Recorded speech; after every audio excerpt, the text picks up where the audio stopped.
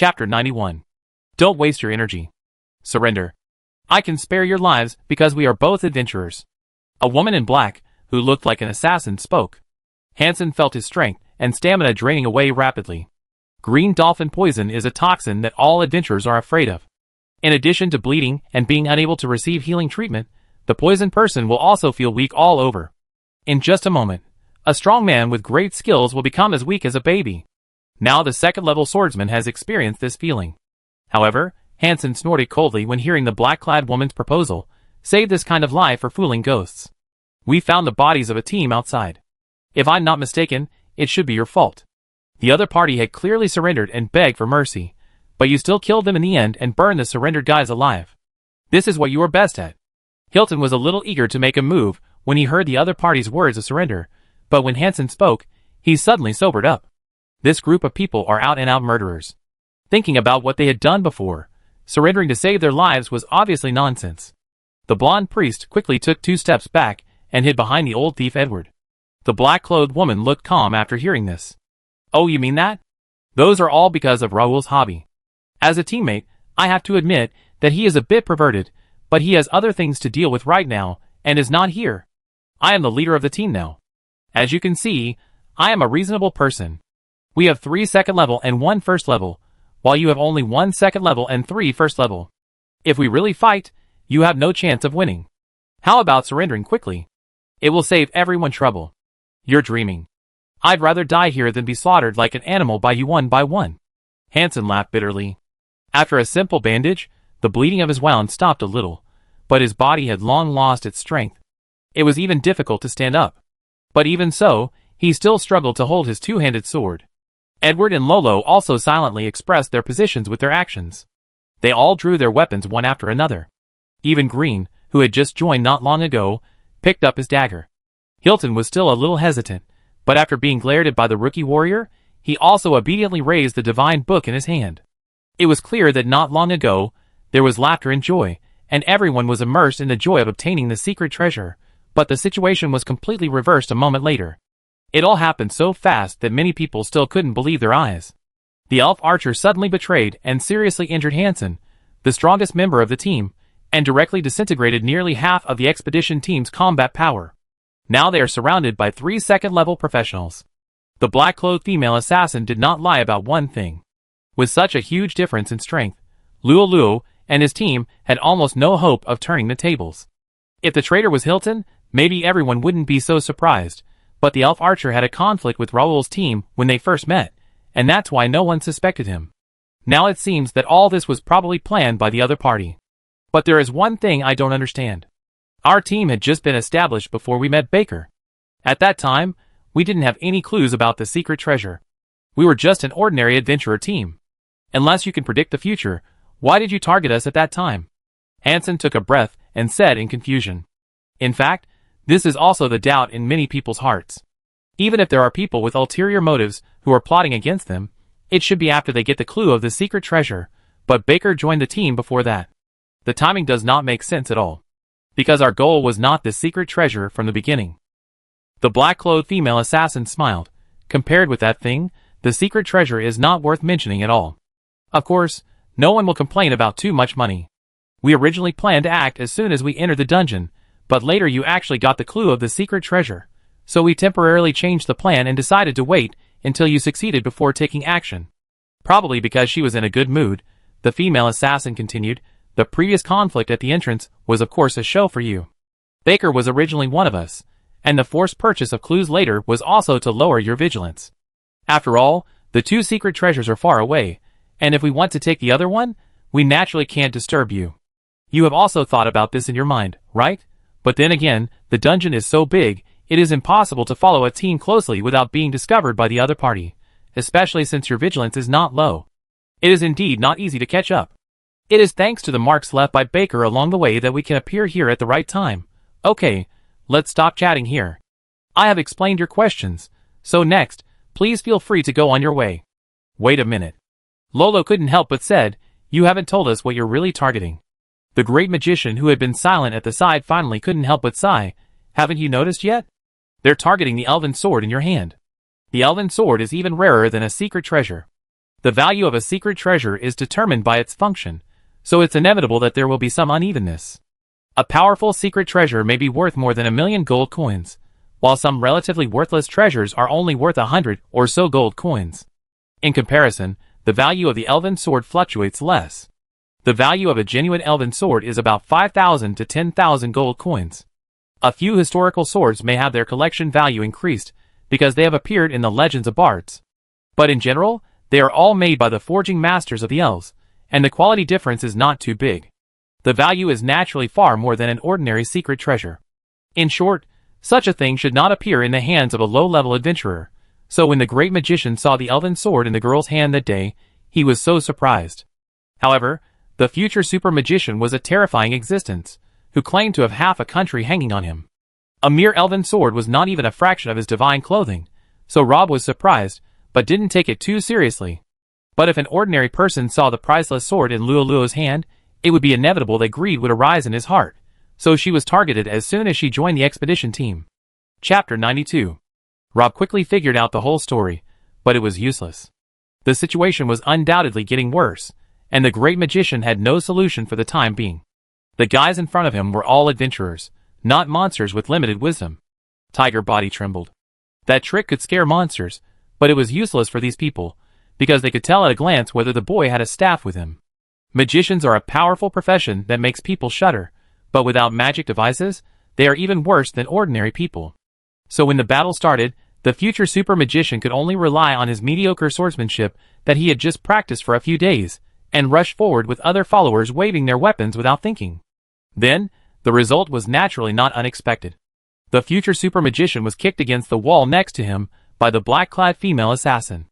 The boy spit out a mouthful of blood, and his chest felt like being hit by a rhino. If he hadn't retracted his long sword to block the attack at the critical moment, he might have been kicked to the point of paralysis. Well, it seems that this kind of hand-to-hand combat is not suitable for the future super magician's small body to participate. When Luoluo saw the boy injured, she was a little anxious, but as the main opponent of the black-clad female assassin, she was already busy dealing with the opponent's attacks, and she really couldn't spare any time to support the young scholar. The situation of the little thief Green was also not optimistic. His opponent was also a second-level professional, and the opponent's strength was far superior to his. Green basically had no effective means of counterattack except dodging everywhere, and looking at his embarrassed appearance, he was not far from defeat. But surprisingly, as a guy who joined the gang halfway, the little thief was very loyal. He didn't surrender to the enemy even at this point, and he held on until now. In fact, Green knew his own suffering. The little thief was very good at observing people's words and expressions. He could tell at a glance that the people on the opposite side were not good people. Especially when he heard about the experience of the team that was burned alive in the outer city, he knew that if he surrendered, his fate would probably not be much better. In this respect, Green was better than Hilton, who always had a fluke. Although the blonde priest was still resisting, his expression was obviously very conflicted. If they continued like this, it would only be a matter of time before they were defeated. In this case, it would be better to surrender before they fell out. The enemy's target was the elven sword in the hands of the rookie warrior, so it would be the wisest choice to honestly offer the long sword to them with both hands. As if she had seen Hilton's hesitation, the black-clad female assassin casually dealt with several followers, while persuading the blonde handsome man, "Come on, there is a reward for the first person to surrender." The blonde handsome man was so excited that he was about to run to the enemy camp, but when he saw the Captain Hansen, who was barely standing there, and looked intimidating, Hilton stopped. At this moment, the situation on the field suddenly changed dramatically. Just when everyone thought that the expedition team was doomed to fail, the old thief suddenly broke out without any signs, and forced the opponent in front of him away with a life-and-death posture. Then Edward reached into his arms, and quickly took out a ring emitting a faint blue light. The black-clad woman who had been calm all the time suddenly changed her expression after seeing the ring and shouted, "Be careful, it's a magic device." Unfortunately, her warning came too late. Almost at the same time, Edward also shouted, "Wind, obey my orders." Such a powerful slogan. The ring flickered slightly, and then a half-moon-shaped wind blade appeared in front of Edward. The wind blade was about half a meter long, but the thickness was about the same as a piece of paper. It took less than 0.1 second from formation to shooting. Rob recognized the name of this magic at a glance: Wind Blade. Wind Blade is a very aggressive magic among the third-level spells. Don't underestimate this thin Wind Blade. It is extremely deadly to low-level adventurers. It can easily cut through ordinary armor.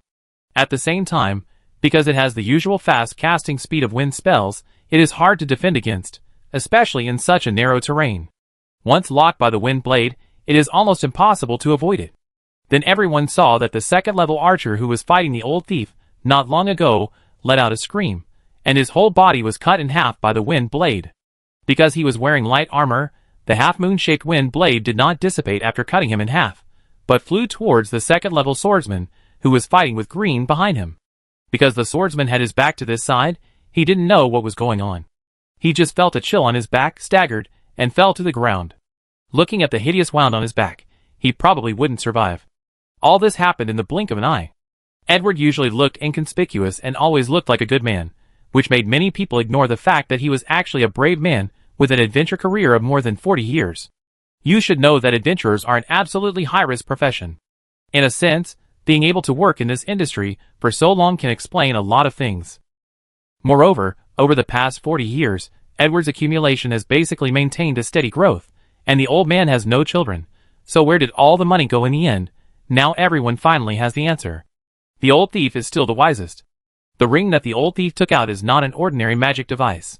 According to the different users, magic devices can be roughly divided into two categories. One category is magic devices that can only be used by magicians themselves, such as staffs, which are also the most common magic devices. Ordinary people cannot use this kind of magic devices.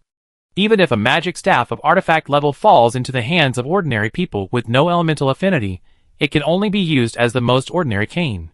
But there is another kind of magic device, which can be used by ordinary people after special modification, such as the wooden whistle that the dwarf prince once gave to the great magician.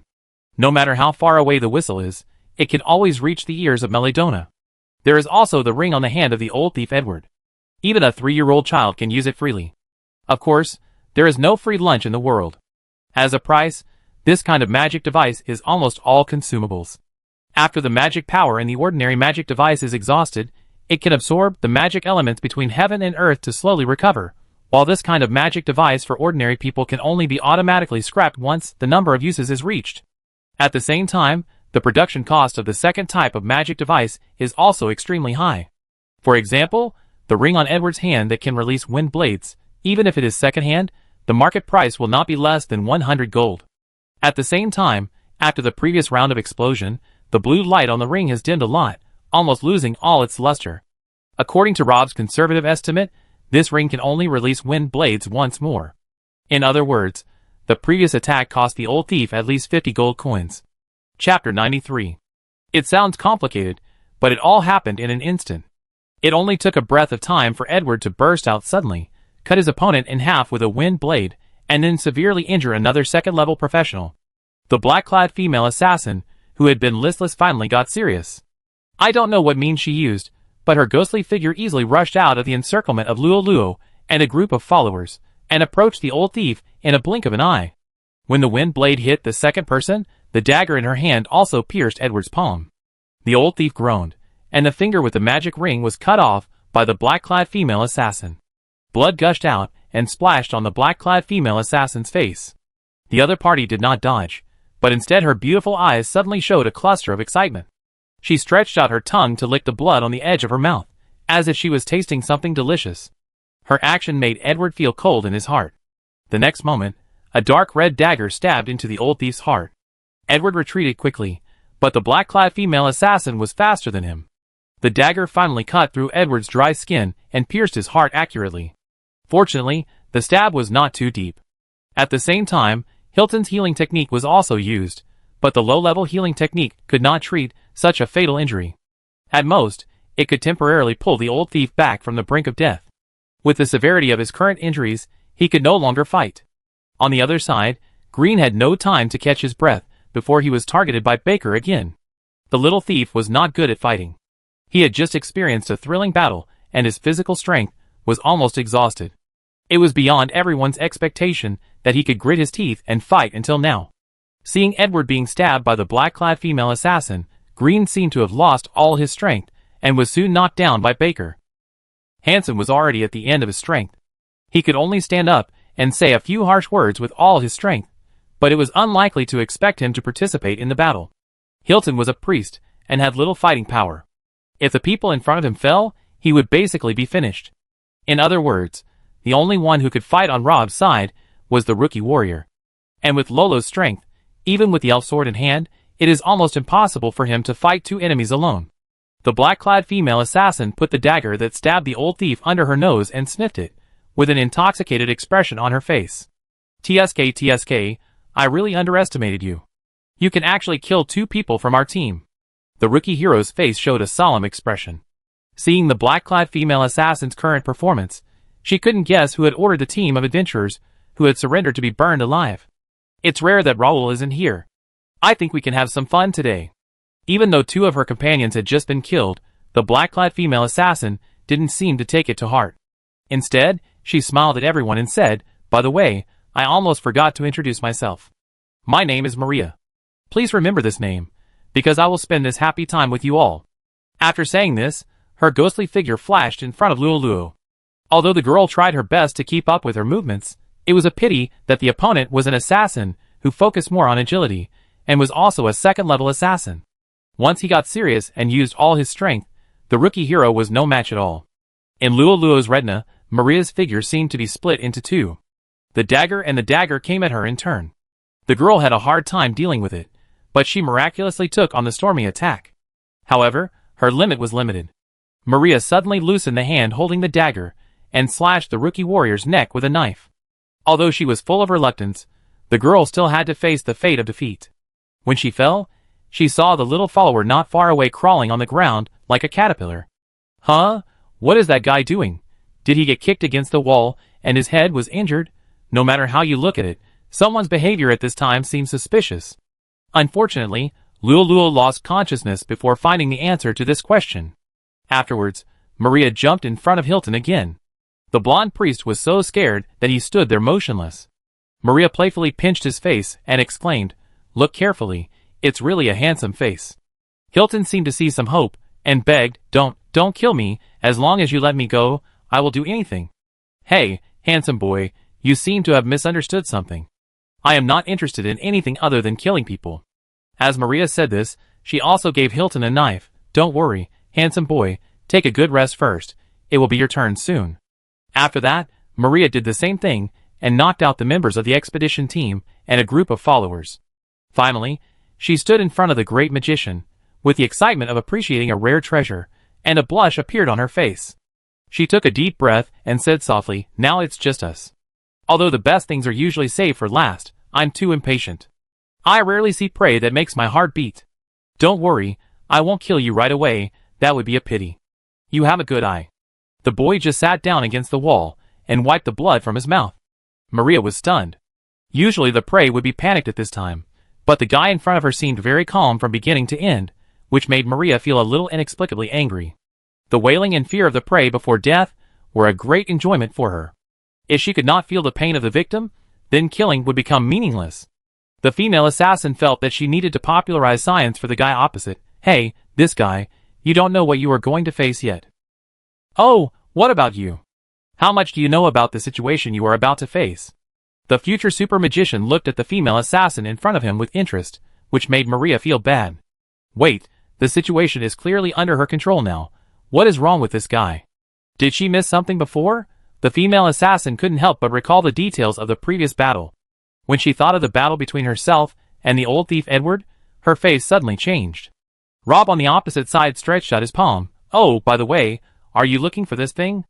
The great magician's index finger was the magic ring that the old thief Edward had used. Chapter 94. Maria's first reaction, when she saw the magic ring, was to withdraw and distance herself from someone.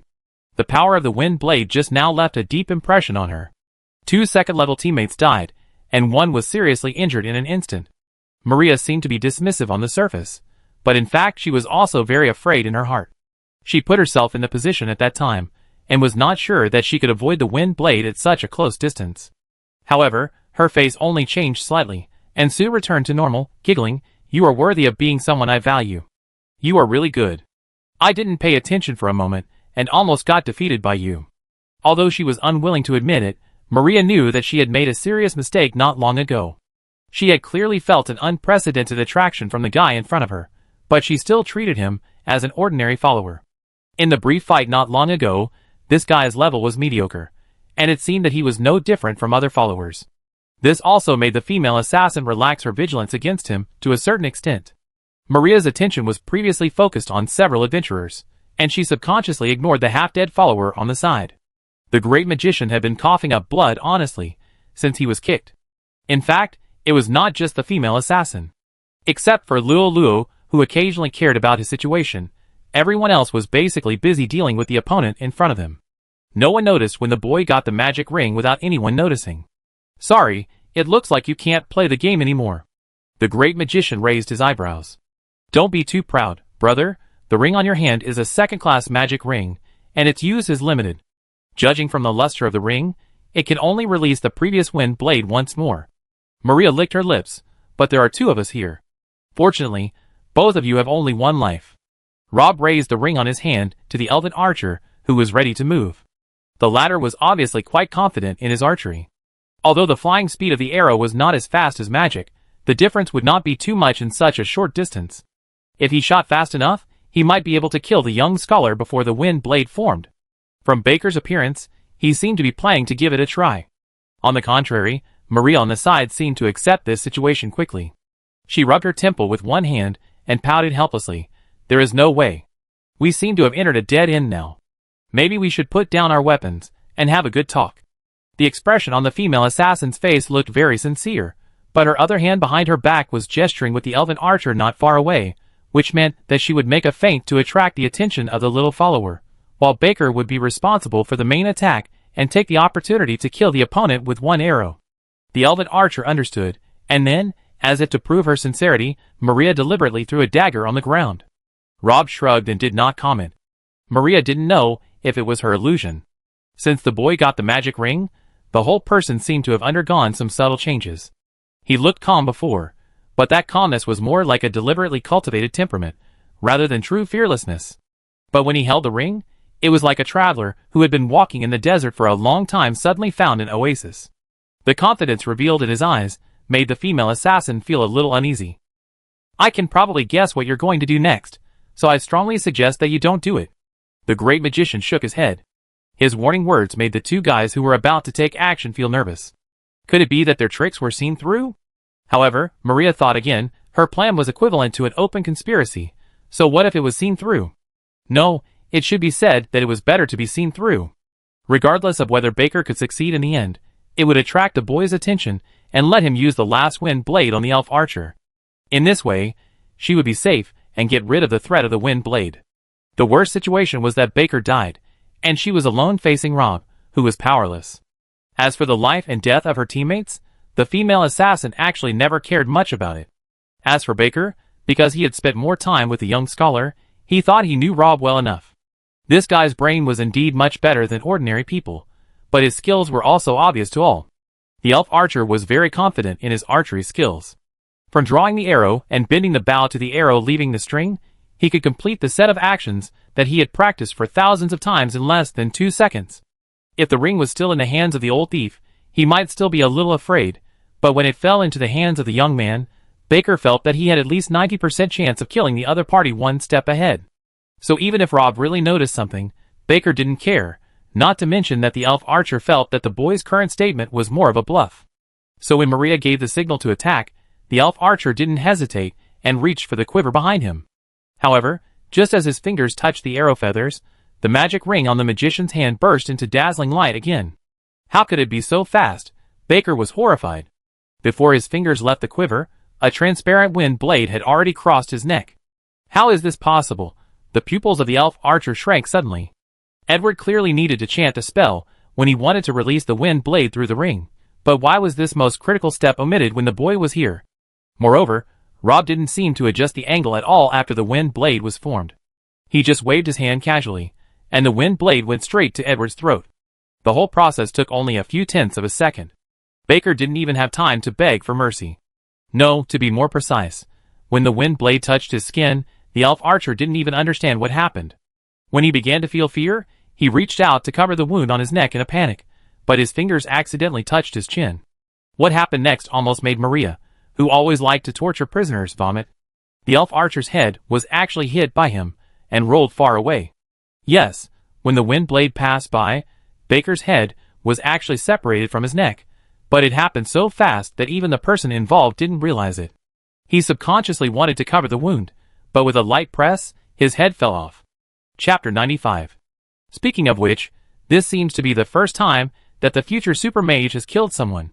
Before this, he had only killed some magic beasts or monsters, some of which were relatively intelligent, but after all, they were not of the same kind. So the feeling in his heart would not be that strong. Until today, Baker was probably the first human to die in his hands. Watching the elf archer's head roll so far away, his mouth was still opening and closing, trying to call for help. Well, this experience was really not very pleasant.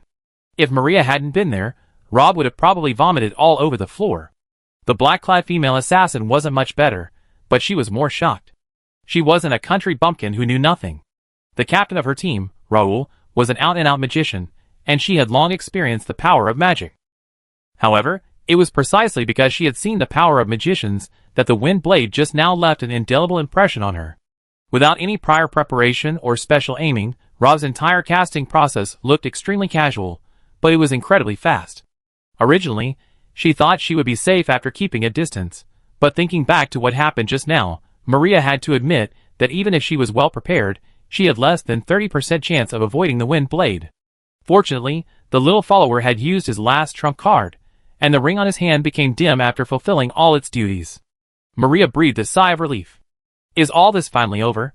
At this moment, her heart was not calm.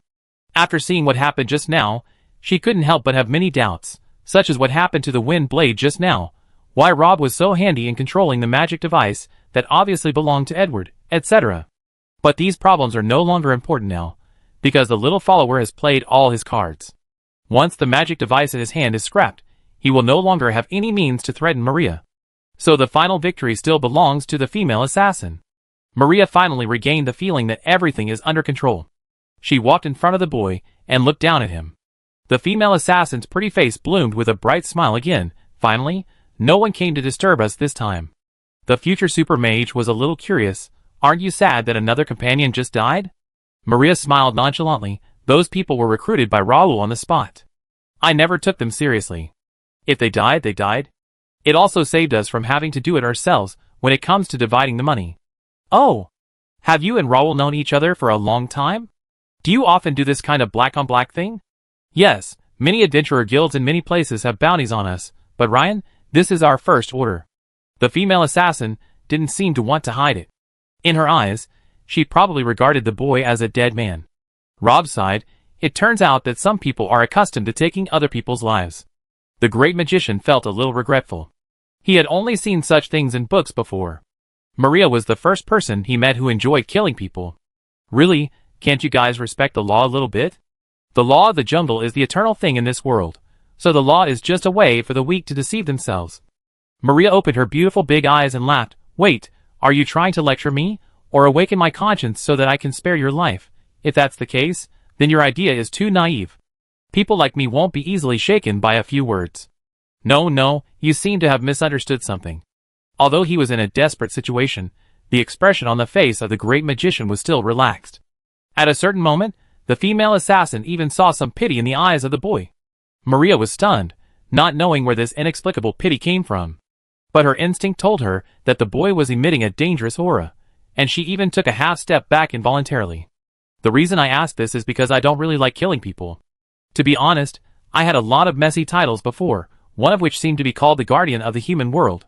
TSK, with such a high hat, it is inevitable that I feel a little bit embarrassed when facing my own kind. Sure enough, I felt much better after confirming it. The great magician raised his right hand while speaking, and the ring on his finger, which had been dim, burst into dazzling light again. How is this possible? Maria's face changed drastically, and she couldn't believe what she saw. The ring should have reached the upper limit of the number of times. Why didn't it break down and could still be used? Is he lying? Originally, she thought that the prey had no ability to resist, so she walked in front of the other party. The distance between the two was less than 3 steps away. At such a close distance, no matter how good her body skills were, she couldn't dodge it. Maria felt despair for the first time, watching the wind blade kiss her neck, but her body had just received the signal from the nerve endings. Come, it's too late. Just a few minutes ago, Rob used almost the same method to cut off Baker's head, and a few minutes later, the female assassin was fortunate enough to witness the boy's incredible casting speed again. Perhaps only by facing the wind blade in person can one experience the great terror contained in it. Rob did not even open his mouth from beginning to end to complete the whole set of movements, as smooth as breathing and drinking water. If she had not seen it with her own eyes, the female assassin would not believe that there is still someone in the world who can cast a spell so easily. This is simply an invitation from the god of death. Maria even suspected that at such a close distance, even a third or fourth level master could not avoid this terrible blow. What is the origin of this ordinary-looking guy in front of her? At this point, Maria would never treat the boy as an ordinary follower.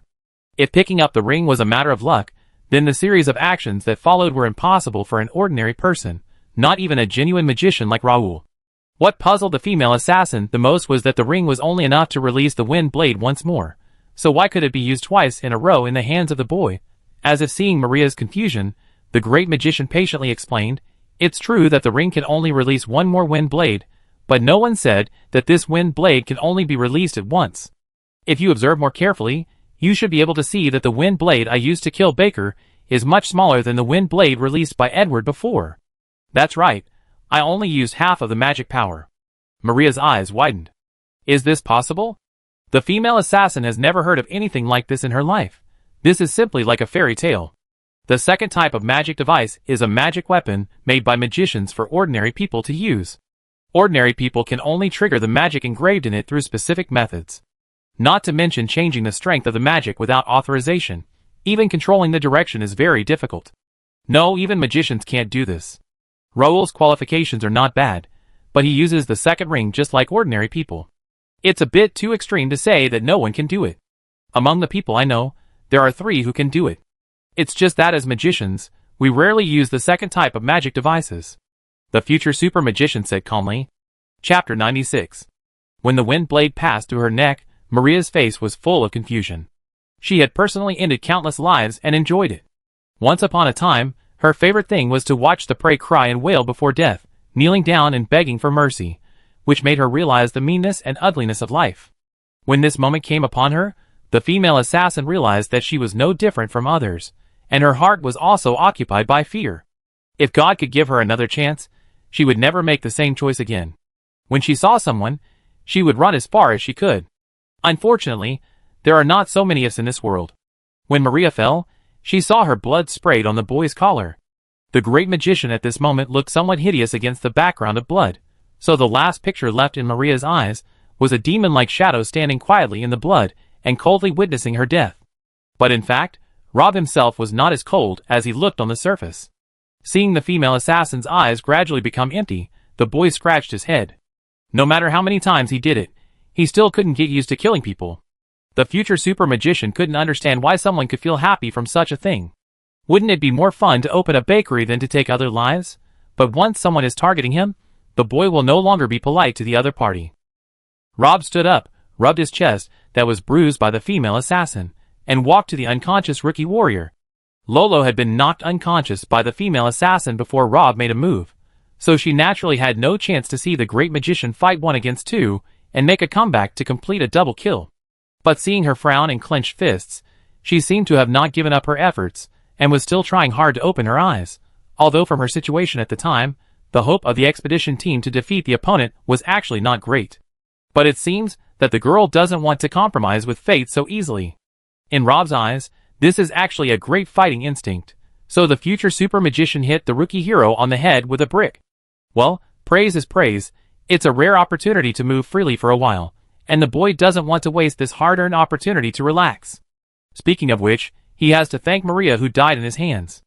If it weren't for the female assassin's habit of playing with one prey at a time, the great magician would have to think of a reasonable excuse to act alone. This is not an easy task. After all, he claims to be a little scholar with almost no combat power. It is hard to say whether the other members of the team agree or not. Anyway, Luo will definitely not allow him to leave the adventure team and run around in the dungeon. But now it is easier. At least during the period when everyone is unconscious, no matter what Rob does, no one will know. It seems that this is the second time that someone has knocked the rookie hero unconscious. As the saying goes, the first time is strange, the second time is familiar. Compared with the first time of trepidation and entanglement, the great magician is very familiar with the road this time, and the action is much more straightforward. This may be attributed to the special training that the rookie hero has given him during this period. After a muffled snap, Luo fell into an endless nightmare again.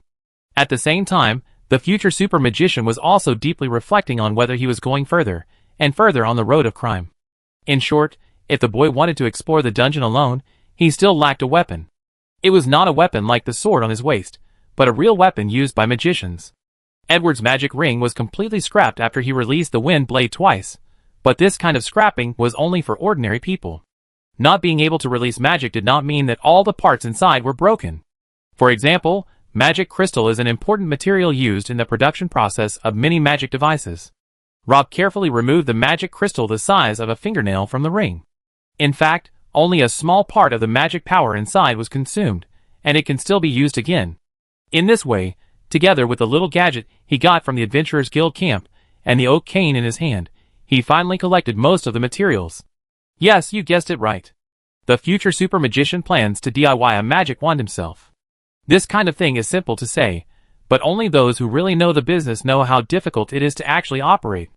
Making magic devices has never been an easy task, except for magic devices for daily use such as magic lamps. Otherwise, humans only need to make tens of thousands of second-class magic devices and find a group of ordinary people to defeat dwarves, elves, and other races, and directly unify the Dawn continent. In addition to the high cost, the production process of magic devices is also so complicated that it makes people crazy. The more powerful the magic device, the higher the requirements for details. For example, Rob's legendary staff named the Lord of Eternal Night has more than 200 magic arrays on it, involving cutting-edge technology of magic array compression and fusion. It took a full 10 years from the beginning of production to the final completion. This is why the manufacture of the staff is particularly difficult. Only a few magicians can master the complicated craftsmanship of making a staff, and this work is basically carried out in a special workshop, because the production process requires many special tools. Rob is the only one in the world who can make a staff with bare hands in the wild. There is no way, because the future super magician has been short of money recently. Rob has now completely tasted the taste of being penniless. After the few silver coins he had were confiscated by Luo, the great magician has gloriously become a proletarian. Even the cheapest staff on the market now costs at least 50 gold coins. The future super magician is far from reaching this goal. The young man has no choice but to embark on a path of making his own staff.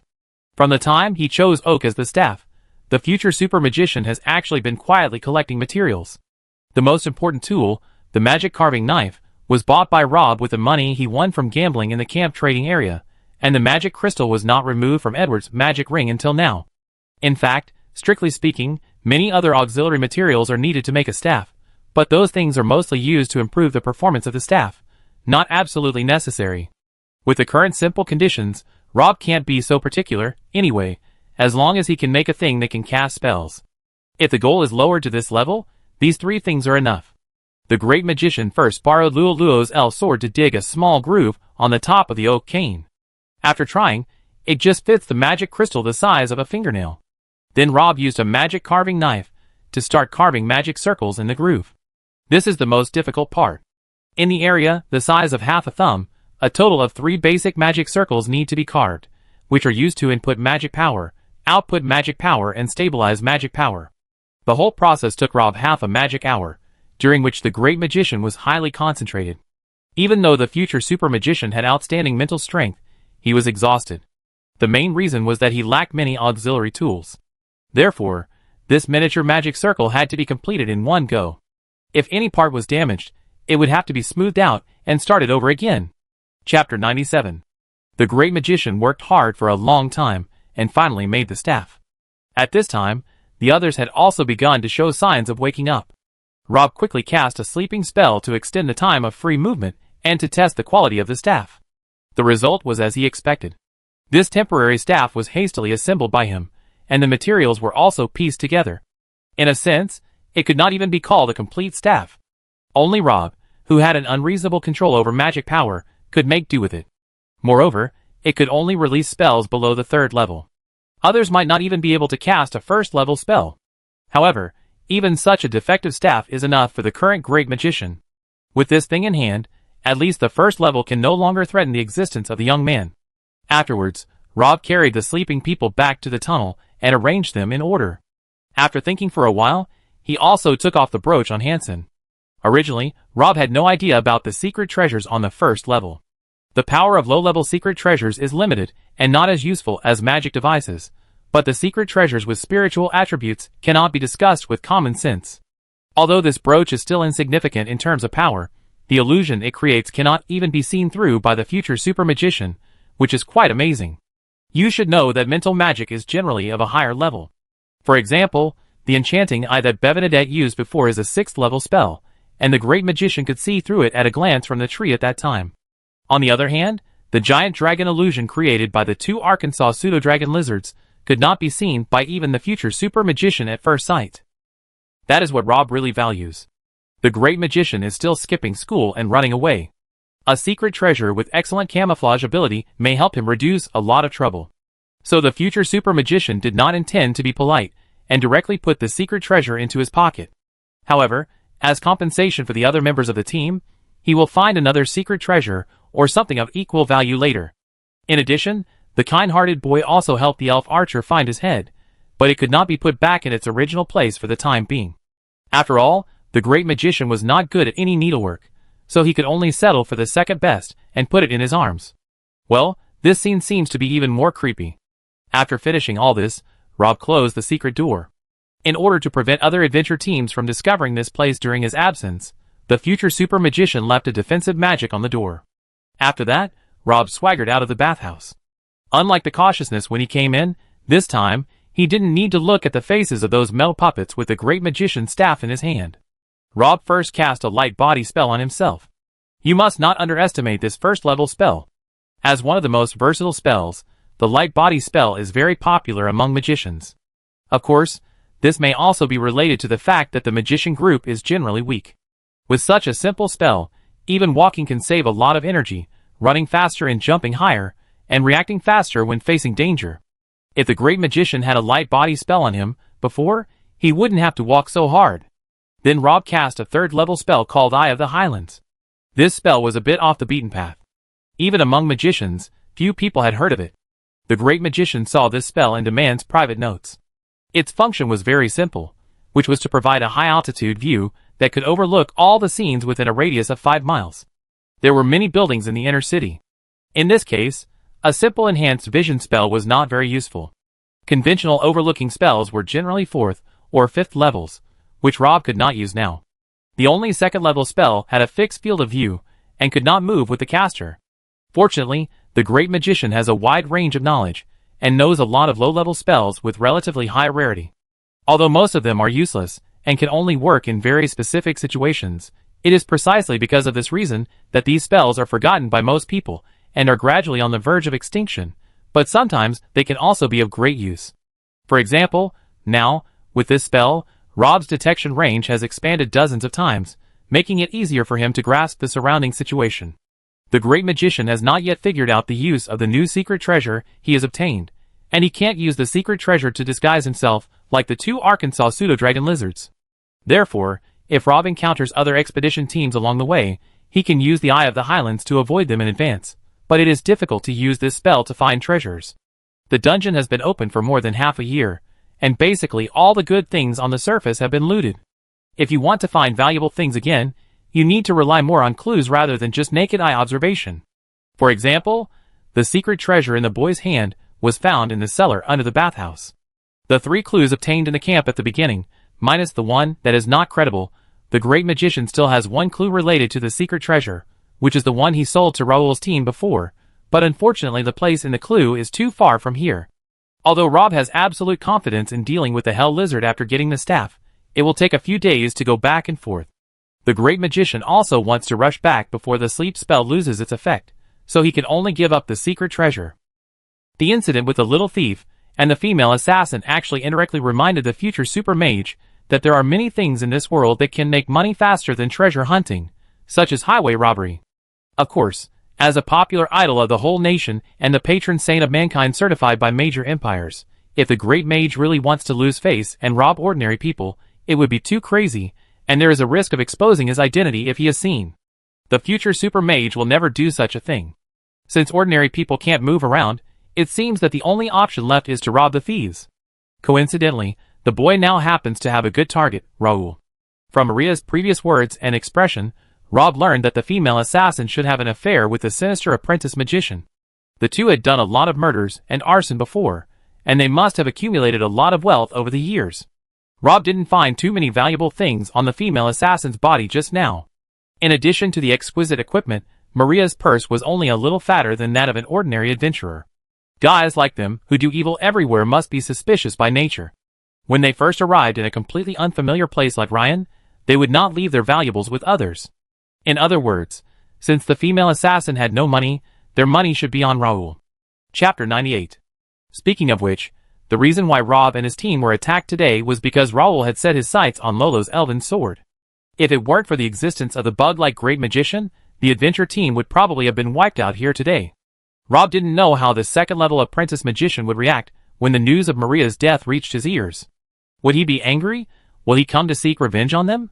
Or would he continue to aim for the rookie hero's sword? Anyway, it's definitely not a good thing. The great magician himself doesn't care. 100 guys like Raul are just giving him experience. But Lulu is not so reassuring. The rookie warrior can't even deal with the female assassin, and the situation will definitely be worse against a more powerful magician. Although the world above ground is safer than underground, when she arrives at the Gudries University City and joins the so-called St. Laurent Brothers Magic School, the girl will be protected by the teachers of the school. But this protection will not be 24 hours. As long as Raul has enough patience, he will definitely find a chance. TSK, it's really a worry. The future super magician sighed, forget it. Just treat it as a parting gift. Anyway, I just plan to get some startup capital to open a bakery or something, and I can help her solve this problem by the way. After all, before leaving the dungeon, I was the nominal younger brother of the female swordsman, and it was his job to help the boss solve problems. Rob felt that his current state was a bit strange, and he always felt guilty for no reason. Usually, if he really wanted to do something, he would rarely list reasons one by one. Now this action is a bit of a cover-up, but the future super magician didn't know what he was covering up. Anyway, we just need to kill Raul first. Remember Maria said that their initial goal was not the so-called secret treasure, but the priceless elf sword in Lulu's hand. If that's the case, why did Raul suddenly leave at the critical moment of closing the net? Well, unless he found something more valuable, what could be more valuable than an elf sword? Rob quickly thought of the answer. The sea-level commission of the Matthews family, which the Viscount was willing to spend a lot of money to find after half a year, must not be a common item. But Raul and Maria were not fools. Their strength might be good among low-level adventurers, and they were cunning enough, but they were nothing in front of the real nobles. Raul was able to survive for so long under the wanted list of adventurer guilds everywhere. He was obviously not an idiot. They should know the consequences of provoking the Matthews family. Even so, the apprentice magician resolutely chose to part ways with the female assassin and others, which made the boy curious. The sea-level commission of the Matthews family was extremely mysterious, and it was obvious that there was something fishy. Rob didn't want to get involved in this matter before, but now, by chance, he seems to be involved in this matter again. The young man shrugged. Since he couldn't hide, he might as well help Layhard 7 to see what the Ma family was up to. The great magician knew that Raul should be nearby, because it was still risky for a second-level magician to act alone on the first floor. The trainee magician should not be too far away from his teammates. After Maria and the others finished their work, they could just rush to join Raul. In fact, if Raul had not discovered something at the critical moment of closing the net, he would not have separated from the others without authorization. His action undoubtedly increased the probability of both sides encountering danger. Think about it, if the apprentice magician was present before, Rob would not be able to turn the tables so easily even if he got Edward's magic ring, and when the future super magician took out his staff, there would be no creature that could stop him. Now the boy quickly searched for the apprentice magician, with the help of the Eye of the Highlands, and Rob found Raul's location in less than 2 spells. The apprentice magician was standing at the door of a pointed building similar to a library. It seemed that a battle had just taken place here not long ago. There were the remains of 3 metal puppets, and 10 human corpses on the ground. It should be an adventure team, including 5 brave men and 5 followers. The strength of this group of people is not far from Hansen and his group. Adventurers who can enter the inner city are generally quite capable. From the traces of battle at the scene, The great magician could easily restore what had happened here. This expedition team had a fierce encounter with 3 metal puppets while exploring this library-like building. However, they did not panic at the beginning. Under the command of the captain, they advanced and retreated in moderation. Everyone responded calmly and soon destroyed 1 metal puppet, followed by the second one. They were about to win, but at this moment, an accident suddenly happened. Raul, who had been hiding for a long time, seized the opportunity to sneak attack this adventure team with despicable means, killing 2 people including the team leader in one fell swoop. The rest of the people suddenly panicked. On one hand, they had to deal with the attack of the last metal puppet, and on the other hand, they had to guard against the apprentice magician who was eyeing them. Although they resisted bravely for a while, they still couldn't escape the fate of being annihilated in the end. After that, Magician Raul took some time to kill the half-broken metal puppet. Without bothering to search for valuables from the corpses lying around, the apprentice magician hurried into the building that looked like a library. About 15 minutes later, the future super mage also arrived here. Rob canceled the Highland eye on his head, pushed open the door, and walked straight in. The first floor was a circular hall, which looked very grand, with a marble relief on the top and surrounded by huge bookshelves more than 30 meters high. But there was no book on the shelf, only thick dust. There were 3 passages between the bookshelves. The boy glanced at them casually and chose the middle one without hesitation, because he saw a very hidden magic trap on that road. Raul was still very cautious. A guy who was used to sneak attacking others would naturally be on guard against being sneak attacked by others at all times. The power of this magic trap was not great, but if it was triggered, it would make a lot of noise, which could serve as a warning and let the trainee magician prepare in advance. Unfortunately, this time, Raul met the future super magician, the top star of the Royal Magic Academy of DIST. It took Rob less than 5 seconds to quietly break the magic trap, and then the great magician walked along this passage unimpeded. 2 minutes later, the boy stood in front of the apprentice magician with a swagger. Chapter 99. I've said it before, we see each other again soon. Rob greeted the apprentice magician. It was rare that the great magician still remembered his previous verbal attack. After a long time of separation, the great magician was waiting with relish to appreciate the expression on Raul's face. As expected, the apprentice magician on the other side lived up to everyone's expectations. The moment he turned his head and saw the boy, he looked like he had seen a ghost, and his mouth was wide open, as if a rhino could fit in it. When the boy walked behind him, he saw the apprentice magician standing in front of 2 rotten corpses, searching for something on them despite the stench. When he found a tattered compass on one of the corpses, he couldn't help but show an ecstatic look on his face. But this joy didn't last long before he heard the voice of the great magician. How did you appear here? Raul was stunned. This is a long story. Well, if you are asking why your little trap didn't alert the police, the reason is very simple, because I dismantled it. If you are asking why your accomplices failed to kill me, then I can only regretfully inform you that the rest of your team, including your old lover Maria, has been wiped out. Rob thought that in the spirit of international humanitarianism, he should tell the truth to the trainee magician before taking action. I thought Raul would be heartbroken after hearing the bad news, but the trainee magician just sneered twice. Do you think I will believe your nonsense? Let's not talk about the difference in strength. If they really died in your hands, how could you be the only one standing in front of me now? The boy sighed. I can fully understand your doubts, but this question is beyond the scope, so I refuse to answer. What a joke. The future super magician is not one of those cute and stupid villains in the movies. The boy never introduces himself before taking action. Otherwise, if he fails to kill someone, his identity will be exposed, which will make the man, the old fox, laugh. However, Raul will inevitably have other thoughts. The apprentice magician has determined that the boy's previous words were just bluffing, so his expression relaxed again. Could it be that the rest of your team are actually dead, and only you escaped?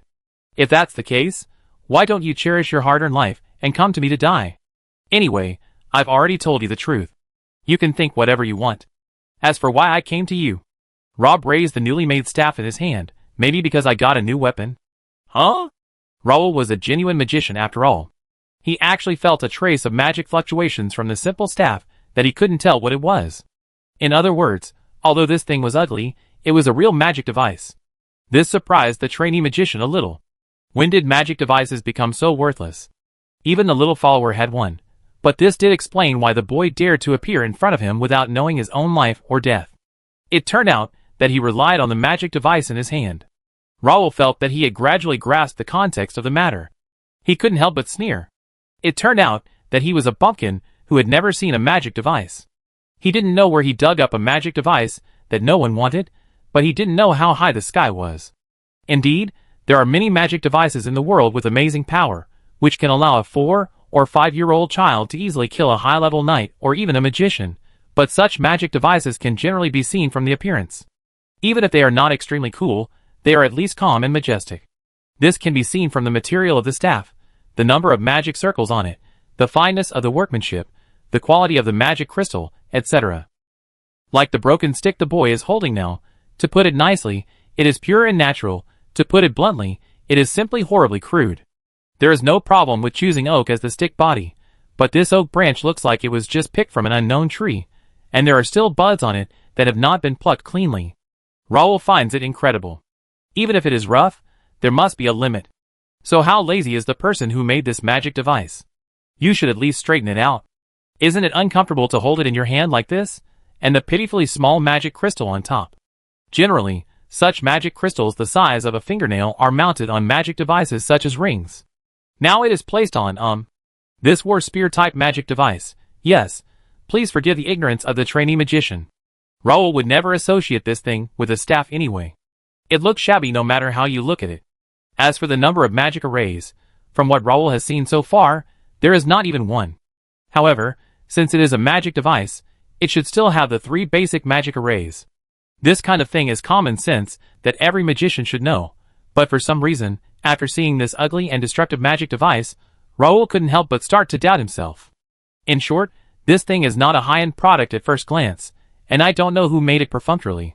To be honest, it is a bit of a tarnish on the reputation of the magic device. No matter what, Hilton is a genuine magician. How could he be afraid of such a shoddy magic device? I always feel like you seem to be thinking about something impolite. Seeing that Raoul had been staring at his staff in a daze, the great magician probably guessed what he was thinking. However, in a sense, the apprentice magician was right. The handmade temporary staff in Rob's hand was indeed of average quality. But the guy holding it now was really powerful. The future super magician was a 6th level quasi-magician before being demoted. Even if he fell down a level now, he was much stronger than Raoul, a 2nd level apprentice magician. The two sides were not in the same league at all. In the face of the huge gap in strength, this little difference in weapons was completely meaningless. Before the action, the young man even kindly reminded Raoul on the other side, "I'm going to take action next." The trainee magician sneered, "Well, today I open your eyes, and show you what real magic is." As he spoke, he raised his staff, cleared his throat, and prepared to chant. As a result, in the next second, a transparent thin wall appeared in front of him out of thin air. Chapter 100. When the magic wall appeared, both Rob and Raoul were obviously startled. "Huh?" The great magician looked a little surprised. "It seems you have a lot of good stuff." When the trainee magician saw the magic wall, his face turned pale, and he was sweating profusely. The look in his eyes when he looked at the boy was no longer arrogant, but only deep fear. Compared with Maria, Raoul is the one who really knows what happened in that short second. Only he, a magician, knows how terrifying it is. What kind of magic device is that stick? It can actually cast 3rd level magic instantly. Raoul's cold sweat was all over the floor. In that short moment, Rob just raised the tattered stick in his hand, and a wind blade came straight to the neck of the trainee magician. Raoul had no time to react. In such a short time, he couldn't chant any spells, and it was impossible to dodge. In terms of physical fitness, magicians are not as good as other professionals.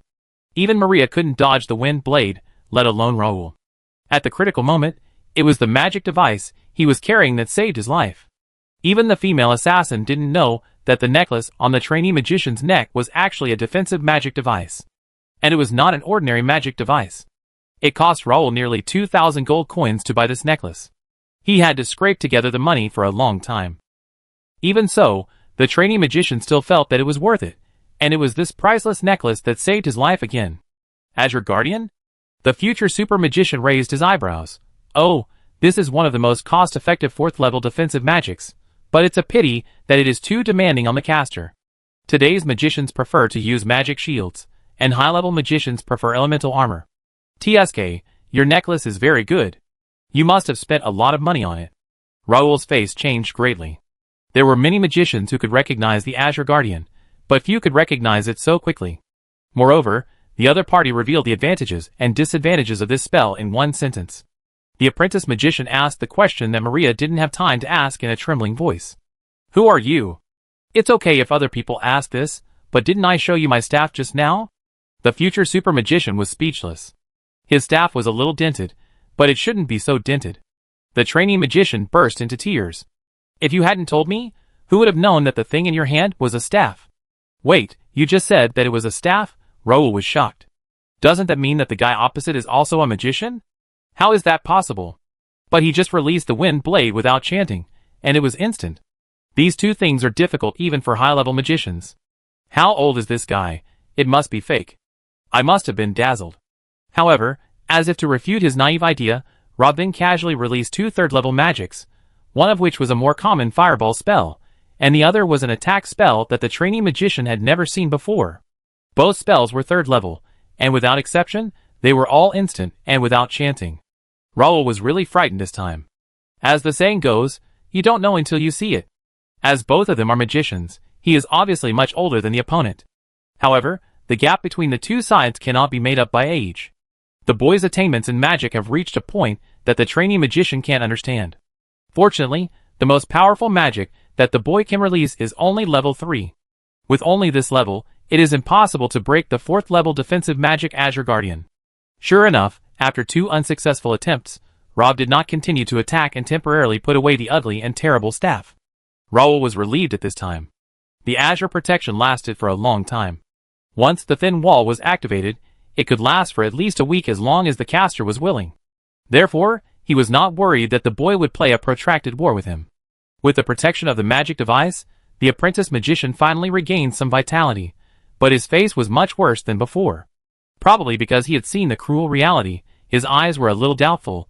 Are you someone sent by the Joel family? As soon as he said this, Raoul regretted it. Some things in the dark were destined not to be known by others, but after seeing the unscientific power of the great magician, he couldn't help asking that question. Now the apprentice magician only hoped that the other party didn't take this sentence to heart, or didn't understand the grievances and intricate relationships between the nobles. If the person standing in front of him was just an ordinary civilian, he would be confused after hearing the name of the Joel family, or think that there was some personal grudge between the Joel family and Raoul. But unfortunately, Rob was trained by the two old monsters, Steins and Deman, as the future guardian of the human race since he was a child. Although he had been imprisoned in the Wizard Tower before, anyone with a discerning eye knew that this would not last forever. Sooner or later, he would leave the tower and leave the protection of Steins and Deman. If you want to become a qualified guardian, you must first understand the world you want to protect. This world is made up of the majority of people, but is ruled by a minority of people, so understanding the ruling class is an important part of understanding the world. Although Rob has never been interested in being the guardian of the human race, he still spent a few days reading through the piles of information that Deman helped him select and sort out. There is no other way, because the entertainment life of the future super magician is so scarce. There are many secrets among the nobles, and it is also good to read it as a novel of curiosity. For example, the initial feud between the two old wealthy families, the Joel family and the Matthews family, was rather bizarre. It was said that the cause was that hundreds of years ago, the eldest daughter of the Joel family was always treated coldly by her mother-in-law after she married into the Matthews family. If a girl from a small family married into a wealthy family, she might have endured such a thing, but that was the time when the Joel family was at its peak. There were 3 dukes alone, and there were even more than 24 earls. In terms of strength, it was even above the Matthews family. The eldest daughter of the Joel family was the apple of everyone's eye, and was born with a silver spoon in her mouth. When had she ever suffered such humiliation in her life? So in a rage, she raped her 6 brothers-in-law. Please note that the rape mentioned here is real, 100% natural, and without any preservatives. This tough girl commanded the 2 7th-level guards she brought from her mother's home to tie up several brothers-in-law in her room, and then brutally raped them beyond description. Because the process was too humiliating, some of the victims even developed an attachment to the perpetrators, and some even despaired of the opposite sex, and completely turned to homosexuality. But judging from the result, the girl got what she wanted and avenged her great hatred. Not only did the Matthews family lose face because of what she did, but the old lady's sons also had mental problems one after another. In the end, the old lady herself was so angry that she passed away a few years later. But the person involved did not end up well either. After such an incident, the couple certainly could not live together anymore. However, the Matthews family still behaved in a more graceful manner, and sent someone to politely send the young lady home. However, something strange happened at this time. Not long after a group of people left the territory, they disappeared completely with their horses. The Joel family was furious when they heard the news. Their first reaction was to suspect that the Matthews family had secretly done something to avoid the family scandal from being exposed in the future. The Matthews family insisted that the matter had nothing to do with them, and even suspected that the Joel family might have directed and acted it themselves. Later, both sides sent a lot of people to find the whereabouts of the group of people, but they couldn't find them after 10 years of searching. In the end, it became an unsolved case, which also ignited the fuse for the hostility between the two families. Chapter 101. You are from the Matthews family. No wonder you and Maria have been wanted by adventurer guilds in so many places over the years, but you have always been safe and sound. Rob suddenly realized. The trainee magician just made a fatal mistake. When encountering an enemy that is so powerful that it is beyond imagination, most people first suspect the hostile forces. Raoul is the same. When the words he blurted out fell into the ears of the great magician, the boy, relying on his understanding of the various noble forces, easily deduced that the trainee magician and the female assassin duo actually worked for the Matthews family. In this way, many things before can be explained. Raoul has been secretly serving the Matthews family for these years. Like these big families, there are more or less some things that are not allowed to be seen in public, and they need to cultivate some power outside the family. In return, the Matthews family will provide them with a certain amount of protection.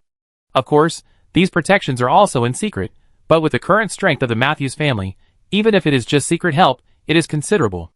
Raoul had set his eyes on the elven sword in Luoluo's hand as early as when he was in Ryan, and sent Baker to infiltrate the team as an undercover, wanting to wait until they entered the dungeon before taking action, but when he was in the camp, he received news from the ghost elven archer, saying that the team now has clues about the secret treasure.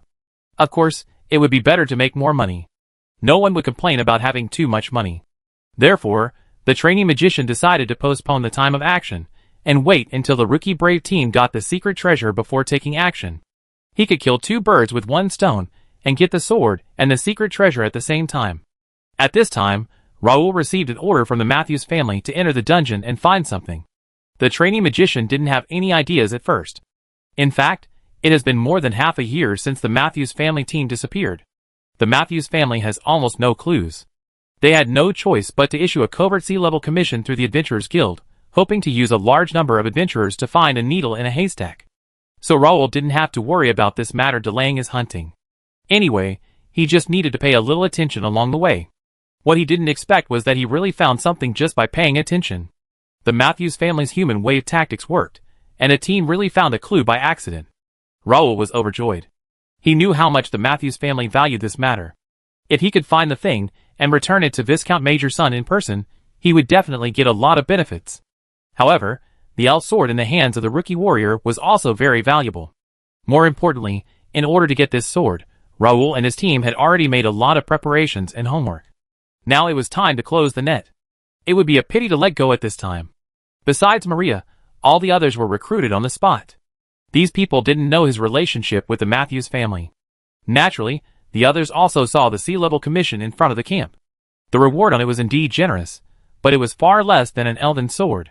Even if Raoul wanted these people to let go and go with him now, these people would not be willing. So the trainee magician thought about it, and decided to split up. They had done a lot of investigations before, and had a clear understanding of the strength of several adventurers in Luoluo's team. When the time came, Undercover Baker would take action first. As long as he killed a 2nd-level professional, the rest of the people should be enough to deal with even if the trainee magician was not there. In comparison, Raoul's side was undoubtedly more dangerous. The trainee magician needed to fight against an entire team alone. Such a challenge was not easy even for a magician, but fortunately, Raoul had enough patience and cunning, and finally solved the target team without any danger. However, what the trainee magician did not expect was that Maria, who was originally thought to be a sure thing, had a problem. There is actually such a powerful magician hidden in the Rookie Heroes adventure team. Recalling the boy's ease when he released the 3rd-level magic just now, Raoul felt a chill in his bones. He finally believed what the great magician said before. With Maria's strength, they were no match for the boy. I'm afraid they are in danger now. And the other party is different from those nerds, who are devoted to studying magic. He obviously knows the complicated relationship between the nobles. He guessed his relationship with the Matthews family from his simple words. Perhaps the only consolation is that, judging from the other party's reaction, the boy is probably not from the Joel family. Since his identity had been exposed, Raoul simply stopped hiding. Although he was amazed at the boy's terrifying casting speed, the looming magic wall gave him a sense of security. The trainee magician decided to try to negotiate with the other party first. "Hey kid over there, since neither of us can do anything to each other now, why don't we both take a step back? I won't pursue the matter of you killing my teammates. In return, just pretend you didn't see me, okay? Oh, by the way, you have seen the sea-level commission in front of the camp, right? The two corpses next to me are the young master of the Matthews family and the captain of the guards. In addition, there are other guards' bodies in this library, a total of 10. You can take them out of the dungeon and give them to Viscount Majorson's youngest son. You can get at least 170 gold coins as a reward. If that's not enough, there is also the adventure team outside the door. Several of them are quite strong.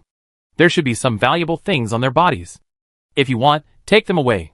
Oh, then it seems that the compass you just put in your arms is very precious. You are willing to give up everything else for that compass." Raoul really wanted to slap himself now. He knew that the other party had amazing insight.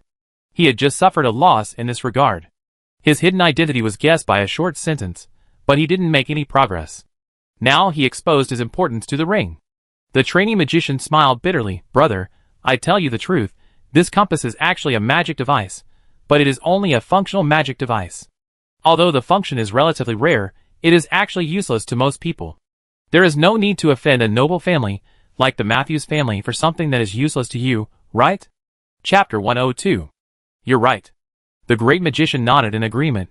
"It's not worth it to offend a big family for a magic device, so don't worry, I'm not interested in the compass in your arms." Raoul was about to breathe a sigh of relief when he heard the boy continue, "I came here just to get rid of you, oh, by the way, and steal some money from you. To be honest, I don't really care what the Matthews family wants to do. Also, don't think I don't know what you're up to. I've discovered the dirty little dealings you and the Matthews family have been doing behind the scenes. You must want to get rid of me. If I really bring these corpses to claim the reward, you may not dare to attack me in public, but at least you will send someone to keep an eye on me. When I turn into an alley, I'm afraid the killers from the Matthews family will be waiting for me." The trainee magician's back was soaked with cold sweat. The other party was obviously more difficult than he thought. But when it really came to this point, Raoul completely let go. His face darkened. "Want to kill me? Can you break my azure guard? When we return to the ground, it's still uncertain who will kill whom. You are just a third-level magician. Even if you are stronger than me, it's useless to provoke the Matthews family and run to the ends of the earth." The future super magician sighed. "You think you are too important. At best, you are just a hound of the Matthews family, and you are in the dark world. After I kill you, as long as I don't touch the compass, do you think the people of the Matthews family will come to trouble me specifically for the death of a hound? As for the fourth-level defensive magic on you, you don't really think I have no way to deal with it?" The great magician said, as he raised his uniquely shaped staff again, and Raoul's face suddenly became nervous. What are you going to do?" The trainee magician was like a weak young girl at this moment, who had almost no other means of self-protection except shouting at the top of her throat when she met a pervert on the street corner. It was impossible for Raoul to say that he was not nervous. After seeing the boy's unscientific casting speed, he had completely given up the idea of fighting the opponent head-on. Whether he could survive depended on the defensive magic on his body. If the opponent really had some means to break this magic wall, it would be a disaster for the trainee magician. As a result, Raoul was there for a long time, and then he saw the boy slowly and leisurely cast a first-level fireball spell. "Huh?" The trainee magician watched the red fireball slowly fly towards him, and hit the magic wall one step away from his body. As expected, the fireball made a whine, turned into a wisp of green smoke, and dissipated between heaven and earth. What the hell is going on? Raoul was stunned. After he found out that the great magician released the fireball, his heart was actually beating fast. However, out of respect for the master, he still had some luck in his heart, thinking that there might be some mystery hidden in it. This fireball only looked ordinary on the surface, but in fact it was murderous. In short, the apprentice magician tried his best to find a lot of excuses for the great magician, but in the end, he found out that this was really an ordinary fireball. Although the boy still used instant casting without chanting this time, the apprentice magician had seen the same routine several times, so Raoul would not make a fuss every time he saw it. The trainee magician was still thinking whether he should laugh at the other party at this time, but the next fireball flew over. This time, the fireball still flew very slowly, much slower than the normal fireball spell. It took a full half-minute to fly at such a short distance. Raoul even suspected that this thing had Alzheimer's disease. The trainee magician stood there without moving, watching the fireball repeat the tragic fate of his predecessor, hit the magic wall, and then turned into a wisp of light smoke. The great magician on the side seemed to have seen nothing, and continued to rub the third fireball slowly. At this point, Raoul was actually a little confused. If the guy on the opposite side wanted to use this method to consume his magic wall bit by bit, it was a bit too naive. There was a reason why the Azure Guardian was called the strongest 4th level defensive magic. Although the thin wall would lose some magic value every time it was attacked, it could automatically absorb the magic elements scattered nearby to replenish itself. In other words, the endurance of this magic was not ordinary. Unless it is damaged to a sufficient degree at one time, this magic wall can last for a long time. What Raoul doesn't understand is that since Rob can tell the advantages and disadvantages of the Azure Guardian, there is no reason why he doesn't know its other characteristics. He is now throwing fireballs one after another. Even if he throws until both of them starve to death, it will not have any effect. It's just a waste of effort. And knowing this, the young man still enjoys it. It can't be that he is teasing him, right? In the end, Rob threw out 14 small fireballs before he finally stopped. The trainee magician had become more and more calm from the initial nervousness. He felt that someone must have no way to deal with him, because his current behavior was more like a rage, and it could not cause any actual damage to Raoul except venting his little emotions. However, there was one thing that the trainee magician felt a little strange. After witnessing so many fireballs committing suicide in vain on the magic wall, Raoul found that there seemed to be some differences between these seemingly identical fireballs. The only difference between them is the flying speed. The latter fireball always seems to be a little faster than the previous one, but the speed is not very obvious, so it was not until the 9th fireball that the trainee magician vaguely realized the law contained in it. But knowing it, Raoul still didn't understand the meaning of the boys doing this. "Okay, I'm almost ready. Do you have any last words to say?" The future super magician asked the trainee magician opposite during the halftime break. "Humph, stop bluffing. I thought you had some powerful tricks up your sleeve, but it turns out it's just the fireball that even magic apprentices can use. You don't think that a 4th level Azure Guardian can't even defend against a 1st level fireball, do you? It's not a good habit to be overly superstitious about ranks. Magic is not that simple. Every magic has its value. Low-level magic is not necessarily less powerful than high-level magic. The key is how you use it." The great magician raised his staff again while speaking. Chapter 103. Raoul saw a scene that was almost the same as the last time. A fireball was trembling and flying towards him. What the hell? There should be a limit to being cute. There is no need to play the same sitcom twice. But then, the speed at which the second fireball appeared was beyond imagination. It was almost a blink of an eye. The 3rd and 4th fireballs also appeared one after another. In just half a minute, more than 70 fireballs gathered in front of Rob. They were so dense that a heat wave could be felt from a long distance. If we ignore the fact that they are only 1st level magic, they look quite impressive. However, what really makes the trainee magician feel dazed is something else. The flying speed of each of these fireballs is different. The first fireball has the slowest flying speed, and the last fireball has the fastest flying speed. The speeds of each fireball increase in sequence. The flying speed of each fireball is a little faster than the previous one.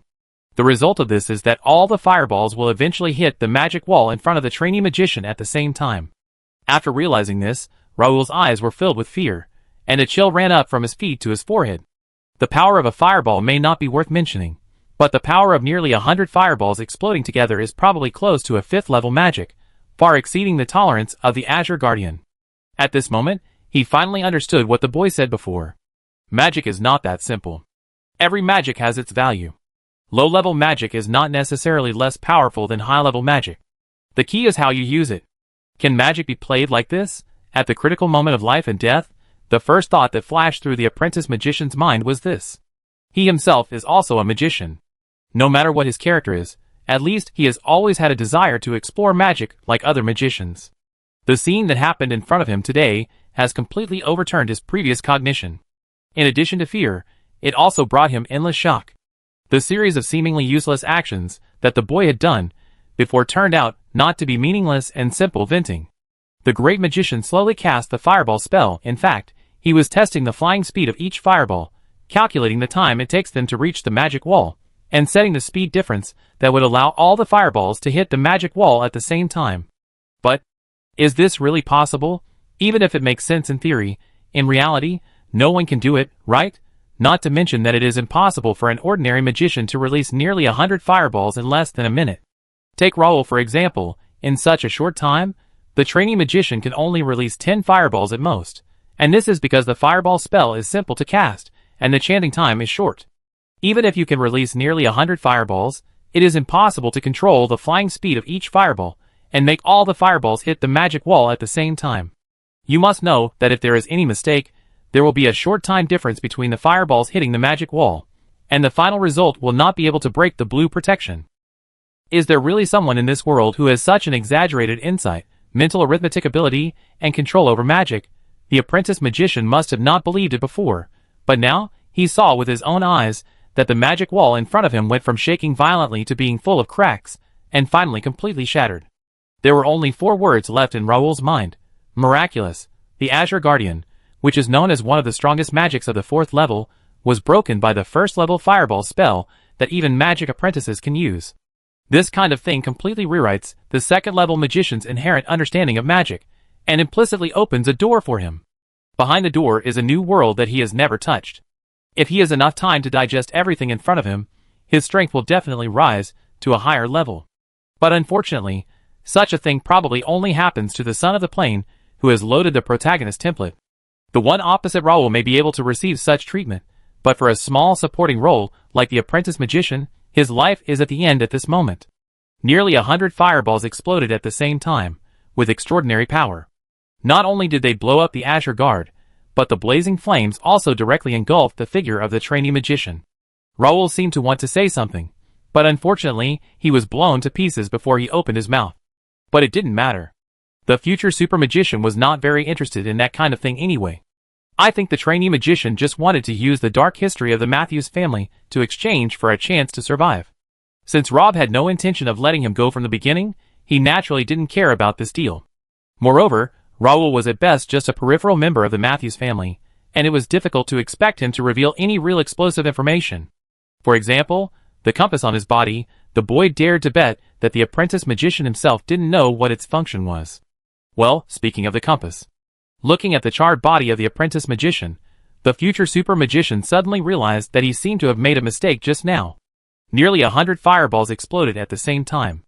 The scene was certainly very beautiful, and the thin magic wall was blown into ashes, but the high temperature generated almost melted all the valuable things on the apprentice magician, such as the necklace engraved with the Azure protection, and several other magic devices on his body also suffered varying degrees of damage.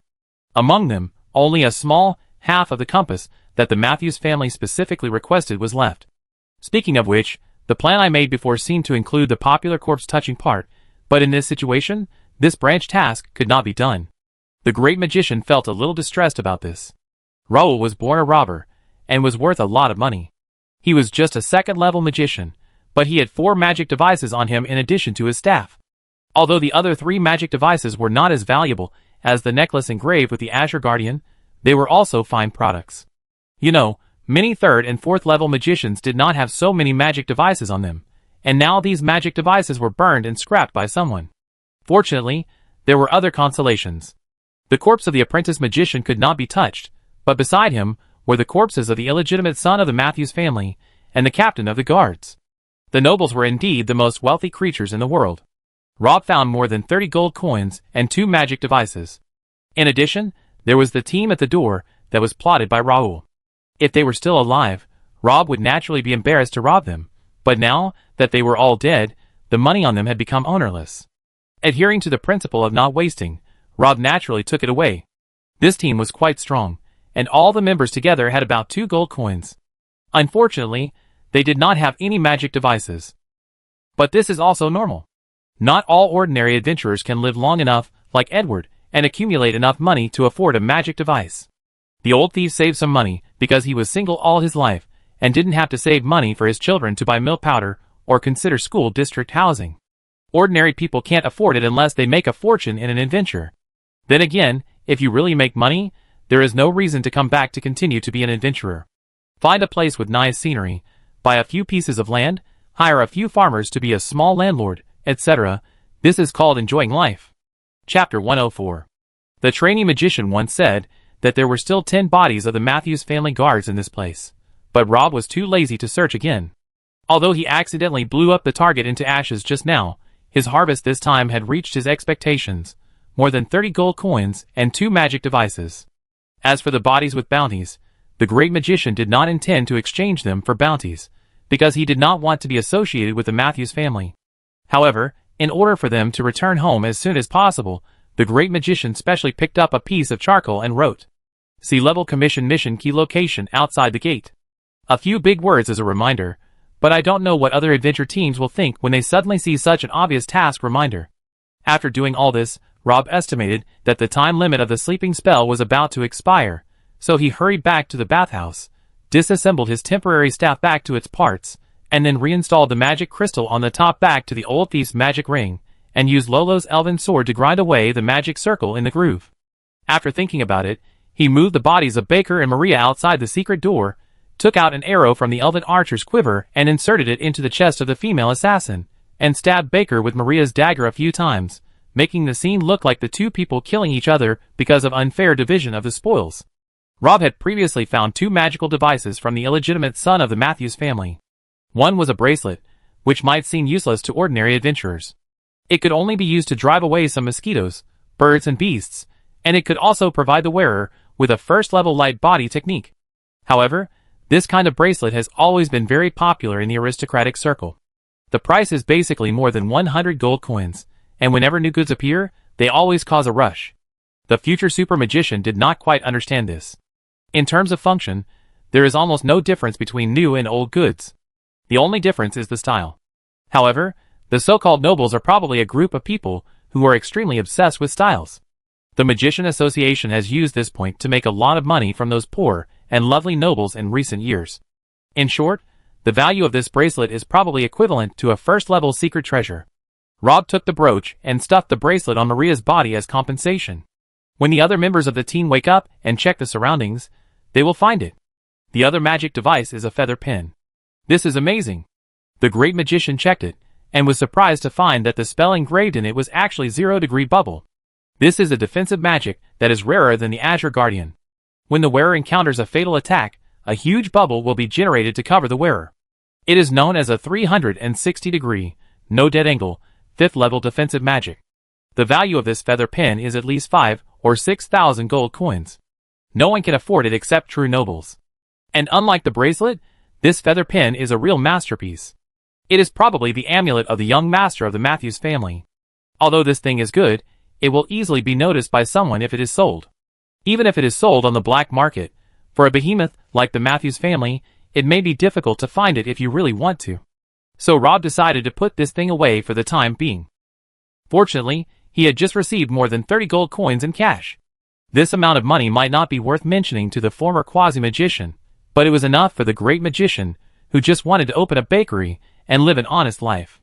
Afterwards, Rob checked again, confirmed that there was nothing missing, and closed the secret door of the secret passage. He found an empty space next to the rookie hero and lay down, cosplaying as a comatose crowd. After a while, the first person to wake up was the blonde priest. Hilton opened his eyes in a daze, and was shocked when he saw the scene around him. At first glance, the blonde handsome man thought that everyone was dead, and he himself was ready to reincarnate. He couldn't help but feel sad, but then he pinched himself hard and almost cried in pain. Hilton felt his whole body to confirm that he should be alive and well, but the blonde handsome man was a little puzzled. The last scene in his memory was that everyone was controlled by the black-clad female assassin, and then his beauty trick failed, and he was knocked unconscious. He originally thought that he could not escape death, but the result was somewhat beyond his expectations. The young pastor found that not only him, but everyone else seemed to be alive. Even Edward, who was the most seriously injured, was breathing steadily at this moment. His and Hansen's wounds were even simply treated by someone, and the bleeding was stopped and bandaged. Hilton stood up and walked around. When he came to Lolo, he stopped and looked at the bangs on the girl's forehead, and her lips bitten in her sleep. The blonde handsome man who had just escaped from life-threatening danger was a little eager to make a move again. Previously, Hilton had always regarded the girl as his forbidden fruit, a prey that he would conquer by all means, until the appearance of the little follower. The conversation between the two that night was the most terrifying thing the blonde handsome man had ever experienced in his life. Although it was good to pick up girls, it was obvious that the little life was more important. After that, Hilton decisively chose to admit his defeat, and the matter was revealed. However, the blonde handsome boy didn't expect that God would give him another chance. Now the others haven't woken up yet. In other words, even if he does something strange to the girl, no one will know. After realizing this, Hilton couldn't suppress the evil thoughts in his heart. If he just touches her, no one will find out, right? Or just take it while it's hot. Anyway, it can be pushed to the missing elf archer. Thinking of this, the blonde handsome boy couldn't help getting more and more excited, and he wanted to start taking off his pants right now. At this moment, a light cough suddenly came from his ear. The blonde handsome man was struck by lightning. He turned his head sharply, but could not find the owner of the voice. Hilton checked around with fear and confirmed that everyone else was still asleep. The cough just now seemed like an illusion. But this was not the first time Hilton had experienced such an illusion. Before, someone's 3-second state of being a god descending from the earth seemed like an illusion, but later it was proved that the soul-shaking sense of danger was indeed genuine. The blonde handsome man seemed to have thought of something, twisting his stiff neck to look at the little follower beside him. The little scholar in a coma looked no different from the others, and there was nothing scary about him. His breathing was steady, and his sleeping posture seemed relaxed. The cough just now had nothing to do with him. However, Hilton couldn't let go for some reason. He suddenly thought of a question. They had clearly reached a desperate situation before, but why did his group of people still survive inexplicably? Recalling the encounter with the two-headed demon wolf not long ago, everyone escaped danger in a confused manner. Once can be considered luck, but twice is definitely not a coincidence. The blonde handsome man basically knows the level of the other members of the team. The only guy in the team whose strength is unclear is the rookie hero's little follower. Thinking of this, Sheldon's back began to sweat again. Chapter 105. The cough that came from nowhere calmed Hilton's mind. The fear of someone finally overwhelmed his own physiological reaction. The blonde handsome man ran to the side with his tail between his legs and helped the second-level swordsman to remove the poison from the wound. After a while, Edward's young follower Amy woke up, followed by the little thief Green and the Captain Hansen, and several other followers also woke up one after another. Because Luo was hit by a brick by the great magician, she was unconscious for a longer time than others.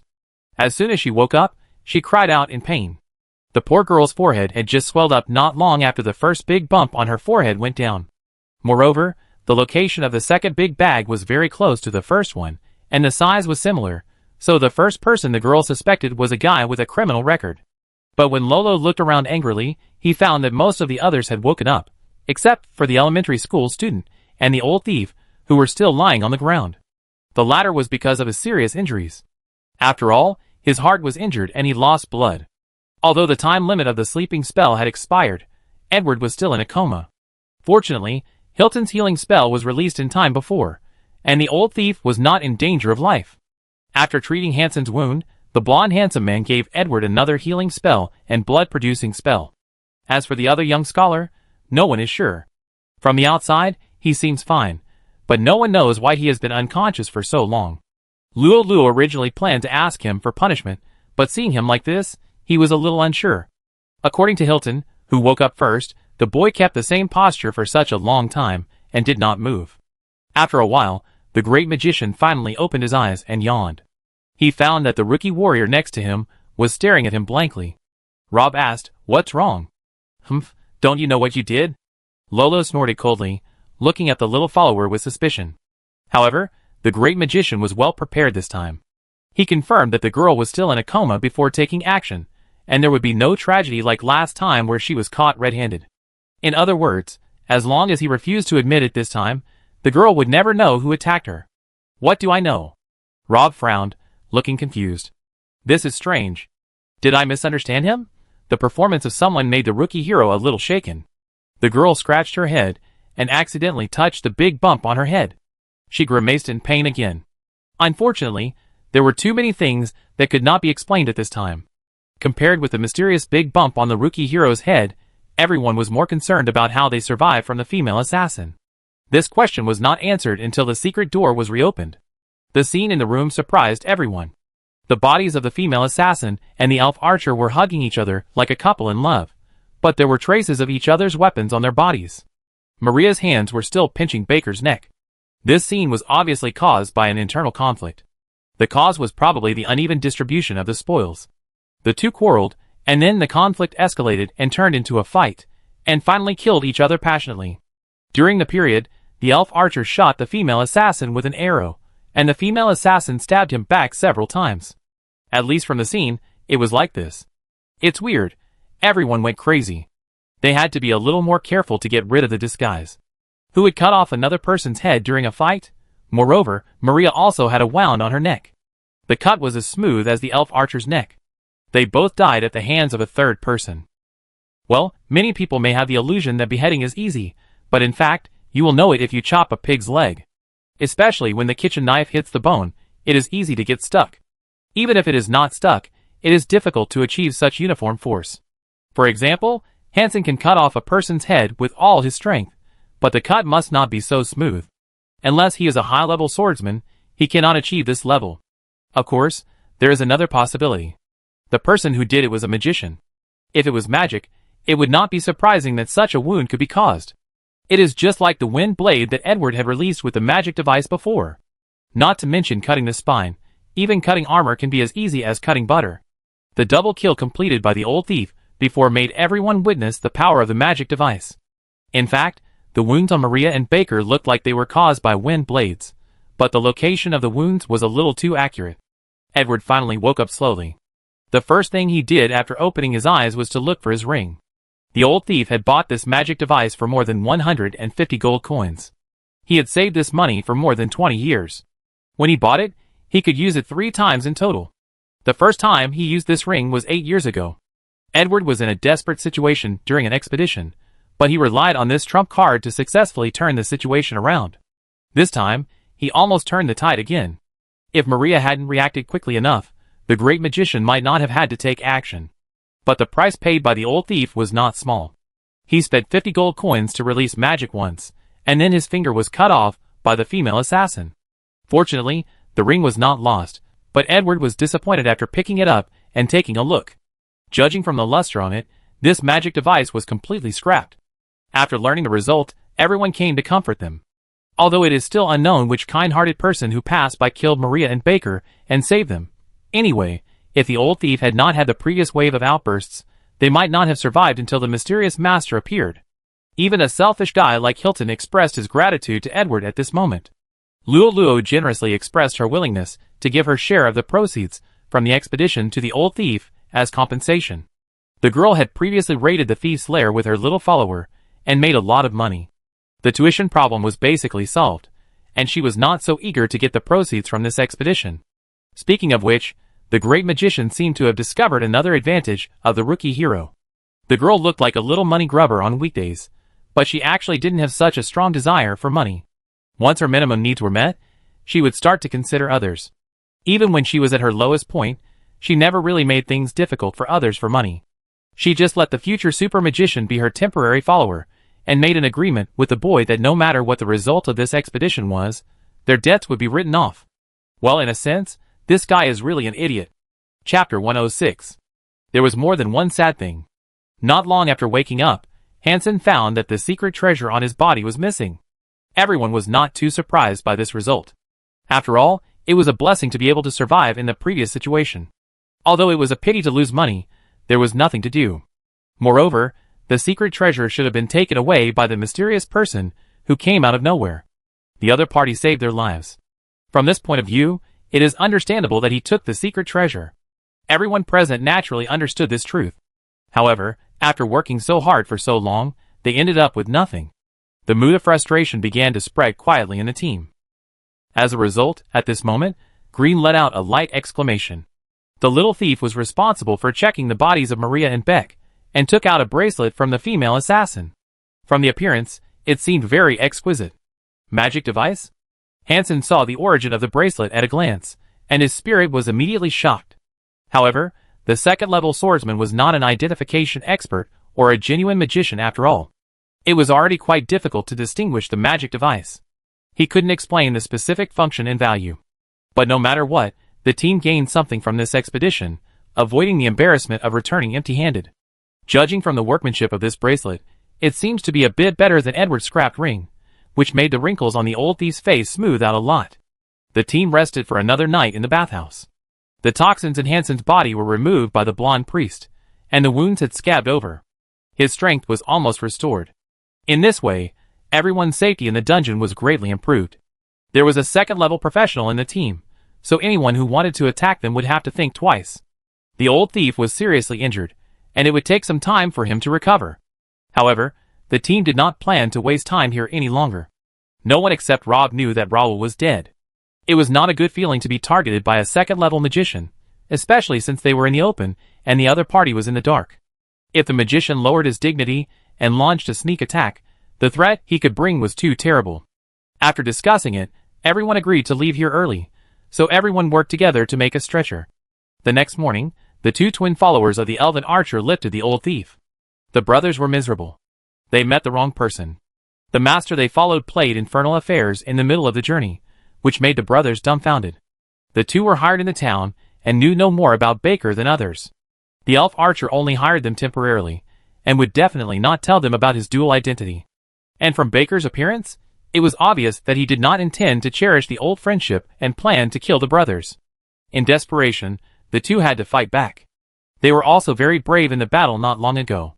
They rushed up to besiege the female assassin together, but they were soon beaten black and blue. However, their actions clearly showed their position. At least no one would embarrass them now. Hansen promised to bring them back to the ground. The two were naturally grateful, and took the initiative to bear the hard work of carrying the stretcher. The way back was safe and sound, because of the unusually generous sea-level commission from the Matthews family, and because there were fewer powerful monsters on the first floor of the dungeon for some reason, they seemed to have become quiet. During this period, many adventure teams suddenly poured in, and the situation became complicated. Especially in the outer city, Rob and his team had already encountered no less than 6 expedition teams along the way. Fortunately, the opponents were relatively weak, and even if they had any ideas, they would give up the idea after seeing their team configuration. Later, Edward's injuries recovered to the point where he could walk. Although he still couldn't fight with others, this kind of thing was not easy to see from the outside. Now the old thief only needed to stand there, and Hansen, a total of 2 second-level professionals, was enough to scare away most guys with ulterior motives. Besides, other adventure teams were mostly focused on finding the missing expedition team of the Matthews family half a year ago. Teams like Hansen who did not carry large loot were safer at this time. Rob estimated that someone would soon find the handwriting he left and find the bodies. However, it would not be so easy to bring the bodies back to the ground safely in exchange for rewards under the watchful eyes of so many people. However, these things had nothing to do with them now. A few days later, the great magician and his group left the underground city and returned to the camp. Perhaps only those who have been to the dungeon can truly understand how happy it is to live in a civilized world. At least here, because there are legal and moral constraints, and the Adventurers Guild maintains order, the heroes no longer have to worry about their lives and be wary of attacks that may appear at any time. Finally, they can relax their tense nerves. In addition, everyone has been eating dry food for so long that their mouths are almost dry, especially the rookie hero and his little follower, who have been relying on black bread to fill their stomachs. The great magician feels that his teeth are about to break, and there is no taste in his mouth. If this continues, his taste buds may be completely damaged.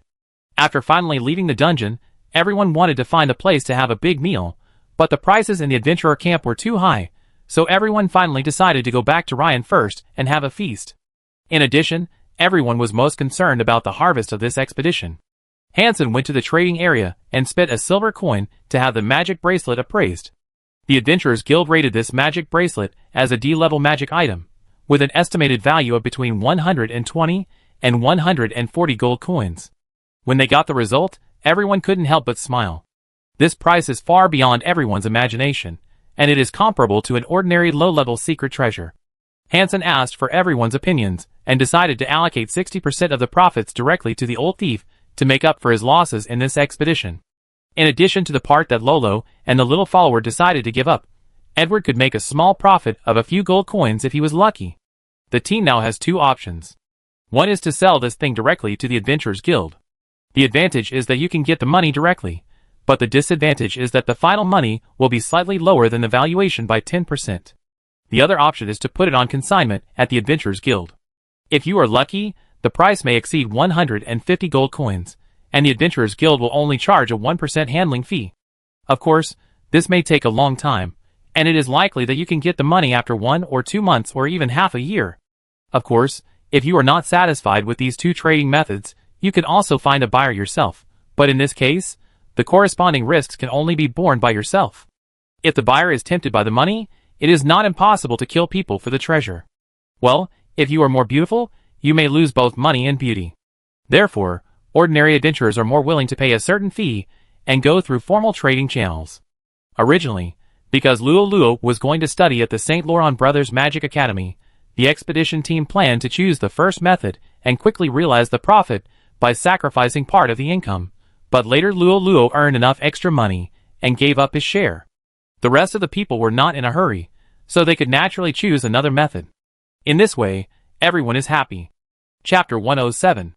Because they had been attacked by a two-headed demon wolf on the way here, and considering the potential threat of Raoul, Hansen found 2 other teams on the way back, and everyone agreed to set off together tomorrow evening.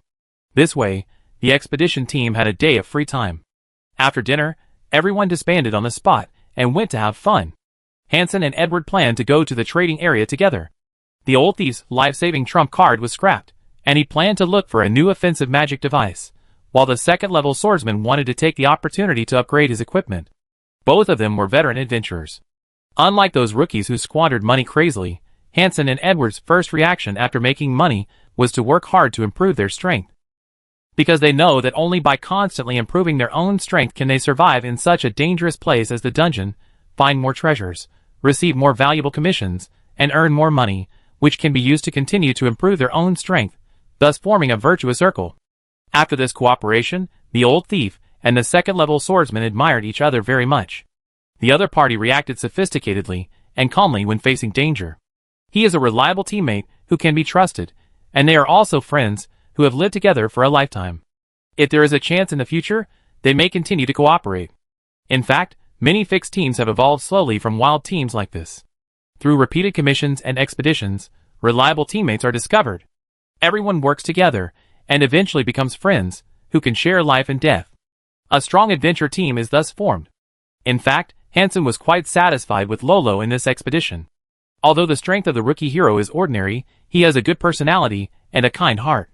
When choosing teammates, strength is secondary, and the mentality is the most important. After all, strength can be cultivated slowly, and at Lolo's current age, her strength is already very good, and she seems to have the attribute of a lucky general. On the contrary, some guys have outstanding abilities, but bad intentions. They are like time bombs in the team. No matter how powerful such people are, the second-level swordsman dare not recruit them. For example, Raoul, a blonde handsome man, is a rare priest profession, but Hansen will never put him in his team again after this expedition. It's a pity that Luo is only a part-time adventurer. After saving enough tuition, she plans to go overseas to study. Hansen feels a little regretful. In addition, he actually admires Rob. Although the little scholar's practical ability is a mess, his brain is very useful, his knowledge is incredibly broad, his observation is amazing, and he is extremely calm no matter what the situation is. Each of these advantages is rare, not to mention that they are all concentrated in one person. Although sometimes the boy will make the second-level swordsman crazy, it is not because of moral problems. In general, Hansen was quite optimistic about someone. If he wanted to change his career to become an adventurer, Hansen could even consider taking over the duties of the rookie hero and being his teacher for free. But considering his status as a scholar, it should be easy for him to find a suitable job at the city hall. With his brain, he would soon be appreciated by Baron Oliver, and he might even be able to join the noble class in the future.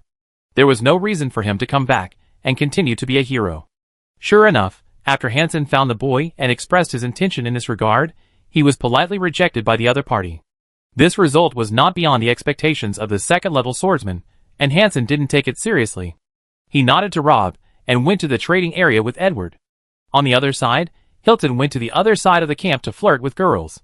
With his handsome face and blonde hair, he easily hooked up with an archer girl. After a while, the two began to flirt with each other. The girl hinted that Hilton could come to her room tonight to discuss theological issues. The little pastor smiled and agreed happily. The little thief Green acted a little sneaky. He slipped into the room as soon as he entered the camp, and even ate bread in the room for dinner. The great magician knew what this guy was afraid of. The little thief had done a lot of bad things in the underground maze before, and offended many adventure teams. Some of them were still in the dungeon, some had returned to Ryan, and the rest might just stay in the camp. If Green's figure was seen by those guys, his end would surely be very pleasing to hear. Therefore, as soon as he arrived at the camp, he rushed into the house like a dead otaku, closed the doors and windows, and never showed his head again. After half a month of tension, it was rare to relax. After finishing the things at hand, several followers gathered together and played cards happily. The remaining great magician went to the communication area first and caught a bastard information dealer. David was originally discussing business with a team leader. When he saw the boy, he wanted to escape, but Rob took 2 steps at a time and pinned him to the ground. After more than 10 days of underground city travel, it is hard to say whether the boy's swordsmanship has improved, but his physical fitness has made a leap. At least now, he is not out of breath after running a few steps. He cannot deal with masters, but he is still quite confident in dealing with ordinary people like David, who make a living by dealing in information. But this was the Adventurers Guild's territory after all. Those who knew David stood up from their seats when they saw him being attacked. They didn't attack rashly because there was a rule prohibiting fighting in the camp, so they just used their eyes to signal David whether he needed to find the camp staff. David obviously miscalculated someone's current physical fitness, and he was caught off guard and ate a mouthful of dirt, but he still waved his hand, indicating that this was just his own private matter, so everyone else sat back down. "Oh, it seems that you are doing well here, and you have many friends," the future super magician said lightly. David laughed dryly. "Everyone benefits each other and makes money together. By the way, I heard that your harvest on this expedition seems to be very good." "Yes, thanks to you, we were almost wiped out by others halfway." The great magician looked at the small information dealer with a bad look. Although strictly speaking, Raoul had been eyeing them and Ryan, and the drama outside the entrance was more to cover up for Baker, but David did sell the information about them to others. Moreover, the group of second-level magicians did not look good. When David sold the information, he would not be unable to guess what would happen next. In other words, this guy did not care about the lives of others in order to make money. Chapter 108. Brother, you know me. I do this kind of business. Even if someone offers to buy the color of my wife's underwear, I will still sell it. David vowed, with an expression on his face that said, this is the professional quality of a top intelligence dealer. If the great magician didn't know that this guy didn't have a wife, he might have really believed him. Rob was too lazy to expose his lies. The great magician didn't come to the small intelligence dealer to ask for punishment. The boy let go of his hand. I don't want to pursue the previous things. I came to you for something else this time. Since you make a living by selling intelligence, you should know where to get identity certificates. Remember, I don't want a forged one, but a real one, or at least one that people can't tell is real or fake. Identity certificate? David stood up from the ground, dusted himself off, and asked curiously, why do you need that? Identification certificates are usually issued by the city hall of the place of birth and stamped by the local church. They are relatively simple in function, and are only used when changing residence. For example, if a villager in town A wants to move his family to town B and become a villager of town B from now on, the city hall of town B will ask him to produce an identity certificate to prove that he is not a bad person, otherwise his move to town B may cause a bad impact on the villagers of town B. In addition, it is convenient for local lords to grasp the personnel changes and migration in and out of their territories. You don't have to worry about this kind of thing. Rob glanced at the little information dealer. Since the future super magician has decided to leave Ryan and continue to open a bakery in another place to pursue his ordinary dream, some things should be prepared early. Of course, he can go to the city hall to get his identity certificate, but this will inevitably leave traces. Rob, few people in the Dawn continent have heard of the name Rex, but Steins and Demand, the positive and negative deans of the Magic Academy, must know it. Once they fail to find any traces of Rob's childhood in the Free City, they will naturally realize that the boy played tricks when he entered school, and then the two will definitely turn their attention to other places. At this time, if they find that there is a guy with this name in Ryan, who has just changed his place of residence, the good days of the great magician will probably come to an end. It may be a bit difficult to get a real identity certificate. It is easy to deal with the city hall, but the guys in the church are not easy to deal with unless you are willing to spend a lot of money, but this is too wasteful. You probably only use identity certificates once. You might as well consider other options. I know a very powerful guy who is now in Ryan. His forgeries have never been discovered by anyone, and they are exactly the same as the real ones. Hearing that there was business to be done, David immediately became excited and started to sell it vigorously. Just tell me how much you want. David rubbed his hands. Well, you get what you pay for. Good things are bound to be more expensive. 100 silver coins. This is just a friendly price, even if I apologize for what happened before. I give you 120 silver coins. When can I get it at the earliest? The information dealer slapped his thigh. I like your impatience, boss. Leave me your address. I write to him now, and I guarantee that it will be delivered to your door within 5 days. After dealing with the identity verification, Rob had nothing else to do in the camp. He checked his backpack and found that Bevenadette was still sleeping, with no sign of waking up. Rob added some mana to it, but did not give it any more magic source. The more you use it, the less it is. It is extremely precious to every magician. Not only will the future super magician not consume it unless it is absolutely necessary, but demotion is not a joke. Afterwards, the great magician saw the rookie warrior, who was in a daze by the campfire. Hey, you finally saved enough money for tuition. Don't you want to celebrate? The boy picked a clean place next to the girl and sat down. Huh? The girl seemed to be in a trance just now. When she heard the voice of the little scholar, she was stunned for a moment, turned back in confusion, and her eyes gradually regained focus after a while. Oh, it's you, why are you here? Lolo said in a calm tone, but the great magician still heard a hint of disappointment from it. I just happened to take a walk here, and saw you here alone. What's wrong? The adventure is about to end. Are you unhappy? Luo hugged her knees with her hands. Well, it's not that I'm unhappy, but I don't seem as excited as I thought. It's so strange. I was so nervous every day when I was in the underground city, always wondering when I could return to the ground, but I felt empty after returning. Well, this expedition was successful. I thought I would return empty-handed. The girl turned her head and looked at the great magician beside her. By the way, I haven't had a chance to thank you properly along the way. If it weren't for you, I might have been eaten by the two-headed demon wolf in the endless forest. And now I have this money. If you hadn't cracked the underground maze, I would never have gotten it. The future super magician waved his hand. You're welcome. I owe you this. Since I've agreed to be your follower in this expedition, I must play a little role to justify your expensive commission. Lolo tilted his head and thought for a while. Although you always look careless, I didn't expect you to be quite reliable at the critical moment. The great magician shrugged. Sometimes I also think that if it's always like this, it seems not bad to be a simple adventurer, like Hansen and Mr. Edward. They have their own goals, and will always work hard for them. When that goal is achieved, they will also gain heartfelt joy. Oh, what about you? What's your goal? From the first time they met, Rob discovered that the girl had many secrets, such as why a rookie adventurer had a priceless elven sword in his hand, why she wanted to become a magician, and the strong will to survive she burst out at the critical moment of life and death. All of this seemed to be pushed forward by an invisible big hand. Lolo actually had a hard life. Although the girl usually looked carefree, cheerful and optimistic in front of others, she actually carried an unimaginable weight on her thin shoulders. Chapter 109. My goal at this stage is to become a magician. Lolo said seriously. Why a magician? The great magician's persistence in the girl becoming a magician was a little hard to understand. Because magicians are the most powerful profession. TSK, it's a really simple and straightforward reason. Rob picked up a branch from his feet, and picked up the charcoal in the fire. Become a magician and then what?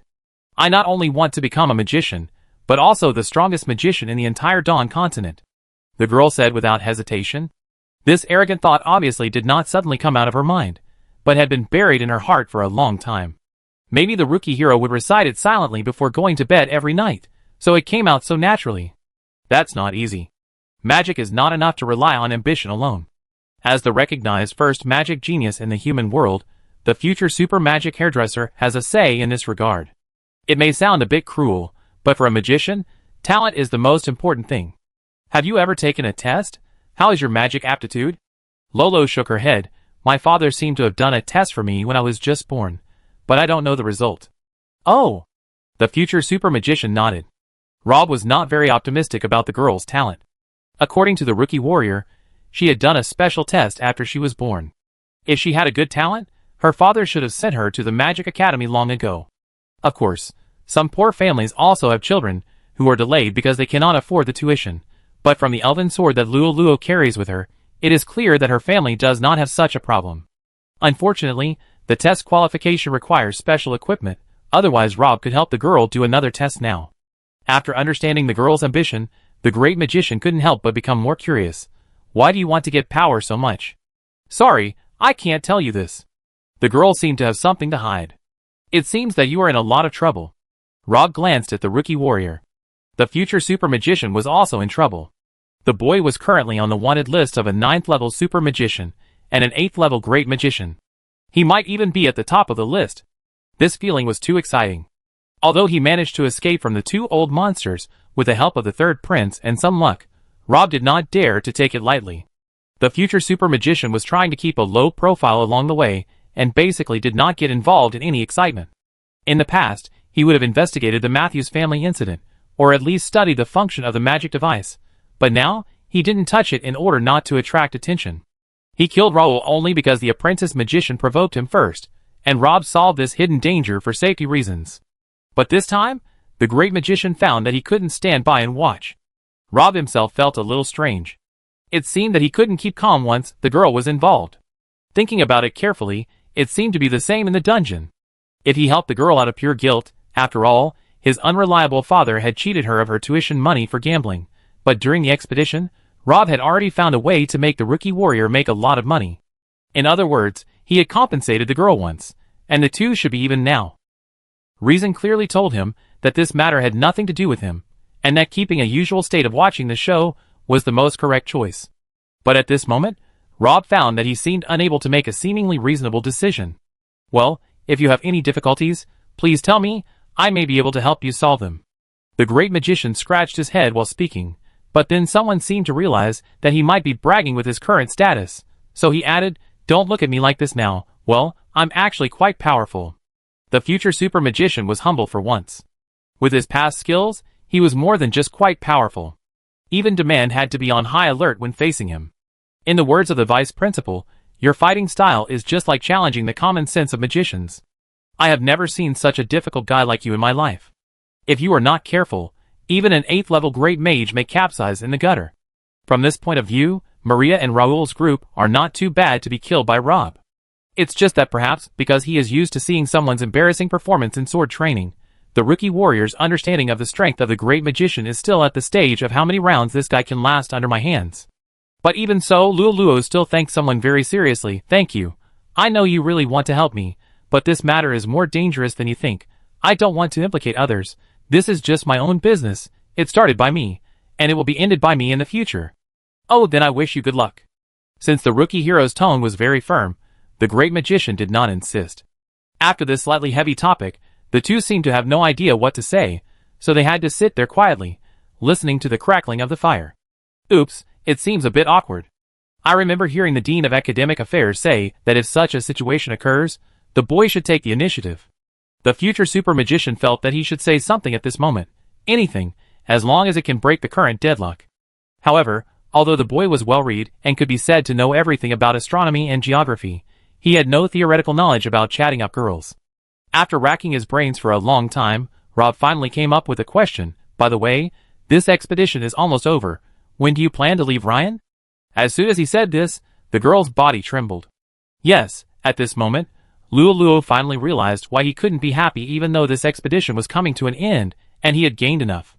So, was it because of the upcoming separation? Perhaps even the girl herself did not realize that she had been avoiding this topic in her heart until Rob asked that question. According to the agreement between the two, when this expedition was over, their employment relationship would also end.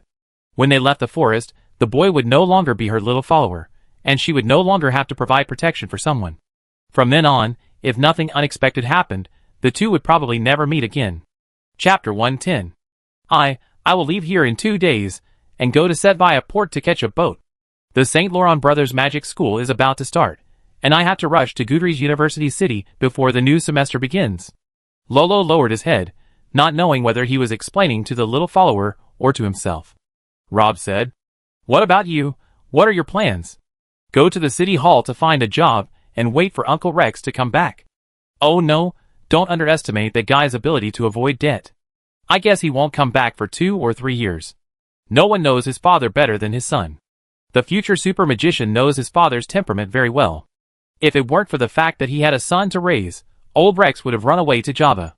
Now that he has lost all the money Rob sent him, he is running away even more happily. The future super magician estimates that the guy will not come back in the short term. In view of Ryan's current complicated situation, the great magician does not plan to stay here any longer. He has the money now. Once his ID is approved, Rob can find a new place to start his dream life as a bakery owner.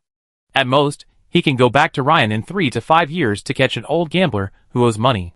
From a safety perspective, the great magician should not tell other people about these things, but facing the girl, Rob found that he could not lie. After you leave here, I will probably leave too, find a small town with nice scenery, open a bakery, and live a simple life. Have you decided where you want to settle down? Give me the address. I can write to you when I arrive at Goodrich University City. Well, not yet. I will probably find a caravan and go around with them. If I see a place I like, I will stop and live there. Oh, that's it. Lolo tried his best to hide the disappointment in his tone, patted the great magician's shoulder, and pretended to be heroic. All good things must come to an end. When we part, we men don't have to cry like little girls. I believe we will meet again in the future if we are destined to. Yeah. Rob nodded. This was the first time the great magician faced separation. When he left his hometown to study at the Royal Magic Academy of DIST, he was more of a relief from the past. He left the place that made him sad, the family that lacked warmth, and the father who gambled all day long. Rob felt unprecedented relief. This time, escaping from the academy was another feeling. To be fair, the two old guys, Steins and DeMann, were very good to him. The two old men treated him almost like their own grandson. Although they were sometimes very strict, Rob knew very well that they were actually doing it for his own good. The boy has a different feeling towards the principal and vice principal. Rob respects them. In a sense, the two old men have taken on some of the responsibilities of a strict father in the boy's life, which is exactly what old Rex lacks. The disagreement between the future super magician and Steins and DeMann is more about what kind of lifestyle he should choose in the future. The two old men hope that he can become a hero and patron saint of the human race, while Rob himself just wants to live an ordinary life. The boy thinks that this is just his own life, and should not be arranged and manipulated by others, even if those people are really good for him. He didn't want to be the kind of person that others expected him to be. Some people might think this idea is selfish, but Rob thinks everyone has the right to decide their own lifestyle. So he left the Royal Magic Academy of Tizit, chose to say goodbye to the past, and start a new life. For Rob, this separation was not too sad. This was his own choice, and he was prepared for the possible results. No matter what happened, he could take it calmly. But this time was different. Although Rob and Lolo had agreed to separate after the expedition when they first met, and the separation had never been so clear, when this day really came, the future super magician found that he seemed not to be prepared. When the girl said that we could meet again if we were destined, the boy's heart was far from calm as it seemed on the surface, as if something precious was broken. Whether it was Rob or Lolo, they had never tasted the taste of love, and did not understand what it felt like to like someone. So when separation came, they were at a loss, standing there blankly, not understanding why the little beast in their hearts was so sad. They tried their best to convince themselves that they had made the right choice. Lolo had reasons to become a magician, and Rob had a long-awaited new life. Their lives were like two straight lines, which intersected briefly at a certain point in time, but were dragged by their own fates, and eventually drifted further and further apart. You are still here. Edward and Hansen seemed to have made good gains in the equipment area, and were in a good mood, so they decided to have a drink temporarily. When they passed by the campfire, they saw the rookie warrior and her little follower. Although Hansen regretted that they could not join the team, he still warmly invited them to join. Oh! Lolo stood up. The girl seemed to have recovered from the sadness of parting. She even raised her chin to someone. Come on, do you dare to compete with me at the wine table? The loser will have a puppy painted on his face. Okay. Rob breathed a sigh of relief for some reason. The atmosphere just now was a bit weird. Fortunately, Hansen and Edward came in time, otherwise the great magician didn't know what strange things would happen next. Half an hour later, Rob carried the drunk rookie warrior back to her room. Luo's body was very light, but with the armor on, it was completely different. Strength has never been the future super magician's strong point. Even for such a short distance, Luobu was out of breath. He threw the girl on the bed, and helped her take off the armor. After all this, the little follower had time to sit on the edge of the bed, and take a breath. Just as he was about to get up and leave, he found that one of his sleeves was grabbed by Luo at some point. The girl turned over on the bed, hiccuping, and muttered, "Don't leave me." At that moment, the great magician's heart trembled slightly. Rob opened his mouth and wanted to say something, but the ruddy face of the girl on the bed made him feel dry in the mouth. However, he heard Luo shout the word father again. The great magician's heart moved. From some of Luo's daily actions, it can be seen that the girl should be of noble birth, and she should not be an ordinary little noble. If her father was still alive, he would never let his daughter become an adventurer. Rob's intuition told him that the girl's secret should be related to her father. Chapter 111. 3 days later, the expedition team crossed the endless forest and finally arrived at the town safely. The first thing they did when they returned to Ryan was to find a cheap and good restaurant to have a good meal. Facing the long-lost fresh meat and vegetables, as well as the sweet beer, both the adventurers and the followers had a great appetite, and Luo also ate with big mouthfuls. The rookie warrior seemed to have come out of the sadness of parting, but probably because he was afraid of being painted with a puppy on his face, he did not mention what happened that night until after dinner, when he made an appointment with the boy to see her off early tomorrow morning at the bottom of the hotel.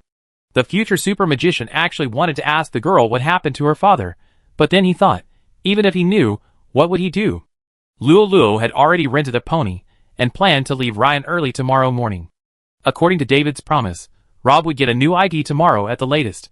The great magician also contacted a caravan, paid a deposit, and set off from the town in 3 days. Unlike the rookie warrior, Rob planned to go north this time, and go to the Pamir Glacier to see the snow-capped mountains there. He had heard the Dean of Academic Affairs mention the magnificent natural scenery and local delicacies there many times before. Snow roe deer and snow chicken are both delicious. When stewed with potatoes, they are so delicious that you want to swallow your tongue with just a little salt. It is also said that people there also use a kind of red berries on the mountainside mixed with snow water to make wine. The Dean of Academic Affairs has always praised this wine, but it is a pity that he cannot bring it back.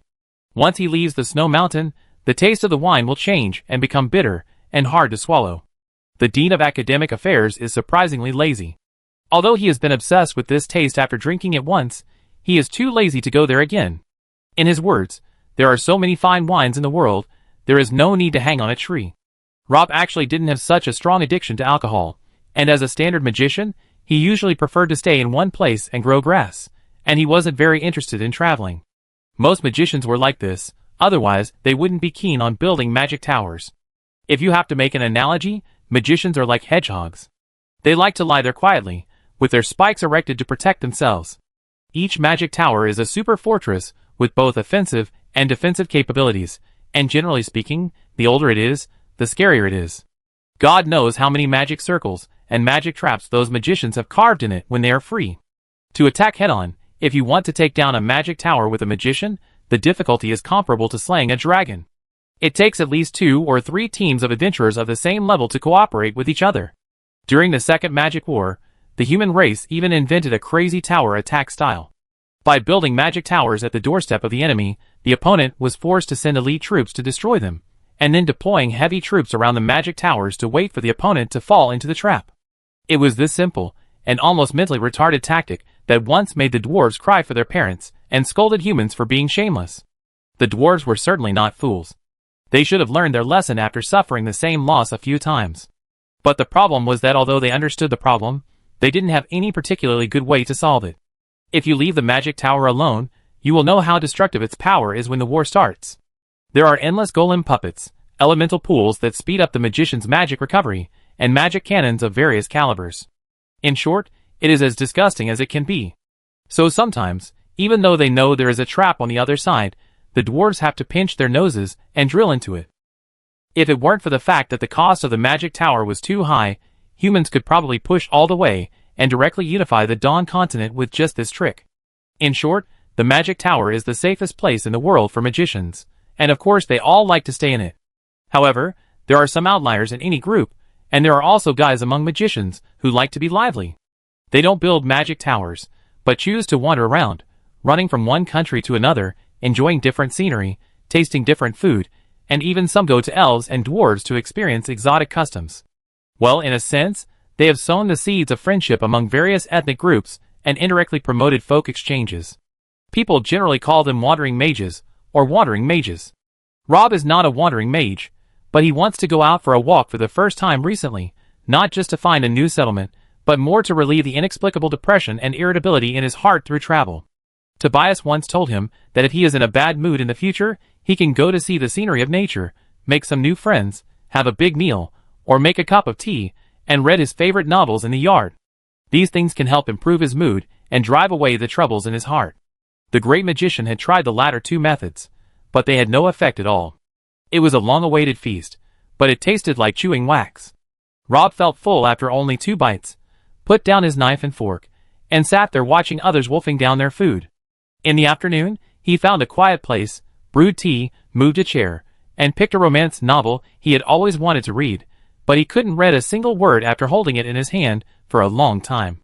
Such a strange state had never appeared in his life before he was a teenager. Even when he was tortured the most by demand, he still ate well and slept well. The great magician thought he might be sick.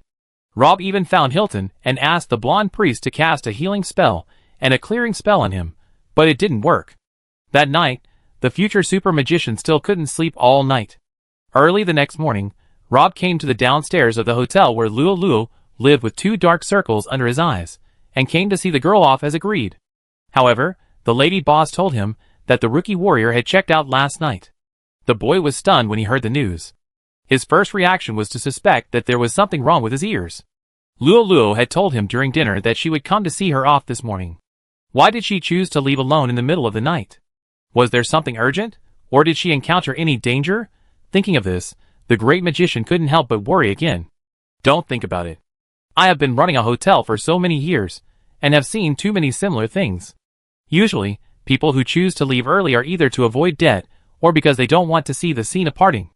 The proprietress leaned against the door, folded her arms over her chest, and looked at the great magician with interest. Does he owe you money?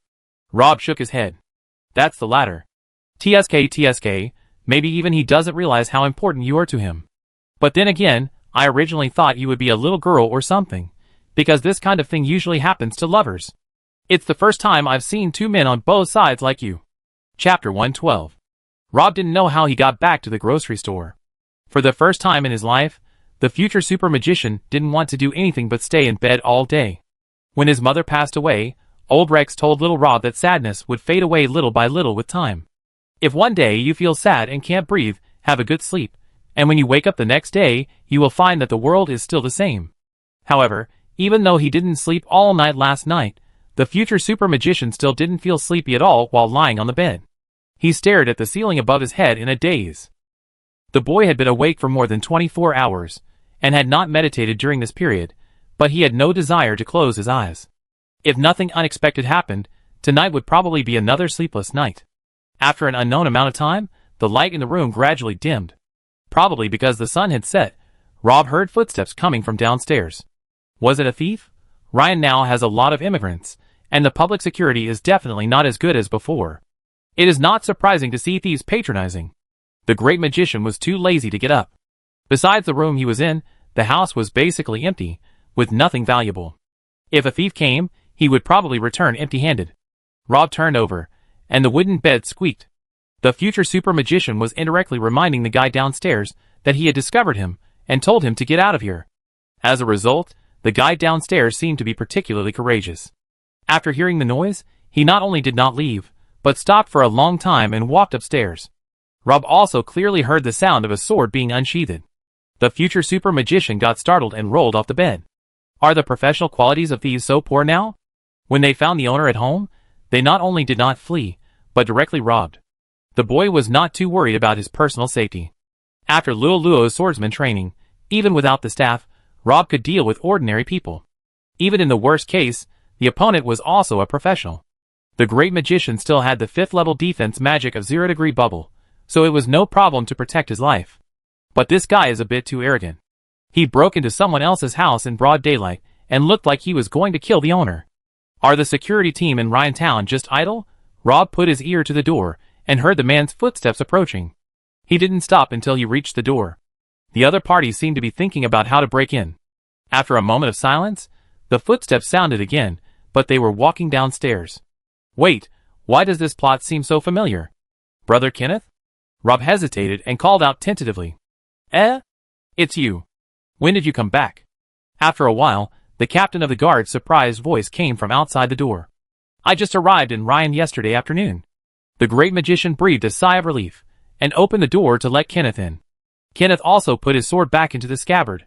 I happened to be patrolling here, and saw that your door was open. I thought you were robbed again. Now it's not like when we were kids. Ryan's security is not good. Remember to lock the door when you are alone at home. Didn't I lock the door? Rob was a little confused. His memory was always the great magician's strong point, but today, he was a little confused. After thinking about it, he couldn't even remember how he walked back home from the hotel. You don't look very good.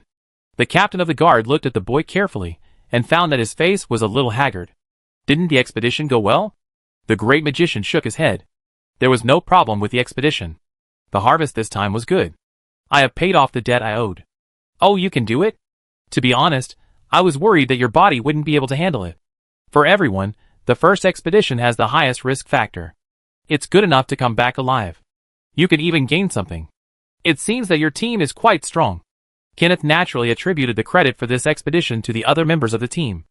After all, the great magician's small body was there, and it was good enough that he didn't hold back. The captain of the guard then casually said, "By the way, where's Lolo?" "Gone."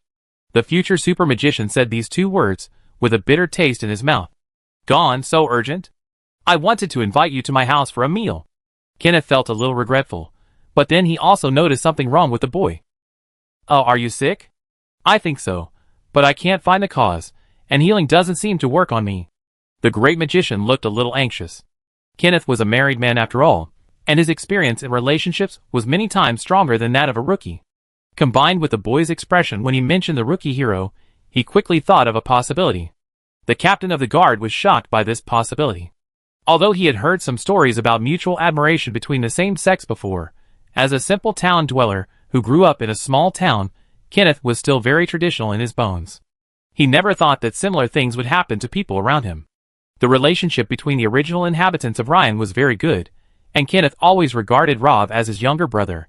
He couldn't bear to watch Rob go astray. Fortunately, the other protagonist of the story, Luo, had left the town. The captain of the guard felt that he had the responsibility to help the boy get out of the shadow of the rookie warrior as soon as possible. Kenneth thought for a moment and said, "Today is the 3rd month since the opening of Adventurer's Heart. The bar has held a special celebration with 50% off on all drinks. It's a rare opportunity. How about we two brothers get drunk tonight?" "Huh? Kenneth brother, I seem to remember that you said last time that you don't drink much." The great magician was a little puzzled, and now is not the time to do this. "I'm still sick," the boy reminded the captain of the guard. "It's okay, just think of it as accompanying me. Patrolling is a very tiring job. I want to relax occasionally after a busy day." Kenneth scratched his head and said, "I see you haven't slept much all day. This is not good. The most important thing when you are sick is to recuperate, and drinking some wine can also help you sleep." Kenneth's plan is to get the boy drunk first, then test his attitude to see how far his relationship with Luo has progressed, and then prescribe the right medicine. In short, he must find a way to straighten him back. Chapter 113. The Adventurer's Heart was very lively tonight. Because of the discount, more than half of the heroes in the town were attracted, and in the end, the tavern was full of people. Fortunately, Zach had foreseen that the fat businessman was really good at getting along. He actually borrowed a lot of tables and chairs from the Adventurers Guild, and temporarily rented a barn 2 streets away. After a simple decoration, it became a large tavern. The rest of the people were arranged there by him. Although the environment was a bit simple, it was original. In addition, the drinks were discounted, so everyone had nothing to complain about. As soon as Rob and Kenneth arrived at the entrance of the tavern, they were shocked by the lively scene here. After understanding the situation, the adventurers who came later turned to the direction of the barn in groups of 3 or 5. The captain of the guard and the great magician had no special requirements for the place to drink, and turned around and wanted to leave with everyone. As a result, the figures of the two of them were seen by a sharp-eyed waitress. The fat merchant probably had special instructions to these waitresses under his command to notify him as soon as they saw the two of them. So Kenneth and Rob had just walked out for a few steps when they heard Zach's enthusiastic voice behind them. "Haha, you two are rare guests here. It's been half a month since we last saw each other. If you don't come again, I can only visit you in person. Now that I've caught you today, you can't go anywhere." "Well, isn't there no room inside?" The great magician poked his head out and saw that the bar was crowded with people. Many drinkers didn't even have a place to sit and could only stand to drink. "Only the first floor has no seats. The second floor is used by me to entertain VIPs. I guarantee there won't be as many people as below." The captain of the guard shook his head. "We are not VIPs. Let's go to the barn. Kenneth was busy helping someone correct his sexual orientation. He didn't want to cause trouble, and didn't have time to deal with the fat businessman. Who said you are not VIPs?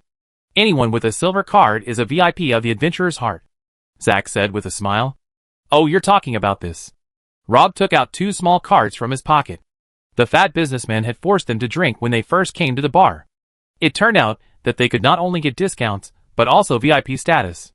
In that case, let's drink here, Brother Kenneth. In fact, the boy didn't care where to drink, but the barn was 2 more streets away. With Rob's current listless state, he didn't want to walk any further. Okay then. Kenneth was a little helpless, but he didn't insist anymore. The 2 followed Zach to the 2nd floor. As the fat boss said, there were obviously fewer people on the 2nd floor than on the 1st floor. There were some mercenaries here, but they were all 2nd level. There were also some businessmen and high-level members of major guilds, and other people who held public office like the captain of the guard. The expressions on these people's faces were very interesting when they saw Kenneth.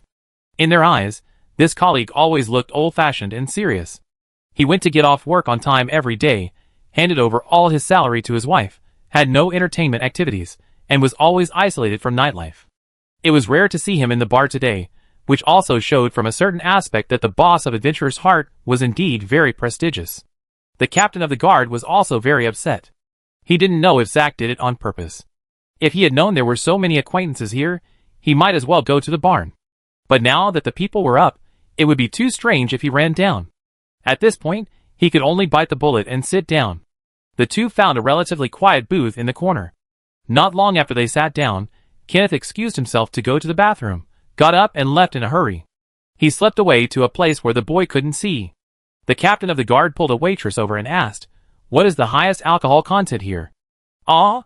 The waitress was almost frightened, but fortunately she had good professional ethics, and blurted out subconsciously, "The strongest wine, it's the dwarf's red iron. This wine is just like its name. When you drink it, it's like swallowing a piece of iron, burning from head to toe, very strong. But this kind of wine is usually drunk in winter." The waitress added, "Red iron has a good effect in keeping away the cold. As long as you drink a glass, you won't feel cold even if you stand shirtless in the wind and snow for a quarter of an hour. Dwarf craftsmen usually take a sip when making weapons." Okay, let's order this kind of wine, 3 bottles first, and a glass of lemonade." Kenneth was delighted when he heard this, but the captain of the guard took a few steps and seemed to remember something, scratching his head and said, "By the way, how much does this wine cost per bottle?" Red iron is a very easy to brew wine, which can be found everywhere in the dwarf kingdom. It just costs some money to bring it back. The original price of this wine is 6 copper coins per bottle, but now it only costs 3 copper coins for the event, and 9 copper coins for 3 bottles. In addition, the lemonade is free. The waitress was very polite. Those who could come to the 2nd floor were all VIPs. They treated VIPs in a completely different way than the mercenaries downstairs. The guard counted the money in his pocket, and breathed a sigh of relief. He could afford this amount of money. After thanking the waitress, he hurried back to the booth. During the time he had just left, another waitress came with a wine list. The great magician was sitting there choosing wine. Although Rob was holding the wine list in his hand, his pupils were obviously out of focus. His eyes were wandering, and he looked like he was in a daze, and didn't know what he was thinking. The boy was in this state for a long time, which made the waitress standing next to him feel awkward. The captain of the guards was shocked when he saw this. It was over. It seemed that this guy was seriously ill. He even ignored the beautiful woman standing next to him for a same-sex friend. Seeing his thoughts flying to the Pacific Ocean, no one would believe that they were not in that kind of relationship. Well, it seemed that his mission tonight was quite difficult. Kenneth was worried and prepared for a protracted war. He waved to the waitress, "We have already ordered drinks. There is nothing to do here. You can go and do something else." The latter was immediately as if pardoned, fearing that the captain of the guard would change his mind again, so she bowed and ran away as fast as a rabbit. Rob didn't say oh until she left for a long time, and put down the wine list in his hand. "Hey, Brother Kenneth, when did you come back?" The great magician's delayed reaction, as if he had late-stage Alzheimer's, almost made the captain of the guard spit blood on the wall. Chapter 114. The great magician was absent-minded. Kenneth was still thinking about how to get the boy to drink as much as possible, but when the wine came, the captain of the guard team found that he was overthinking. Rob's reaction arc was infinitely long now, and he didn't know what he was doing at all. Seeing Kenneth pick up the lemonade, He subconsciously picked up the red iron in front of him. After taking a sip, the spicy and burning feeling in his stomach almost made the boy jump up from his seat, but this fierce stimulation also made him come back to his senses a little. Red iron? Brother Kenneth, you like this kind of strong liquor. Wait, are you drinking lemonade? No, the liquor I drink just looks like lemonade. The captain of the guard lied without changing his expression. Don't pay attention to these details. But do you feel better after drinking? The great magician was stunned for a moment, lowered his head, and tried to recall for a while. Well, it seems that a little bit.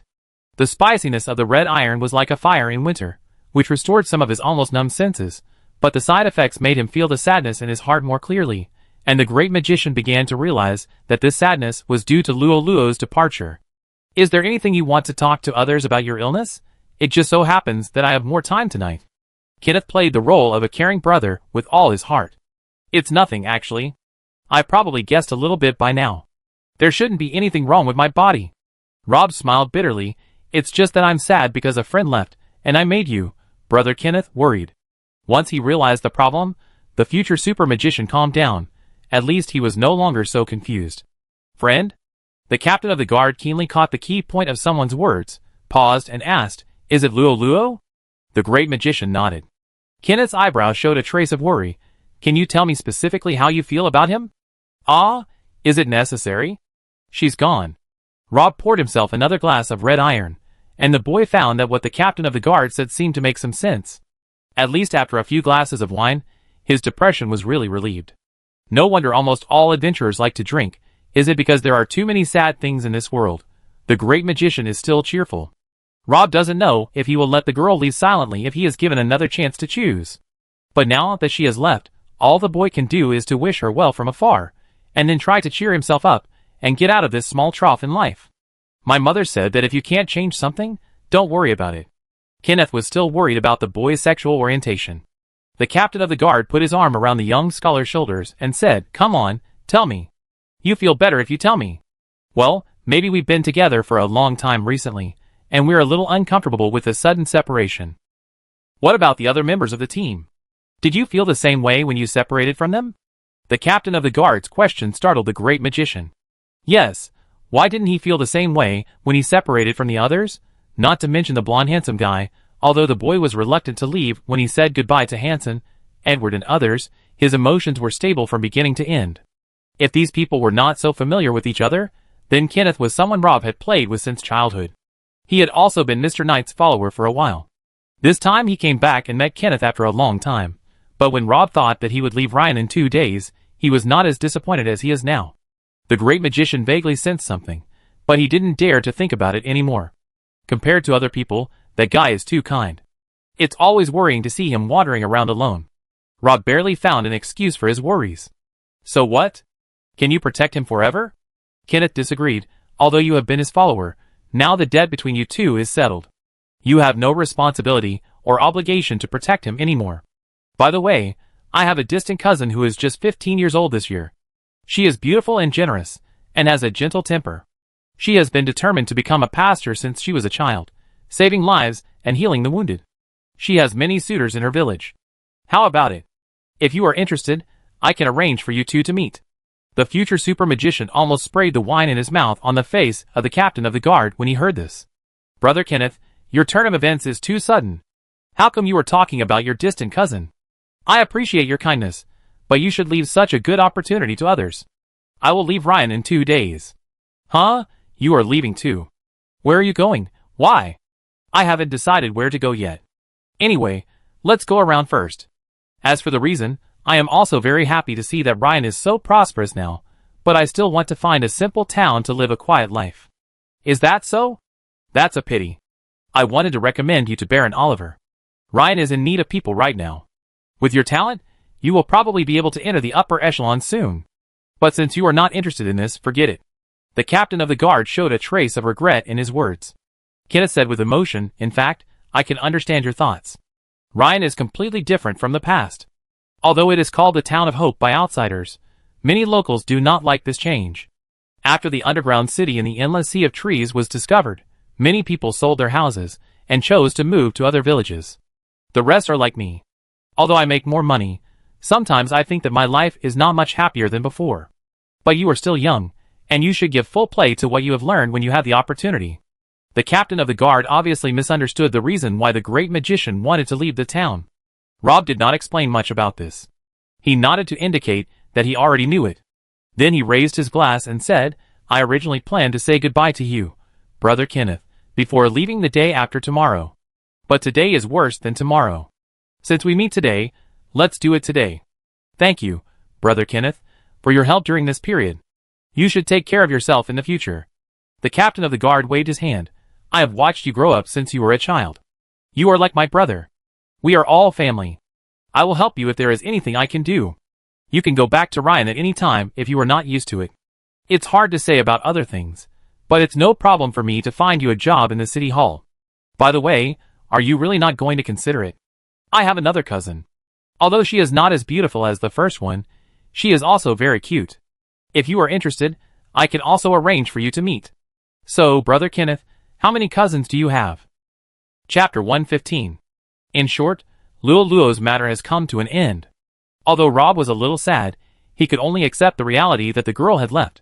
Everyone will meet many people in their life, and most of them have different goals and directions. They may meet each other by chance and accompany each other for a while, but they will eventually separate. Perhaps one day, the great magician will suddenly realize what kind of feelings he has for the girl, but when that day comes, the two may have been separated by tens of thousands of light years, and this relationship that began to sprout and finally sprouted will eventually settle into a bitter and beautiful memory in each other's hearts. Seeing that the young man had no intention of pursuing him to the end, the captain of the guards secretly breathed a sigh of relief. Kenneth leaned back with a lemonade in his hand. It's a good thing to go out while you're young. Sometimes I envy those adventurers. If I didn't have a family to support now, I might be able to make a name for myself in the neighborhood with my strength. This is probably the trouble of happiness from a middle-aged man.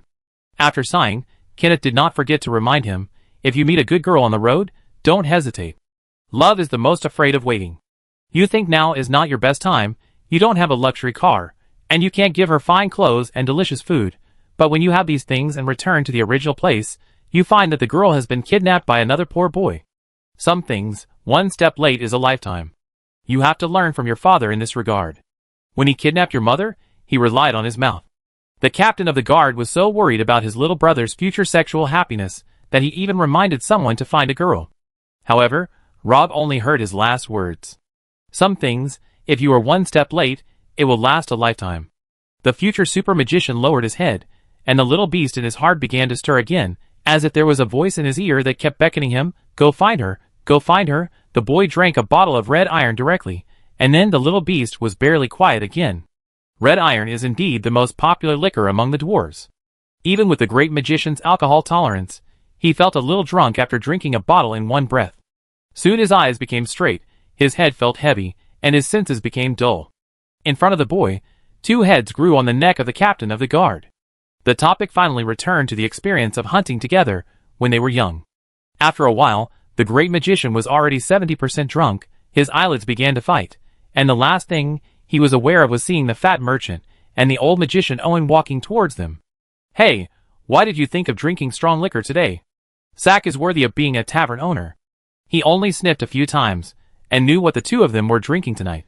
However, after taking a look at the state of the great magician, the fat boss immediately understood what he meant.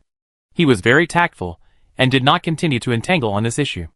After sitting down with Owen, he rubbed his hands and said, sorry, I wanted to come earlier, but there were too many people today. I have been socializing until now, and just got away. Boss Zack, you are really too polite. We are just here to drink some wine. You can just do your thing. Although Kenneth didn't have much affection for the fat boss, as the saying goes, don't hit a smiling person. Since the other party was so humble, the captain of the guard was of course more polite when he replied. It's true that the hospitality was a bit poor this time. I asked the people below to send 2 bottles of Holy Night poem as an apology. The fat businessman's apology was indeed very sincere. Kenneth shook his head, no need to apologize. He pointed to the boy next to him. I don't usually drink much. He is the one who really knows how to taste wine. But he is in this state now. Even if you put 2 bottles of century-old wine in front of him, he can't drink it. If you want to ask him to taste the wine, you can only do it next time. No, I came here mainly to find you. Me? Kenneth was stunned. I'm just a captain of the guard who enforces the law impartially. How can I help you? Mr. Knight frowned. If you are doing something illegal in private and want to seek protection through me, then you have found the wrong person. Not to mention you, even if it is a friend who does such a thing, I will deal with it according to the law if I find out. I know this, don't worry. It's not something that goes against principles. I just hope that your guard can devote more energy to the nearby area in the near future, and it would be best if you can send 1 or 2 people to stay in my tavern. Zack smiled bitterly. My place is full of mixed people. I was able to relax a little with Owen, the magician, in charge. But I have to leave for a while to solve the problem of out-of-control elements. I have already contacted a magic school for him. It will take at least a year to go there, including the time for the round trip. I can't recruit any experts in a hurry, so I can only trouble your guards to take care of it. Owen nodded and agreed. I am not the only one responsible for security in the tavern. Even if I am not here, other people can handle the small characters. However, as time goes by, there will probably be more and more second and third level adventurers. These guys think highly of themselves. I am afraid that no one can control them except your guards. Is that so? Kenneth pondered for a moment. I can report your situation and demands to the city hall, but I can't guarantee whether they will agree. The fat businessman was delighted when he heard this. Thank you very much. This is a great help. Nothing, public security management is my job, but Boss Zack, I have a question that I don't quite understand. The captain of the guard said lightly, with your power in Ryan, you should be able to get the city hall to issue a similar order to me directly. So why do you have to go around in circles with me? I can certainly ask the city hall to force an order, but this will inevitably make you unhappy, Captain Kenneth, and the final executor is still your guard. Although I know that you, the captain, will never do something that is hypocritical, why should I do such a thing as turning friends into enemies? Zack was very frank. The fat businessman's business can grow bigger and bigger, and he has his own unique way of dealing with people. For example, his current handling method makes the captain of the guard feel comfortable, and he looks at him more favorably. So there is no luck in success. The three were talking when they suddenly heard a commotion downstairs, followed by a group of mercenaries, making noises one after another. Zack frowned. We were just talking about public security, and someone was making trouble so soon. He called a waitress. Go and see what happened downstairs. Chapter 116. After a while, the waitress came running upstairs again, for Knights came outside. It seems that they had a conflict with a group of adventurers when they entered the door. The two sides are now on the verge of a fight. The sisters downstairs dare not approach. Knights? The fat merchant was slightly startled. Which family are they from? I don't know. There seems to be a burning cross engraved on their armor. I have never heard of any family that dares to use such a thing as its family emblem. The waitress' tone was full of worry. Could they be pagans? The old magician and the fat merchant looked at each other, and saw a trace of worry in each other's eyes. The latter said to the captain of the guard, Sorry, I have to leave for a moment. Kenneth put down the lemonade in his hand, wiped his mouth, and picked up the sword beside him. I will go down with you. A group of knights of unknown origin entered Ryan, and I, the captain of the guard, did not receive any news. It is impossible that no one in the town will help. I want to see who these people are. While Kenneth and Zack were talking, the great magic drank 3 bottles of red iron. He was drunk and tired at the same time. He finally cured his insomnia for the past 2 days, and fell asleep on the sofa. Zack called a waitress to take care of him, and then the 3 of them came down from upstairs. Most of the mercenaries were a group of people who liked to watch the fun and didn't mind the big things. These guys usually liked to drink and fight the most. However, veteran adventurers knew that, apart from magicians, knights were the most difficult profession to mess with. In addition to their own strong strength, they also belonged to a certain family or force. The high cost of maintaining knights' equipment was difficult for individuals to afford. Take Kenneth for example. His warhorse alone consumed 7 or 8 silver coins worth of fodder a year. In addition, he also needs to maintain his armor and weapons. In addition, he needs to be equipped with special attendants on the battlefield. The messy expenses cost at least 30 silver coins. If the money was not borne by the city hall, the captain of the guard would have gone bankrupt long ago. However, it is undeniable that the knight's performance on the battlefield is indeed worthy of their terrible consumption. Personal strength is secondary. Once they are organized into a cavalry regiment, the power they can exert will increase exponentially. Hundreds of knights charge together, and the steel torrent they form is enough to scare anyone. This is why any noble of a certain level would recruit knights, so ordinary people would not provoke knights. It would not end well for a grassroots to confront the noble forces behind them. But tonight, the mercenaries were already a little drunk. Not to mention the knights, they would dare to confront even if His Majesty the Emperor stood in front of them. Among the 4 knights who just entered the door, one was older and seemed to be the leader, and the other 3 looked very young. The young man walking in front had a smile on his face all the time, and he looked friendly even when he was grabbed by the collar. But Kenneth could sense a faint smell of blood from the 4 people, a smell that usually only appeared on guys who killed people like crazy. The captain of the guard frowned. 3 of the 4 were only in their 20s. It was hard to imagine that someone so young would have blood on their hands. The one who clashed with them was a very ordinary adventure team. All the members of the team were first-level professionals. The captain was a fierce bald man. He was very imposing, but anyone with a discerning eye could see that he was just a guy who bullied the weak and feared the strong. Probably because the 2 of them bumped into each other when they went out, and then they thought the other party was young and easy to bully, so they grabbed the other person's collar and refused to let go, shouting for compensation. The young knight still kept smiling in the face of this almost rogue behavior, and said in a gentle tone, "Uncle, I want to ask you about someone. If you have seen her, you should have an impression of her. She is a girl, a first-level swordsman, with a very valuable elven sword hanging on her waist. She is very cute, and most importantly, she has a unique temperament. We heard someone say that she was seen here not long ago. Do you know where we can find her? What a mess. I've never seen such a guy." The bald captain looked impatient. "Don't interrupt. Hurry up and pay the money, otherwise none of you will leave here tonight." The mercenaries had been drinking together for such a long time, and they were familiar with each other. Seeing the bald captain bullying 4 foreigners, they smiled narrowly, and stood aside to watch the fun. The young knight kept smiling. "Hey, you mercenaries are really born with mean bones. No one will answer you politely when you are spoken to politely. You have to pay a price to know how to be honest." As soon as he said this, the whole tavern was in an uproar. No one expected that this seemingly polite boy would directly use the map cannon. Now even those who originally sympathized with them looked at them coldly. The mercenaries soon started to make noises, instigating the adventurer team to teach the other party a lesson. The bald captain, who was encouraged, gritted his teeth, pulled out the saber at his waist, and put it on the boy's neck, and said viciously, "Say it again if you dare." As a result, the young knight sighed softly, "You are a fool." The next moment, the bald captain felt a chill on his shoulder. The arm holding the knife had been separated from his body. Blood spurted out from the broken arm, splashing the faces of the people watching the excitement around him, choking the restless crowd. The bald captain screamed and fell to the ground, fainting from the pain.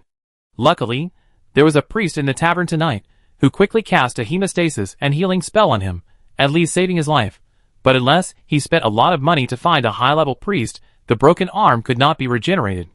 Alas, why do you have to wait until things get to this point before you are willing to listen to what we want to say? The young knight wiped the blood off the dagger and put it back into the scabbard. His nonchalant look angered the adventurers. No one knew who started it, but the shouts of "Kill them! Kill them!" in the tavern became louder and louder. However, despite their anger, everyone was secretly chilling. With so many people present, no one could really see what happened in that moment. The strength of these 4 knights seemed a bit unfathomable. Owen looked serious. "It's troublesome. This guy is probably a 3rd-level knight. If the other 3 people have such strength, they are fully capable of killing everyone in our room." The fat businessman's face was also not very good. This was the first time that the adventurer's heart had seen blood since its opening.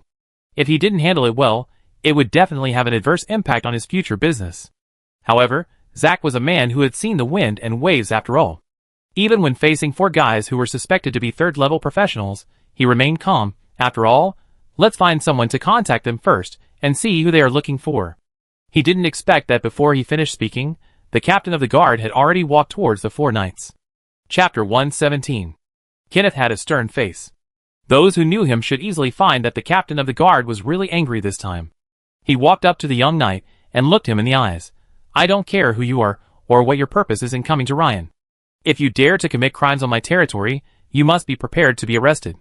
The 2nd-level knight said word by word, "Now, I declare that you have violated Article 6 and Article 19 of the Ryan Security Regulations, as well as the relevant laws and regulations of the Principality of Andila. According to the regulations, I have the right to arrest you. Do you have any objection to this?" The young knight looked at Kenneth with interest. "You are the captain of Ryan's guard. Great, we were going to look for you again after the investigation here. And now that you are here, It saves us a lot of trouble. How about it? You heard my description just now. Have you ever seen such a person? Kenneth said lightly, I think you should pay more attention to yourself. Those guys in the dungeon don't like people who talk too much. The young man smiled brightly. What a fair and impartial captain of the guard. I am a little curious. He pointed at the unconscious bald captain on the ground. Why didn't you say anything when he put the knife on my neck just now? Kenneth's expression did not change. Don't worry, I will not let anyone who breaks the law go, so I will take you and him to the guard station later. It's a pity that I don't have time to play with you now. I still have a mission. The young knight's words were full of regret. So you're going to resist arrest?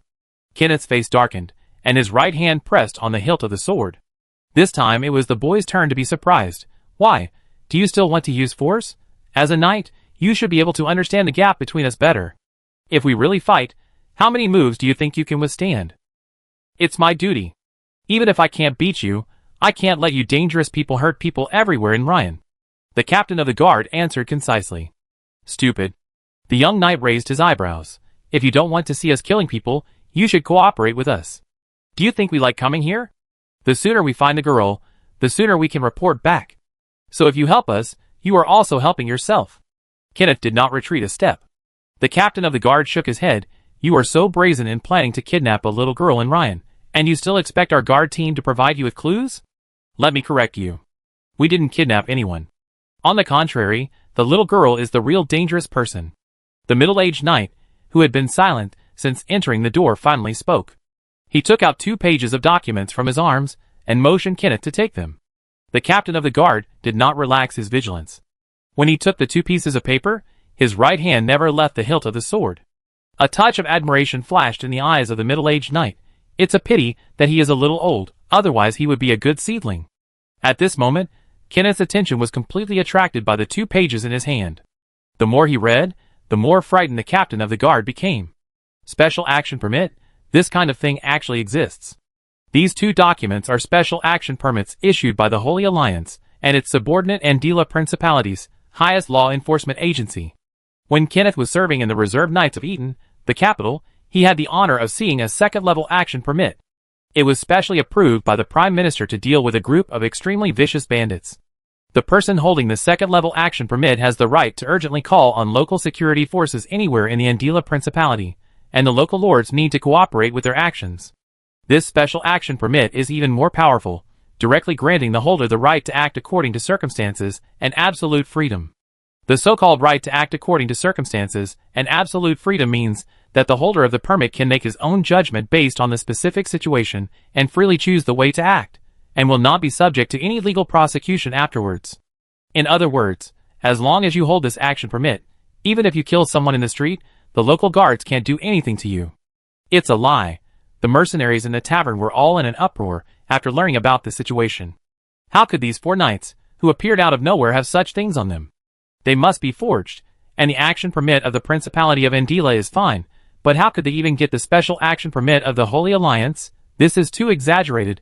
Doesn't it mean that they can do whatever they want within the entire Holy Alliance? However, Kenneth knew very well that the 2 action permits were genuine, especially the one of the Holy Alliance, which had the autograph of a cardinal.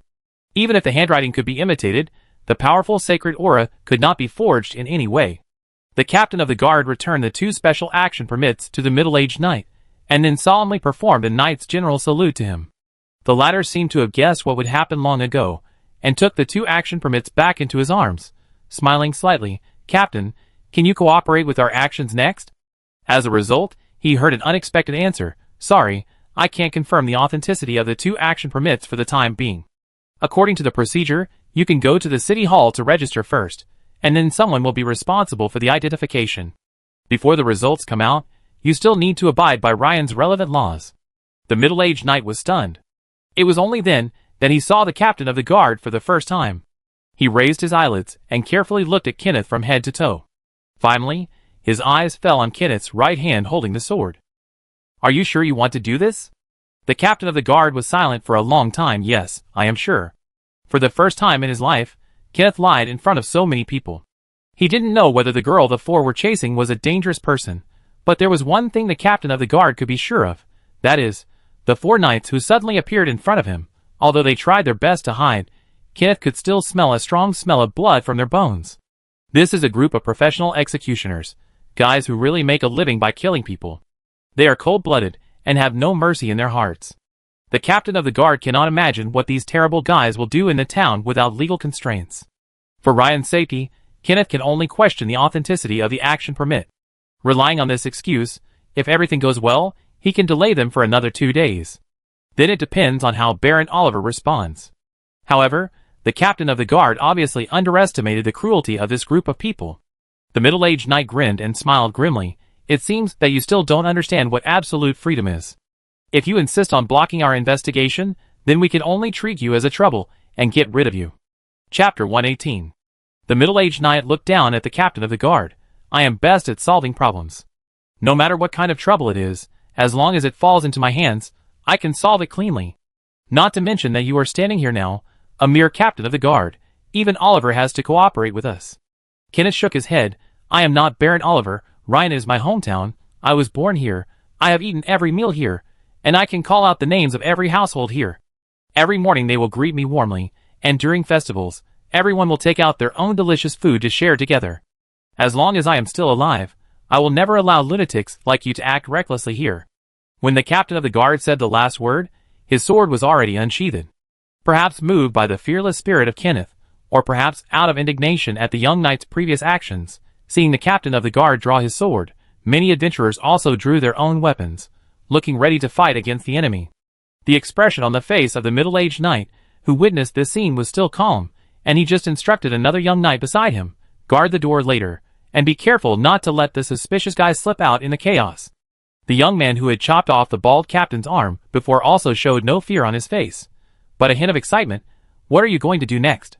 Don't kill them all. Remember, our goal is to find the whereabouts of that girl. The middle-aged knight warned. The young knight tilted his head and thought for a while, then kill half of them first, but you have to leave the captain of the guard to me. His self-righteous look really makes me angry for no reason. TSK, I have been annoyed with him for a long time. Whatever you want. If you finish early you can go have a midnight snack or something. The remaining knight said while yawning. The arrogant attitude of the 4 people made the adventurers in the tavern angry again. Most of the mercenaries came from the market, and their fighting skills were secondary, but their accomplishments in swearing were all masters. Moreover, because of the absolute advantage in numbers, most people did not take the 4 knights seriously, and now all kinds of unpleasant words came out. However, unlike the others, the captain of the guard looked very solemn. As a knight, he had a more intuitive feeling of the strength of the 4.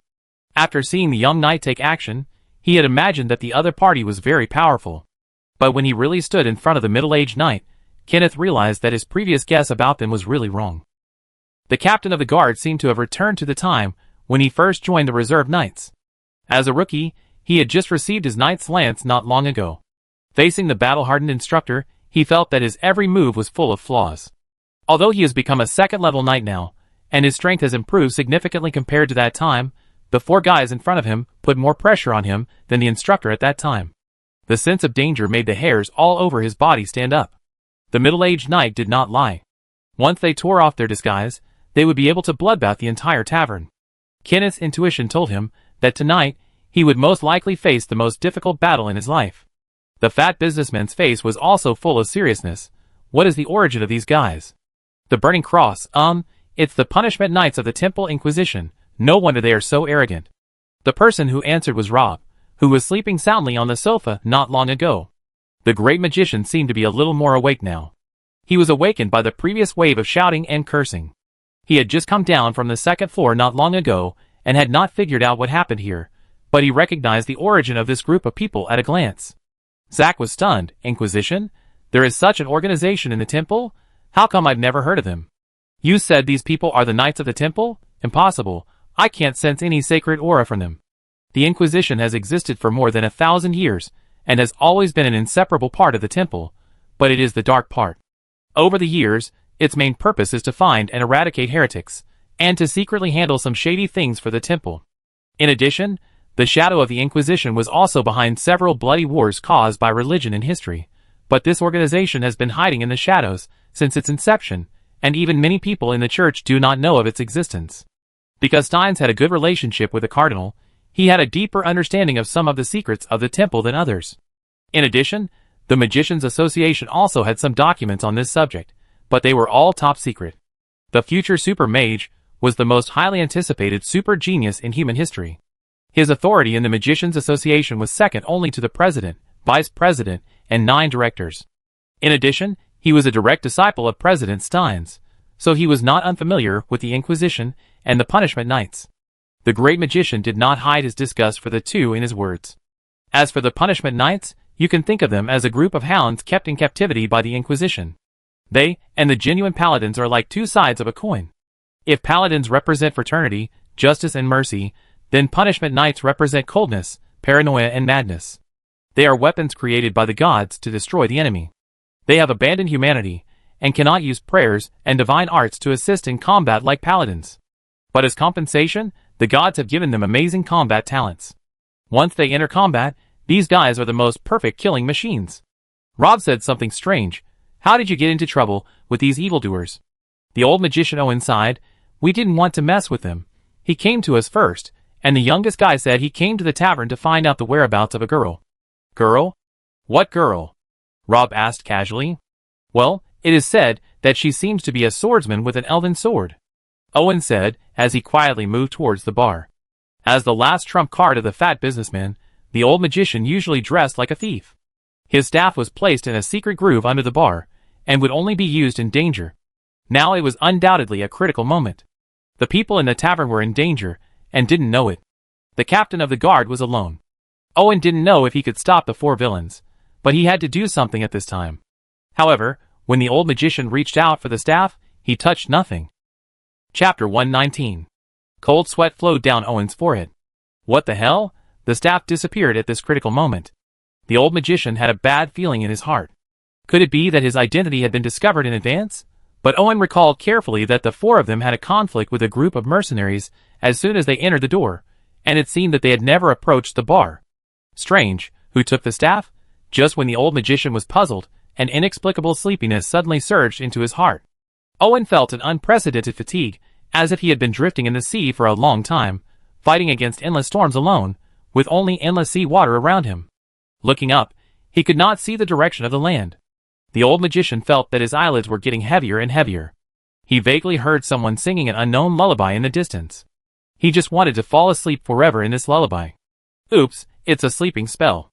Owen is a magician after all, and he quickly realized that he was in this state because of someone else's magic. Could it be that this group of people in front of him has a helper in the dark? The old magician was shocked. These 4 knights with dangerous auras were already difficult to deal with. If there was a magician lurking in the dark, wouldn't it be even more deadly? The old magician stiffened his neck and fought hard against the increasingly strong sleepiness. Owen wanted to warn the fat merchant and the captain of the guard before he lost consciousness, but when he turned his head to Zack's direction with difficulty, he found that everyone there, including the fat boss, had fallen asleep on the ground. Owen could no longer hide his shock. This was not a sleeping spell. The range of a 3rd-level sleeping spell was never that large. In fact, it was not just Zack's area. No one was still standing wherever the old magician looked. Owen wanted to turn around and look at other places, but he could no longer resist the overwhelming sleepiness. He closed his eyes, tilted his head, and fell asleep against the bar. After a while, only 5 people were left standing in the originally bustling tavern. 4th-level magic siren song?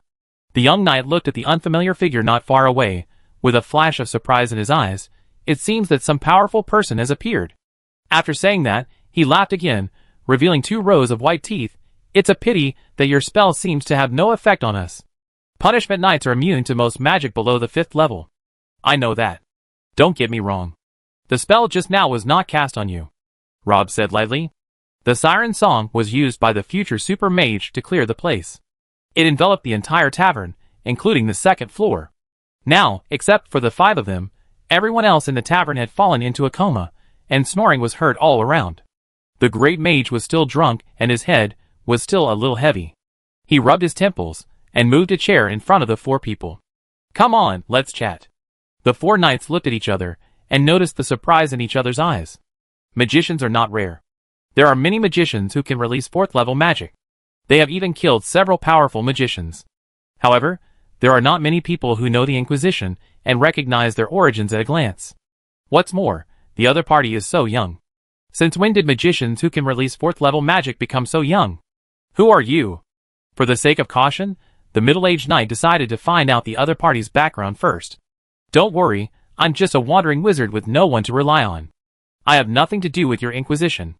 Rob sat down on the chair, and casually placed the staff he had taken from the old magician on his knees. Okay, I've answered your questions, and now it's my turn to ask, why is the Inquisition looking for that girl? The young knight's eyes lit up. Have you seen her? The great magician sighed. That's why I hate you unruly people the most, who don't even know the basic rules of questioning. Since you know we are the Knights of Punishment, you should know that we in the Inquisition never reason with others. The knight who had been clamoring for supper walked half a meter in front of Rob and stopped. With a look of curiosity on his face, I don't know whether to say you are stupid or brave. As a mage, you dare to let a melee profession like me get so close to you. The other three knights were also surprised. They didn't seem to expect Rob to be so arrogant. Until now, he hadn't picked up the staff on his knees. The great magician seemed to have given up resistance and sat there, watching the punishment knight walk in front of him. At such a close distance, ordinary magicians have no time to cast spells. On the contrary, knights can draw their swords in the blink of an eye. In addition, the punishment knights are the guest stars of magicians, and are immune to most magic below level 5. Unless they encounter high-level magicians, the magic professions that give ordinary people a headache are not much different from ordinary people in their eyes. In this situation, anyone would think that the victory or defeat is already decided. I give you a quarter of an hour to pry his mouth open. The middle-aged knight ordered. In addition to finding out his relationship with the girl, and where the girl is now, you also need to ask him how he knew about the Inquisition. I helped too. The young knight smiled, and took out the box of torture instruments he carried with him. The people in the Inquisition probably have a morbid enthusiasm for torture. There are special torture instrument designers, who invest a lot of time and money every year to research new torture instruments, which are manufactured and produced by them. After production, they are handed over to the punishment knights for use, and their feedback is tracked and collected. Modifications are made on this basis, and they never get tired of it. The young knight's favorite is a torture device called a light bone crusher. He just received the latest version before going out this time. It is said that this thing can grind a person's bones as fine as flour. Combined with another potion that can keep people awake forever, the taste is simply too wonderful. The young knight can't wait to find someone to try it. His original target was the captain of the guard, but now he has found a better prey. Hey, it's good to have confidence, but you guys are a little too confident. The great magician yawned, and finally reached out to hold the staff on his knees. Chapter 120. Too late. The punishment knight named Ed had been keeping an eye on someone's actions. When Rob reached for the staff on his knees, Ed also grabbed the sword at his waist. His movements were even faster than the great magician. When the long sword was unsheathed, Rob's fingers just touched the staff. A flash of bloodthirstiness flashed in Ed's eyes. Punishment knights are like this. Once the battle begins, they will enter an extremely crazy state, with faster speed, stronger strength, and no pain. There is almost no emotional fluctuation during the battle. In this state, they have even left the category of human beings and become the purest killing weapon. Ed tried hard to control the desire to chop the magician in front of him in two with a sword. Fortunately, he did not forget the middle-aged knight's instructions. At least this guy could not die before the end of the interrogation, otherwise the clues he had finally found would be interrupted. However, answering questions only requires a mouth. I should be able to help him remove some unnecessary parts first. The target of Ed's sword was the right hand of the great magician holding the staff. At the critical moment, the magic crystal on the top of Rob's staff suddenly became bright. The pupils of the punishment knight shrank suddenly. How could this be possible? Someone's fingers had just touched the staff the second before, and the next second, they had already completed the locking and chanting. Judging from the changes in the magic crystal, the spell had already taken shape. Such a casting speed overturned everyone's common sense. No, think about it carefully, the process in between probably didn't even take a second. Ed was still quite confident in his swordsmanship. It only took a blink of an eye from drawing the sword to slashing down, and in such a short time, the magician on the opposite side actually completed a whole set of casting actions. After entering the combat state, Ed's emotions should have been calm, but at this moment, he felt a long-lost fear in his heart. This kind of thing has never happened in previous battles. Ed has seen opponents stronger than himself. As the most determined defender of the temple, the sword hidden in the dark, the punishment knight is fighting almost all the time. Ed has also been in danger several times, facing those terrifying guys alone. But the punishment knight is not afraid, because the strength of those guys can be traced. For example, A fallen paladin that Ed once hunted, even if he lost the blessing of the gods, the opponent still has the power of a 5th level knight. When fighting with him, Ed needs to be vigilant at all times, because every tiny mistake may cost him his life. The huge gap in strength forced the punishment knight to choose a defensive position from beginning to end, and he persisted until his companions arrived to complete the encirclement. After the capture, the huge consumption almost made Ed faint. But in that fierce battle, the punishment knight did not panic from beginning to end. The 5th level knights are strong, but their fighting style, strength, and reaction speed are all based on common sense. As long as they form expectations in advance, they will be embarrassed to deal with it, but they will not be as confused as they are now. In the battle he was experiencing now, the magician on the opposite side seemed to be a completely new species to Ed. The combat experience he had accumulated in the past when fighting magicians not only did not play a role, but became a constraint. The punishment knight was completely unable to predict the next move of the great magician. It was this uncertainty that made him feel cold. Ed could not feel the fluctuations of mana around him. He could only vaguely judge from the movement when the magic was formed that this should be a 3rd level magic, which made him slightly relieved. The magic resistance of the punishment knights is very high. They have a natural advantage when facing magicians. Most low-level magics have no effect on them. The next moment, Ed saw a golden spear appear out of thin air in front of him. The first time he saw the spear, the punishment knight felt a strong sense of alarm in his heart. He instinctively wanted to raise his sword to block it, but found that his body seemed to be firmly nailed by some invisible force at this moment. He couldn't move at all. Ed's face showed a trace of horror. He watched helplessly as the golden spear pierced through his chest, and the tip of the spear protruded from his back, piercing his entire body. This scene happened so suddenly that the other 3 punishment knights had no time to react. They hadn't even drawn their weapons yet. The situation that they thought was under control suddenly took a dramatic turn. They were all a little stunned for a moment. On the contrary, after being severely injured, Ed himself was completely aroused to be fierce. He roared, and instead of retreating, he changed the direction of the sword in his hand and slashed directly at the head of the great magician. Why bother? Rob sighed, and then the second spell was completed quickly. He pointed his staff, and 12 golden swords appeared in the air, forming a majestic sword formation. The speed of the swords was even faster than the golden spears. As soon as they appeared, they slashed at Ed with the force of thunder. The fight of the punishment knight seemed so futile. Facing the sword formation that fell from the sky, he had no effective means of resistance. Even though he was unwilling, he was stabbed into a sieve in the end. In just a simple encounter, the Inquisition lost a battle-hardened punishment knight. The middle-aged knight's face changed drastically. Impossible, what kind of magic is this? It's only level 3, but why is it so powerful? Ed is his masterpiece trained by himself. The middle-aged knight knows his strength very well. Moreover, he is still so young. As long as nothing unexpected happens, his strength will be higher than is in the future. However, in front of those 2 magics, Ed's performance looks like an ordinary person who has no ability to resist. Aren't punishment knights immune to spells below level 5? Why did he lose so easily to a mere 3rd level spell?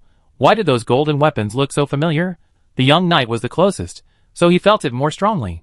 The first golden spear appeared very suddenly, but they were all experienced warriors, so it was reasonable that such a sneak attack would not hurt them. However, the young knight soon found that his movement seemed to slow down a little in the golden light of the spear, although only a little, because he was not in the battle, but was only affected as a bystander. It is conceivable that Ed, who was at the center of the spell, would face such a terrifying restraining force. No wonder his reaction seemed so slow. He barely had time to avoid the vital points before the golden spear pierced his body directly. The severely injured punishment knight had no way to avoid the 12 giant swords that followed, and was chopped into mincemeat alive. Chapter 121. 9 Holy Weapons. The middle-aged knight finally recalled the origin of those golden weapons, or the prototype. They were 2 of the 9 holy weapons recorded in the divine canon, the Spear of Longinus, and the Sword of Blessing of the Wind Seeker. If that were the case, the golden light would most likely be holy light. The middle-aged knight was shocked and angry. The more ferocious a dog is when hunting, the more it will be liked by its owner. But at the same time, the owner must also be prepared for the possibility of being attacked by his beloved hound one day, so a collar will be put around the neck of each hound. As the hunting dogs of the Inquisition, the punishment knights naturally have collars around their necks. It may be a bit ironic that the punishment knights, as the secret armed forces cultivated by the temple and the servants of the gods, are most afraid of the divine power. This is the biggest secret of the Inquisition. Both the holy weapons and the holy light will have a great inhibitory effect on the punishment knights, making them extremely weak. Generally speaking, a punishment knight can deal with 3 to 5 knights of the same level alone, while an ordinary paladin can only deal with 2 opponents of the same level, but an ordinary paladin can fight 3 punishment knights alone. It is precisely because of the fatal weakness hidden in the punishment knight that the Inquisition can never betray the temple. However, what the middle-aged knight does not understand is how this secret could be known by an outsider. Of course, what shocked him the most was the 2 spells that someone had just released. It is one thing to simulate the form of a holy weapon, but it is another thing to simulate a holy weapon with a strong sacred aura. The middle-aged knight has never seen anything like this in his life. How could someone outside the temple possess divine power? Have you heard of mimicry magic? The great magician was quite patient, and even helped the 3 punishment knights on the opposite side to popularize science. Mimicry magic, this concept was actually proposed more than 100 years ago. As we all know, there are many power systems on the Dawn continent, each of which is integrated with the other. For example, magicians rely on their own magic power to cast spells. Physical professions gain more powerful power by constantly strengthening their bodies. Priests rely on divine power. Orc priests use the power of ancestors, and dwarf alchemists have always emphasized equivalent exchange. In the beginning, each power system had its own set of criteria for judging the strength of the cultivators, but later everyone found that this was too troublesome. It was easy for cultivators of different systems to communicate with each other and cause misunderstandings. Therefore, all power systems were divided into 9 levels, which is now the evaluation standard used in the Dawn continent. Even if the cultivators are from different power systems at the same level, the difference in strength will not be too big. However, being able to compare does not mean that the power systems can communicate with each other. Practitioners of each power system can only use that power, and cannot use the power of other systems. For example, priests cannot use spells, and priests can never use alchemy to fight. These are iron laws that even children on the Dawn continent understand. However, magicians, as a group of people with strong curiosity, just don't believe this evil, so some magicians whimsically propose the concept of mimicry magic. In short, the basis of this theory is that since magic elements can simulate natural forms such as ice, fire, rain and fog, why can't they go a step further and simulate other forms of power? When this theory was first proposed, it was very exciting. If the concept of mimicry magic could be realized, it would mean that magicians would become omnipotent from then on. They could fight with their bodies like warriors, use alchemy and ancestral power, and heal themselves with divine magic when injured, leaving no room for other professions. However, ideals are always beautiful, but reality is cruel. After countless magicians, who were interested in it, invested in related research, they found that the so-called mimicry magic was just a beautiful fantasy with attractive prospects, but no chance of realization. If you want to simulate another kind of power besides magic, the first thing you need to do is to have a deep understanding of that power and understand its basic rules. The barriers between different power systems are far greater than magicians imagine, and it is almost an insurmountable gap. However, magicians did not give up because the more difficult the challenge is, the more indescribable attraction it has for them. The Magician Association even issued a huge reward to commend magicians, who have made outstanding contributions in the field of mimicry magic. This move further stimulated the enthusiasm of magicians on the subject of mimicry magic. At that time, wherever there were magicians living, if 2 magicians met, if you didn't talk about mimicry magic, you would easily be mistaken for a super otaku who never left the magic tower. Later, the great magicians and super magicians finally couldn't sit still and took action. However, compared with ordinary magicians, they were more rational and had a clearer understanding of the difficulty of this topic, so they decided to work together to tackle the problem and formed a scientific research team. The team included almost a dozen of the most famous great magicians in the magic world at that time. After some research, they finally decided to choose the ancestral power of the orcs as a breakthrough. This choice is actually easy to explain. The majesty of the gods has long been deeply rooted in people's hearts. The divine scriptures record that the sacred power comes from the gift of God. As a higher level of power, it is bound to be difficult for mortals to control, so it is the first to be excluded. The power of the physical system is too different from the pure energy of magic, and it is difficult to simulate. In addition, magicians are not very sensitive to close combat, which is not elegant at all, so it is the second one to be excluded. The alchemy of the dwarves is more like a way of exchange rather than pure power. No matter how powerful the alchemist is, he generally cannot exchange for anything rare without something of sufficient value, so alchemy was eventually included in the abandoned list. Finally, the magicians turned their attention to the ancestral power of the orcs. As a pure energy, the ancestral power has many things in common with magic. And unlike the gods, humans have no fear of the orcs' ancestors. No matter how you look at it, using the ancestral power is the best choice. This research lasted for 10 years. Later historians called this period of history the Lost Decade, because during this decade, magic was in a state of stagnation and had almost no development. The root cause is that most mages have focused their energy on the research of mimicry magic, which has led to a stagnation in research on other subjects. As a result, the research team has made little progress in mimicry magic in the past 10 years, and finally had to give up. The Magician Association learned from the pain and decided to increase investment in basic disciplines. In the end, the once extremely popular mimicry magic quickly withdrew from the stage of history and became unpopular. Today, the middle-aged knight heard this somewhat unfamiliar word again, and not only that, he also witnessed this kind of magic that should only exist in legends. Rob raised his staff, and a golden divine book appeared in his hand. The great magician waited twice, as if he was estimating its weight. In the eyes of the three punishment knights, this action was a great disrespect to the gods. In fact, the concept of mimicry magic is not completely unreasonable. It's just that the research team was unlucky and chose the wrong direction. In fact, among all the forces in the world, the closest to magic should be divine power.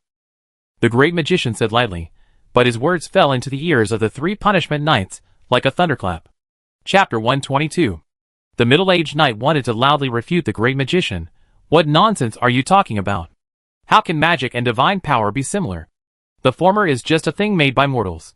No matter how powerful it is in the Dawn continent, it can never be compared with the power of the gods. However, the fact is happening right in front of him. The two spells that Rob just used are the purest divine power. Others may not be sure of this, but as punishment knights, they are the most clear. The middle-aged knight quickly realized the seriousness of this matter, not only because they might face an unprecedented terrifying opponent tonight, but also because if this magic spread out, people outside the temple would find that they could bypass faith and use other means to obtain divine power. The impact on the church would be immeasurable, and it might even shake the foundation of the temple. He even ignored his original mission of chasing the girl and quietly made a gesture to the two young knights, indicating that everyone should break out separately and must send this news back to the Inquisition. After witnessing someone's attack, the middle-aged knight no longer had any thoughts of fighting back, and could only hope that one of the three could escape.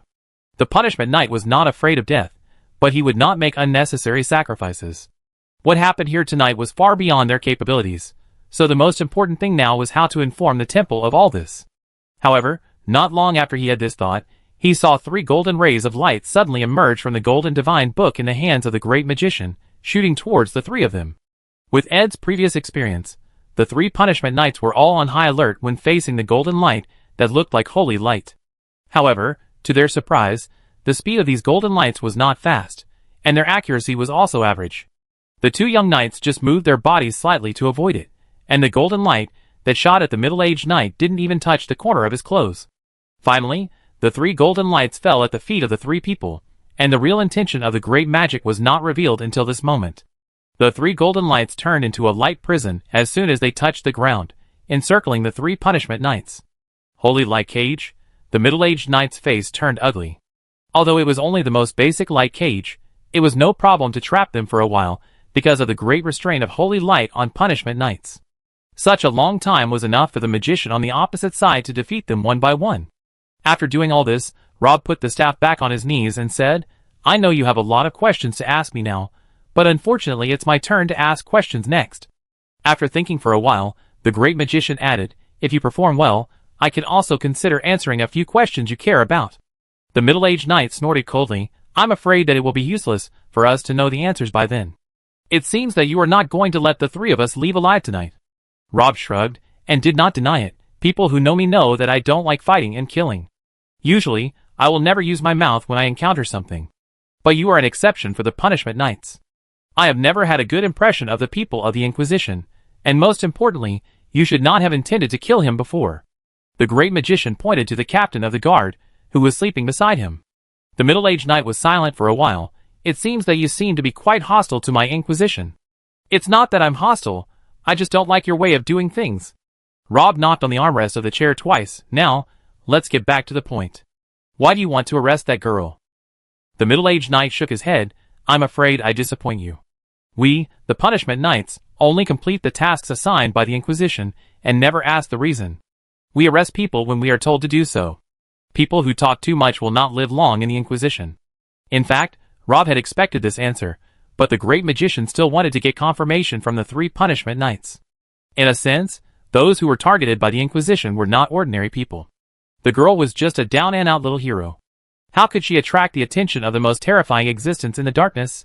In addition, facing a rookie hero of only level 1, the Inquisition sent out 4 Punishment Knights at once, 3 of whom were level 3 and 1 was level 4, which showed the importance they attached to this operation. Not to mention that this group of people also had a special operation permit approved by a cardinal. It was obviously impossible for the Inquisition to make such a big move just to deal with some trash. In fact, if the 4 of them hadn't been unlucky and Ryan happened to run into the great magician, who was hanging out in a bar after a breakup, with their strength, the girl would have fallen into their hands sooner or later. From the first time they met, the boy knew that Luo was hiding a secret, but Rob didn't take it seriously before. At the level of the future super magician, basically nothing could bother him except world peace and his own freedom.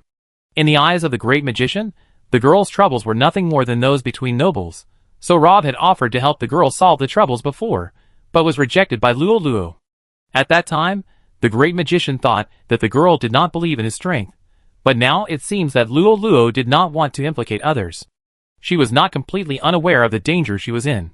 Because of this, she did not allow others to be involved in her troubles, especially those who she really cared about. The great magician was stunned for a moment, and it was not until this moment that he truly understood the reason why the girl left last night.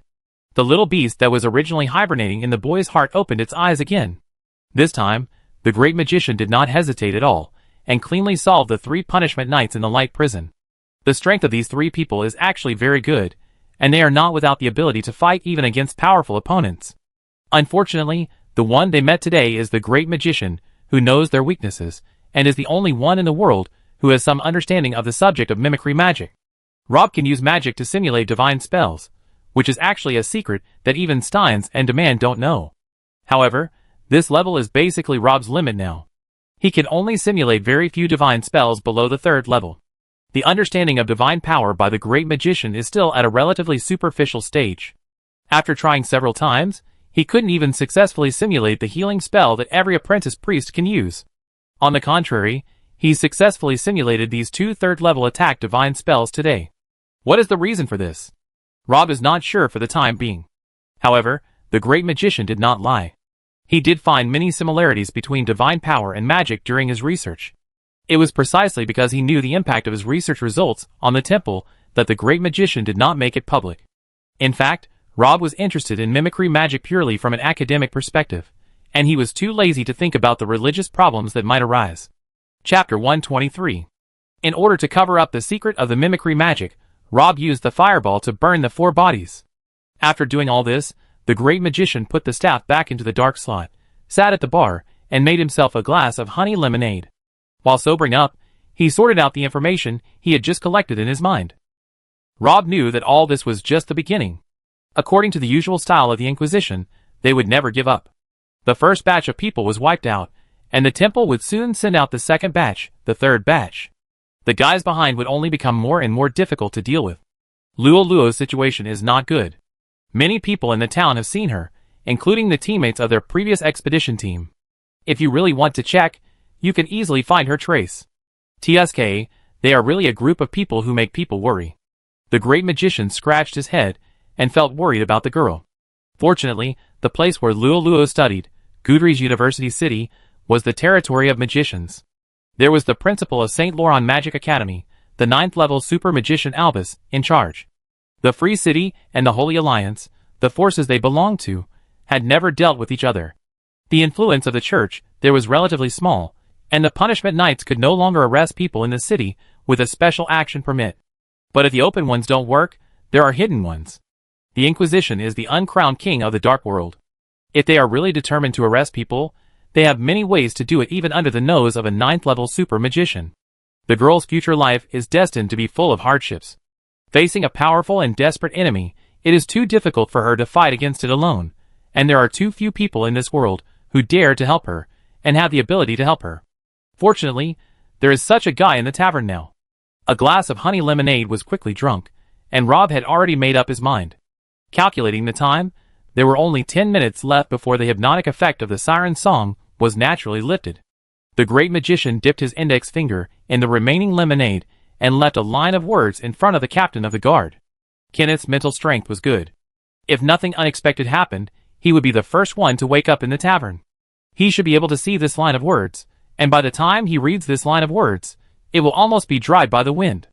The great magician used this method to ensure that the message left behind would not fall into the eyes of another person. Rob looked around to make sure he hadn't missed anything, then turned his eyes to the old magician and uttered a sigh. Now that you're awake, stop pretending to be asleep, the great magician said to Owen, who had his eyes closed at the bar. The latter opened his eyes awkwardly, and then the old magician smiled and slapped his thigh, saying, I told you that from the first time we met, I felt that you were not an ordinary person. How could someone with such a high level of vision only know theory? Hey, it turns out that the great gods are all hidden. The great magician ignored the old magician's flattery, and just stared at him quietly. That look made Owen a little scared. After a while, Rob asked the old magician, when did you wake up? Owen felt an unprecedented strong pressure from the great magician. He didn't dare to lie and could only honestly say, I woke up when I smelled the aroma of barbecue. After saying that, a hint of curiosity appeared on his face again. He pointed to the 4 charred corpses not far away and said, Great God, did you kill them and save us? Yeah, Rob responded casually. It was useless for him to deny it now. He couldn't say that the 4 punishment knights were killed by the meteorites that fell from the sky. That would underestimate the intelligence of the old magician. Then, looking at the young Owen, who was looking at him with admiration, he felt a headache. To be honest, he didn't expect the old magician to wake up so early and see him destroy the body. In this way, his identity as a magician that he had hidden for a long time was exposed. It was his negligence. When he released the siren song, he actually noticed that Owen, his colleague, had good mental resistance. But tonight, probably because he drank too much wine, his mind was not as bright as before, and he actually forgot about it later. It was not until I checked just now that I found the old magician pretending to sleep, but it was too late. If the future super magician was a ruthless guy, he could choose to kill Owen and put an end to it, but Rob was not that kind of person. The great magician seemed to act casually on weekdays, but in fact, he still had his own set of principles. He could kill Raoul, Ed, and others mercilessly because their hands were stained with the blood of innocent people, and they were out-and-out villains. But for ordinary people like Owen, the future super magician would not kill them for no reason for his own selfishness. Otherwise, what is the difference between the great magician and those guys he hates? Fortunately, the old magician didn't wake up for long, at least he didn't see the secret of mimicry magic, but it's not a big deal if the magician's identity is exposed. Anyway, Rob has already planned to leave Ryan. Before leaving, the great magician didn't forget to leave a piece of advice for Owen. Remember to tell your boss later. It's best to find a place where no one knows about it for a while. For punishment knights died in your tavern, and then the temple will definitely send people to investigate the matter carefully. I don't need to remind you what will happen if you fall into the hands of those guys. Owen patted his chest and said, Don't worry, master, you saved so many of our lives. I know the principle of repaying a favor. I will keep all the information about you secret, even if I die. By the way, master, does Captain Kenneth need us to take him with us? Rob shook his head. You don't know him. He grew up here. His wife, children, parents, and friends are all here. He will never leave no matter what. It is impossible that the great magician, the captain of the guard, had no arrangements. The line of words he left behind was actually to protect him. As for the old magician's guarantee, the young man did not take it seriously.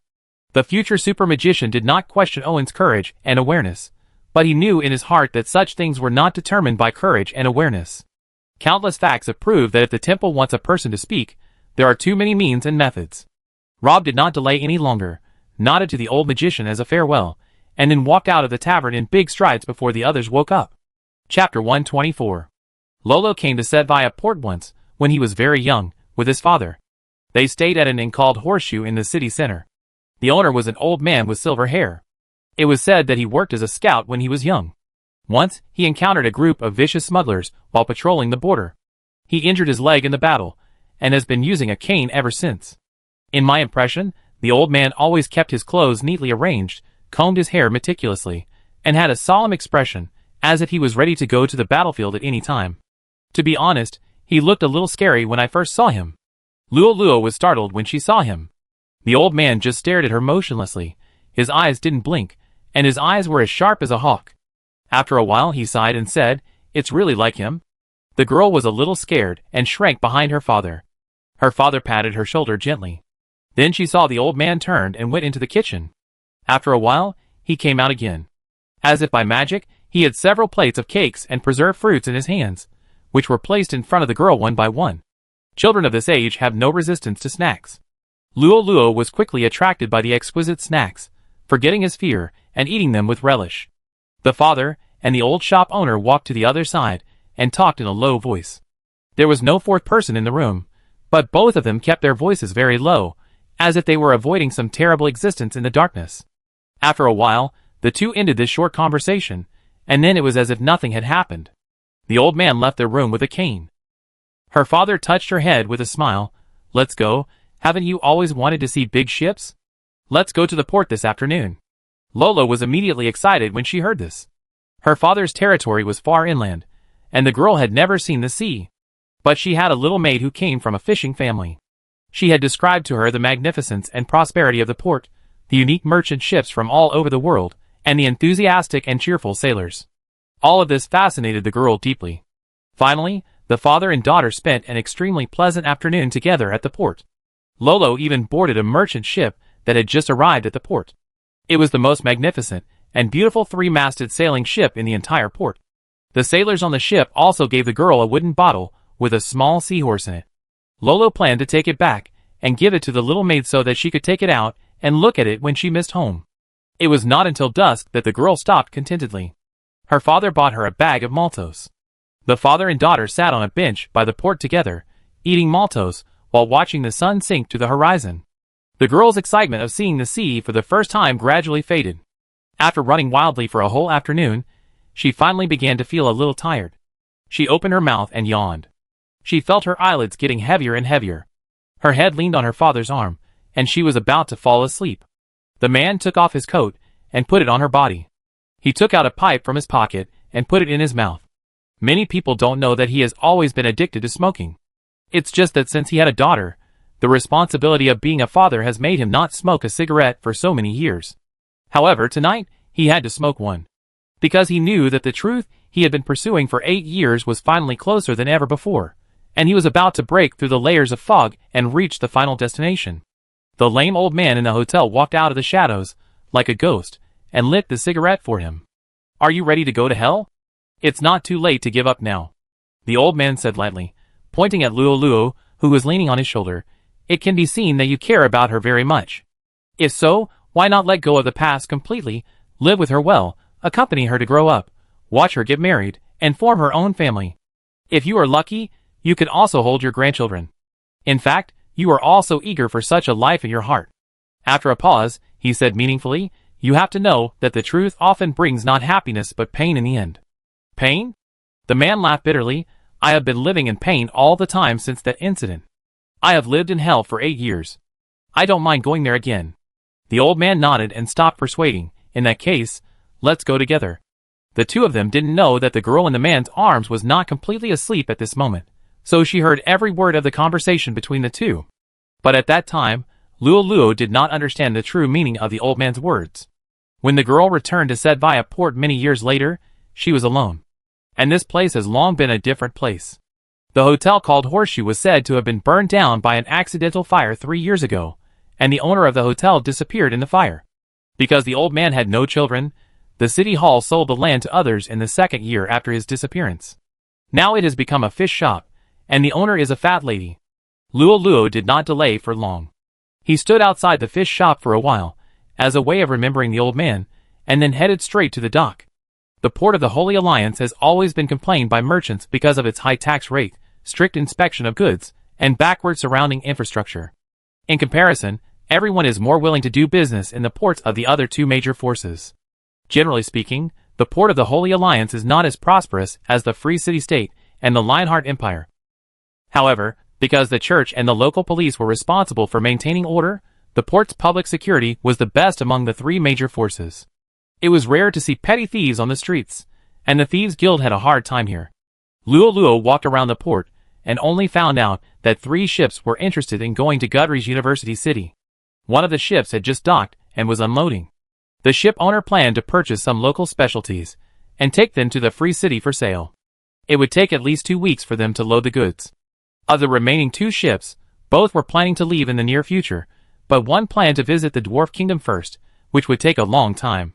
If they were unlucky and encountered bad weather, it would not be uncommon for them to drift on the sea for a whole year. With the last ship left, the rookie warrior had no room for bargaining. The ship owner took her a deposit of 20 silver coins, notified her that the ship would sail the day after tomorrow, and then drove her off the ship with an impatient look on his face. Chapter 125. Lolo wandered aimlessly on the street for a while. When she saw a father taking his daughter for a walk on the coast, or feeding seagulls with bread crumbs at the pier, the girl would be envious. A month and a half had passed since she left the town. Lolo was alone again. She set out on the road with her bag on her back, traveling and eating alone every day. Sometimes she would stay in a small hotel near the town, sometimes she would stay at a farmer's house, and sometimes she would be far away from the surrounding towns and villages, so she would camp alone in the wild. Luo picked up dry branches around to build a bonfire, set up her own small pot, cooked a pot of porridge, then broke the bread she brought with her and ate it quietly with the porridge. There were small animals in the bushes not far away looking at her curiously. When she went to bed at night, Luo would put the sword under her head and look at the starry sky. She remembered what her father once said, that everyone who died actually did not leave us, they just turned into stars in the sky, silently watching their loved ones in the distant night sky. Whenever she thought about it, she would feel strong again, and the stars were blinking in the dark, as if they were responding to her gently. Unfortunately, the weather has not been very good in recent days, and it has been drizzling intermittently. Luo has not seen the stars for several days in a row. It was not until she came to Setvaya that the sky began to clear up gradually. After walking on the street for a while, Luo felt a little hungry, so she decided to find a restaurant to solve the problem of dinner.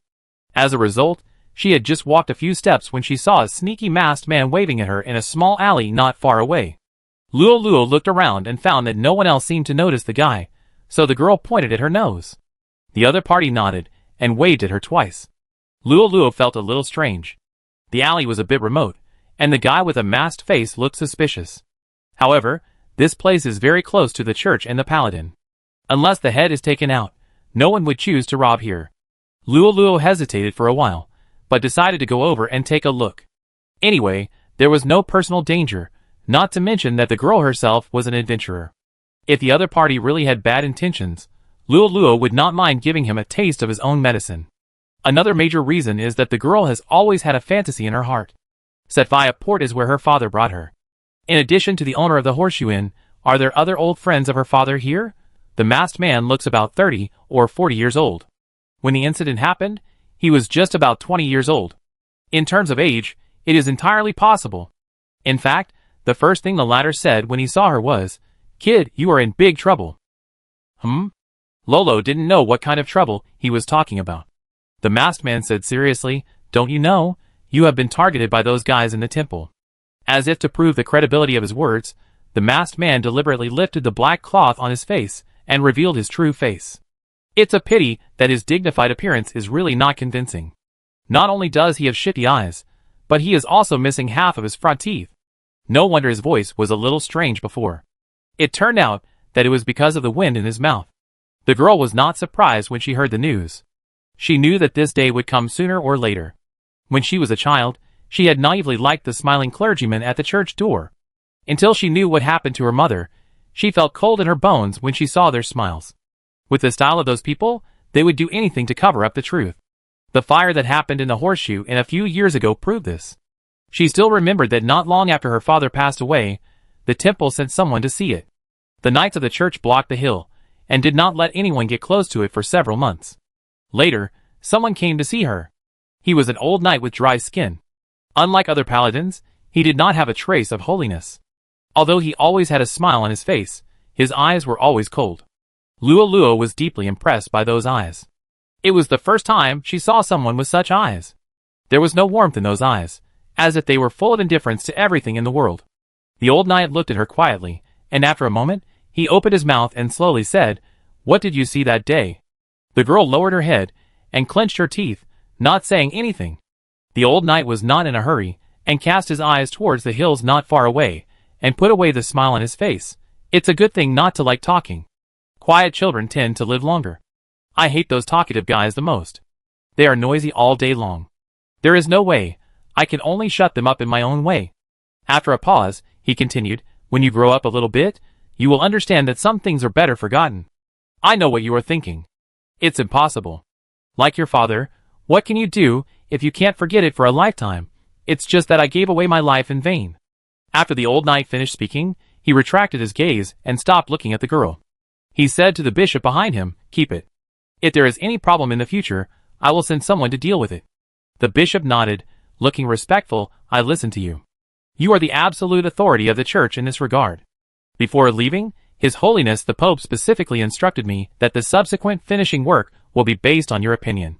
The old knight shook his head. When is authority or non-authority, it's just an old dog that has lived for a long time. After that, he left the castle. In the following 2 years, the temple was very calm.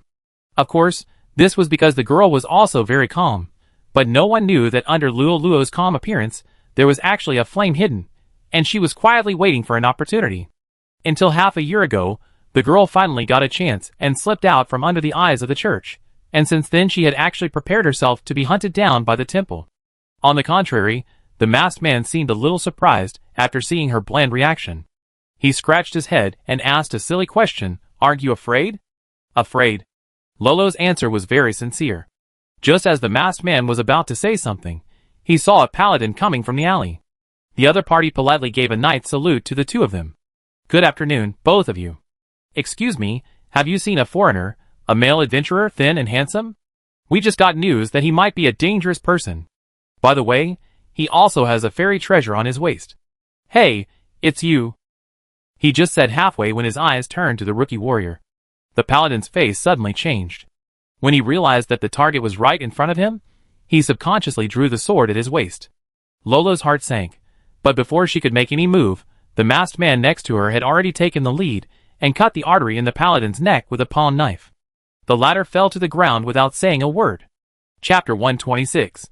Lolo was a little surprised. Although the masked man looked very wretched, he was unexpectedly so decisive. He knocked out a paladin less than 500 meters away. Most people don't have the courage to do that. It's not a good place to stay. Follow me if you want to live. After knocking out the paladin, the masked man's tone was obviously full of anxiety. After saying this, he turned around and walked deep into the alley without caring whether the girl agreed or not. Luo hesitated for a moment, and soon followed him. If she had doubts about the identity of the masked man before, she had completely believed his words after witnessing a paladin questioning her whereabouts. She just didn't know where the masked man came from, and why he was willing to take such a big risk to help her. But no matter what, the other party had already released his goodwill towards her through practical actions. Luo was not familiar with the port of Sevilla. Her childhood memories were already very vague. After so many years, the port had also undergone great changes. At this time, it was undoubtedly better to follow the other party's arrangements. The masked man should be a local tyrant in Sevilla port, and he was familiar with every corner and street in the city. He took her to walk in deserted places, avoiding the guards and patrol knights of the church along the way. The two of them quickly came from the east to the south of the city, and finally stopped in front of a butcher's shop that looked a bit deserted. The owner of the butcher's shop was a big orc with only one eye. It was autumn now, and the weather was getting colder, but he still opened his chest, revealing a large mass of lush and greasy hair on his chest. Seeing this scene, Luo knew why his butcher shop's business had been bad. The masked man greeted the one-eyed orc enthusiastically, but the latter ignored him and chopped a pig's hind leg with a kitchen knife. The masked man was probably used to it, and was about to walk into the store. The next moment, a kitchen knife appeared out of thin air less than half a foot away from his throat. The orc looked at him coldly with his only remaining one eye. The masked man forced a dry laugh on his face. Sorry, I forgot again, 10 copper coins, right? Look at my memory. He patted his head and took out his shrunken purse. It took him a lot of effort to dig out 10 copper coins. He counted them several times to make sure that there was not much. Then he reluctantly handed the money to the orc man. Seeing the painful expression on his face, people who didn't know him would think that he was giving away his wife. However, after taking the money, the one-eyed orc still had no intention of giving way. He stood there quietly, and the kitchen knife on the masked man's neck did not show any intention of moving away. So the masked man sighed and took out 10 copper coins from his purse. Yes, I know, 10 copper coins per person. He retracted his hand halfway through and said expectantly, well, can the second person get half the price? The one-eyed beast man looked at him, as if he was a mentally retarded person. Okay, 20 is 20, but I strongly suggest that you give me a 20% discount next time for the sake of being a regular customer. The masked man grumbled, and paid the money very reluctantly. Luo was a little embarrassed. Although she didn't know why the masked uncle had to take her into this butcher shop, she still politely said, I pay for my share myself. The masked man waved his hand. No, you're a guest from afar. How can I ask you to pay? It's hard to imagine that the person who said this would almost lie on the ground and act like a rogue for 5 copper coins. Well, I'm not sorry for the money, but I'm mainly dissatisfied with his service attitude. You saw how he treated me just now. The masked man was indignant. Are you kidding me? We are giving him money now. As a service industry, don't we need to care about the customer's experience and feelings? It was out of anger that I asked for a 50% discount. Yes, I was angry, but later I saw that he was pitiful and kept begging me, so I softened my heart and decided to pay him the original price. The masked man defended his stingy behavior just now, of course. He said this in a place where the one-eyed beast man couldn't hear. This unpopular butcher shop is actually bigger than it looks from the outside. In addition to the front door, there are 3 rooms in the back. One is where the orc butcher sleeps, and one is used to store raw meat that has not been sold that day. Luo doubts that these meats will be put on the chopping board in the morning of the next day. The remaining room is not a kitchen, but a storage room. Luo was very surprised when he followed the masked uncle into this room. There was a room full of dolls in various colors and styles, which were arranged in order. It can be seen that they are well taken care of. Someone will do maintenance for them at least once a day. Obviously, their owners care about them very much. What the hell, you can't judge a person by his appearance. Could it be that the unkempt beastman butcher outside has a girl's heart in secret? The masked uncle was very open-minded. Well, everyone has their own hobbies. Hank happens to have a certain interest in this. Folk handicrafts. Lolo was too tired to complain.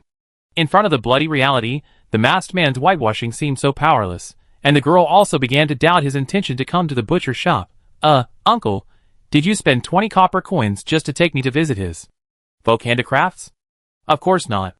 The masked man waved his hand, walked to the largest doll, and took it aside, revealing a dark tunnel underneath. Then he picked up a candle on the table, lit it, and went in first. After a while, he poked his head out of the tunnel, and said to the girl outside the tunnel, Come on, this road can bypass the guards at the city gate, and go directly out of the city. Luo suddenly realized that the masked man brought her to the orc butcher's meat shop in order to use his secret passage to send her out of the city. However, after seeing the tunnel, Lolo was a little hesitant. Logically speaking, the current situation was urgent. A paladin was attacked in broad daylight. Although no casualties were caused, the nature of this incident was very bad. In order to catch the murderer, the temple might search house to house. She should follow the masked man's advice and leave the city quickly, but she was afraid that she would not be able to come back after leaving, and would not be able to catch the ship to Gudri's University City. Chapter 127. The masked man seemed to see what she was thinking and said, It's okay. We will hire a small boat to quietly send you there. The coastline is so long that the people in the temple can't manage it all. Moreover, they are now focusing most of their energy on searching for us in the city. As long as we are a little further away from the port, fewer people will pay attention to us. Oh, by the way, I can also ask my friends in the city to help me get the route of your ship. We will bypass the port and wait there in advance. As long as the ship you want to take sets sail, we can send you directly to the ship when it passes by there. Lola was really moved this time. She didn't expect that this stranger in front of her would be so kind-hearted. In order to save her, he even offended the temple and knocked out a paladin. That was not all. He took her out of the city and helped her find a boat. In her previous journey, Lolo had never met anyone who was so kind to her. No, maybe that person was an exception. The shadow of the little follower appeared in the girl's mind. She quickly shook her head and drove the person out of her mind. Luo looked into the masked man's eyes and asked seriously, How should I thank you? The latter waved his hand. Hey, what's the point of thanking or not? It's just a small favor, don't take it to heart. He paused and said, In fact, I have long disliked those guys in the temple. Over the years, I have been secretly helping people like you who have been persecuted by them. Well, if you want to ask me what I can get from this process, I think it is your sincere gratitude and the little satisfaction after justice is served. The masked man actually had a noble sentiment that was totally inconsistent with his appearance. If you hadn't heard it with your own ears, it would be hard for anyone to believe it.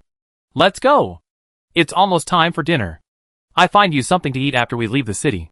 The masked man was as enthusiastic as ever, and he went into the tunnel again. So Luo jumped down with him. Then, she was surprised to find that the place she was in was not a tunnel at all, but a cellar that was closed on all sides. When she realized this, the masked man had already blown out the candle in his hand. The surroundings suddenly fell into darkness. Before the girl could react, she was hit hard on the back of her head and fell to the ground. After a while, the masked uncle called Luo's name softly. The girl did not answer. After waiting for a while, the masked man lit the candle in his hand again. There was a third person in the cellar. It was a small goblin, holding a wooden stick thicker than his thigh, and was looking at the unconscious rookie warrior on the ground with a smug look. Needless to say, the previous blow was his masterpiece. There are quite a few goblins in the Dawn continent, but they mostly hang out with orcs and rarely appear in the world of humans and elves. They look very similar to tree elves. They are not tall, have pointed ears and green skin, so some archaeologists have tried to prove the blood relationship between the two. In fact, it is not just appearance. The two sides also have many similarities in character, such as the same insidiousness, cunningness, bullying the weak and fearing the strong, and some kind of chilling bad taste. However, the goblins are not as aggressive as the tree elves, which is related to the development of their civilization. Although the achievements of goblins in agriculture and animal husbandry are far behind those of humans, they can barely solve their own food and clothing, and they don't have to attack other intelligent races nearby for meat like the tree elves. But no matter what, goblins are still not very popular in the eyes of other intelligent races. Basically, no one wants to pay attention to them except orcs. However, some goblins still secretly run to the territory of humans and dwarves because they envy the colorful world outside. Naturally, they can't become legal residents of the local area because they are illegal residents and can't find jobs. In fact, they don't like any serious jobs. In addition to their bad personalities, they are likely to collude with some local gangsters and bullies to do some illegal things. For example, the goblin Pepe in front of us, he and the masked man Madden are old partners, and there is also the guy who disguised himself as a paladin before. The three of them have used the same method to catch 6 fat sheep. The specific process is actually very simple. As soon as Lolo entered the city, she was noticed by Madden. The latter followed her all the way and collected as much useful information as possible. Then the scam began. According to the usual practice, Madden first threatened the prey that he had been targeted by the temple. This trick is still very effective. It goes without saying that the guys who have done bad things will feel nervous when they suddenly hear that they are on the wanted list of the temple. However, Lolo's calm reaction was a little beyond Madden's expectations. It was as if she had known that this day would come. The girl didn't seem surprised at all. The masked man had done so many deals, but this was the first time he encountered such a situation. Usually, the target would either be skeptical or shout loudly to protest. In this case, Cook, disguised as a paladin, would appear. However, as the saying goes, a complete performance is a complete performance. Although the target cooperated unexpectedly this time, Madden still planned to proceed according to the script. Cook's appearance actually had 2 meanings. First, it could directly prove what he said before, and make the target believe that he was really wanted by the temple. Madden would knock out the paladin played by Cook as soon as possible. This was done to make an impression in front of the target. The most important thing was to make the target have no choice but to run away with him. After all, except for a few desperate criminals, when they found themselves being targeted by a giant like the temple, their initial reaction would not be to fight against it, but to find a way to clarify the misunderstanding.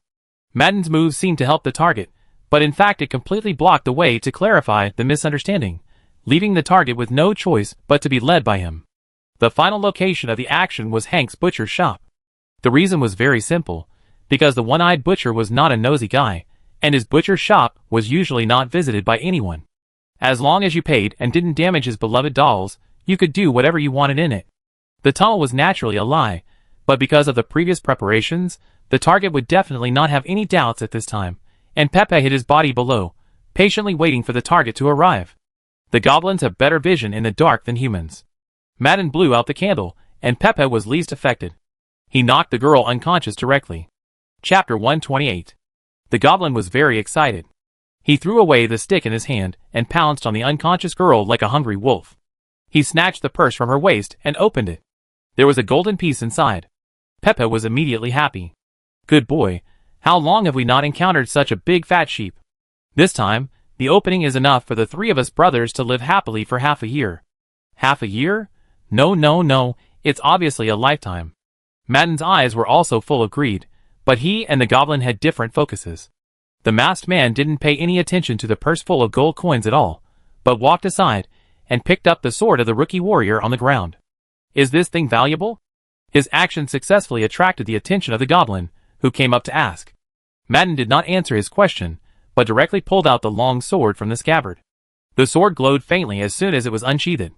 The masked man's fingers stroked the sword body and touched the faintly visible small words on it. The greed on his face became more and more intense. After a while, Madden sighed with satisfaction. Elf swords, each one is an absolute treasure, and this one is the best among them. The sword is engraved with ancient elven language. This sword must have a great origin. If it is auctioned, the final transaction price may be more than 10,000 gold coins. The goblin was shocked by the number. How much did you say? 10,000 gold coins, and if we meet a sponsor who knows the value of the goods, we can raise the price on this basis, but we can forget about this money. Most of the things at the auction can be traced back to their origins.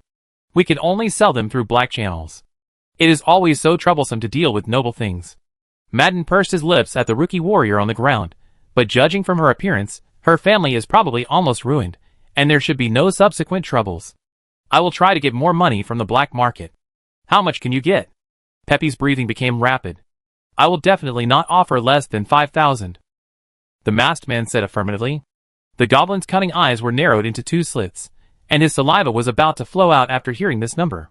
What are you so happy about? Another voice came from outside the cellar. It was the guy who disguised himself as a paladin before, and he also came back from outside.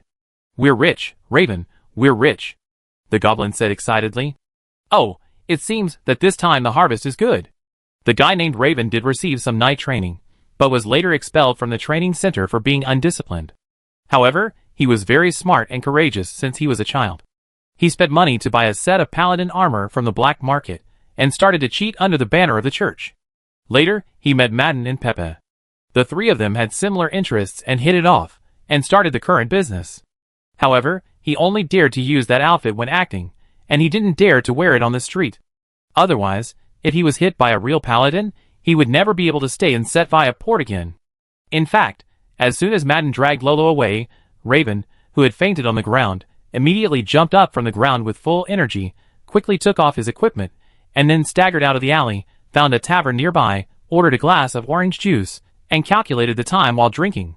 He estimated that the party was almost over, so he stood up and paid the bill leisurely, and packed a bottle of champagne before leaving. As soon as he returned to the butcher's shop, he heard the goblins cheering, so Raven threw away the things in his hand, and jumped into the cellar with the champagne.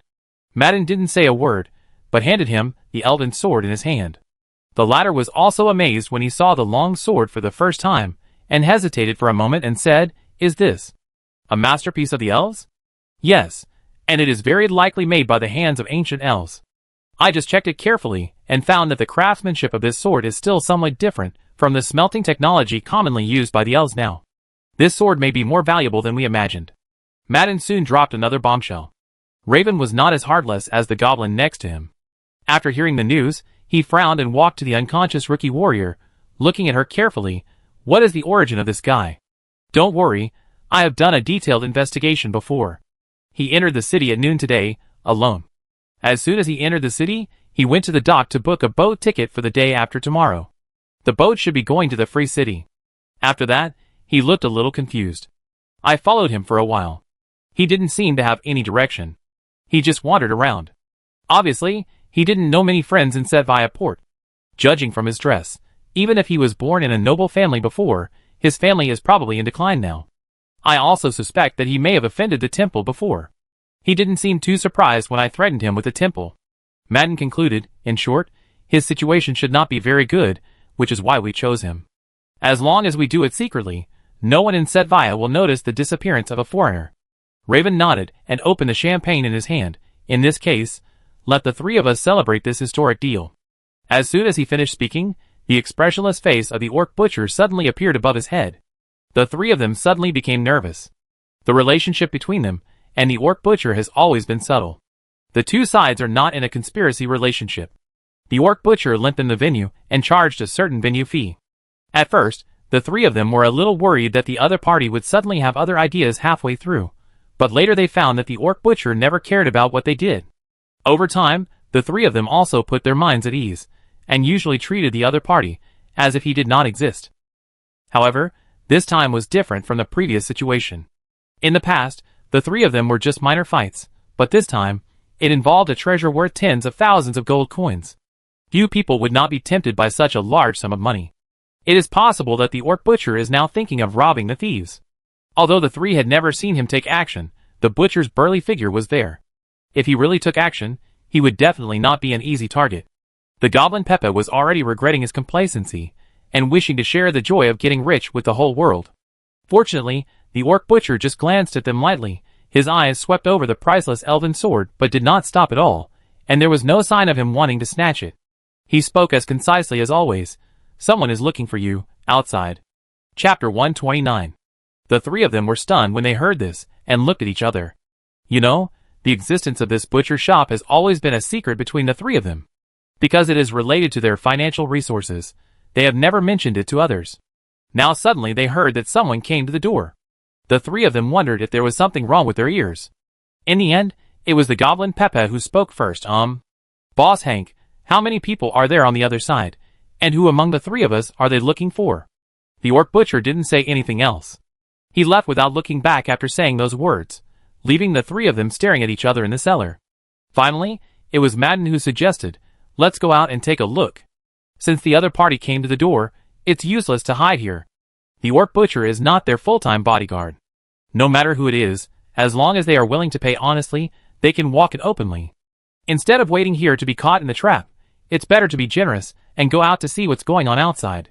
So the three of them crawled out of the cellar one by one. Madden was going to put the elven sword in the house temporarily, but then he thought that once the three of them left, the orc butcher would be the only one left in the butcher's shop. Although he had shown no interest in the sword before, who knows if he was just pretending. Madden was holding the happiness of the three brothers for the rest of their lives, a treasure worth tens of thousands of gold coins. He didn't dare to use such a thing to test the orc butcher's self-consciousness. So in the end, he decided to wrap the sword and carry it with him. Only in this way could he feel the greatest sense of security. The three of them walked out of the butcher's shop anxiously, wanting to see who the person outside was, but they were all shocked when they saw the real owner. It was a completely unfamiliar face to them. The other party looked very young, with a cane and a cloak, a standard dress for travelers, and was obviously not a local of Set via Port. Raven raised his eyebrows.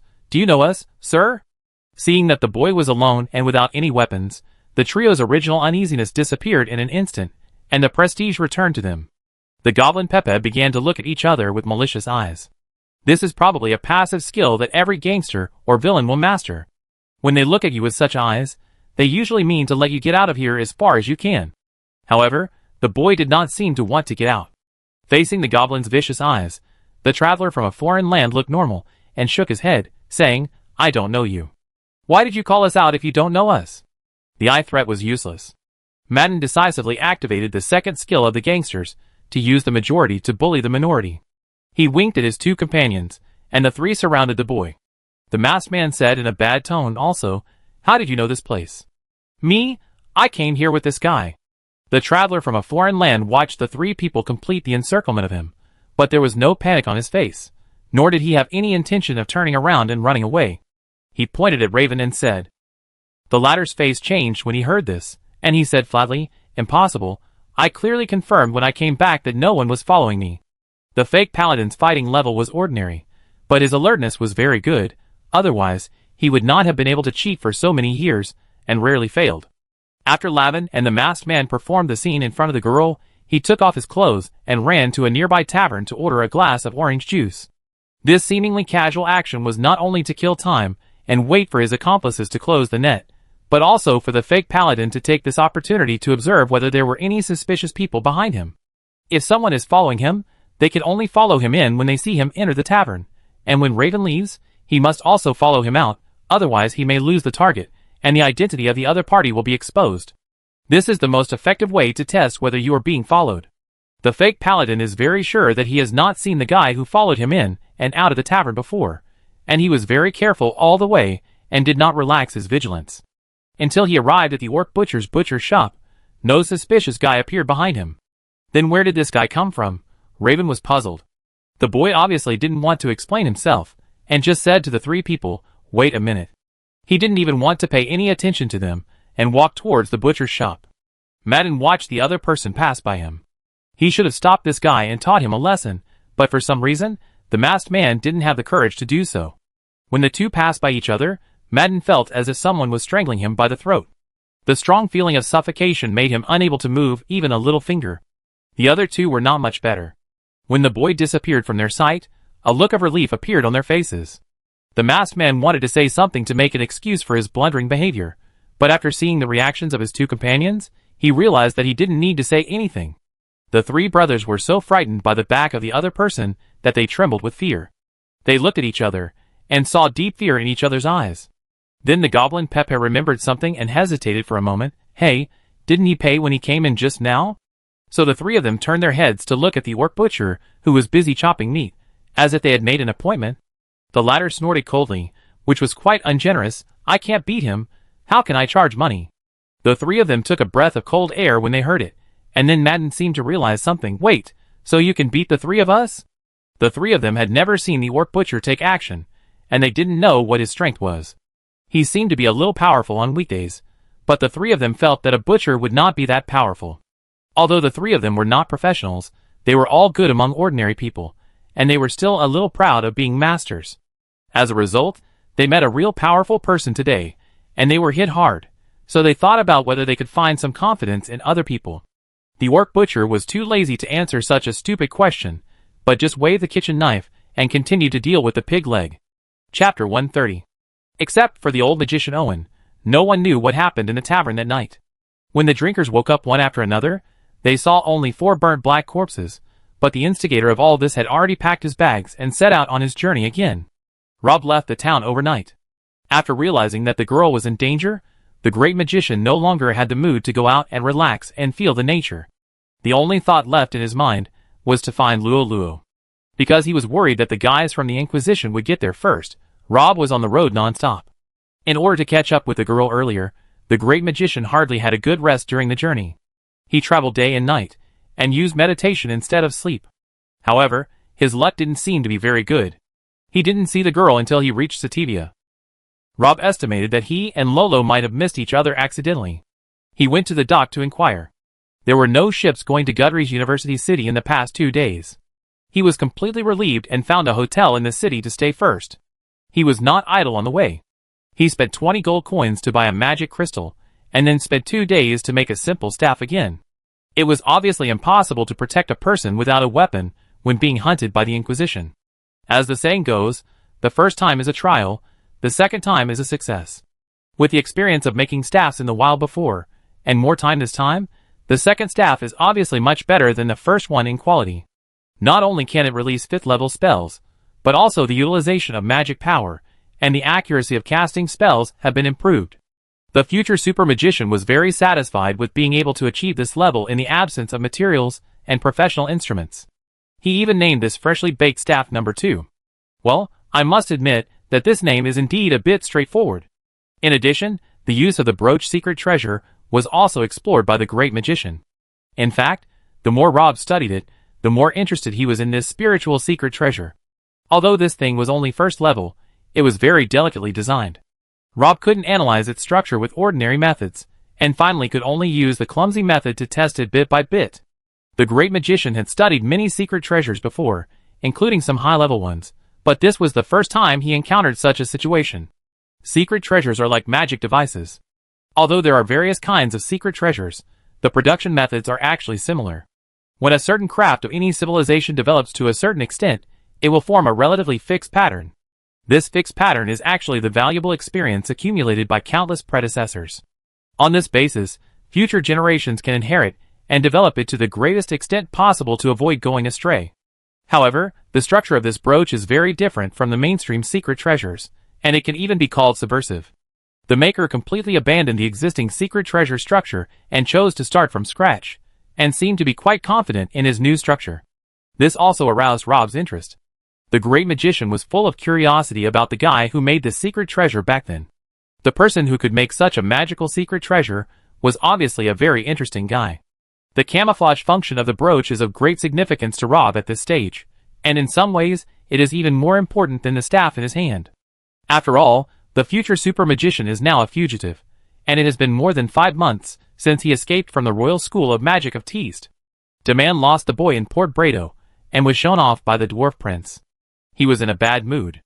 The old man had to admit that they might not be able to catch the school's top star, the most awesome genius in the history of magic, in a short time. Demand and Steins are both very rational people.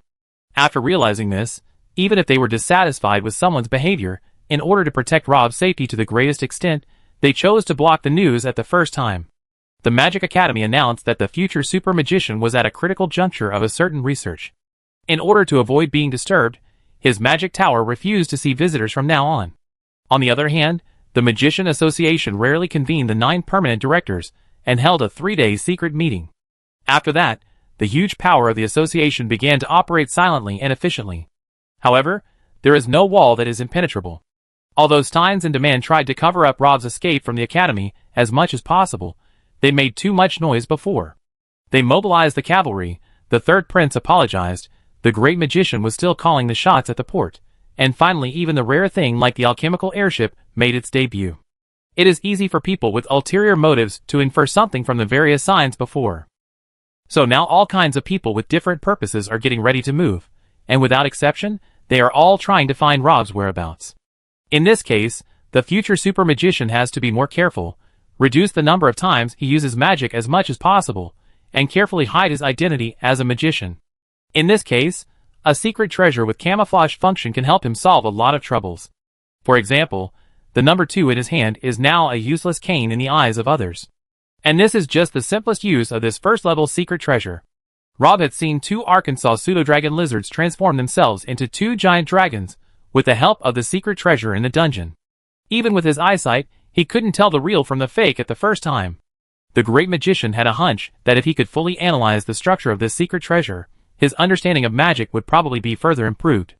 But he couldn't take care of this matter for the time being. When Rob found out that the Inquisition was secretly arresting the girl, the great magician almost gave up his long-planned new life without hesitation and rushed from Ryan to set via port. But as the time of reunion got closer, the great magician inexplicably began to get nervous again. What should I tell the girl when I see her again? Should I tell her seriously, "You are in danger, I came here to protect you"? Or should I pretend to be casual and say, "Hey, what a coincidence, how come I met you here? I just want to go to the beach to play for 2 days." Rob scratched his head. The former sounded a bit chauvinistic. Wouldn't it be too strong to say that he wanted to protect the other party right away? Besides, Luo actually knew that he was in danger. He had made similar suggestions before, but they were rejected by Luo directly. Now he ran so far, not just to let the other party reject him again. As for the latter way of greeting, the great magician felt even more guilty. It sounded like he had bad intentions, and was trying to cover up his intentions. And if Luo really accepted his words, how could he mention the Inquisition to her again? The great magician decided to think about this problem carefully. However, reunions are always full of coincidences. Rob was still thinking hard about his opening remarks, but he never thought that he would see the familiar figure again at the next street corner. The great magician thought to himself, "Oh no! I'm not prepared at all. I haven't figured out how to explain why I suddenly appeared here. Wouldn't it be unfair if I was misunderstood as a pervert who likes to stalk people?" But now that things have come to this, he could only bite the bullet and say hello to the other side. As a result, the boy just raised his hand and saw the girl turn around and turn into a small alley next to him. Huh? Chapter 131.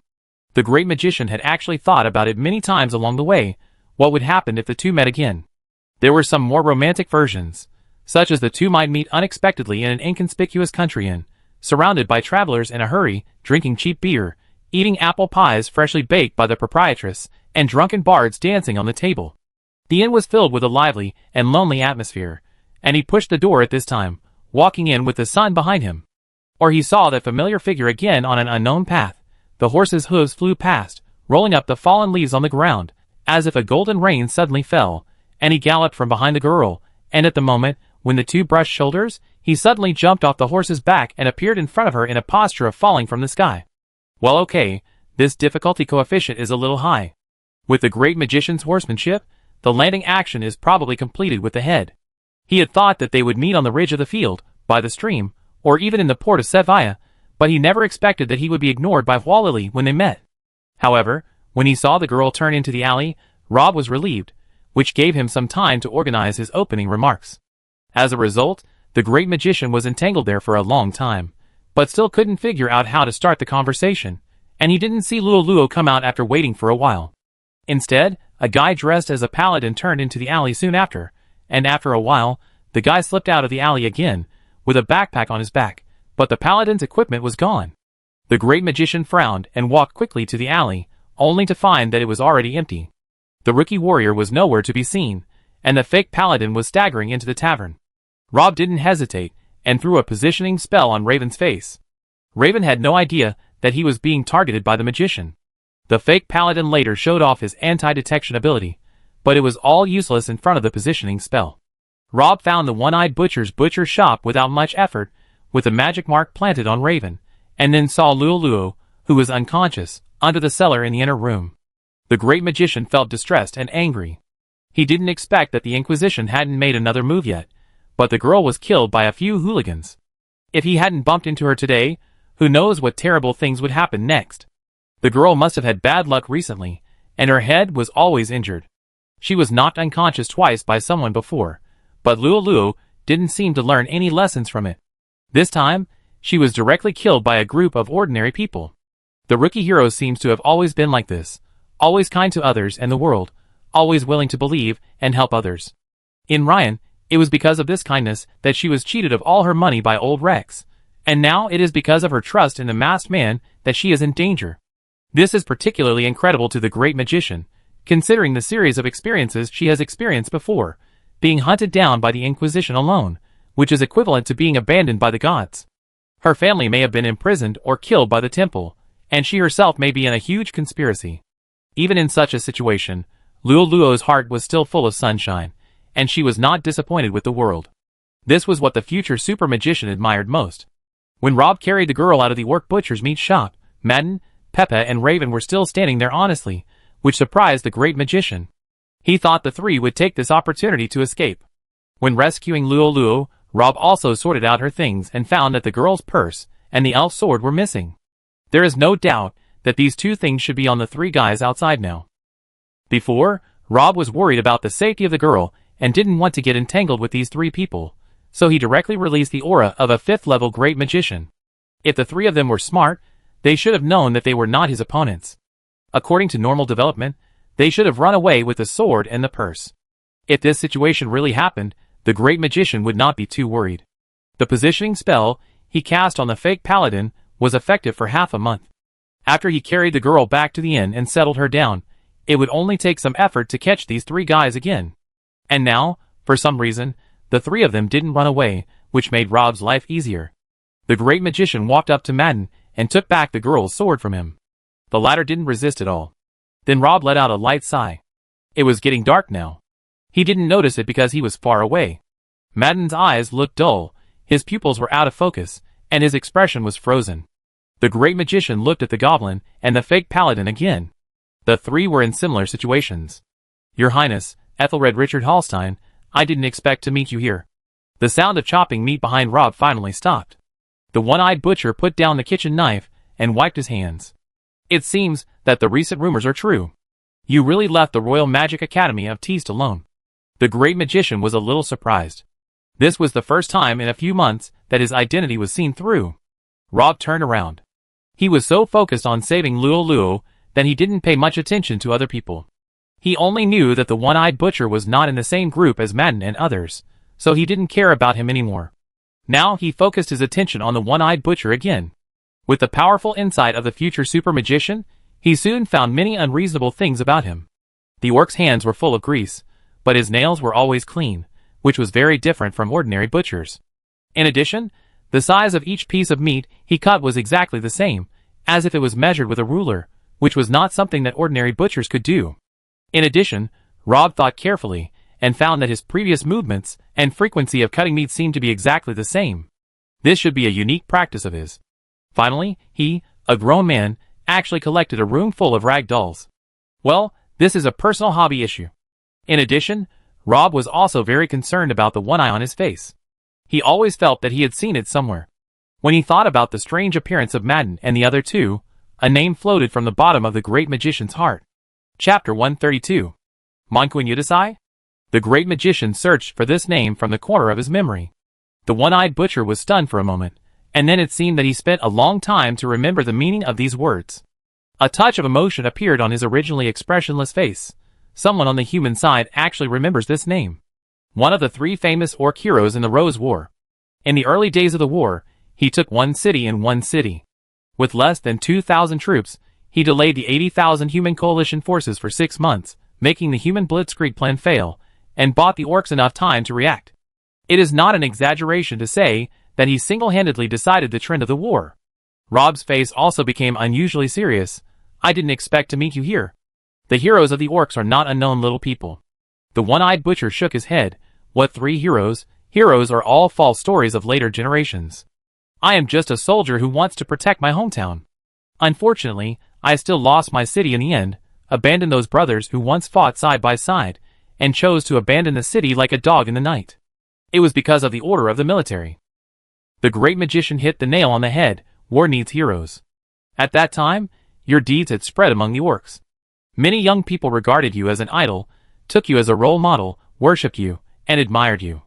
The orcs' high-ranking officials also wanted to take advantage of the situation to make you a banner, so the military would not allow this banner to fall into the hands of our human race. If you were taken prisoner, the news would be a big blow to the morale of the orcs when it was reported back to the capital. You defended that city for 6 months, which bought enough time for the military. The strategic value of that city is decreasing every day. In fact, it has become a chicken rib that is tasteless to eat and a pity to abandon. At this time, of course, the military will force you to abandon the city.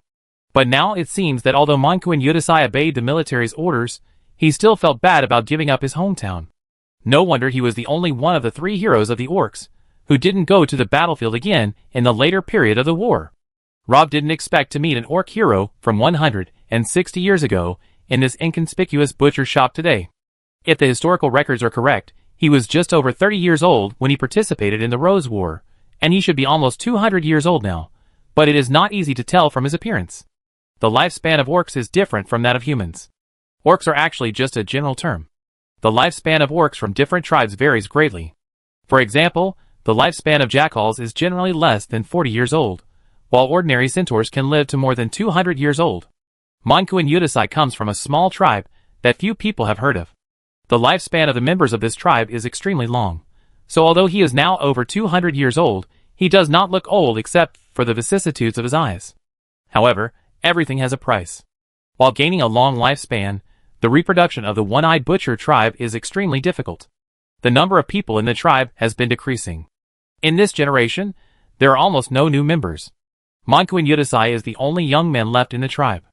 So this guy is not busy thinking about how to continue the population, but ran to the human territory and became a butcher here. It's suspicious no matter how you look at it. Considering the various grievances between him and the human race, the 2,000 beast warriors who accompanied him to defend the city basically died for their country. The great magician has reason to suspect that there is some unspeakable secret behind the one-eyed butchers coming here. Maybe this guy has been waiting for an opportunity to chop the entire harbor into mincemeat. However, Manquin Udasai seemed very calm. I have never hated you humans for what happened back then. War is like this. Once the 2 hostile parties start, there is almost no room for easing. Things on the battlefield are either you die or I die. Everyone is fighting for their own race. Although my hometown was occupied by you at that time, I should say that you did a good job. You restrained the army to the maximum extent and did not harass civilians. I have always wanted to thank you for this. After a pause, he continued, I don't like fighting. After the War of the Roses, there was a rare peace of more than 100 years, which is a good thing. In fact, I was basically in a semi-retired state in the late stage of the war. I didn't retire in order not to affect the morale of the army. As soon as the war ended, I slipped back to my hometown and didn't report to the army. I chose to live like an ordinary person. Later, my friends passed away one after another. At this point, The one-eyed butcher showed a touch of nostalgia in his eyes. Long life is sometimes not necessarily a good thing. One day, you will find fewer and fewer familiar faces around you. 19 years ago, my last friend died, and then I decided to go out for a walk. When I was a child, I longed for your human world, but at that time, the relationship between everyone was tense, and there were wars every few days. Now there is peace, and I can realize my childhood wish. I have been to the Lionheart Empire and the Free City-State. Later, when I was tired, I rested in the Setvaya port of the Holy Alliance. As a result, I stayed there for 9 years. To be honest, I have almost forgotten the past. Now I am just an ordinary butcher. From the rag dolls in that room, I can't tell that you are an ordinary butcher. The great magician couldn't help but complain, then sighed. If you really wanted to be a butcher honestly, you wouldn't have revealed my identity just now. Monkuin Yudasai was silent for a moment, and finally said with some difficulty, I am an orc after all. The one-eyed butcher explained his choice in just half a sentence. Rob understood the meaning behind this sentence. I am an orc after all. Although I like peace, have abandoned the past, forgotten my former name, and lived well in the human world, I found the long-lost peace. But when I met the chosen son of the human race, the most dazzling genius in the history of magic, when he broke away from the strict protection he once had and appeared alone in front of me, I was still moved. If they could kill the other party here, it would undoubtedly be a fatal blow to the human race. The one-eyed butcher's idea was purely from a racial perspective. Do you know what the most terrifying thing about you humans is? Monkuin Yudasai looked into the eyes of the great magician. Rob raised his eyebrows. The development of other races is gradual, but yours is leapfrogging. You were so weak in the beginning that the dwarves, elves, and orcs were almost able to destroy you. You humans relied on the mutual restraint between the major forces to survive in the cracks, just like a small flame that could be extinguished at any time with a gust of wind. Just like those weak races before, you married your princess to our orc prince, gave your hard-earned wealth to the dwarves, and lowered your heads in front of the elves, but you could not escape the fate of extinction.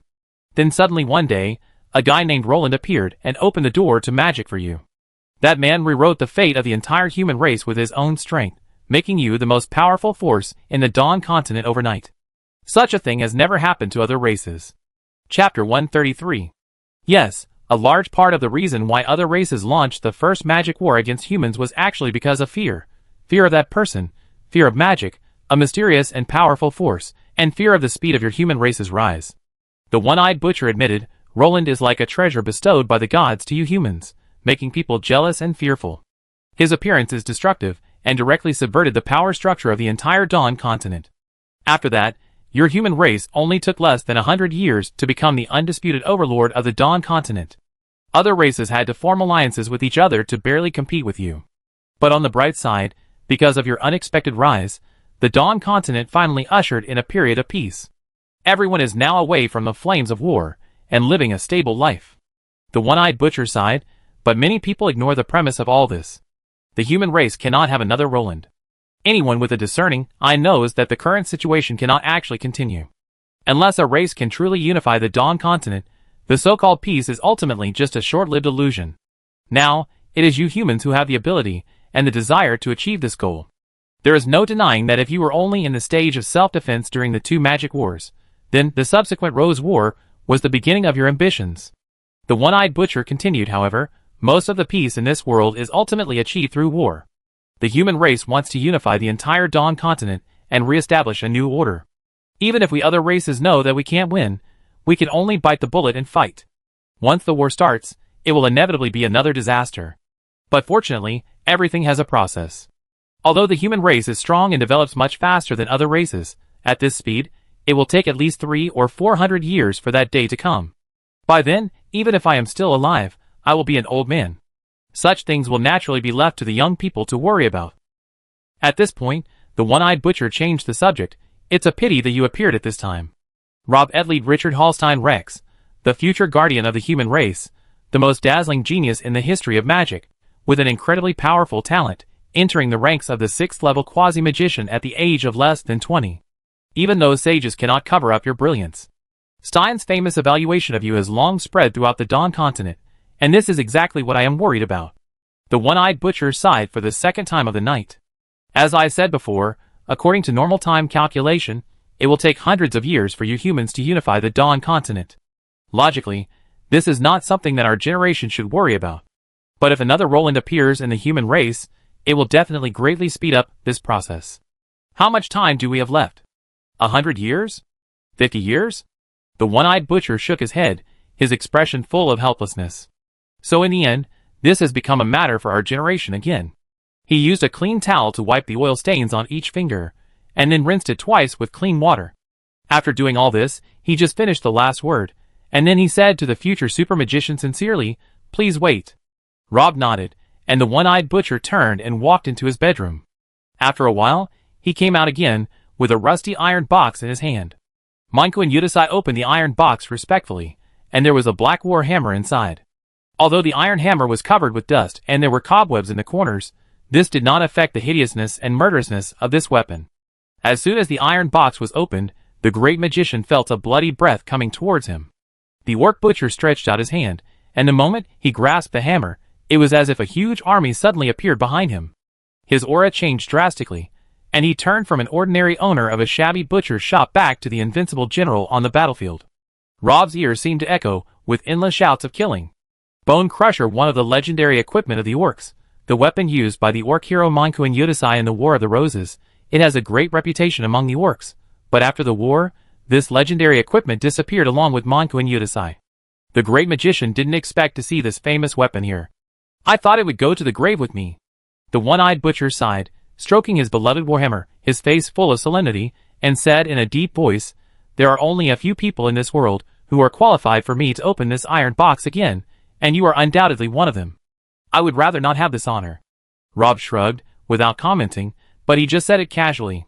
Since Manku and Yudasai was willing to spend so much time to express his position, it means that the next battle is inevitable. Facing the epic hero of the orcs, even the future super magician did not dare to take it lightly. The boy was fully focused, no longer relaxed as he had been in the dungeons and taverns before. He took off his coat and tied the unconscious Luo tightly to his back, so that he could have 2 hands free to fight. As a reward for the great magician letting him get the weapon not long ago, the one-eyed butcher did not rush to take action at this moment. He stood there and watched the boy quietly finish the preparations before the battle. "It can be seen that she is very important to you." The great magician's actions made Manku and Yudasai a little curious, and the latter couldn't help but speak. Logically speaking, for the convenience of fighting, the boy should find a place to put the girl aside first. However, at their level, once they fight with all their strength, the destructive power caused will be extremely shocking. In fact, no matter where Rob puts the girl, there will be danger. At this moment, the safest place in the world is undoubtedly the back of the great magician. Rob tied the girl to his back. As long as he didn't fall, Luo was absolutely safe. When he fell, the battle was already decided. As long as the one-eyed butcher achieved his goal, he would not embarrass an ordinary girl again. "Don't worry, I can promise you that if you die in my hands later, I will never hurt her." The one-eyed butcher swore while pointing at the starry sky. The boy chuckled, "Let's talk about that kind of thing after you kill me." Chapter 134. Lolo had a very strange dream. In the dream, she was traveling by boat to Gudri's University City, but encountered an extremely terrible storm on the way. The hurricane overturned the merchant ship she was on, and she fell from the deck into the sea. The girl was extremely scared. There was no one around her, only surging waves and biting cold. She watched the wreckage of the ship sinking little by little, as if it was swallowed by a giant beast in the depths of the sea. The girl didn't know whether her fate would be the same as that of the ship. Her strength was consumed quickly, and her body temperature kept dropping. The cold sea water took away her heat.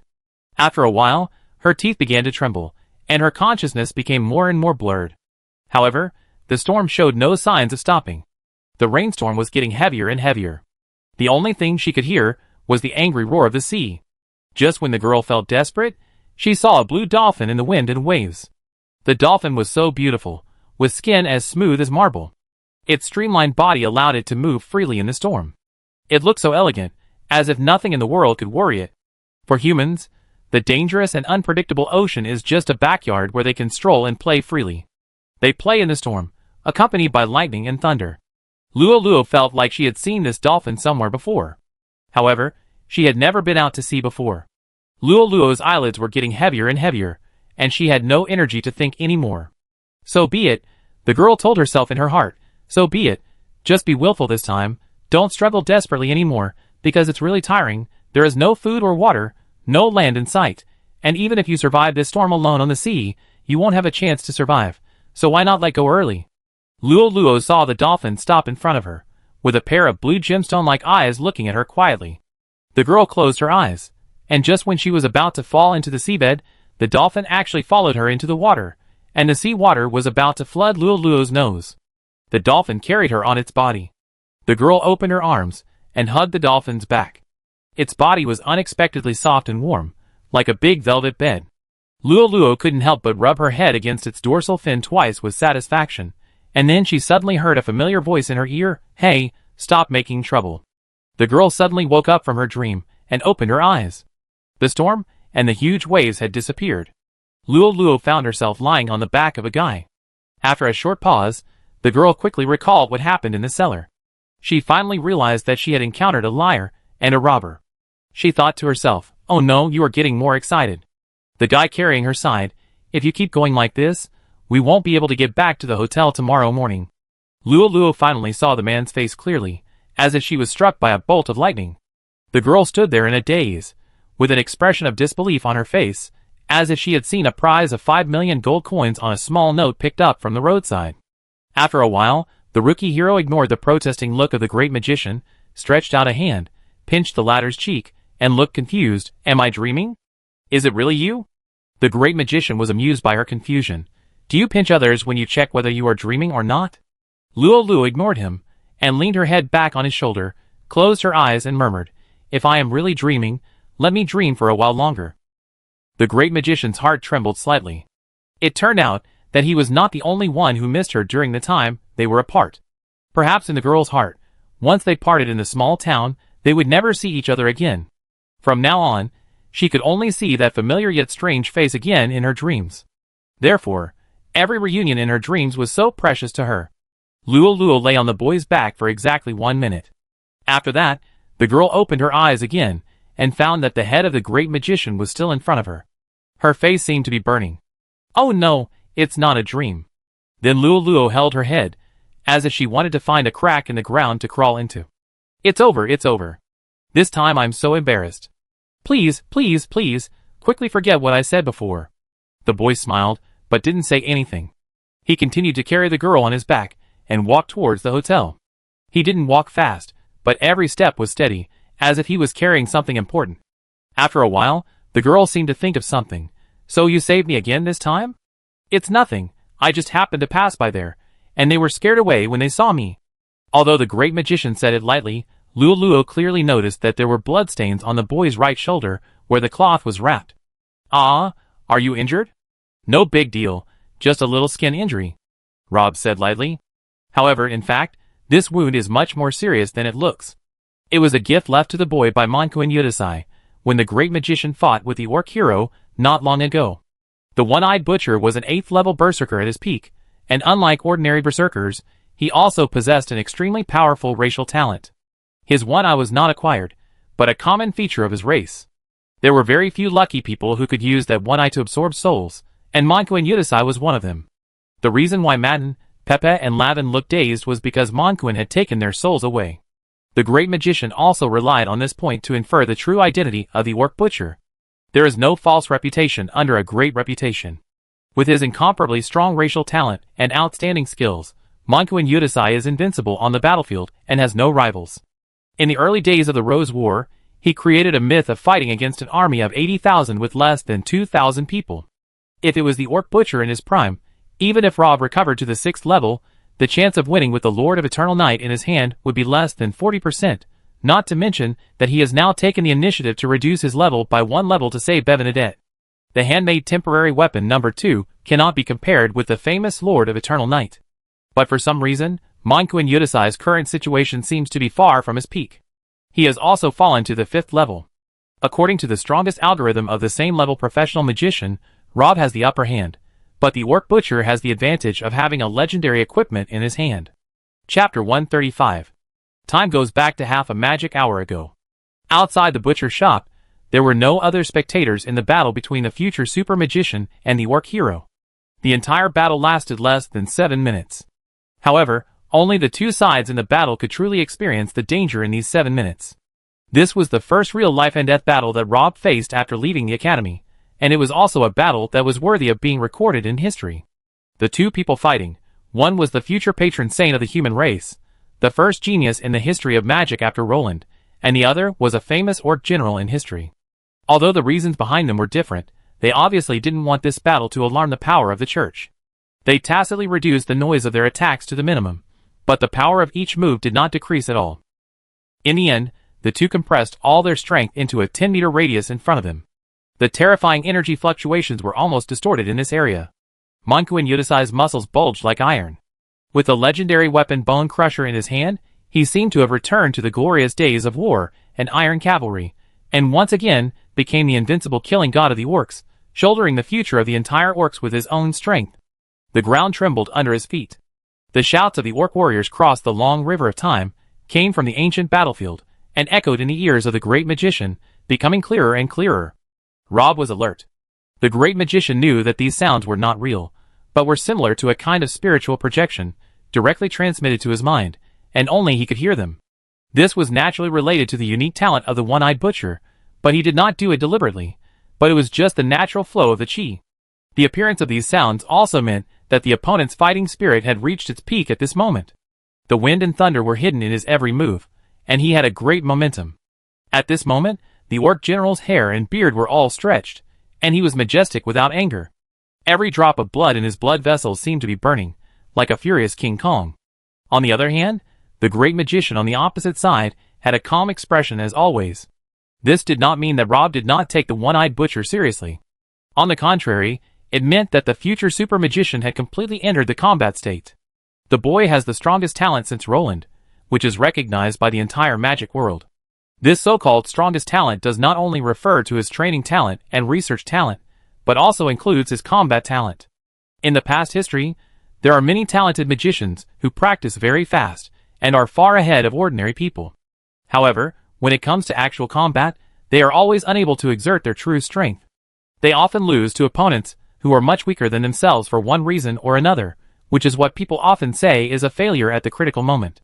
The future guardian of the human race, the disciple who was placed with infinite hope by the super mage Steins, naturally would not be such a silver-like wax spearhead. Rob's strength is the kind of all-round strength without dead angles. His extraordinary fighting talent allows him to keep calm in his heart when facing powerful enemies. Magicians and berserkers are two completely different professions, and their fighting methods are also very different. The latter can strengthen their fighting power by mobilizing their own emotions and fighting spirit. The surging adrenaline is like spinach to Popeye for berserkers. Once they enter the frenzy state, they can't feel pain and fatigue, and become perpetual motion machines on the battlefield.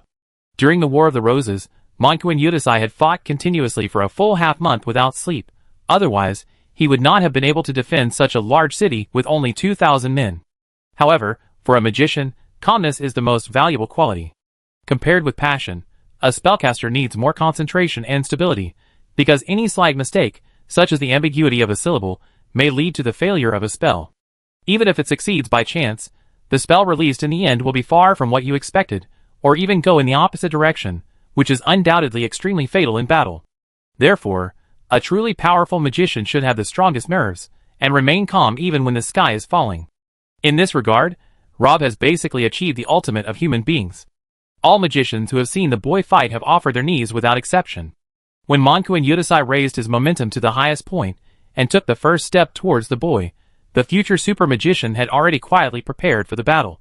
To the one-eyed butcher's surprise, the boy chose all low-level magic. Thanks to his strong talent and demands devilish training, Rob can now instantly cast almost all magic below level 3. This time, facing the epic hero of the orcs, the future super magician, he no longer had any reservations, and cast 12 low-level magics in one breath. Most of these 12 magics were level 3, but there were also a small number of level 2 magics, and even one level 1 magic. The one-eyed butcher was also stunned when he saw the level 1 magic. It was actually a very ordinary fireball spell. At their level, low-level spells can hardly cause any damage, let alone first-level magic.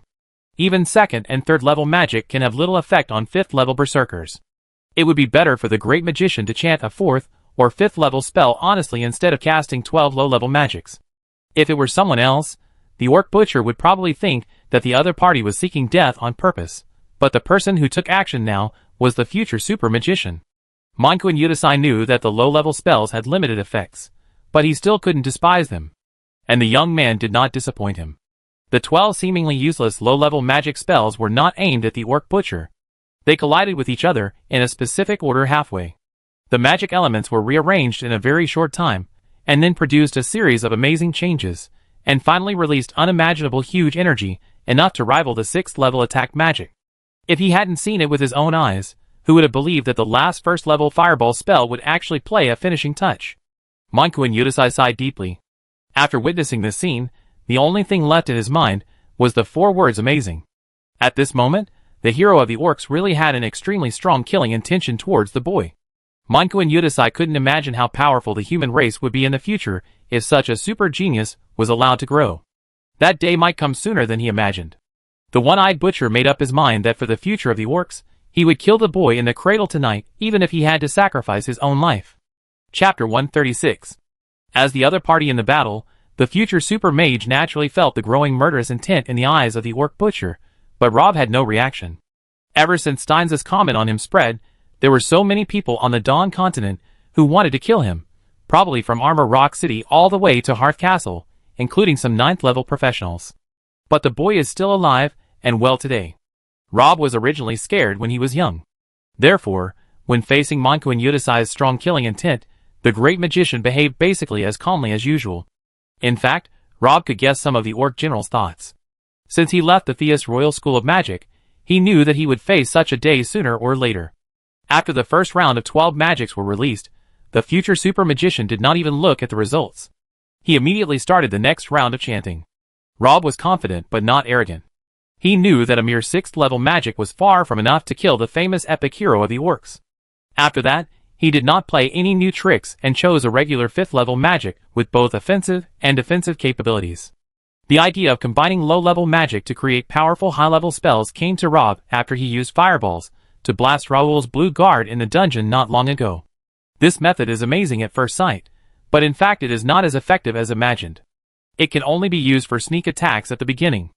After all, compared with real 6th level magic, high-level spells fused by more than a dozen low-level magics have obvious flaws. First, the chain reaction between elements takes time. Except for those who may be caught off guard when seeing it for the first time, basically those who encounter it for the second time have enough reaction time to avoid it. Secondly, this high-level magic generated by elemental reaction is actually very fragile before the reaction is completed. As long as one of the low-level magics is destroyed, the entire reaction chain is destroyed. In short, this move can only be used as a surprise move. It basically loses its effect after being used once against the same enemy. Fortunately, the future super magician has never been a speculative guy. A solid theoretical foundation, an incredibly fast casting speed, super rhythm control, a calm and meticulous brain, and an almost instinctive fighting sense. These are the real reliance of the great magician. Facing the completed 6th level magic, the one-eyed butcher's response was extremely simple and domineering. The veins of his hands holding the bone crusher bulged. Instead of retreating, he took another step forward and leaned back slightly, like a fully drawn longbow. In this way, he concentrated all his strength on his hands. The bone crusher turned into a roaring black dragon and smashed straight into the magic. This is the most barbaric, primitive and unreasonable way of fighting, but this rough fighting method is the most exciting. The one-eyed butcher has brought the violence and simple beauty of the orcs to the extreme. The iron hammer and magic met on a narrow road, and the powerful energy fluctuations almost tore the surrounding space apart. The one-eyed butcher did not retreat a step, and took all the damage with his flesh and blood. His chest seemed to be cut by countless knives, which were the wounds left by the energy turbulence scattered around. In the eyes of ordinary people, the one-eyed butcher actually had a better choice at that moment. As long as he was willing to step back and avoid the limelight, he could avoid most of the damage. However, Monku and Yudasai knew very well that he could not retreat at this step. The key to winning a battle between a melee profession and a magician lies in whether he can get close to the opponent in the shortest time. Even at their current level, this rule is still applicable. Although high-level magicians have more self-protection methods when being approached, their bodies are still as weak as ordinary people in the final analysis. Even the 9 Tribulation super magician is no exception. If you want to defeat a magician, the first thing you need to do is to get close to him. Every melee profession knows this, and the magician himself is also very clear about this. So when fighting, Every magician will pay special attention to the distance between himself and the opponent. If the melee profession has 100 ways to get close to the magician, then the magician has 101 ways to distance or maintain distance. As a recognized super genius in the magic world, the boy's ability in this area is naturally beyond doubt. The orc butcher knew very well that if he didn't have enough awareness, he would not be able to get close to the opponent tonight, so he was ready to pay the price. From the beginning, Monkun Yudasai had no intention of retreating half a step. No matter what was in front of him, he would smash it with the hammer in his hand. This was the fighting style of a berserker. The one-eyed butcher waved the legendary weapon in his hand, without fear, to meet the 6th level magic. The real battle finally started at this moment. Monkun Yudasai is indeed an epic hero of the orcs. Although his strength has declined greatly compared to the War of the Roses, it would be naive to regard him as an ordinary 5th level berserker. Even though his strength has declined, the combat experience, skills and perceptions of the one-eyed butcher in his heyday have been completely preserved. In other words, in terms of actual combat level, Monkun Yudasai is actually an 8th level berserker who can only use 5th level power. This is somewhat similar to the great magician who fell a level to save Bevenadette. The difference is that the orc butcher has his racial talent and a legendary weapon. The situation is actually not very good for the future super magician. However, the more adversity Rob is in, the more he can exert his potential. Compared with usual, his chanting speed has actually increased slightly. This is a terrifying thing. The original casting speed of the great magician is already monstrous enough. It is hard to imagine that he can make another breakthrough on this basis. The one-eyed butcher is less than 6 steps away from the boy, but it took him nearly 7 minutes to walk these 6 steps. This was the longest 7 minutes in Monkun Yudasai's life. Every step taken by the one-eyed butcher required a huge price. Monkun Yudasai didn't know how many new wounds he had on his body. When he took the last 2 steps, he had completely turned into a bloody man. However, the swaying figure did not fall down after all. As the two got closer and closer, they also felt a little respect for their opponent. Monkun Yudasai knew that the boy had almost reached his limit. No one else could perform better than him tonight. In the middle, he even felt that he might not be able to hold on. The great magician used almost all the factors that could be used around him, and almost closed the gap between the two. Unfortunately, in the end, it was still a little bit short. And it was this little bit that determined the life and death between the two. Chapter 137. Monkun Yudasai finally stood in front of the great magician. The one-eyed butcher looked a little embarrassed, with wounds of all sizes all over his body, and deep fatigue written all over his face. No matter who it was impossible for him to be energetic after being bombarded by magic. However, Monkun Yudasai finally survived.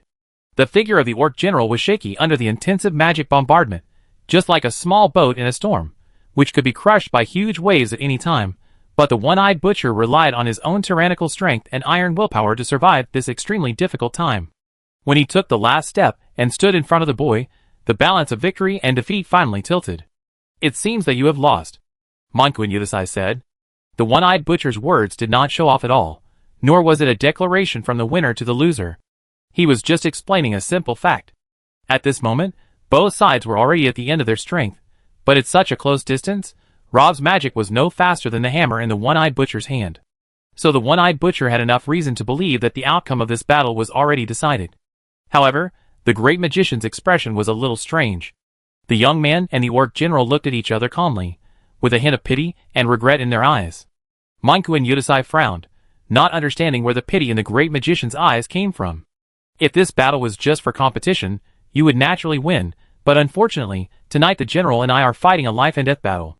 The outcome of this battle was actually determined at the very beginning, but the general's courage is still admirable. The young man sighed, raised his staff and said respectfully, "In that case, let me see the general off for the last time." The one-eyed butcher felt an ominous feeling in his heart. He still didn't understand what he had missed. The great magician was clearly in a desperate situation, but the boy looked at him as if he was looking at a lion trapped in a trap. Is he bluffing? Monkun Yudasai showed a look of doubt on his face, but the boy didn't give him time to think. After saying that, the latter took action. Then, the bone crusher in the hand of the one-eyed butcher also fell on the head of the great magician. After Monkun Yudasai made his move, he repeatedly deduced and calculated in his mind many times, and the final result was that his warhammer smashed the boy's head first, and at that time the great magician's chance should be just a little bit away from completion. After confirming this result, the one-eyed butcher secretly breathed a sigh of relief. However, just when everything was developing in the direction he expected and the warhammer in his hand was about to fall on the boy's head, an accident suddenly happened. In the pocket on the chest of the great magician, a feather pen suddenly burst into dazzling light, and then a huge bubble appeared out of thin air in front of the boy. As soon as the bubble appeared, it wrapped Rob tightly. 5th level defensive magic 0-degree bubble. Monkuin Yudasai's pupils suddenly contracted, and his body shook violently. Magic device? In fact, in front of legendary weapons, the effect of 5th level defensive magic is also very limited. This is why Rob released all offensive spells in the previous fight. However, at this moment, the appearance of 0-degree bubbles is undoubtedly a nightmare for the one-eyed butcher. No matter how fragile the 5th level defense magic is in front of the legendary weapon, it is still effective. The 0-degree bubble cannot block the full strength attack of the one-eyed butcher, but it can delay the time of the attack, buying the great magician about a blink of an eye, and it was this blink of an eye that allowed Rob to successfully complete the last magic. The victory and defeat were reversed again at this moment. This time, it was almost the one-eyed butcher. The red flame dragon engulfed the body of the orc hero. This time, the exhausted Monkuin Yudasai could not hold on any longer. The one-eyed butcher in the giant flames opened his eyes wide with anger, his eyes full of unwillingness, but his heartbeat had completely stopped, and he no longer breathed. Rob didn't care about enjoying the joy of victory. After releasing the 5th level spell called Fire Dragon's Kiss, he lowered his head and dodged to the side. The one-eyed butcher was dead, but it didn't mean that his last attack would disappear with him. This was not an RPG game. Even if the orc general stopped breathing, the bone crusher still kept its speed under the effect of inertia and smashed towards his head. The crisis was not completely resolved. In fact, the best choice for the boy at this moment was to fall forward, but the great magician did not forget that he was carrying a rookie warrior on his back. If he fell forward, he would be fine, but it was hard to say about Luo on his back, so Rob finally chose to dodge to the left, and the result of doing so was that his right shoulder was gently rubbed by the bone crusher. Rob felt as if his shoulder had hit a small mountain that had fallen from the sky. Under the violent force, the muscles below his right shoulder and above his elbow were torn into a horrible wound, revealing the white bone inside. Blood gushed out. Rob had no choice but to use a freezing spell to freeze half of his arm. Then he simply bandaged the orc butcher's body and moved it to the butcher's shop. In addition, the legendary weapon that had caused a lot of trouble to the great magician before was also taken back into the iron box by the young man and placed together with its owner. Rob had no idea about this priceless weapon. Firstly, he, a magician, could not use this thing at all. Secondly, Monkuin Yudasai was not an unknown person. His death was bound to be a major event that shocked the continent, especially since he died in the human world and at the hands of a magician. If it was not handled properly, it would likely become a political event in the future. At that time, both the human race and the beastman race would definitely do their best to investigate this matter. No matter who it was, as long as they held this legendary weapon, they would inevitably become the target of public criticism. Rob had enough things to worry about, and he didn't want to cause new troubles. Coming out of the butcher's shop, the great magician saw the 3 robbers standing there. Rob sighed. Although the 3 brothers were still alive, their souls were taken away by the one-eyed butcher. In fact, they were no different from dead. The boy directly used fireball magic to burn them into charcoal, and then threw their bones into the cellar. After doing all this, Rob locked the door of the butcher's shop and hung a sign saying it was closed. Anyway, the business of the one-eyed butcher's shop was usually very quiet, so no one would find it strange even if it was closed for a few days. By the time someone discovered the abnormality here, the great magician and the rookie hero would have already left the port of Sevilla. Chapter 138. Lolo lay on the boy's back like a kitten. Perhaps because she was shy, the girl did not speak for a long time afterwards. The stars blinked secretly in the night sky, and the rookie warrior also secretly looked at the boy's profile. From her perspective, the great magician's cheeks looked particularly gentle, with a straight nose, a slightly curved mouth, and bright eyes. He seemed to be full of confidence in everything, as if there was nothing in the world that could stop him. Come to think of it, the boy seemed to be like this in the dungeon before. The boy was the most arrogant little follower Lolo had ever seen. Sometimes, even a rookie warrior would be annoyed by his leisurely and composed look. Obviously, everyone in this world is working hard, but only this guy sits there with peace of mind, looking at you unhurriedly, waiting until the moment you are exhausted, then he will walk towards you while shaking his head, and his eyes seem to say, "Look, in the end, I have to take action to fix it." When facing the wolf pack in the endless forest, Everyone thought that she tamed the Wolf King and saved the team, but the rookie warrior knew very well who she listened to at the critical moment, and who took her to find the little thief's lair when everyone was almost lost in the underground maze, and once again saved the adventure team. Not long ago, she was knocked unconscious by the robbers, and the girl didn't expect to see that familiar face again when she opened her eyes again. Really cunning. Why does this guy always appear when she needs him the most? Luo buried her face in the boy's shoulder, thinking silently in her heart. At least at this moment, the girl knew that she was no longer alone. The boy's back was warm, and his even breathing made people feel particularly at ease under the starlight. Luo only hoped that this road to the hotel would never end. However, after less than a moment, this beautiful tranquility was broken by the rookie warrior himself. The girl was like someone stepped on her tail. Hurry, put me down, I'm already awake, why are you still carrying me? Oh, I saw that you had no intention of coming down before, and I thought you were very comfortable up there, the great magician said as he let go of his hand and let Luo jump off him. The girl blushed. Are you stupid? You are still injured, and you still have the mind to make such a joke. The boy shrugged. He had cast a light body spell on himself before, so he would not feel too hard even if he carried the girl on his back. As for the half arm, it was frozen and had no feeling now. When the rookie warrior landed, Rob returned the elven sword and the purse that was taken away by the goblin to her. Thank you. The girl took the two things, looking a little embarrassed. After all, they had just separated for a short time, and she was defeated by 3 ordinary people again. This matter was somewhat embarrassing. Fortunately, the young scholar showed up in time, otherwise she would probably lose both her money and her life. However, her embarrassed look must have been seen by someone. By the way, weren't you planning to follow a caravan around?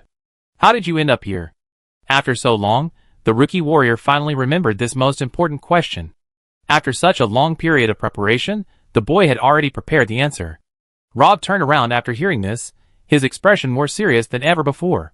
The young scholar's fiery gaze made the rookie warrior feel nervous. And then something happened that made Lolo even more nervous.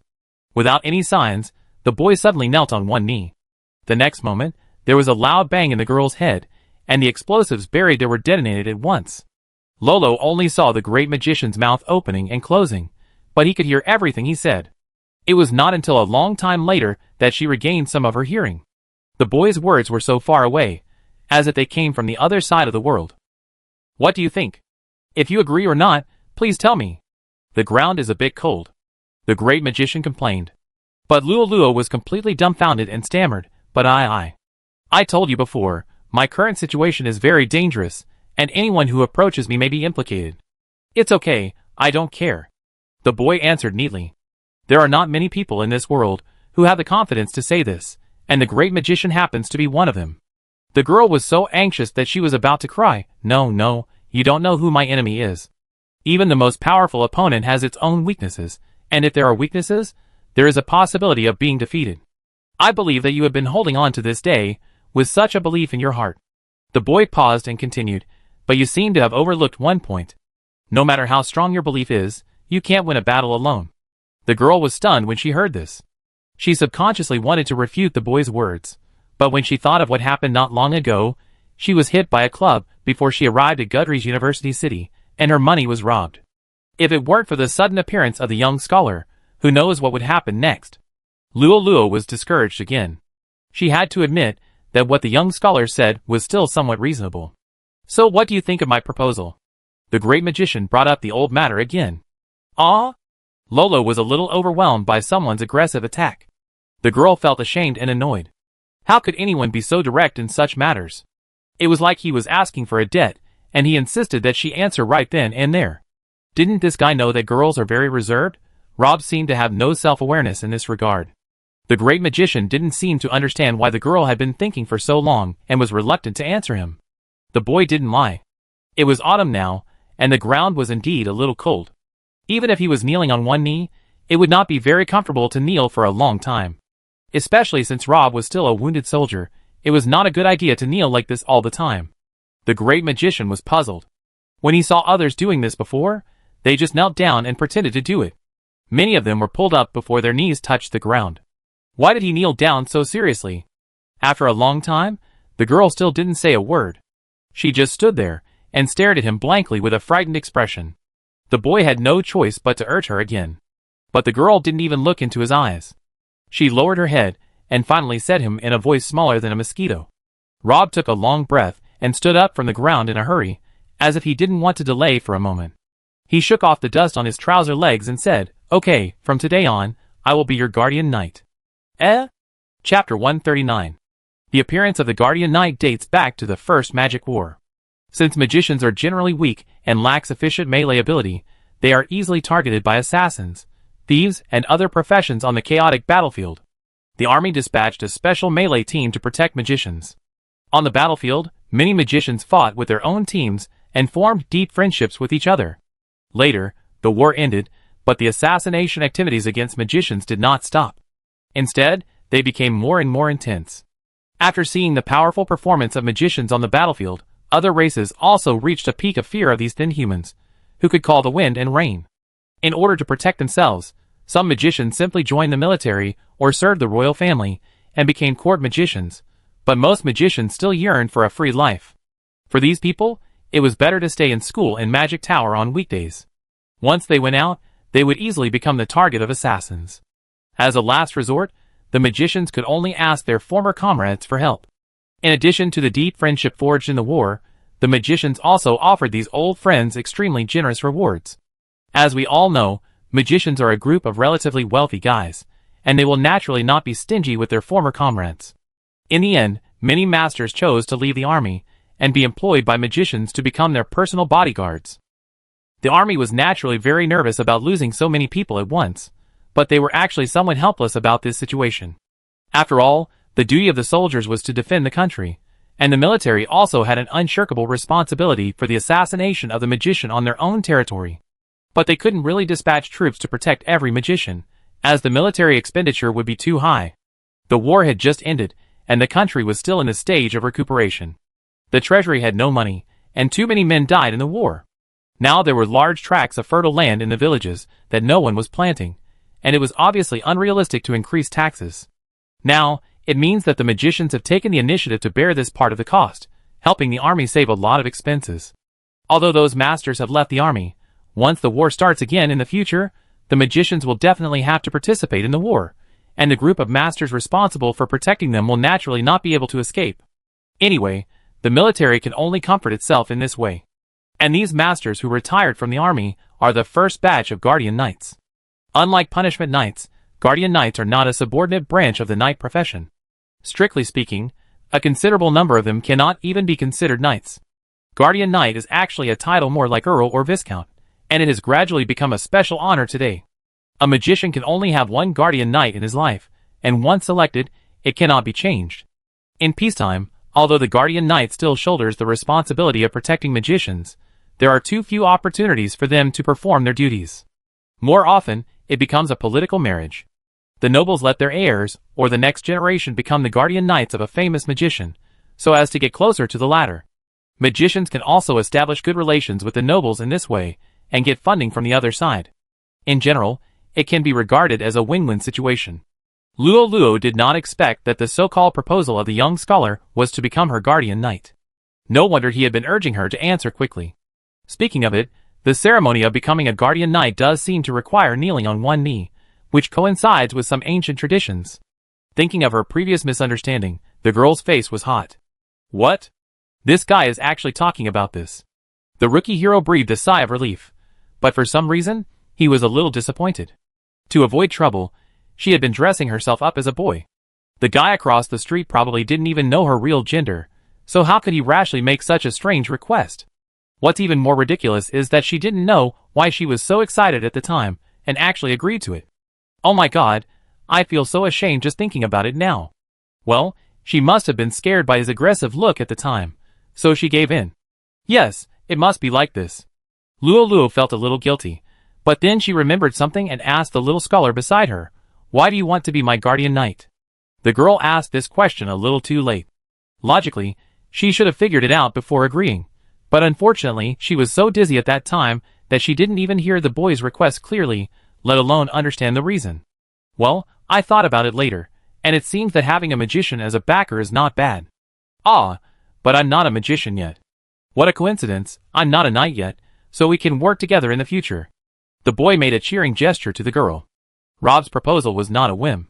The great magician thought carefully about the matters of the Inquisition and the punishment nights, and finally decided not to tell the girl for the time being. The reason is very simple. With the current strength of the rookie hero, it would be useless even if she knew. She can do nothing except being worried and frightened every day. As she said before, the enemy's strength and level are far beyond her. In this case, it is better to let her practice peacefully in the St. Laurent Brothers Magic School. Magic is not something that can be achieved simply by hard work and expectation. Sometimes, being too impatient will affect the effect of practice. It is not uncommon for haste to make waste. Meditation every day is not the more the better. The first priority for the rookie hero is to improve her own strength.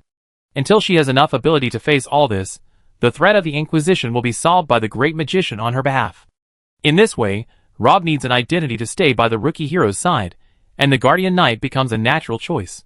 In fact, if it is purely from the perspective of safety, the best choice for the girl now is to find a place to hide her identity, give up the obsession of revenge, and live a plain life.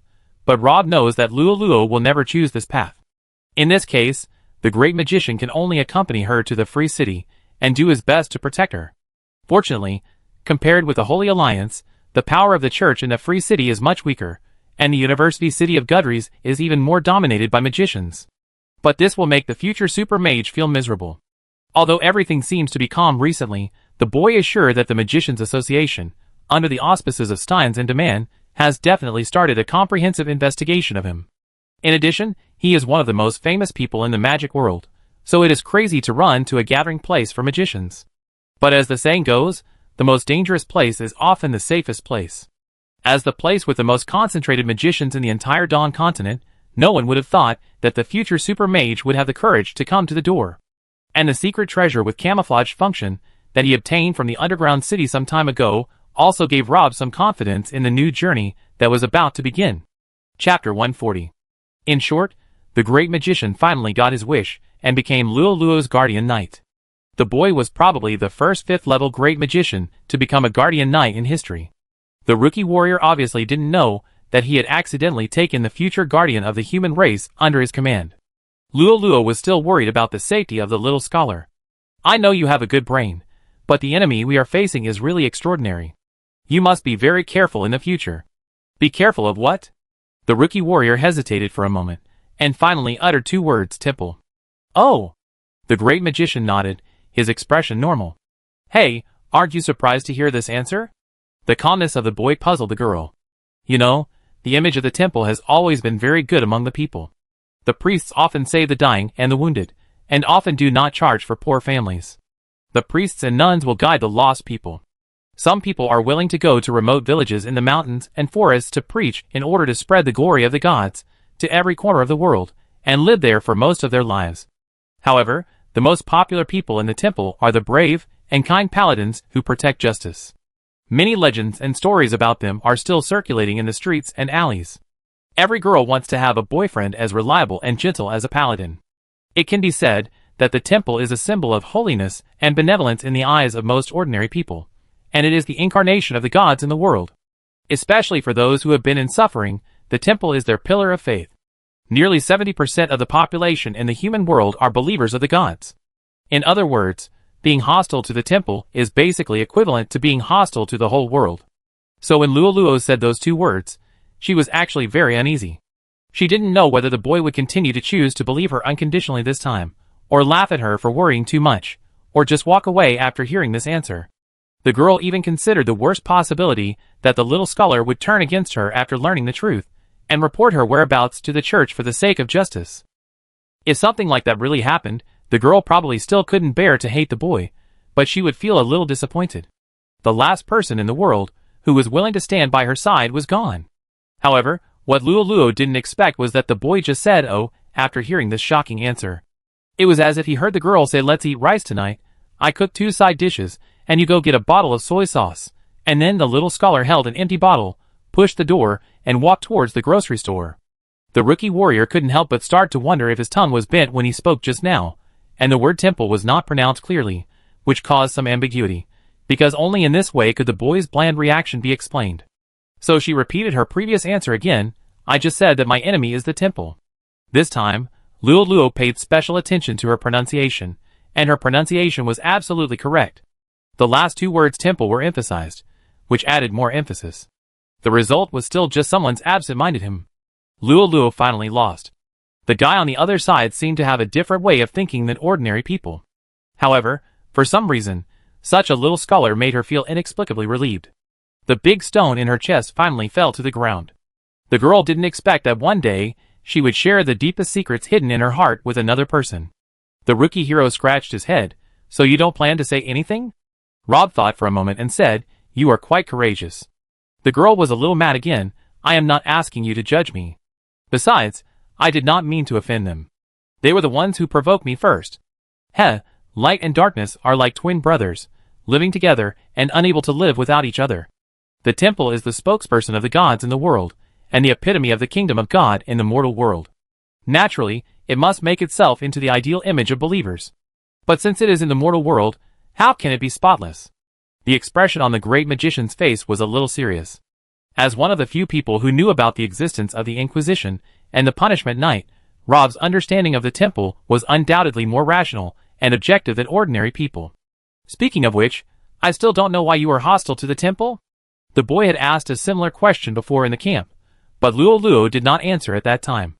This time, the girl did not hide it from her guardian knight. It's because of my mother. My mother was a nun in the temple, and then she met my father and fell in love. My father is a nobleman of the Holy Alliance. I'm sorry for hiding my identity from you before. My real name is actually Luo, Heartfilia, Breton. Hey Breton, the Breton family in the north, isn't your father the famous Scarlet Sword? This was the first time that the future super mage showed a surprised expression on his face tonight. When he learned that the girl's enemy was the temple, the reaction of the Grand Mage was like drinking a glass of boiled water. Well, this was probably because Rob had already got the answer from the 4 punishment nights in the adventurer's heart. However, the name Breton is not comparable to those third-rate people who only have the glory of the past, or the newly promoted nobles who are trying their best to squeeze into the upper class. Although not as dazzling as the Matthews family, the Breton family is also a long-established wealthy family with a long history, and it is very good at cultivating heirs. The Breton family is not prosperous, but the young people are basically good at both literature and martial arts, especially in the practice of swordsmanship. They have amazing talents. Almost all the heads of the family in the past are excellent swordsmen. For example, the last head of the Breton family, Viscount Karlov, is an 8th-level swordsman known as the Scarlet Sword. When Rob was a child, he had heard many legends about this baron. In fact, almost all boys in the north grew up listening to the story of the Scarlet Sword. Viscount Karlov was the idol of all boys, and they imagined themselves to be the kind of person they could become in the future. Yeah. At this point, Lolo was obviously ready to confess everything. The girl mustered up all her courage and said to the boy, well, I have another thing to tell you. You are actually a girl. How did you know? Lolo was shocked. The Scarlet Sword has no son, only a daughter. This is not a secret, right?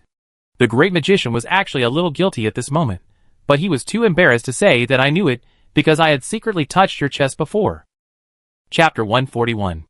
Unfortunately, I have heard about what happened to your mother and father. Now it seems that there are still many hidden stories behind them. The great magician paused and said, by the way, you are still the current head of the Breton family. Lolo shook his head. I am the only one left in the Breton family now. The boy raised his eyebrows. Not really. Although the Breton family is not prosperous, it should not be so declining. Your parents are gone, but there should be some brothers, sisters, uncles, and aunts left. The girl's eyes dimmed. After my father got into trouble, the people from the temple came to my house and took some people away. The rest were very scared. Under the threat of the temple, some chose to surrender and became their minions and accomplices, helping the temple to torture and interrogate the captured relatives. Many people's hands were stained with blood. However, there seemed to be a disagreement on how to deal with me in the temple. In the end, because of my father's prestige in the north, they decided not to do anything to me first. In name, I continued to be the head of the Breton family, but in fact I was just a puppet. The real power was actually in the hands of those betrayers. In addition, they were responsible for monitoring my daily actions for the temple. Once they found any abnormal behavior in me, they would quickly report it to the special person in charge. Every morning when I woke up, as long as I saw the faces of those uncles and aunts, I would feel cold from the bottom of my heart. They can no longer be considered my relatives. 8 months ago, I took advantage of their relaxed vigilance and sneaked out of the castle. The guys in the temple might have been searching for my whereabouts. Rob didn't know how to comfort the girl after hearing this. It sounded like this method of action was indeed very much in the style of the Inquisition. Those guys were always good at taking advantage of the fear in the hearts of ordinary people, guiding their evil, and eventually turning them into inhuman monsters. In addition, the girl's premonition was not wrong. The Inquisition had indeed begun to act. The 4 punishment knights, who were killed by the great magician in Ryan, were an execution team sent by the Inquisition. As for whether there were other teams, Rob was not sure for the time being. After a moment of silence, the great magician finally asked the most crucial question: "How did your parents die?" "I heard from the old housekeeper at home that my mother's mental state suddenly became very unstable after she became pregnant with me. She often lost her temper for no reason, or locked herself in the room for a whole day, not eating or drinking, and sometimes she would talk to herself. My mother was a candidate nun. When she was in the church, she was a very cheerful person. Her favorite thing was to help others. No matter whether everyone around her was rich or poor, as long as she saw them in trouble, my mother would not stand idly by. My father was studying in the capital at that time. When he saw my mother for the first time, he was fascinated by the gentle smile on her face. Dad said that Mom was like a carefree little lark at that time. As long as you saw the smile on her face, all the troubles in your heart would be thrown to the other side of the continent. Suddenly, you couldn't remember any of the bad things that happened that day. Dad said that this feeling was probably what people often call healing. So he made up his mind at that moment to marry this girl. But at that time, my mother had many admirers around her, including some noble sons with prominent family backgrounds. But later, these guys were beaten away by my father. My father was very smart. Every time he challenged those guys who were much weaker than him to a fight, he would deliberately let those guys scratch his skin or get some minor injuries. Then after the fight, he would go to my mother to bandage him. As time went by, the two became familiar with each other. My mother gradually became curious about this guy who fought with others every day. Every evening, this man would appear outside the gate of the monastery with a fresh wound. Before she knew it, she even began to get used to this kind of life. She would prepare the instruments and materials for bandaging the wound before the time came, and then wait for the strange guy to appear. One day, the man came much earlier than usual. He was dressed neatly, and there was no new wound on his body. For some reason, my mother felt a little disappointed. Then she heard the man say to her, "I'm leaving. In fact, I have completed all my studies half a month ago, and I have beaten almost all the guys who can be beaten nearby. Now they will take a detour when they see me from a distance. I am really embarrassed to chase them 2 blocks and beat them up." He scratched his head while talking. In fact, the wounds of the past 2 days were cut by myself with a knife. Mom said, "I know, I'm not stupid. Your wounds are so neat, the length and depth are the same. It's too perfunctory, I'm just too lazy to pierce you." After thinking about it, she couldn't help asking, "Where are you going and when will you come back?" Dad said, "I'm going home to inherit the family business. My home is in the north, far away. I may never come back." "Oh," Mom responded softly, and suddenly felt an indescribable sadness in her heart. And then she heard the man say to her, "Come with me, from now on, as long as my sword is not broken, my heart has not stopped beating, and the last drop of blood in my body has not flowed out, I will always protect you, and no one can take you away from me." After the man finished speaking, he looked up at her. His eyes were so hot that they seemed to melt her whole body. Mom has heard many love words, but none of them are as touching as this one. Looking at the man's bright eyes, she knew that she had the answer deep in her heart. That year, Mom had just turned 17, and Dad was 24. Thanks to Mom's previous group of suitors, he had fought more fights in the capital than he had eaten meals, and the name of the Scarlet Sword was quietly spread in the streets and alleys. Luo took a heart-shaped pendant from her neck. On the front of the pendant was written "To my beloved Illyria Karev," and a line of small words. On the back was a portrait of her mother and father. Her mother looked so happy. The girl stroked the portrait and murmured, "If it weren't for me, my mother might not have died that year." "Don't be silly. You weren't even born at that time. No matter who you blame, you shouldn't be blamed. And from your previous description, your mother should be a very optimistic person. There may be deeper reasons for her sudden change in personality." Chapter 142. The girl actually heard about her mother in bits and pieces from others. Her mother, Illyria, had passed away before Lolo was a month old. The cause of death was a cold. The doctor said it was postpartum weakness. It happened that the maid forgot to close the window that night and caught a cold. The next morning, Illyria started to have a fever. She became fuzzy in the high fever. The speed of her illness deteriorated beyond everyone's imagination. She died in the arms of the Viscount at dusk. At this time, the confidant sent by Karev was still on the way to invite the Archbishop. The Archbishop closest to the Viscount's territory would take at least a day and a night to arrive. The Scarlet Sword was heartbroken as he held his wife's gradually cold body. That day, the entire north was plunged into endless sorrow. The nearby nobles soon learned of the tragedy of the Breton family and sent people to express their condolences. The temple sent a cardinal with the famous White-Winged Choir to personally hold an extremely grand funeral for Illyria. Generally, only the royal family and bishops are qualified to have a funeral of this scale, but according to the temple, in order to reward Ms. Illyria for her outstanding performance in spreading welfare and doctrine, the church decided to raise the standard of her funeral. This was a grand funeral that the entire north had never seen before, but the person who should have attended the funeral did not show up from beginning to end. People said that the Viscount was too sad to say his last goodbye to his deceased wife, but only Karev himself knew that the reason he did not attend the funeral was because he was afraid that he would not be able to help but draw his sword in front of his wife's coffin. Scarlet Sword never believed the ridiculous statement of catching a cold. And he knew very well that the window was closed that night, because he had come to Illyria's delivery room alone late at night. Looking at the pale and beautiful face of the woman on the sickbed, the Viscount remembered the scene when they first met, thinking that he had not seen that carefree smile on her face for a long time. After returning to the north, Karev quickly took over the banner of the Breton family from his father, bid farewell to his free and easy student life, and his life became busy all of a sudden. In addition to suddenly having a large territory to manage, he also had to regularly attend hypocritical and boring gatherings among nobles, maintain relations with various forces, solve nearby bandit problems, and assess tax rates. The Viscount spent less and less time with his wife, and Karev always felt sorry for this. Well, maybe he should ask an uncle to manage the territory on his behalf. When Illyria gets better, the three of them can go to the south to find a place with beautiful scenery and pleasant climate to spend a half-year vacation, and help Illyria recuperate. The Viscount had such a thought in his mind. He sat there quietly, accompanying the sleeping woman until the early morning. When the sun rose from the horizon, Illyria's breathing gradually stabilized. Karev went back to his room to take a nap. When he came back, the Viscountess was suddenly diagnosed with a cold by the doctor. Karlov's first reaction, when he heard the news, was disbelief. However, judging from the symptoms alone, Illyria's performance was indeed like catching a cold. The doctor also prescribed a prescription for colds, but after taking the medicine, the Viscountess's condition did not show any signs of improvement. So the Viscount found a powerful priest in the territory, and the other party cast 2 5th-level magics in succession, but unfortunately there was little effect. At this time, the Viscount had a bad premonition in his heart, and hurriedly sent his confidant to ask the nearest archbishop, who had the great recovery technique, which was known as the strongest healing skill. No matter how seriously injured you are, as long as you have a breath left, you can be saved by this magic.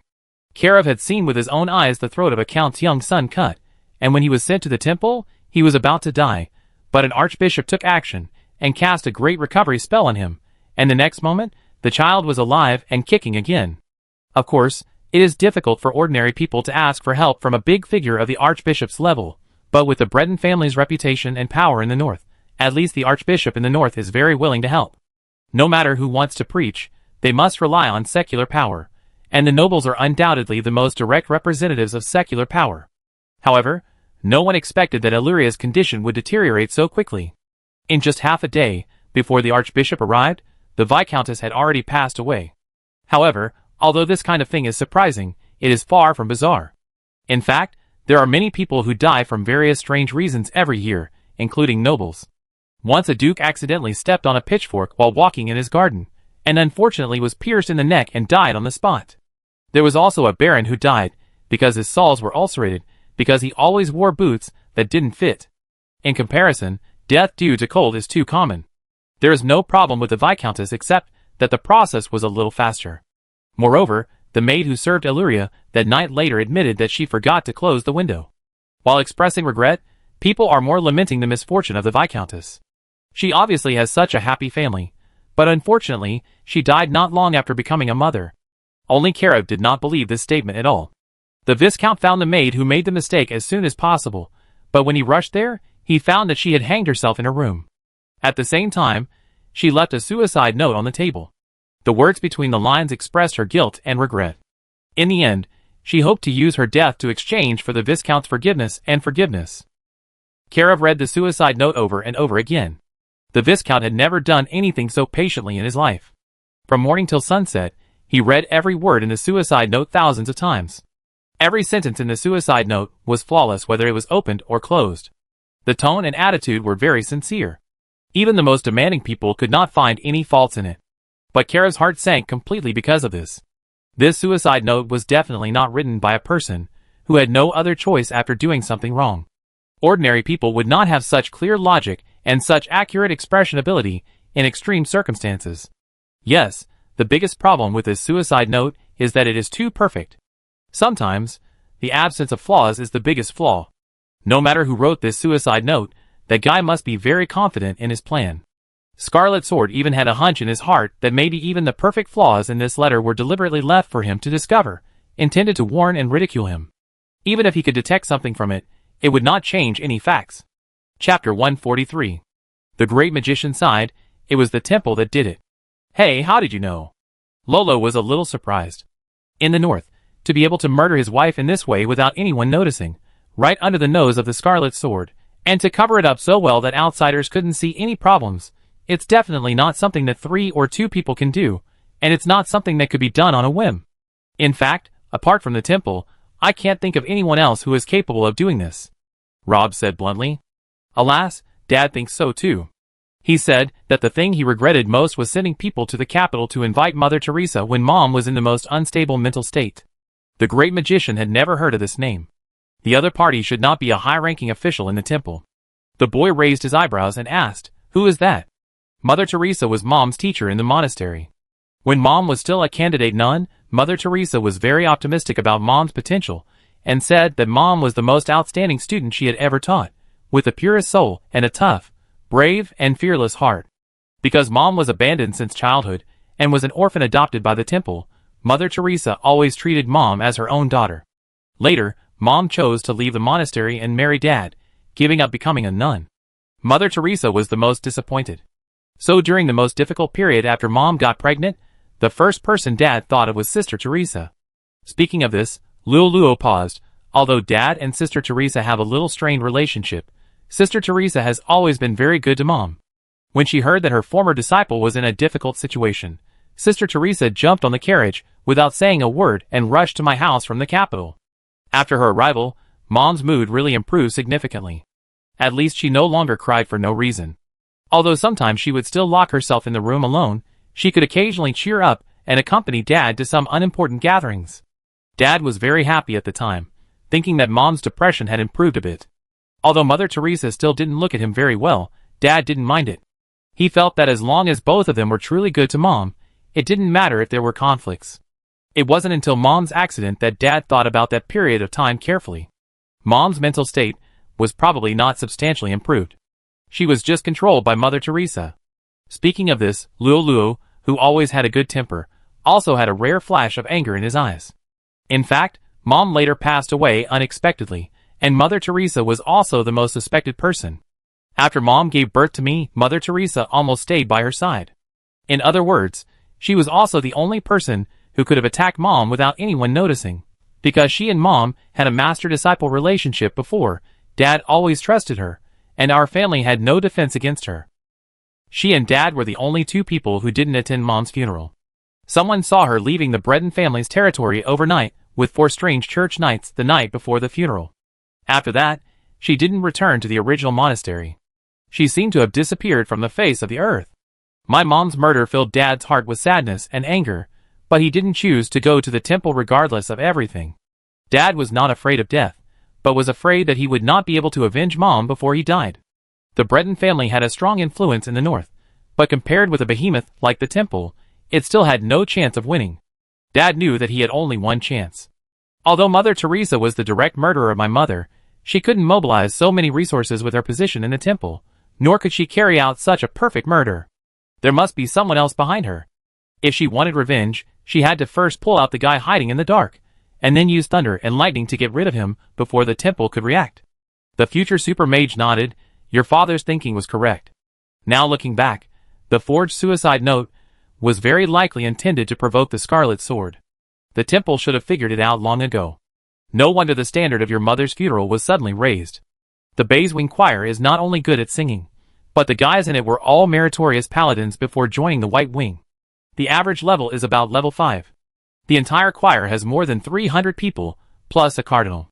Such a force is enough to capture a medium-sized city-state. If your father was really enraged and drew his sword against them at the funeral, it would be exactly what they'd planned. But your father has maintained restraint, so the temple cannot attack your father without a good reason. Among the 3 major forces of mankind, the temple has the strongest power in the Holy Alliance. In the Holy Alliance, the Pope has absolute say, but the power of the nobles should not be underestimated. Whether it is the Breton family, or any other family, any one of them is naturally not worth mentioning when it is picked out in front of the temple. But the nobles are actually a group of people who stick together. The nobles generally have their own circles, and it is difficult for outsiders to enter. Once you enter, it means that you have been accepted by them, and recognized as one of their kind.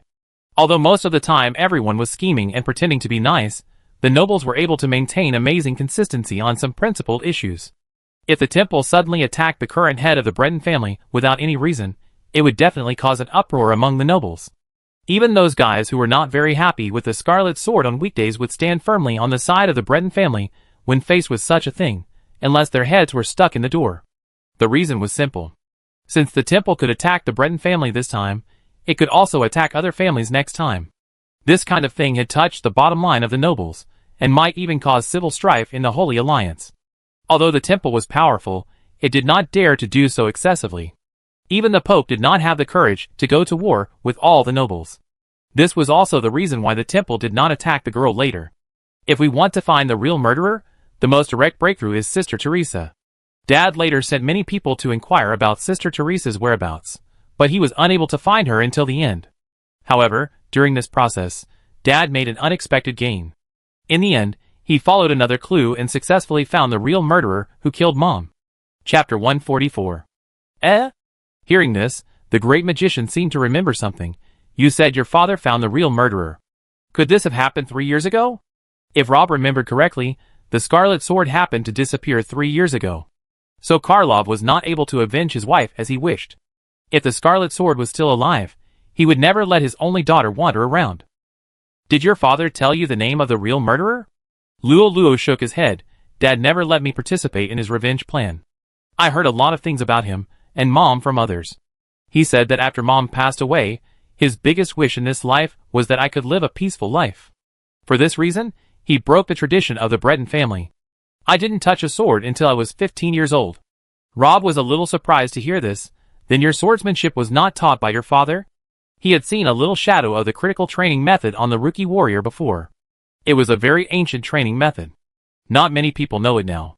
However, if it is an old and wealthy family like the Breton family that is always focused on training swordsmen, it is not surprising that they know this training method.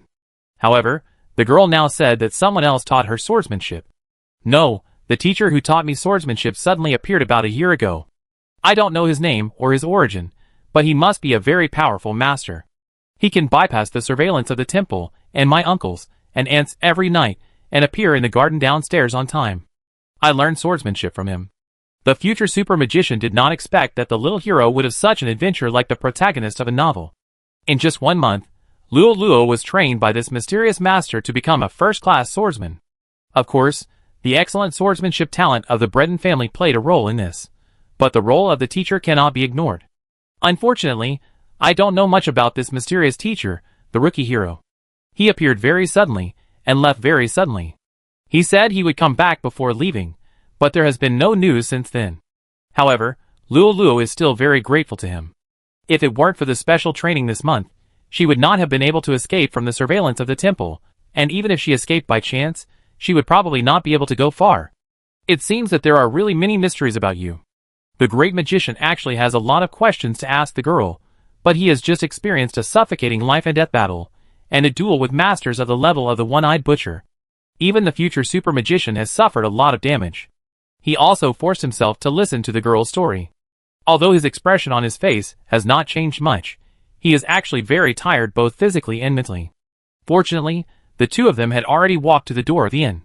There were many people around the inn, and now they were in the territory of the Holy Alliance, So the boy and the girl tacitly stopped talking about the previous topic. Not long ago, when Rob saw the unconscious girl in the cellar, he breathed a sigh of relief. All the anxiety and uneasiness accumulated in the past 2 months disappeared in that instant. These days, the great magician was most afraid that the guys from the Inquisition would find Luo before him, and when he arrived, he would only see a cold corpse, or run into the girl being tortured. Now the rookie hero was standing next to him, intact and alive, which was the most important thing for Rob. As for other issues, they still have a lot of time in the future. Whether it is the threat of the temple or the girl's life experience, there is still a long way to go. Walking into the hotel, Luo's stomach immediately growled when he smelled the aroma of bread and roasted chicken. The girl was originally planning to eat before meeting Madden, but she was hit by a club on the way. After being unconscious for so long, her stomach must be even hungrier. After finally reaching the hotel, the two of them ordered a roast chicken, 2 apple pies, and a pot of fish soup without saying a word. The girl was probably really hungry. She finished her share in a short moment. After drinking the last mouthful of fish soup, Luo let out a satisfied groan and touched his stomach. The rookie warrior suddenly remembered a very critical question. Hey, are you going to Goodrich University City with me? That's right. Rob also put down his knife and fork. There was still a large amount of food left on his plate. The appetite of a magician could not be compared with that of a melee profession. He was actually full at this time. Compared to becoming a guardian knight, the real purpose of the great magician was to accompany the girl and go to Goodrich University City with her. Lolo scratched his head, but I went there to become a magician. Ordinary people can't enter the Magic Academy. I don't know if you have magic talent. The main thing is that I don't have enough money to pay for the tuition for 2 people. The girl's voice became smaller and smaller, and she seemed embarrassed at the end. Me? I am just an ordinary person. Magic has never had anything to do with me. But you don't have to worry about my problems. I will find a job when I arrive at Goodrich University City. The great magician still had nearly 30 gold coins in his pocket, which were his gains in the dungeon.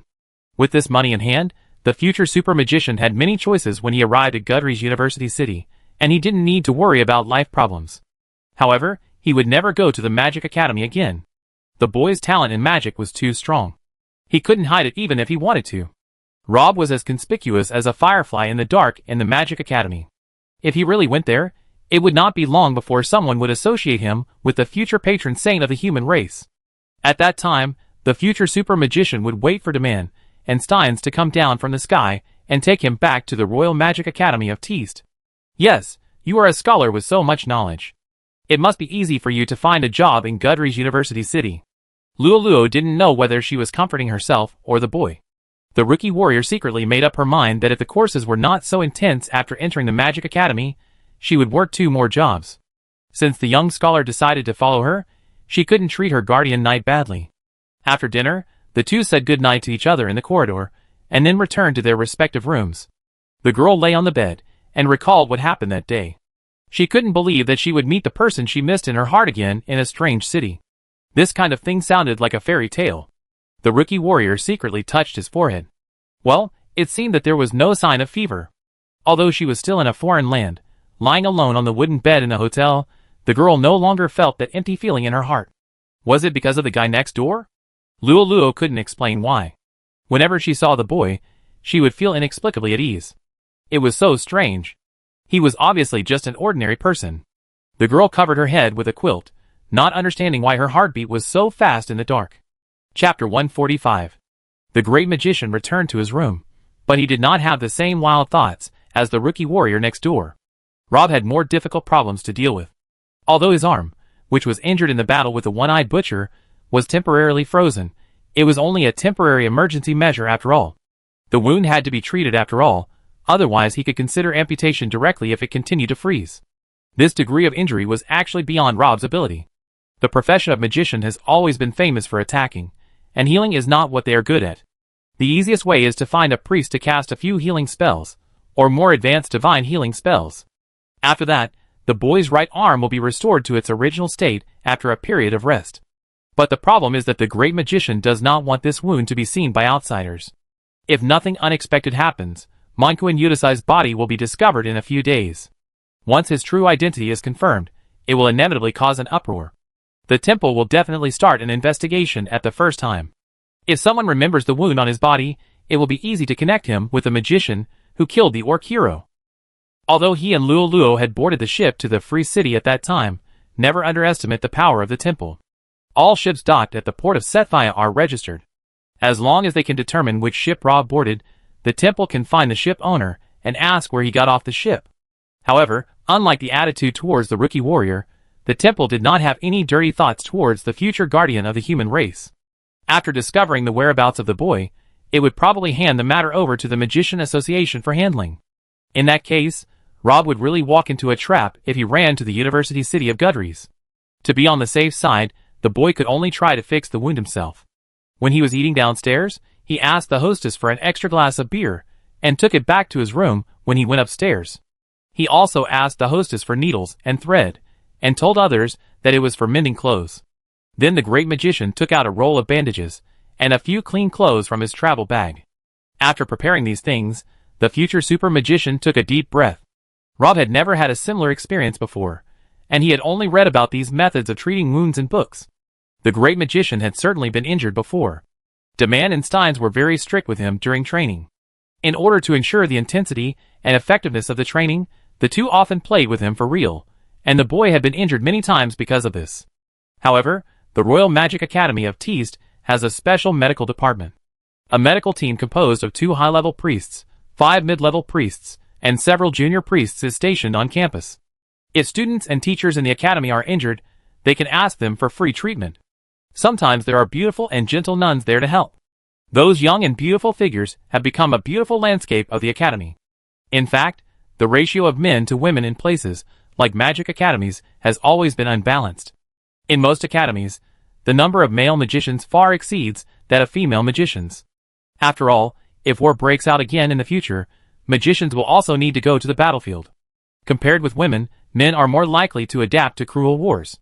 Boys of this age are just at the time when hormones are secreted vigorously, and they begin to have vague feelings for the opposite sex around them. However, there are too many people in magic academies, and too few female magicians are mostly arrogant. Naturally, the innocent and cute little nuns in the medical department have become goddesses in the minds of all boys, and the most perfect first love objects. In this regard, the future super magician is obviously no exception. Although Rob has countless fans in the academy, and is known as the dream lover of all the schoolgirls, this cannot change the tragic fact that the boy was locked up in a high tower for 7 or 8 years by 2 old monsters, Deman and Steins. In this regard, Rob is no different from most male compatriots, and is also full of longing for the legendary medical department.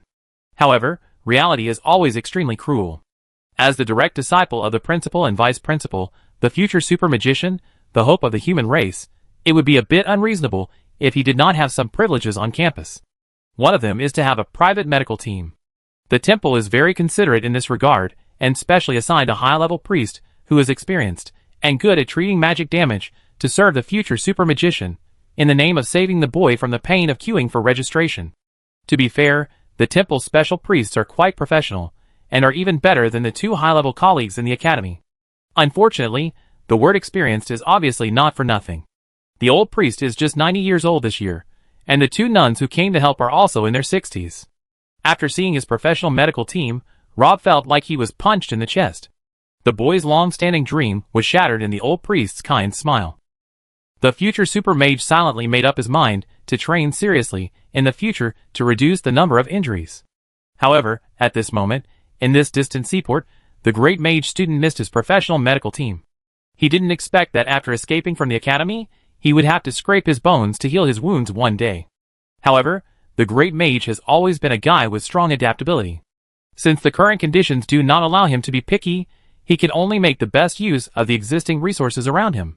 The boy followed the steps in the book, first roasted the iron needle on the candle for a while, threaded it, and held it in his mouth for later use, then took off his clothes, casually released a small fireball, and fixed it in the air to thaw his right arm. The strength of the orc hero should not be underestimated, and the last blow before death was even more powerful. From the angle of the great magician now, his right arm can be called horrible, like a sausage that has been fried in a frying pan for too long, with a horrible wound directly in the middle, and the pale bone stump can be seen under the turned skin and flesh. This was the first time Rob had seen his bones, and the feeling was obviously not very pleasant. However, the boy did not hesitate, picked up the glass of beer and poured it on his wound. This was naturally what the great magician read from a book. It is said that such a method can be used for disinfection to avoid infection after suture. Then, the great magician felt a piercing pain in the wound. It felt like thousands of knives stabbed into his arm at the same time. Damn! This simple word fully expressed Rob's feelings at the moment. The next second, the great magician's eyes went black, and he fell to the ground. Chapter 146. When Rob opened his eyes again, it was already dusk the next day. In other words, the great magician was unconscious for a whole day and night. The first thing Rob did after waking up was to check his wounds. He found that his right arm had been bandaged, and Luo was lying beside his bed, as if she had just fallen asleep. The girl's eyes were red, obviously she had cried not long ago. The boy felt a little thirsty, and wanted to sit up from the bed, but he felt dizzy and his right hand had no strength. He almost couldn't hold up his body, and rolled off the bed. However, his tossing and turning did wake up the rookie warrior next to him. Luo rubbed his eyes, and was surprised and happy to see the young scholar regain consciousness. "You woke up?" However, the joy on the girl's face was only a flash. After saying this, her eyes became red again and she cried, "Rob, are you an idiot? I asked you if your shoulder was okay before, and you lied to me that it was just a minor injury. It was obviously so serious, but you carried me so far on your back. I knew that you were so bad at fighting. How could you easily save me from those 3 guys?" As Luo was talking, she burst into tears again. In the past day and night, the girl's emotions had never fluctuated so much. After her father passed away, she thought that she, who was carrying a huge secret, would have to walk alone in the future. Unexpectedly, the boy suddenly appeared halfway, and inexplicably became her guardian knight. Perhaps Rob did not fully realize what this meant for Luo's life. Last night was the first time in so many years that the girl opened her heart to someone. Before this, Luo never thought that one day in the future she would tell another person everything that happened to her without hiding anything. The little scholar seemed to have a unique temperament that always made people feel inexplicably at ease. The boy's reaction did not disappoint the girl. Facing the temple, a huge monster that everyone feared, Rob was as calm as usual. It was also at that moment that Luo was no longer so afraid of the future, because she knew that no matter what happened, even if she was abandoned by everyone, there would always be someone in this world who would always stand behind her. The night sea breeze was very cold, but the boy's back was very warm. Is this the feeling of having a companion? On the way back to the hotel, although Lolo kept her head down, the joy in her heart seemed to overflow. However, the girl didn't expect that her joy didn't last too long. When Lolo saw the boy again, he was struggling on the verge of death. When the great magician used his rich knowledge to successfully knock himself down with a glass of beer, Lolo was still tossing and turning in bed thinking about his worries. As a result, the girl heard a muffled sound from next door, as if something heavy had hit the ground. The girl's first reaction was that the ghosts in the temple had secretly followed them, and then took advantage of the time when the two separated to sneak attack the young scholar. Thinking of this, Luo could no longer remain calm. The girl didn't even bother to put on her clothes. She grabbed the sword beside the bed, wrapped in a quilt, and rushed out in a hurry. She first shouted twice outside the boy's door, but there was no response in the room. The rookie warrior's heart sank, and he didn't dare to neglect it, so he broke into the door directly. The scene in the room made her color suddenly change. She saw the young scholar lying on the ground with his eyes closed, motionless, and blood everywhere. The whole room was like a slaughterhouse. Luo's head exploded. It was only a short time since they separated. When they said goodnight, the boy was fine. It was less than a magic hour. How could he suddenly get so badly injured? And unlike what the rookie hero imagined, there was no trace of a third person in the room. Luo's eyes moved to the boy's right arm, and she was shocked. It was not until then that the girl realized that the shoulder injury that the boy had just mentioned was so serious. Combined with the messy tools around him, Luo quickly deduced that Rob must have had an accident when he was treating his wound alone. For a brief moment, Luo's heart was completely swallowed by the sudden fear. How could this happen? She was still immersed in the joy of getting her companions, and the next second reality played a cruel joke on her, looking at the boy whose vital signs were getting weaker and weaker in the pool of blood. At that moment, the girl had only one thought in her mind: to take her guardian knight back from the hands of the god of death no matter what. Rob scratched his head, looking a little embarrassed. The future super magician had to admit that he seemed to have gone a little too far this time, and obviously overestimated his healing level and tolerance to pain. A glass of beer poured on him actually made the future guardian god of the group faint directly from the pain. This kind of thing was indeed a bit embarrassing. Moreover, after waking up, he had no memory of what happened afterwards. Looking at his right arm that was tangled like a dumpling, the great magician asked tentatively, "Did you bandage it for me?" The anxiety and grievances accumulated in the girl's heart were released with the crying just now. After crying, Luo sniffed and said, "Otherwise, I will stop the bleeding for you. You woke up once in the middle, and pulled me to repeatedly tell me not to let others see your injuries, and said that you are fine, and you will be fine after a good sleep." Rob was sweating. Did he say such a tough guy? In fact, if the rookie warrior hadn't arrived in time last night, he might have become a corpse now. Thinking of this, the great magician was also scared. However, Luo's bandaging skills were unexpectedly good. Rob could clearly feel that the injury on his right arm was under control. The wound was sutured. In order to stop bleeding and speed up the healing of the wound, the girl seemed to have put some herbs in it. What's so strange about this? Treating wounds is a survival skill that every adventurer must have. Sometimes, a person is in even worse conditions in the wild. If they are injured, they may even be in danger of death if they are not treated in time. Many adventurers carry herbs like this. After all, Luo is a genuine adventurer who is registered with the guild. Her wound bandaging skills are obviously much better than those of someone who is still at the theoretical level. In addition, she discovered the wound in a timely manner. After some rescue, the great magician's life was saved by her. Chapter 147. After this happened, Luo originally planned to stay in Setvia port for a while longer to accompany the young scholar to recuperate. After all, there was more than one ship to Gudrie's University City. Although the opening date of St. Laurent Brothers Magic Academy was not far away, the girl calculated that if the journey went smoothly, she should be able to squeeze out about a week. However, the boy's attitude on this matter seemed unusually firm.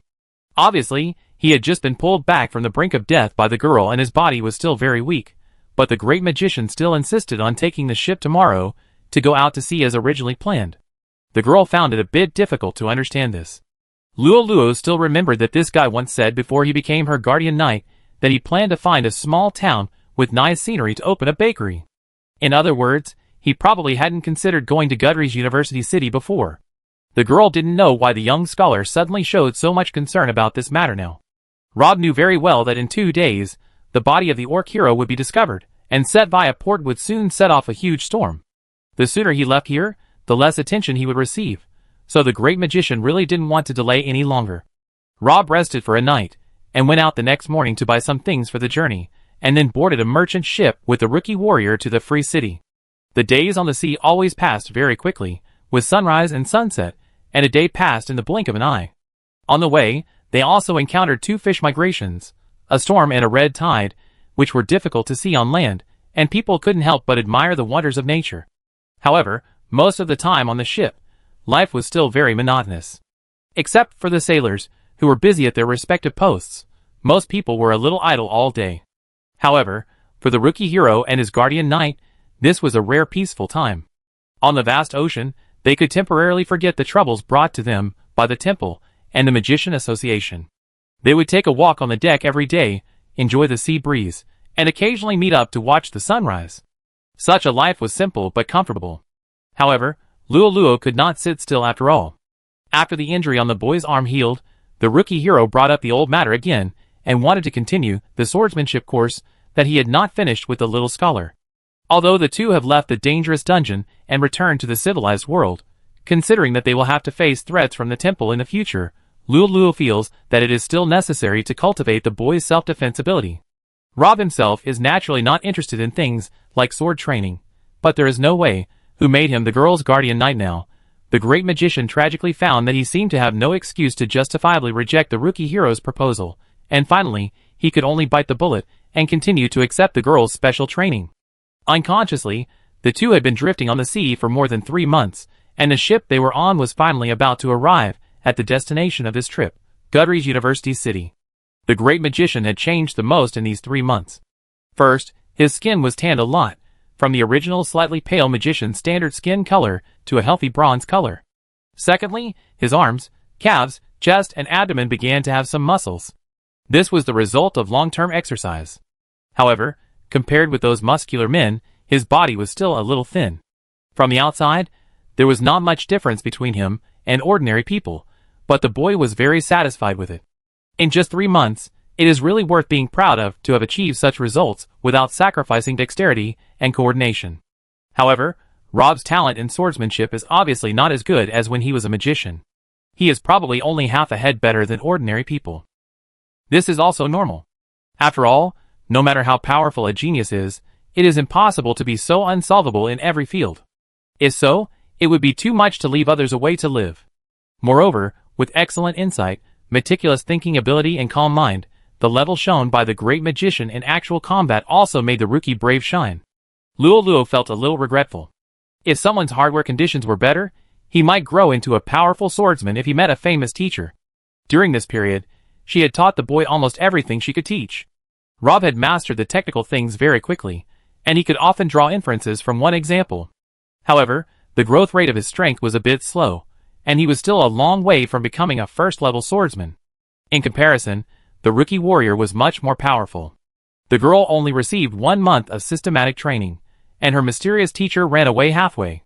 Even so, Luo still relied on her own exploration to successfully advance to a professional. The Breton family's talent in swordsmanship was indeed well-deserved.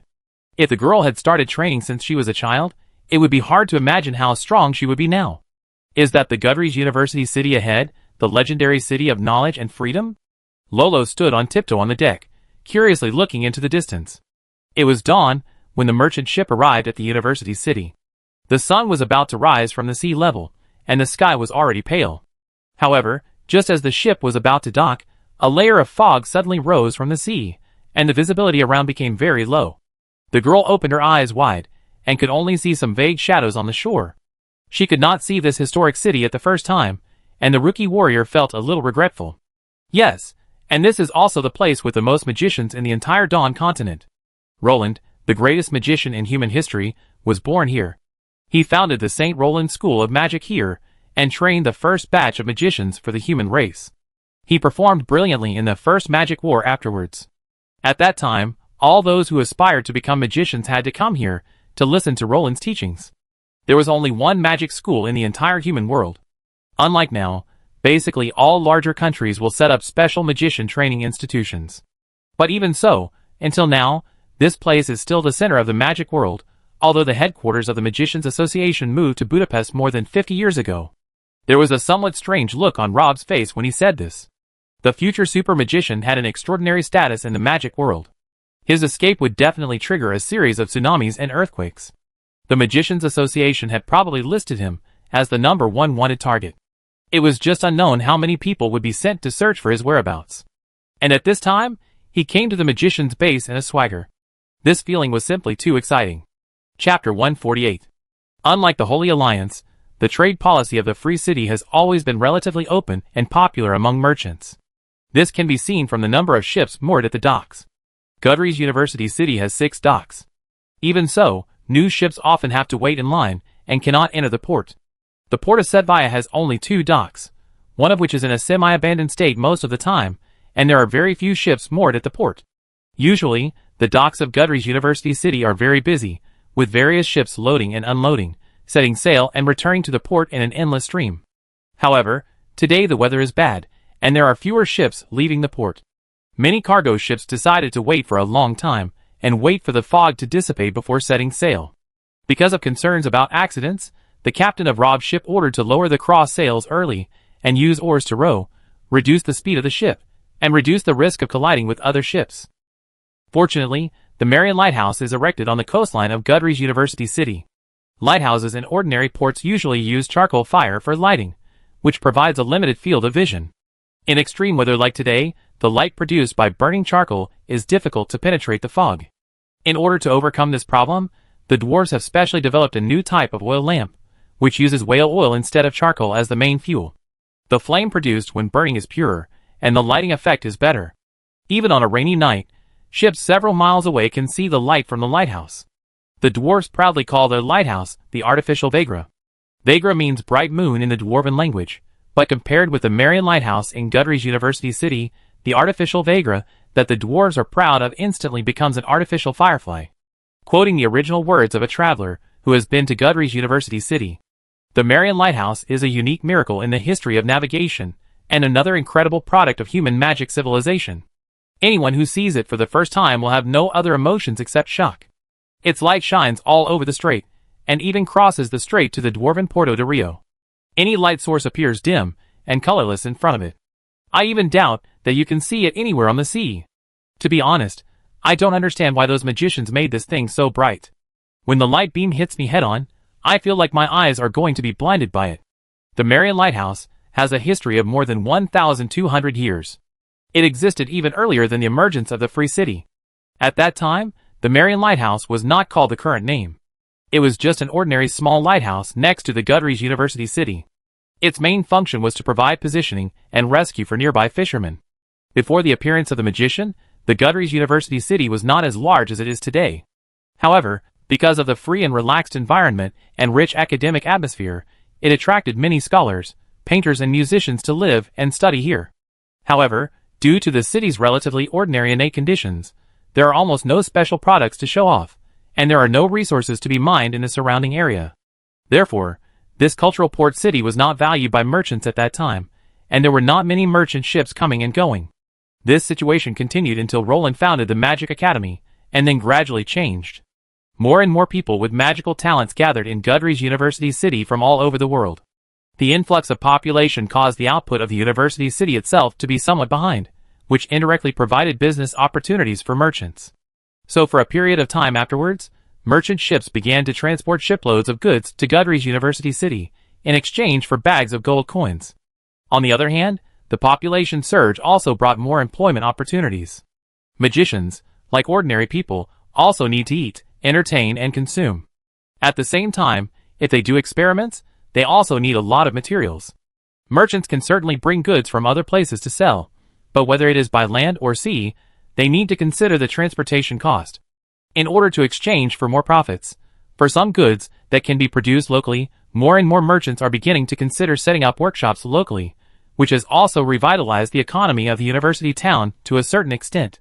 The real rise of Gudrie's University town to become the largest port on the southern coast was after the emergence of magic devices, or more accurately, after the emergence of the second type of magic devices that can be used by ordinary people. Magic, which was originally an elusive force, was gradually mastered by humans, and its mysterious veil was gradually lifted. The emergence of non-combat magic devices such as magic lamps is a milestone event of great significance in the history of magic, which means that magic has begun to enter the lives of ordinary people. Of course, until today, most people who can afford this type of magic device are still nobles, but this does not prevent the second type of magic device from becoming the most sought-after commodity in the entire Dawn continent. Even though the human race later listed magic devices as strategic items and strictly prohibited their outflow, due to the huge potential profits behind them, some people still secretly smuggle the acquired magic devices to the dwarves and elves. Especially in recent decades, the Dawn continent has ushered in a rare period of peace. Time has eliminated the hatred and trauma brought by the war. The interaction and communication between different races have become more frequent, and underground activities such as smuggling have become more and more rampant.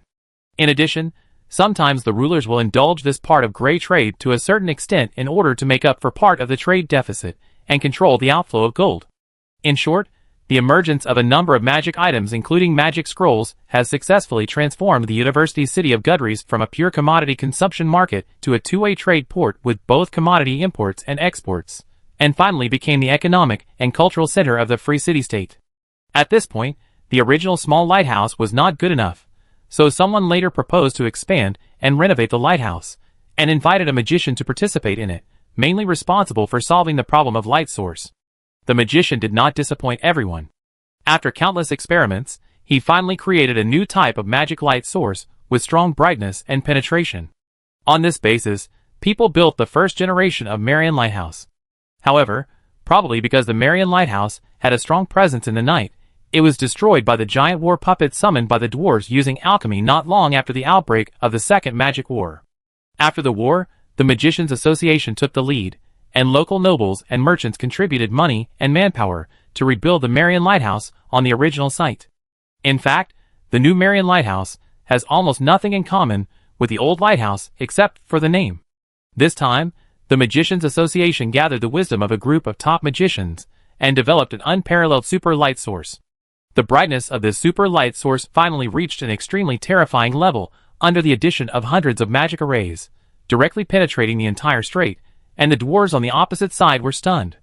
But in most cases, well, the Marion Lighthouse is indeed too bright, and has even affected the sleep of residents in several nearby towns, including Goodrich University City.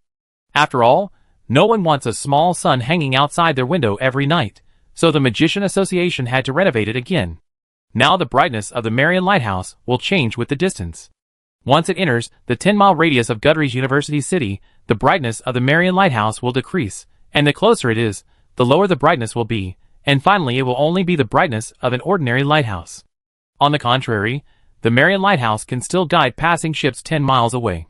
In addition, in order to prevent the previous incident from happening again, the magicians also built a complete defense system for the Marion Lighthouse, which is enough to withstand the bombardment of super magician-level masters for a whole day. Today, the Marion Lighthouse has become a heavy defense shield on the coastline of Goodrich University City. Chapter 149.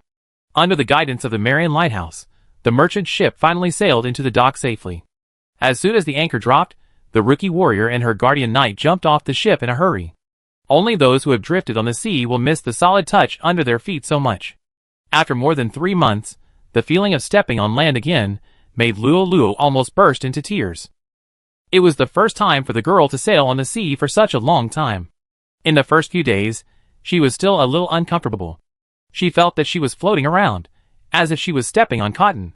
However, after the girl gradually adapted, she made another unexpected discovery. It seemed that practicing swordsmanship on the sea could better train the sense of balance than on land.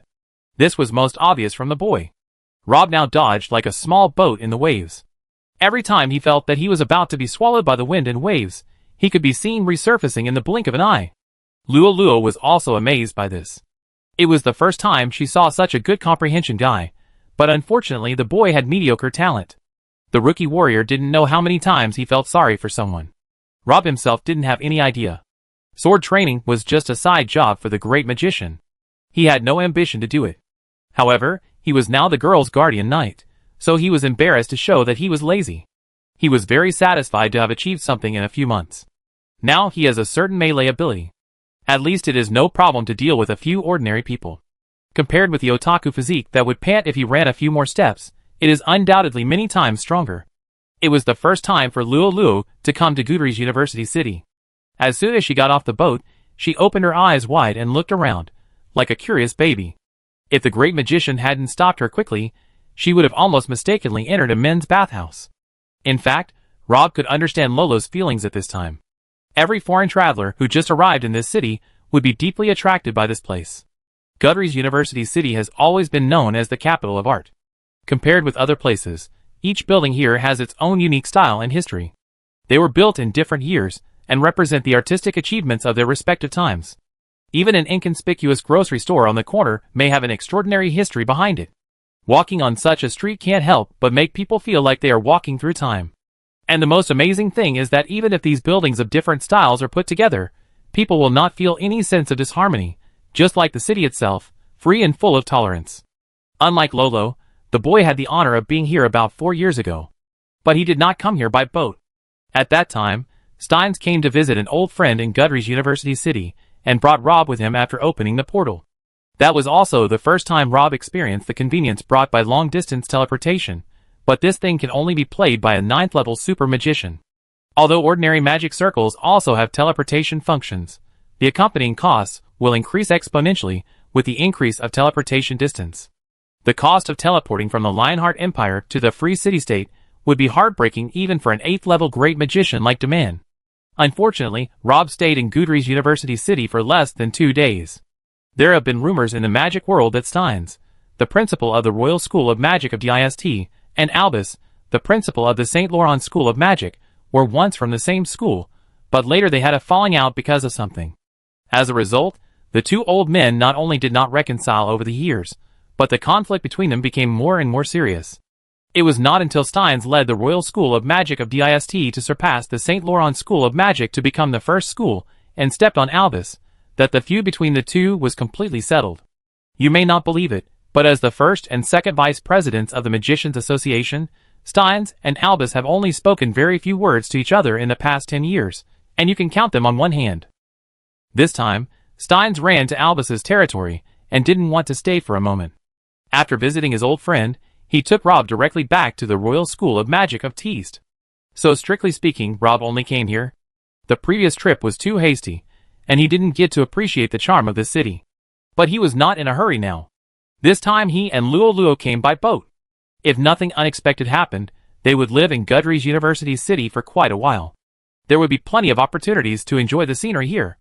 Compared with the magic academies in the north that are used to starting school in early autumn, many magic academies in the south prefer to recruit new students at the end of the first month of winter, which is actually the end of each year, and it lasts for about 20 days in total. Luo and his friends arrived at the right time, just in time for the peak enrollment period of various colleges. The ships that docked these days were almost full of young boys and girls who came from all directions with dreams. They were full of vigor and curiosity, and their young and ignorant faces were full of expectations for the future. Their arrival injected a youthful vitality into this ancient university city. These little ghosts in front of the great magician couldn't help but recall himself 10 years ago. At that time, he was probably no different from these children when he first entered the Royal Magic Academy of Teast. In the blink of an eye, he has graduated from the academy. The two principals, Steins and DeMann, obviously have different opinions on this, and bid farewell to the bittersweet student days. The future super magician was also very emotional. Luo showed a suspicious look on his face, patted someone on the back, and said dissatisfiedly, "Hey, don't embarrass me, okay? You are my guardian knight. Since you just got off the boat, you have been staring at the girls passing by on the roadside." "What do you mean?" The great magician was speechless, but he couldn't explain this matter, so he could only choose to change the subject. "By the way, now that we have arrived at Gudrie's University City, you should report to the academy next. Do you know where the St. Laurent Brothers Magic Academy is? There are many famous buildings in Gudrie's University City, but the most famous one is, of course, the St. Laurent School of Magic founded by Roland himself. This famous magic school is located in the west of the city, adjacent to the Verne Palace and the Red River Square, and there are two commercial streets next to it. The famous Fairy Eye Auction House is also nearby. That place can be called the most prosperous area in the university city, an absolute prime location, and the St. Laurent School of Magic occupies more than half of it. Compared with the pitiful number of admissions to the school every year, Rob doubts whether the students there will be a little unaccustomed to such an empty campus. If you wander around the academy when you are not in class, you may not see anyone for several days if you are unlucky. If you are murdered, it may take half a month for someone to find the body. It is strange to say that when Roland was still there, the St. Laurent School of Magic was also famous for teaching everyone. After all, the human race was still at a disadvantage in the war, and urgently needed a sufficient number of magicians to turn the tide. At that time, all races saw the new profession of the human race for the first time, and they were somewhat confused, and could not find effective means to deal with it. Even a first-level magician could play a huge role on the battlefield. But later, the human race gradually became stronger in the Dawn continent. First, the demand for low-level magicians was not as urgent as before, and second, various races gradually accumulated many means to deal with magicians. I don't know when the St. Laurent School of Magic began to slowly turn to elite education, dedicated to cultivating high-level magicians.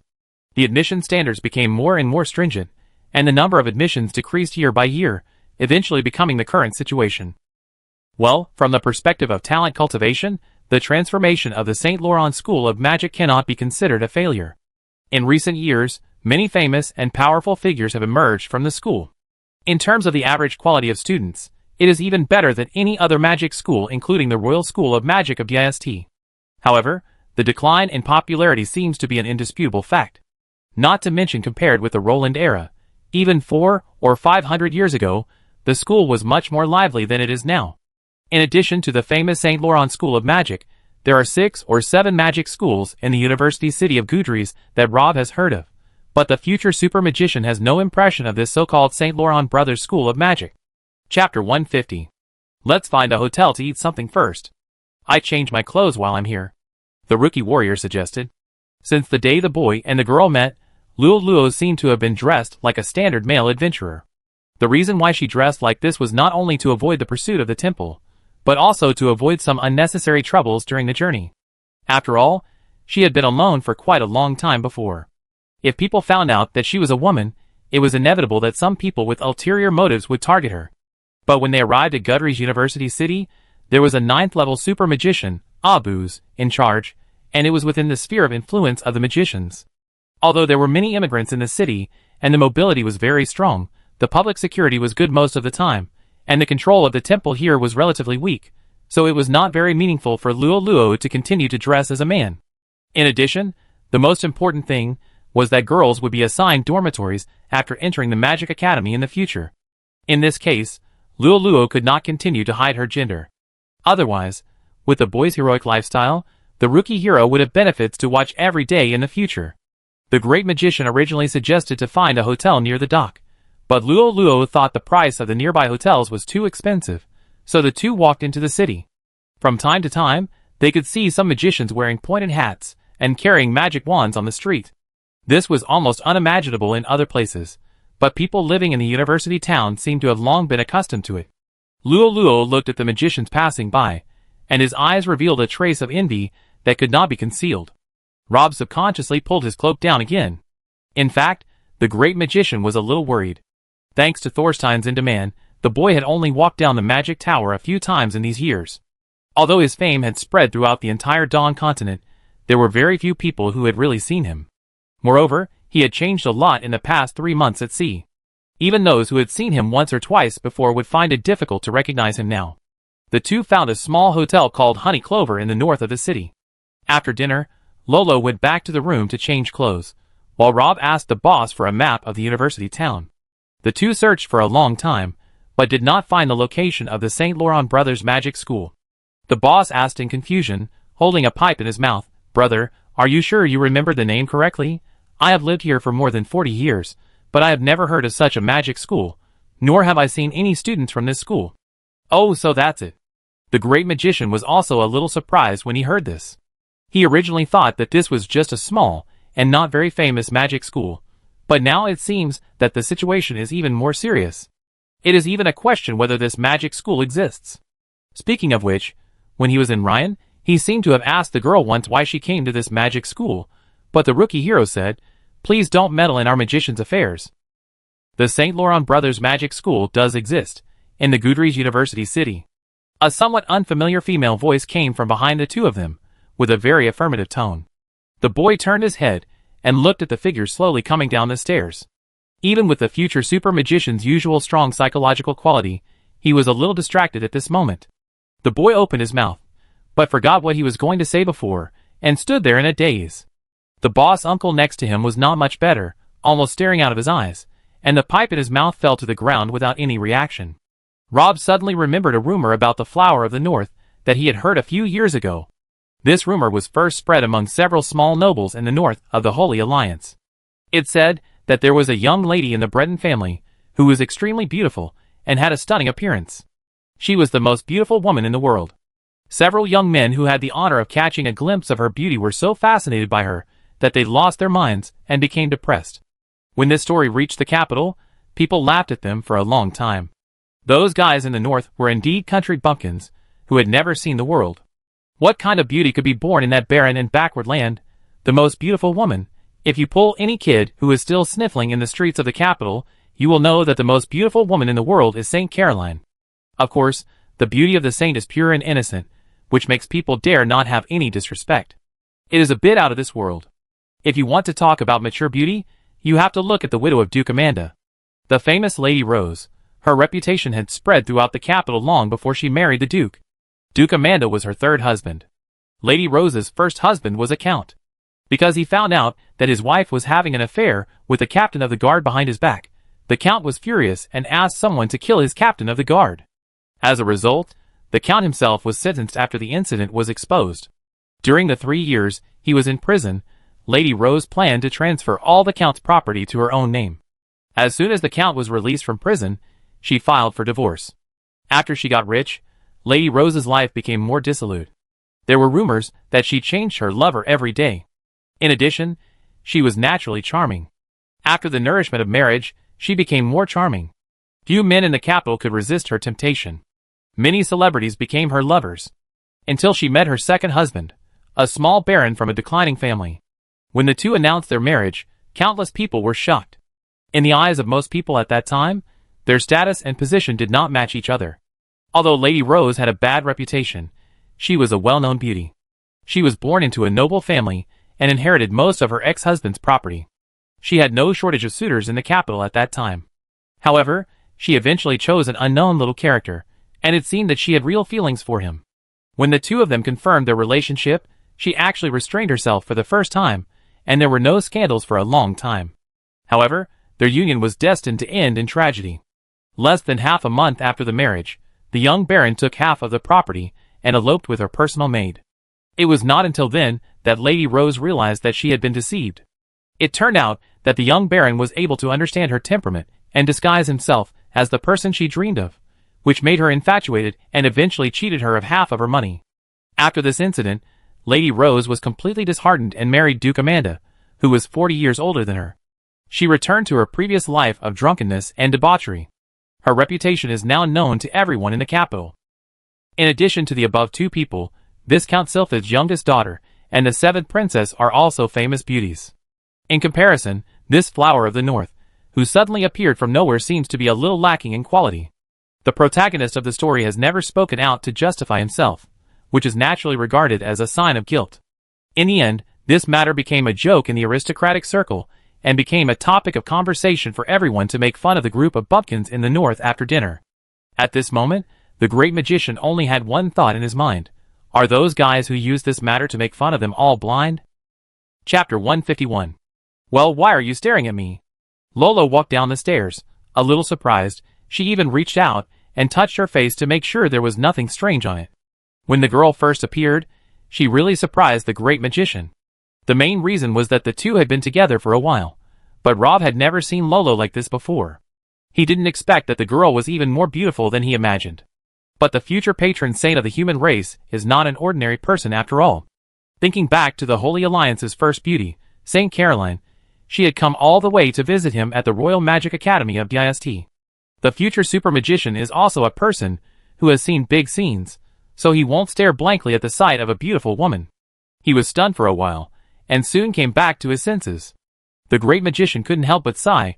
It turns out that makeup is so magical. After a pause, Rob asked curiously, by the way, there is your voice. How do you do that? If one's appearance can be changed through makeup, one's chest can be wrapped up, and one's way of talking and walking can be the same as a man through training, but the voice of a person is innate and cannot be changed. The girl's original voice was very nice. Perhaps because she was born in a swordsman family, her voice was not as soft as many little girls, but a little more neutral, but still quite different from the voice of a man. Oh, you're talking about this. The rookie warrior took out a small piece of wood from his pocket. The thickness was only about 1/3 of a piece of craft paper. He put it under his tongue. When she spoke again, her voice became much thicker. Although it was not as good as those pure men, it was no longer a female voice. Vasily's wood? The great magician raised his eyebrows, a little surprised. With his knowledge reserve that could be called a mobile library, he quickly recognized the origin of the small piece of wood. Really? Was it originally called this? The girl obviously didn't know much about the small piece of wood in her hand that could change her voice. Luo explained, this thing was given to me by a mysterious teacher. He also taught me how to make up. Before he left, he told me that if I wanted to avenge my parents, I had to become a magician. Oh, let me guess. In that case, he must have told you about this St. Laurent Brothers School of Magic? Rob touched his chin. Although I don't know the true identity of Luo's mysterious teacher, from his actions so far, it is clear that he has been helping the girl. So he should not joke about the matter of St. Laurent Brothers Magic School. Doing so will make Luo go to Gudry's University City in vain. The Vasily tree is also called the Whisperer tree. It is a very rare ancient tree that only grows in the Elves. It has many uses. Changing the sound by holding it in your mouth is just the most basic use. Oh, is there any other use for this thing? Lolo was very curious. I'm afraid I have to ask the elves about this, and ordinary elves may not have heard of the Whisperer wood. The future super magician lied about this matter. The most powerful use of the Vasily wood was actually developed by magicians. It can be loaded on a staff to increase the amplitude of magic elements, thereby increasing the power of spells. However, there are too few people who know this use. In the past, Rob could still use his identity as a scholar to get away with it, but this time, the boy really couldn't cover it up. Moreover, for a rookie like Lolo, using a staff that can increase the amplitude of elements right from the start may not be a good thing. On the contrary, it is not conducive to cultivating her accuracy in magic control, which may affect her future development. The great magician thought about it, but in the end, he didn't tell the rookie warrior the real use of the Vasily wood. However, this made Rob even more interested in the girl's mysterious teacher.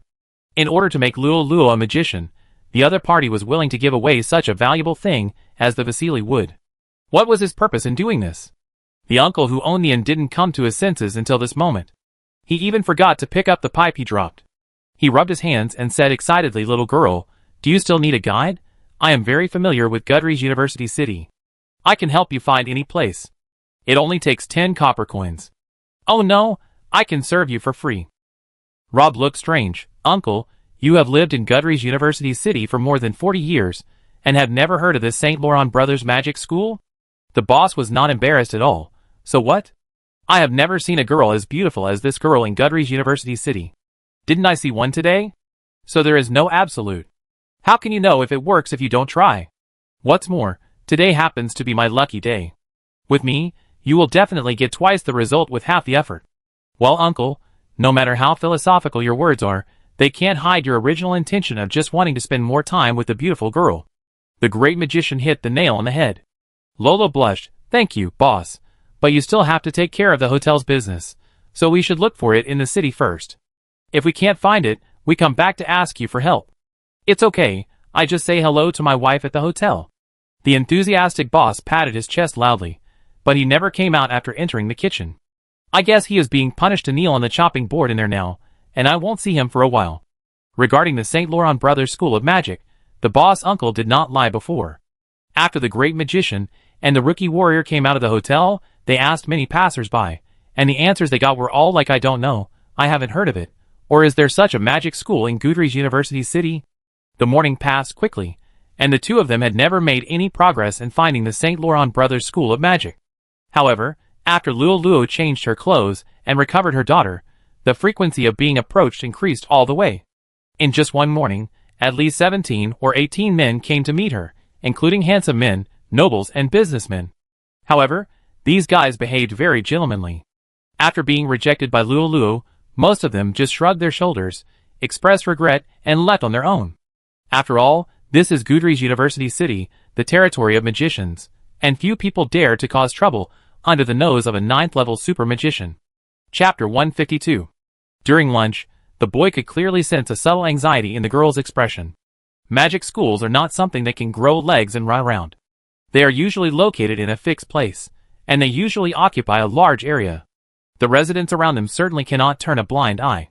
If one person didn't know about it, it would be understandable, but after asking so many people, they said they didn't know, which was a bit abnormal. At this point, the girl couldn't help but doubt the authenticity of this magic school. "Let's go to the library." The great magician gave a suggestion at this time. "Since we can't locate it from the location, let's try to find clues from the time. A magic school can be destroyed by war or hide itself for some reason, but as long as it exists, there will always be history left, and this part is the most difficult to erase." The rookie hero's eyes showed hope again when he heard it, and he hurriedly paid the bill. "What are we waiting for? Let's go now." As the girl said this, she pulled the boy out of the door. After the two walked 2 streets, Lolo noticed the little gadget in someone's hand that was shining in the sun. "Hey, why did you steal the fork?" The great magician smiled bitterly. "Please, next time you rush to drag me out, can you take a look at whether I have finished my mashed potatoes?" The Raphael Library in Gudrie's University City is the oldest and largest library in the human world. It has a collection of more than 1.6 million books, of which about 200,000 are related to magic, including some spell training and magic device production methods, which account for about 7,000 books. They are stored on the top floor of the library, and are surrounded by dense magic circles set up by the Magician Association. Ordinary people are not allowed to enter. However, the original intention of building the library was to encourage the dissemination and exchange of knowledge and culture. Except for the top floor, most areas are unrestricted, and no fees are charged for entry. However, the Raphael Library is too large. Even if it is roughly divided according to subject types, it is still too difficult for people who want to find a specific book, which is like looking for a needle in a haystack. Therefore, the library has also launched corresponding fee items. As long as you pay 1 silver coin, a special librarian will serve you. Many people have different opinions on this. Some people think that it is naked robbery to buy a book at the price of 1 silver coin. This money can buy more than one book. For example, The rookie hero felt a little painful, but the great magician thought that the price was quite conscientious. It is a great thing for anyone to remember the general content and approximate location of tens of thousands of books with just his own brain, which is definitely worth spending this silver coin. The librarian serving the two is named Alex. Unlike what Lolo imagined, Alex is not the kind of white-bearded grandfather, but a very young man with a gentle appearance, full of bookish air, wearing a monocle, and at first glance he looks a bit like a girl. Hey, you look like you're still a student. The great magician also had a look of surprise on his face. Where do you study? Hugo College of Arts. I'm a third-year student majoring in goblin and dwarf architectural aesthetics. Alex looked very shy. I usually come to the library to work after school. Not only can I earn a living, but I can also look up information for my thesis to be completed this year. It can be seen that the boy is very satisfied with his current job. Wow, you are amazing. You have read all the books in the Raphael library at such a young age. The rookie warrior was very impressed. Alex waved his hands quickly. No, you misunderstood. Even the most knowledgeable scholars cannot read all the books in the Raphael library. The most amazing person here is Mr. Donahue, who has read more than 9,000 books. People like me who provide consultation and search services have only read the abstracts. And because I am in charge of the history area, I usually only read the abstracts of historical documents to know which type of books are roughly placed where. That's pretty impressive. Rob on the side praised. He could tell that the boy named Alex was not a magician, and there was no elemental fluctuation on his body. In other words, he was just an ordinary person. You know, there are tens of thousands of abstracts, not to mention remembering the corresponding positions on the bookshelf. There are very few people who can do this. I just have a slightly better memory. Alex touched his head and said embarrassedly, by the way, I have seen the application form submitted by the two of you. You want to find historical documents related to the university city of Gudries, right? Yes, but we only need records after Roland. The great magician added, especially the history of urban architecture. Magic only appeared after Roland, and if the St. Laurent Brothers Magic Academy existed, it was obviously no exception, so the history before that can be skipped directly. Yeah, I understand. In fact, there is not much information before Roland. Alex pushed his glasses. In this case, I recommend you grasp Ukiyo-e of Southern Cities, The Rise of University Towns and Denton's Freedom and Art, detailed explanation of Gudries University Town architecture. In addition, the Chronicle of Gudries that our library has been recording and compiling has the most complete content. The disadvantage is that it is a bit too detailed. After all, the history of Gudries University Town is relatively long, and even the part after Roland has more than 5 million words. Thank you for your help. Of course. You've paid for it, Alex said, and then he trotted along with a ladder to find the books. The young librarian was very efficient at work. He came back with a thick stack of books in a short while. Seeing how hard he was walking, the rookie warrior hurried over to take the books from him. Alex finally had time to wipe the sweat off his forehead and gave the girl a grateful smile. Wait a minute. You need to fill out a borrowing form to take the books out of the library. Oh, that's not necessary. We still have an afternoon. We can just read here, said the great magician. Ah? So many books to read here? Alex was stunned. This is impossible to finish. The Rise of University Town and Freedom and Art, detailed explanation of the architecture of Gudries University Town are not so bad. They are less than 200,000 words. If you read fast enough, you can finish them in an afternoon. But Ukiyo-e of Southern Cities has 9 volumes, and the Chronicle of Gudries compiled by the library has an astonishing 26 volumes. Even if the two of them divide the work, they can't finish them in a week or two. Well, you don't have to worry about that. Rob patted the latter's shoulder and thanked him for his service again. Then he and the girl each carried half of the book and walked to the reading area on the 3rd floor. They found a round table for two with good lighting and sat down. After that, the great magician did not rush to read the materials, but ordered 2 more cups of coffee. Chapter 153. Let's try the coffee in the Raphael library. Although the taste is not much different from that outside, the atmosphere is important. In the quiet afternoon, in the oldest library in human history, in the ocean of millions of books, smelling the fragrance of books and coffee, this is what life should be like. The future super magician sighed, and the boy couldn't help but recall the dark and miserable time in the tower. Although the principal and vice principal had never abused him in terms of food, clothing, and daily expenses over the years, the mental abuse was undoubtedly more terrible. Steins and Demand undoubtedly have many students all over the world, but they have devoted their entire lives to the magic cause. They have no children of their own, so naturally they don't know how to raise children. They simply and roughly crammed the future super magician into a cramming education. They never thought of holding a party for the boy in their magic tower. Apart from reading, Rob has almost no entertainment. Over the years, the future super magician has been completely enjoying life. The boy feels more and more that escaping from the academy is a wise choice. Otherwise, he would probably still be tortured by demand in various ways. How could he sit so comfortably and leisurely on the recliner in the library? However, the rookie warrior on the other side looked at him with a bit of hostility. Why do you order more if the taste is the same? You can buy 10 cups outside with this price. And we spent 1 silver coin just now to find the book, and now these 2 cups of strange coffee have spent almost half a silver coin. Since when did you learn to spend money so lavishly? The girl looked like she was disappointed with him. Rob was a little embarrassed. When he and Luo first met, they were indeed very poor. However, after the trip to the dungeon, the financial situation of the great magician had improved a lot. Now he had more than 20 gold coins in his pocket. He asked himself that he could still afford 2 expensive cups of coffee, but he forgot where the money came from and couldn't explain it in front of the girl. All the expenses these days were actually paid by the rookie warrior. In other words, Luo will have to pay for these 2 cups of coffee. The great magician rubbed his nose and said awkwardly, well, how about I pay this time? Forget it. Let's talk about treating after you find a job. The girl shook her head. Also, I think what Alex said just now makes sense. We can't finish reading so many books in this afternoon, right? Why don't we fill out a borrowing form and take these books back to the hotel?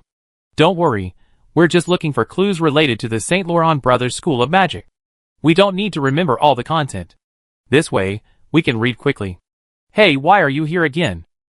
The great magician said the last sentence to Alex, who was walking towards them not far away. I have nothing to do right now, so I help you look for it. After the brief contact just now, the young librarian had a good first impression of the 2 people, especially Luo, who was beautiful and kind-hearted. In comparison, her companion was a little ordinary. There was nothing special about his appearance, but there was nothing annoying about him. It was just that this guy seemed a little confused, and was obviously too optimistic about his reading speed. Alex is a book lover who can become the administrator of Raphael Library. In addition to his proud memory, he also has a reading speed far beyond that of ordinary people. However, even if he wants to finish reading so many books, he can't do it in 6 or 7 days. The guy named Rob is obviously bragging in front of the beautiful girl. This makes Alex feel a little uncomfortable, but he is not deliberately making fun of someone, but really wants to help the 2 people. Although it is still impossible to read so many books in one afternoon, even if there is one more person, his joining can improve the progress to some extent. So Alex decided to ask the director for half a day off, and volunteered to search for clues about the St. Laurent Brothers School of Magic in the sea of books with the rookie hero and her guardian knight. His good intentions were met with a chuckle from someone. No need, don't you still have to work? I'd rather not bother you. The 2 of us are enough for reading. If I were you, I wouldn't be so confident in myself. The young librarian responded calmly. The future super magician raised his eyebrows. He smelled a hint of gunpowder in the air. Rob was puzzled. His previous words were well-intentioned and just stated a simple fact. He didn't know why Alex was unhappy. However, the great magician didn't take it too seriously. Having one more person to help was not a bad thing. Rob finally just laughed it off and said to the young librarian, thank you.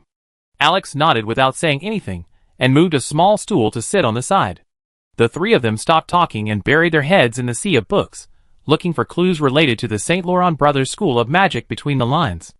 Luo picked the book Freedom and Art, detailed explanation of the architecture of Gudry's University City, which has a total of 180,000 words. The girl estimated that if everything goes well, she should be able to finish reading the book before sunset. The young librarian chose the book Chronicle of Gudry's, with the most volumes. Alex was sure that he could finish reading 3 volumes in one afternoon. This reading speed was really amazing. He then paid attention to Rob next to him. As expected, the guy who liked to brag picked up the ukiyo-e of Southern Cities with 9 volumes. The young librarian shook his head secretly in his heart. In his heart, he had already classified someone as the kind of person who only talks big in front of the opposite sex. Alex felt a little regretful in his heart. He didn't understand why the girl would become a companion with such a person, but he quickly shifted his attention to the book in his hand and began to search it attentively. He really hoped that he could help Luo. On the other hand, the guy next to him was much worse in attitude. The great magician was still thinking about his cup of coffee at this moment. He scooped 2 spoons of sugar into it, and stirred it with a spoon for a while. In the middle, he took the time to appreciate the beautiful scenery outside the window. Although the Raphael Library is located in the city center, the surrounding scenery is very beautiful, with neat lawns, tall trees, and beautiful cobblestone paths. When you are tired of reading, just look out the window, and you will immediately recover a lot of energy. But until now, the book in front of Rob has not been opened, and Alex beside him has read nearly 20 pages, and even Luo has turned over 5 pages. In comparison, the great magician is undoubtedly far behind. Chapter 154. Alex frowned at the great magician's passive resistance. The young librarian actually wanted to say something, but when he looked at Luo, who was searching for information seriously, he swallowed the words on his lips. Forget it, he didn't know what the relationship between this big-talking, lazy guy and the girl was, but compared to the two of them, he was just an outsider after all.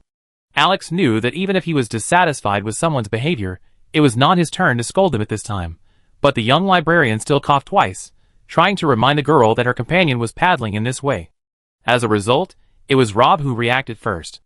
The great magician just picked up his cup, and after hearing Alex's light cough, he showed an apology on his face. "Oh, I forgot, we haven't given you anything to drink yet, right? Drink mine, I'm not thirsty." Lolo didn't even raise his head, and pushed the untouched cup of coffee in front of him to the young librarian. Alex's face flushed immediately after hearing this, and his expression was indescribably embarrassed. His original intention of coughing was just to make the girl realize that a guy who boasted the loudest was being lazy, but he didn't expect to be misunderstood as indirectly reminding the two to treat him to something, and this cup of coffee was originally Lolo's, but now it seemed as if he had snatched it from the girl. The young librarian was originally very thin-skinned, and this was like being provoked by fire. Alex was ashamed and angry. He had already determined in his heart that Rob had said this on purpose just now, in order to divert attention and embarrass him. This guy was really despicable. This move not only made light of his previous laziness, but also successfully tarnished his image in the girl's mind. How could a person be so shameless? Alex became angrier and angrier as he thought about it, and someone became more disgusting in his eyes. If the great magician knew how many thoughts flashed through the young librarian's mind in this short period of time, he would probably be impressed by his rich imagination. In fact, Rob was innocent. He just wanted to help Alex order a drink to moisten his throat, because he heard Alex coughing and noticed that he had nothing to drink. No matter why the young librarian showed hostility to him before, he was here to help after all, so the future super magician still had some tolerance. Later, the great magician found that Alex looked at him with more hostility after drinking coffee. It was strange. Did this guy hate the coffee brewed in the library so much? Rob took another sip of his cup. It tasted pretty normal. So what was the problem? Why did he seem to attract hatred every time he opened his mouth? Fortunately, the young librarian just looked at him with hatred, and then turned his eyes back to the book in his hand. Alex had figured it out. He was no match for that despicable and cunning guy in bickering. Now all he could do was to defeat him in the field of reading that he was proud of, and prove to the girl with facts that the guy named Rob was just a person who liked to talk big but had no action at all. When people have motivation, they can often further stimulate their potential. Alex's reading speed is already much faster than that of ordinary people. Now that he has made up his mind, he devotes himself to it with unprecedented concentration, and his reading efficiency is even more amazing. With a goal in mind, the librarian who holds his breath puts all his energy into the book. Alex feels as if he has entered a wonderful realm. Those words have turned into music scores in front of his eyes. As long as he glances at those music scores, they will naturally play in his mind. Now Alex reads books as if he is listening to a concert. Not only can he read 10 lines at a glance, but he also doesn't feel tired at all. At this speed, he may only need 2 days to finish reading a whole set of Chronicles of Gudries. Such talent is rare even in the university town of Gudries, where there are many students, and the young librarian is indeed proud of it. However, just as Alex was getting into the groove and enjoying the sea of books, he suddenly heard the sound of flipping books. To be fair, the noise of the man flipping books was not too loud, but it sounded particularly harsh to Alex at this time. His previous state was actually very rare. Not only did he need to be completely calm and not have any distracting thoughts in his mind, but he also needed a little bit of opportunity to be able to enter it. Unfortunately, this state only lasted for less than 10 minutes before it was interrupted by the hateful sound of flipping books. When Alex found out that the person flipping through the book was none other than Rob, who had framed him not long ago, He could no longer control his anger and stood up from his seat. The young librarian pointed at the great magician's nose and said angrily, "You are just looking for trouble, right?" The future super magician looked puzzled. If the previous coffee incident could be considered a trigger, he hadn't said a word since then. This could still make the young librarian furious. Rob couldn't help but admire his ability to attract hatred. However, the great magician's patience was almost over. He had just been too lazy to argue with Alex because he was here to help, but the kid obviously didn't know what it meant to stop. Rob was about to warn him, but he didn't expect Lolo to stand up first. The girl closed the book in her hand, with undisguised disappointment in her clear eyes. "Alex, your behavior just now was really rude. Although we are always grateful for you sacrificing your part-time work time to come and help, it doesn't mean that you can use this gratitude to do whatever you want. Respect between people is mutual. If you still want to be friends with us, I hope you can sincerely apologize to my companions." After being together for so long, this was the first time Rob saw the rookie warrior's expression so serious, but it was to defend him over a small matter. No matter how long he spent with Lolo, the great magician seemed to always find something surprising in her. Alec was speechless. In fact, he regretted the moment he said that. There was no way to explain this kind of thing. It was just that he was angry at the time, and some words came out of his mouth, but it was too late to take them back. Facing the girl's harsh criticism, he could naturally choose to walk away, but that was not what the young librarian really wanted to see. It was even more difficult for him to apologize to someone. Alex's impression of Rob had fallen to the bottom, and it was more painful to ask him to apologize than to kill him. In the end, the great magician once again showed his grace. Rob waved his hand and said, "Forget it, he probably didn't mean it. There must be some misunderstanding. There's no need to apologize." Lolo stood up to protect him, which made the future super magician feel very good. In comparison, he didn't take Alex's provocation seriously. Chapter 155. The brief disturbance came and went quickly. Since Rob had already generously said that he did not need Alex's apology, the young librarian chose to stay. Soon the three of them returned to their previous state of burying their heads in books. However, the young librarian's heart was not as calm as he seemed on the surface. Alex knew that the incident that had just happened would definitely reduce his impression on the girl. It was impossible to say that he did not regret it, but he also knew that no matter how he explained it now, it was useless. At this point, all he could do was to silently fulfill his previous promise, do the things at hand well, and use facts to prove to the girl who was really helping her. The young librarian was still very confident in himself. Even if he lost that magical state, his usual reading speed was still far better than most ordinary people. He was even more indifferent to people like Rob, who only talk nonsense. Alex firmly believed that the girl would eventually recognize the true face of the man next to her. However, when he confidently opened the Chronicle of Gudries in his hand and planned to continue reading, he heard the familiar sound of turning pages again. The young librarian could guess where the voice came from without looking up. Alex sneered in his heart. Again, it would be fine if it happened once, but it was too naive to use such means to influence him. Yes, the young librarian had no doubt that this was a deliberate move by Rob to disgust him, because the speed of turning the pages of the book with the great magic was too fast. At such a fast speed, the eyes only stayed on each page for 1 to 2 seconds. In such a short time, it was difficult for ordinary people to even see the handwriting on it, let alone read the entire page. This was simply a fantasy. Alex didn't believe that anyone could do such a thing, not to mention that the guy was holding a cup of coffee in his other hand, and he looked careless, and he didn't look like he was reading seriously. Therefore, the young librarian had already concluded that this guy was just pretending. Given Alex's bad impression of Rob, his behavior was not too unexpected.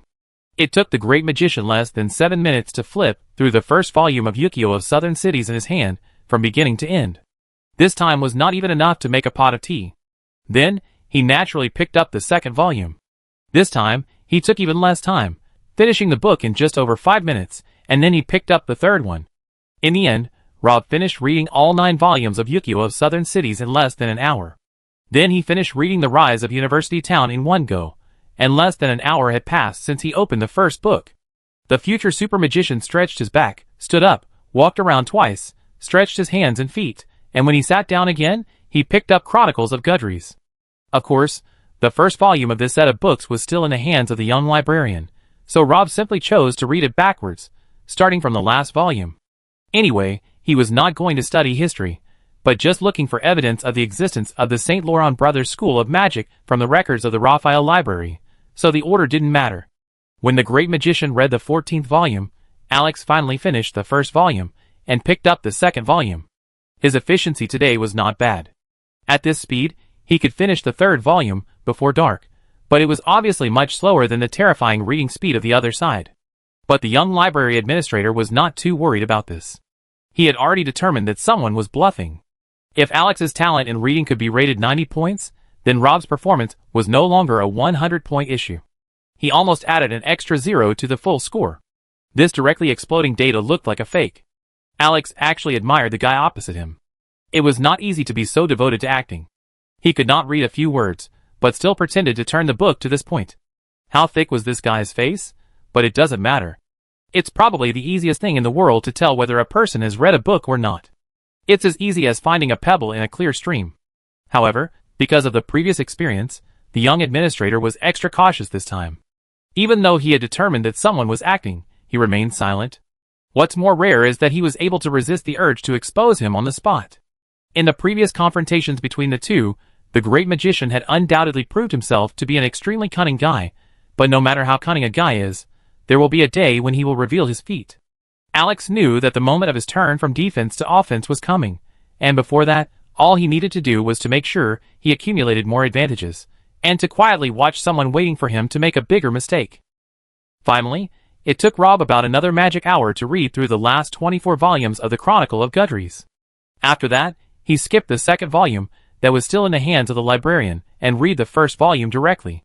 So next, naturally, the future super magician asked Alex, "Can you lend me the book in your hand first?" "Don't worry, I will return it to you soon." The young librarian closed the book in his hand very readily after hearing this. However, Alex did not pass it to Rob on the other side. Instead, he looked into the eyes of the great magician and said word by word, "You are not right." "Oh!" the future super magician replied weakly. Why was Rob not surprised at all by such a strange thing? It was probably because the future super magician had already found that the guy named Alex was the most inexplicable guy he had ever met. The two of them did not know each other before, but this time, this was the third time that the kid had confronted him head-on in just one afternoon. At this point, even if the great magician had a good temper, he would not indulge the other party anymore. "You are not right." Alex emphasized his tone and repeated the sentence just now, and finally succeeded in attracting the girl's attention. Chapter 156. Lolo looked up at Alex with some confusion, not understanding why he suddenly said that. In the past 2 hours, the elementary scholar and the librarian had been very quiet, and there had been no conflicts. The girl thought that the misunderstanding between the two had been resolved, but she didn't expect Alex to suddenly attack Rob again at this time. Lolo turned her head to look at the little scholar next to her, but the latter shrugged at her, indicating that he actually knew nothing like her. Rob had long been fed up with the inexplicable way the kid on the other side of him triggered hatred. He was too lazy to think about the reason behind it, and directly ordered him to leave. "Thank you very much for everything you did for us today, but it seems that we no longer need your help, so you can go and do your own thing now." The great magician looked at the young librarian, and the words "get out" were almost written on his face. At the end, he did not forget to add, "Oh, by the way, you'd better pay for your cup of coffee when you leave. I guess you don't want to be regarded as a swindler." Luo was embarrassed and said hurriedly, "Don't listen to his nonsense. You don't have to worry about the coffee money." Compared to someone's simple and rough expression, the girl's attitude was undoubtedly more tactful, but the main disagreement between her and Rob was whether Alex should pay for his coffee. Luo's statement was actually equivalent to tacitly agreeing to the great magician's request that the librarian disappear from their sight. However, Alex sat in his seat without moving, as if he didn't hear what the two said. No, to be more precise, after hearing Rob's order to expel him, his face showed a look of "I guessed it would be like this." The young librarian looked at someone with a mocking look in his eyes, sneering, "Are you so anxious to get rid of me because you are afraid that I will expose your clumsy tricks?" Alex has never felt so good as he does now. Even when he was personally appointed as a disciple by Master Jonathan of Hugo Academy of Literature, he didn't feel so wonderful. All the depression accumulated in his heart was released at this moment. He had always been in a very passive situation before, and was framed by someone twice, which made the young librarian lose his composure in front of the girl. However, Alex always believed that the truth would be revealed one day, because there are always some things in this world that cannot be changed by calculation and cleverness. And this moment has finally come. The young librarian turned to the girl beside him, and said sincerely, "I know you may not want to believe what I am going to say next, but I will prove it to you later." In fact, this companion beside you has been deceiving you by taking advantage of your trust in him. Alex felt that he had seen through all the tricks of the great magician, and it was time to blow the horn of counterattack. Now all he had to do was to completely expose someone's hypocrisy in front of the girl. After thinking for a moment, the young librarian spoke again. I have not been a scholar for too long. Including this year, it has been less than 3 years. After the end of this month, I have worked in the Raphael Library for exactly 14 months. Of course, strictly speaking, these are actually nothing in the city of Gudrie's University, which is full of geniuses. Compared with others, perhaps the only thing I can be a little proud of is that I read more books. Because my father is also a scholar, I have been exposed to books since I was 6 years old. So far, I have read more than 3,000 books. Hearing this number, Luo was also a little surprised. You are very impressive. More than 3,000 books, which is basically the entire collection of a large family. The young librarian waved his hand. I am not mentioning this to brag about myself, but just to prove that at least I have some say in the matter of reading. Alex turned his gaze back to the great magician. Do you agree with this? Your reading volume is indeed very good, Rob said in a matter-of-fact way. In this age when information is not so explosive, even for scholars, being able to read hundreds of books in a lifetime is basically considered qualified. Reading thousands of books is just an unattainable dream for most people. Considering Alex's age, it is definitely not easy for him to read so many books. In addition to being exposed to books at a relatively early age, he probably also has some special talents. At this point, the future super magician could guess what that guy wanted to say. Sure enough, Alex suddenly changed the subject. However, I have been studying for so long, but I have never heard of anyone whose reading speed can reach such a terrifying level as yours. Haha, even Mr. Donahue, who reads the most in the library, is far behind you. The librarian showed a sneer at the corner of his mouth. In this case, there are only two possibilities. Either the level of all of us, including Mr. Donahue, is too low, or you are deceiving us. This is just a show for your attention from beginning to end. The great magician sighed. I choose the first one. There is no benefit in cheating on this matter. Even if I read faster, no one will give me a discount when I pay for my coffee later. Lolo had been focusing on the book Freedom and Art, detailed explanation of the architecture of Gudrie's University City in her hand, and did not care about the progress of others. After hearing Alex's words, she couldn't help but become curious. She had only just turned half of her own book, so she asked the two people around her, "Where are you guys at?" "I can finish the second volume in half an hour," the young librarian said confidently. Alex was sure that he would be the fastest among the three without cheating. As expected, the girl was surprised. Although Luo had a general impression of Alex, she still admired his amazing reading speed. She praised him and turned to ask the young scholar on the other side of the table, "What about you?" Rob looked a little strange. "I'm almost done." "Finished reading?" "Finished reading what? The first volume of Yu-Gi-Oh! Of Southern Cities?" The great magician was very honest. Finished reading means reading all of them. Lolo took a breath. What the hell? You finished reading all 9 volumes of Yu-Gi-Oh! Of Southern Cities? Not only that, it took him less than 1 magic hour to finish reading the entire set of Yu-Gi-Oh! Of Southern Cities, and then he read The Rise of University Town and Chronicles of Gudrie's. Now, except for the 2 books you're in my hands, he has read all the remaining books, Alex said in a joking tone. The young librarian thought that after his explanation, the girl should have clearly realized how exaggerated someone's previous performance was. In order to make up for the boast he had made, he even ignored the most basic common sense and made such a joke. However, the rookie warrior was slightly dazed after the initial shock. Chapter 157. Unlike Alex, Lolo knows Rob's personality and character very well. In a sense, the young scholar is also a strange guy. At his age, he has no intention of showing off. No, perhaps it is more accurate to say that he does not want to expose himself to too many people, so he usually keeps a low profile as much as possible.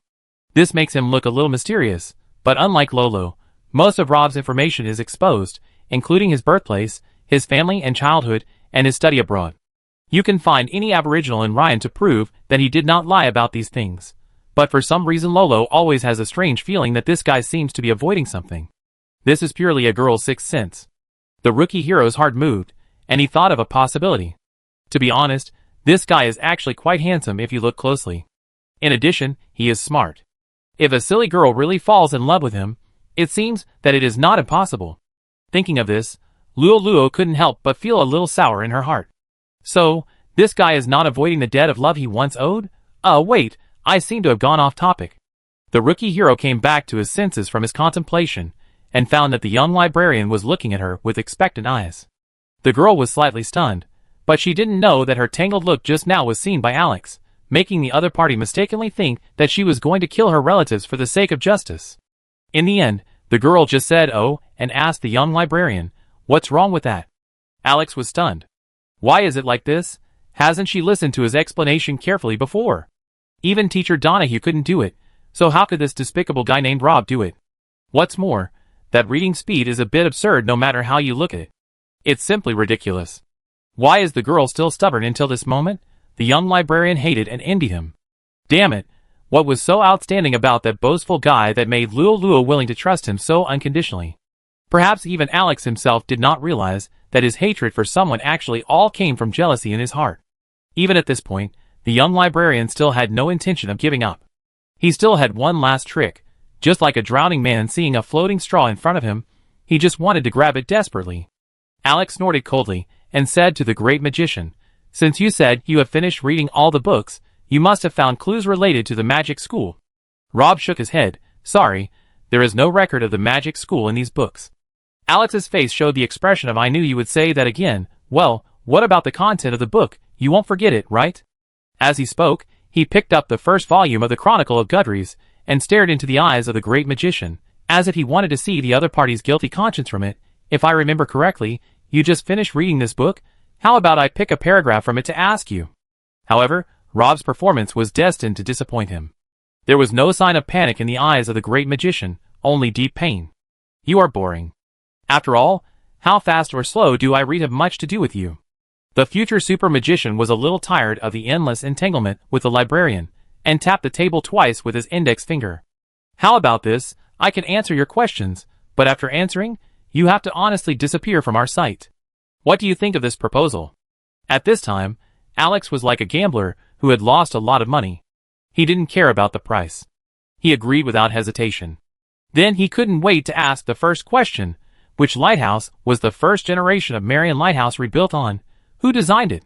The first generation of Marion Lighthouse was rebuilt and expanded on the basis of a small lighthouse named Old Bill. The architect was Bruno da Vinci, and the light source designer was the great magician Carl. It was built in the 114th year of the magic calendar and took 4 years to complete. Rob answered easily. This question was not difficult. The Marion Lighthouse was one of the landmark buildings of Gudries University. Fishermen, sailors, and tourists who came here for its fame could answer it even if they had not read the Gudries Chronicle. The young librarian snorted coldly. He knew that he was a little too anxious and underestimated the other party. So he thought about the next question for a while. Who is the festival held in Red River Square on the second weekend of March every year to commemorate? There is no festival at the Red River Square on the first and second weekends of March every year, but an annual 2-week food festival. The festival on the third weekend is to commemorate a little hero named Rochelle. He is the son of a fisherman. His family was very poor since he was a child, and his parents died early. In order to support his 2 younger sisters, he had to get up before dawn every day to go fishing.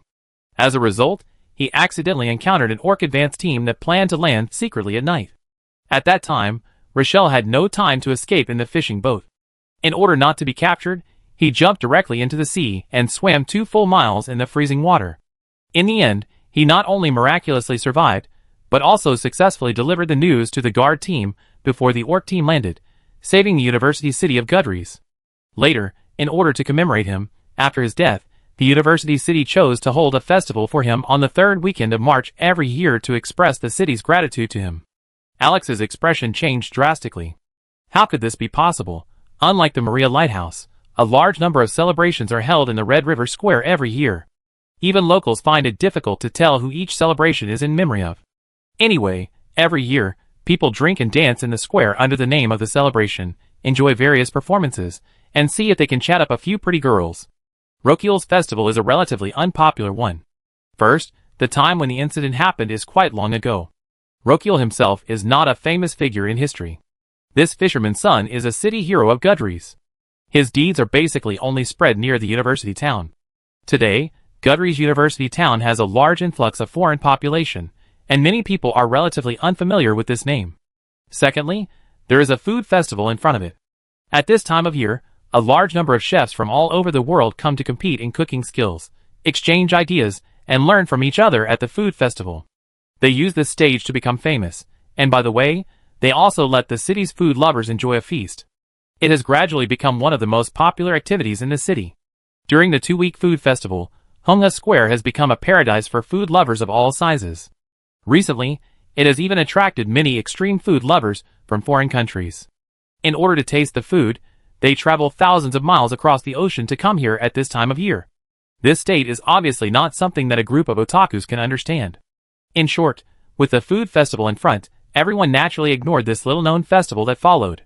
In fact, if you don't read the book carefully, it's easy to miss this part of the content, not to mention that Alex deliberately set a small trap in time. However, what he didn't expect was that the guy on the other side could not only see through his intentions, but also accurately tell Rochelle's deeds.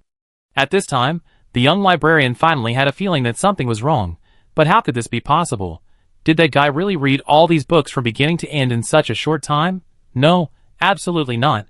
How could there be such a monster in the world? Unconsciously, Alex's back was soaked with cold sweat. Chapter 158.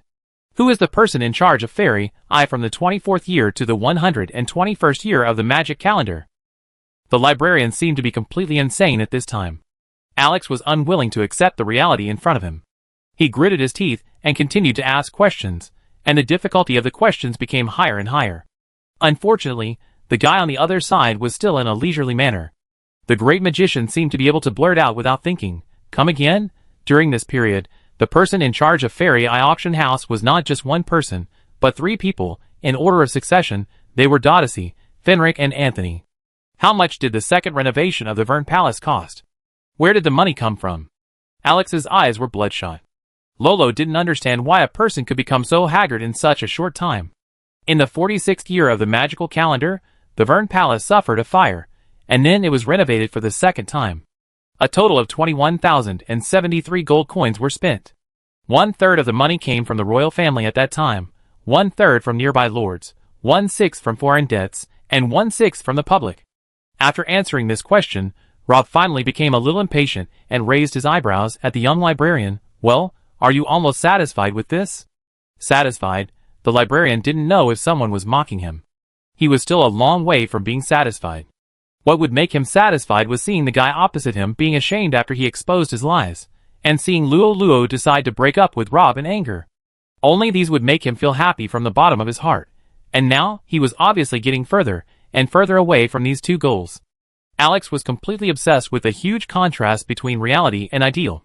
He simply waved the book in his hand and shouted, "What is the 5th word on the 2nd line of page 69 of the 1st volume of the Chronicle of Gudries?" The great magician looked at him, as if he was looking at a mentally retarded person. "Enough, Alex, stop here." Just when the librarian was about to lose his mind, a familiar voice came from behind him. Hearing this voice, Alex felt like a basin of ice water was poured on his head, and his originally hot brain miraculously cooled down. When the young librarian came to his senses, he looked back at his previous actions and felt ashamed. He realized how stupid he was just now. The young librarian was filled with bitterness. He felt that he must be like a clown in the eyes of the girl. "Teacher Donahue, why are you here too?" Facing the old man in front of him whom he respected the most and always regarded as his father, Alex acted very respectfully, but he could not hide the frustration in his expression. Unlike those great scholars, who always had a stern face, and were full of momentum in Luo's impression, the old man named Donahue seemed to be particularly easygoing. He was like an ordinary grandfather, who was doing morning exercises in the park or slowly picking fresh vegetables in the vegetable market. He had gray hair, a hunched and thin body, and a face full of wrinkles. Perhaps the only thing that was different from other old people was his eyes. Those were eyes full of wisdom and understanding. When you look at those eyes, you will soon ignore his ordinary appearance and feel his unique temperament. Then you will find that although he has a head full of silver hair, he is energetic. Although his body is hunched, his steps are very agile, and his wrinkled face has a passion that is inconsistent with his age, as if he is full of love for everything in the world. But now, the old man's expression was unusually serious. Someone complained that there was an unruly guy in the reading area who was always making loud noises. "I happened to go back to the library today to find some books, so I came to take a look." "I didn't expect that person to be you, Alex. Do you remember what I said to you when you first entered the Raphael library?" The young librarian blushed. The library is a place of freedom and equality. Whether you are a noble or a beggar, we have the same rights in the Temple of Knowledge. Most areas of the Raphael Library are unconditionally open to anyone. All books here can be borrowed for free, and the librarian's duty is to provide readers with corresponding help and maintain order in the library. At this point, Alex lowered his head involuntarily. I'm sorry, Mr. Donahue, I failed to fulfill my duties. As a librarian, I made a lot of noise in the reading area and caused trouble to the people around me. The old man sighed. You have a good memory, I never worry about it, but compared to your memory, your heart is not strong enough. Although you don't talk much, you are very emotional. This is not a bad thing. Delicate emotions can help you understand the world better, but sometimes it can also hinder you. Maybe you don't realize it yourself, but it is easy for you to get stuck in a dead end because of this delicate emotion. The wrinkles on Donahue's face finally smoothed out, and he patted the boy's shoulder. There's nothing wrong with liking someone. I've liked many beautiful girls at your age, but most of them liked guys who were more handsome than me. The old man shrugged. Of course, I was very sad at that time, and I even cried secretly in the woods several times. I was also as indignant as you. I was obviously better, but why did someone else get her in the end? But this is love, bitter, sad, unwilling, these are all part of growing up. But Alex, you have to remember, no matter what time, don't let the devil called jealousy devour you. Obviously liking someone is a very beautiful thing. Why make it ugly? Teacher Donahue, I know I was wrong. The young librarian was ashamed and embarrassed. If the old man hadn't awakened him, he might never realize that his previous seemingly justice. All the actions actually come from the selfish and twisted love in the heart. After realizing the mistakes he made before, Alex turned around and apologized to the rookie hero and her guardian knight. I'm sorry, I caused you 2 unnecessary troubles due to my stupid behavior before. As compensation, if you need anything in the future, I can serve you for free. After a pause, the young librarian said, in addition, you can ask Mr. Donahue about the Magic Academy you are looking for. He is the previous director of the Raphael Library, and has a deep research on the history of Gudrie's University City. As for me, there are many people who come to the library to borrow books this afternoon. There should be someone who needs my help. I will take my leave first. After saying this, the young librarian looked up at the girl not far away and the great magician beside her. He looked a little lonely, and then he seemed to have made up his mind and left the reading area of the library without looking back. Chapter 159. Lolo scratched his head and wanted to say something else, but Alex was determined to leave. Soon he disappeared in the corridor of the library, while the great magician beside him stroked his chin with a thoughtful look. What are you thinking about? I was thinking that what he said before he left was quite cool, but I wonder if he paid for his cup of coffee. Haha, seeing you really reminds me of a pair of old friends, Donahue said with a smile. The old man did not vent his anger on the two because of Alex. He looked at Lolo and Rob, especially the latter, who had undisguised admiration in his eyes. Oh, what old friend? Well, it's a girl I liked when I was young, and she liked a senior brother whom I admired very much. The old man admitted generously. They got married the year I graduated from the college. After that, the senior brother rejected the college's invitation to teach and gave up the opportunity to become a great scholar. He went across the ocean with her to the dwarf country. They opened a tavern there and realized their childhood wish. It is said that they later gave birth to a group of little ghosts. TSK, what an enviable guy. Luo's pretty face flushed. Teacher Donahue, you misunderstood. We are not the kind of relationship you imagined. Really? The old man smiled and did not dwell on this issue too much. He paused and said, I heard from Alex that you came to the Raphael Library to find clues about a magic school? The girl's eyes rekindled hope. Yes, we are looking for a magic school called St. Laurent Brothers. I heard that you are the most knowledgeable person in the whole of Gudrie's, and know the 1,000-year history of the university city. Can you help us? The old man still had a smiling face. Of course, I think no normal man in Gudrie's can refuse the request of a beautiful girl. However, what Lolo didn't expect was that he suddenly changed the subject. But I don't think you really need my help. Huh? Lolo was a little confused and didn't understand why the old man said that. Regarding the matter of the Magic Academy, your companions should have found a lot of interesting things from those books. Donahue's eyes fell on the boy, and his eyes were like a drunkard looking at a bottle of rare wine, a thief admiring a treasure handed down from generation to generation, and a farmer seeing heavy ears of wheat. The great magician hesitated for a moment, and finally nodded. The girl was very surprised. But didn't you say before that you didn't find anything? Haha, it's because Alex was there at the time. It's a rare quality to be cautious in front of irrelevant people, but it's rare to see people of your age," the old man exclaimed. "You found records about the St. Laurent Brothers School of Magic in those books? So this school of magic does exist?" Luo was surprised and happy. After arriving at Gudry's University City, she was most worried that the St. Laurent Brothers School of Magic did not actually exist, but was just the fantasy of the mysterious teacher. In that case, she would probably be very confused, because she had always regarded this school of magic as her goal since she knew about it. The girl mustered up the courage to escape from the surveillance of the temple, cross mountains and rivers, crossed the sea, overcame many difficulties, and finally arrived here successfully. During this period, how much hardship she had suffered and how many thorns and obstacles she had experienced, I am afraid only she herself knows. After paying so much, Luo was really afraid that her efforts would turn into a waste. If that happened, she didn't know where to go next.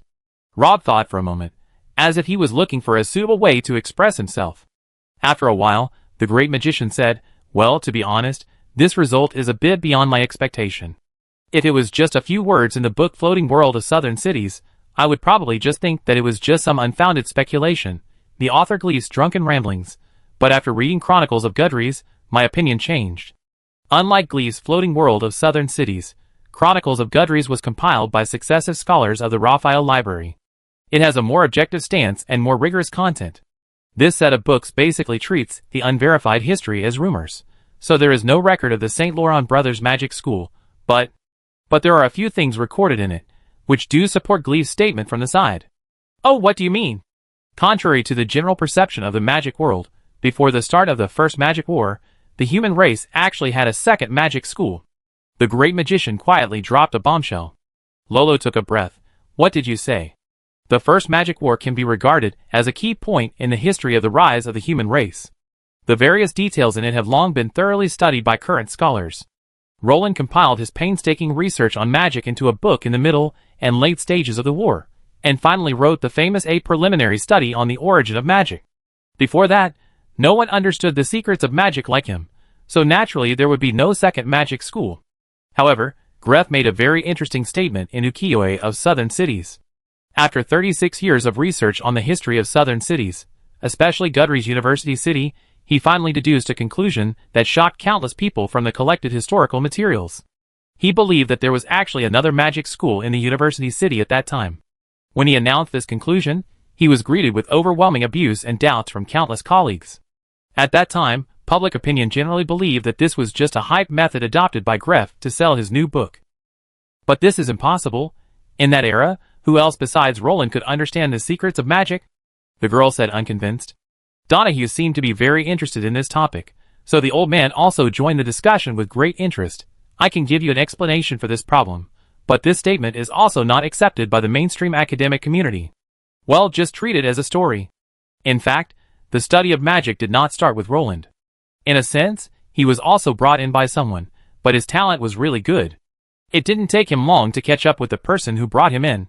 From then on, the two of them changed from master and apprentice to companions, supporting each other and groping forward together on this road that no one has ever walked on. No matter what you do, the initial period is always the most difficult, and it was no exception for the two of them at the time. However, they were both very talented, and they were good at different things.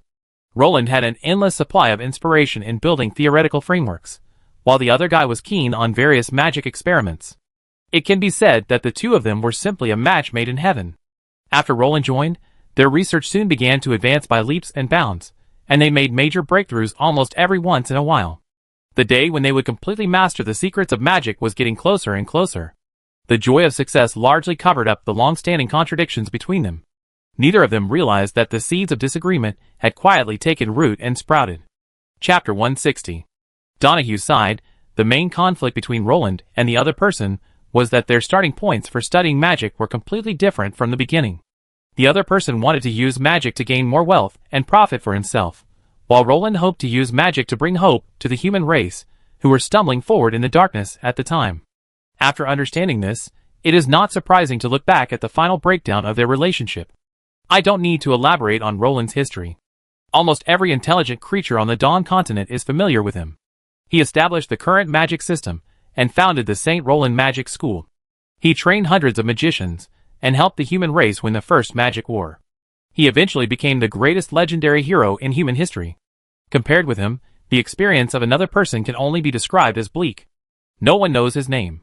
It is almost difficult to find records about him in history. Humans even forgot that he was the first to discover magic. After parting ways with Roland, he behaved unusually low-key. Now we can only infer from the clues in history that he, like Roland, also established a magic school. Wait, you're not going to tell me that the name of that school is St. Laurent Brothers School of Magic, are you? Lolo looked incredulous. St. Laurent Brothers School of Magic, Adrian School of Magic, Blanage School of Magic, Brady Royal Institute of Magic, National Research Institute, Davine University. Yes, these are actually the places you are looking for. To be honest, I have never seen a magic school change its name so frequently in its long history. Donahue sighed. Generally speaking, a school pays the most attention to its history. Teachers and students can be improved in the short term as long as they are willing. History is like the blood flowing in your body. A person cannot decide his or her origin. Your surname and blood are innate. The same is true for the history of the school. The best in this regard is naturally the St. Laurent School of Magic left by Roland. Although it has been surpassed by the Royal School of Magic of Teast recently, as long as its history is still there, it will regain its glory sooner or later.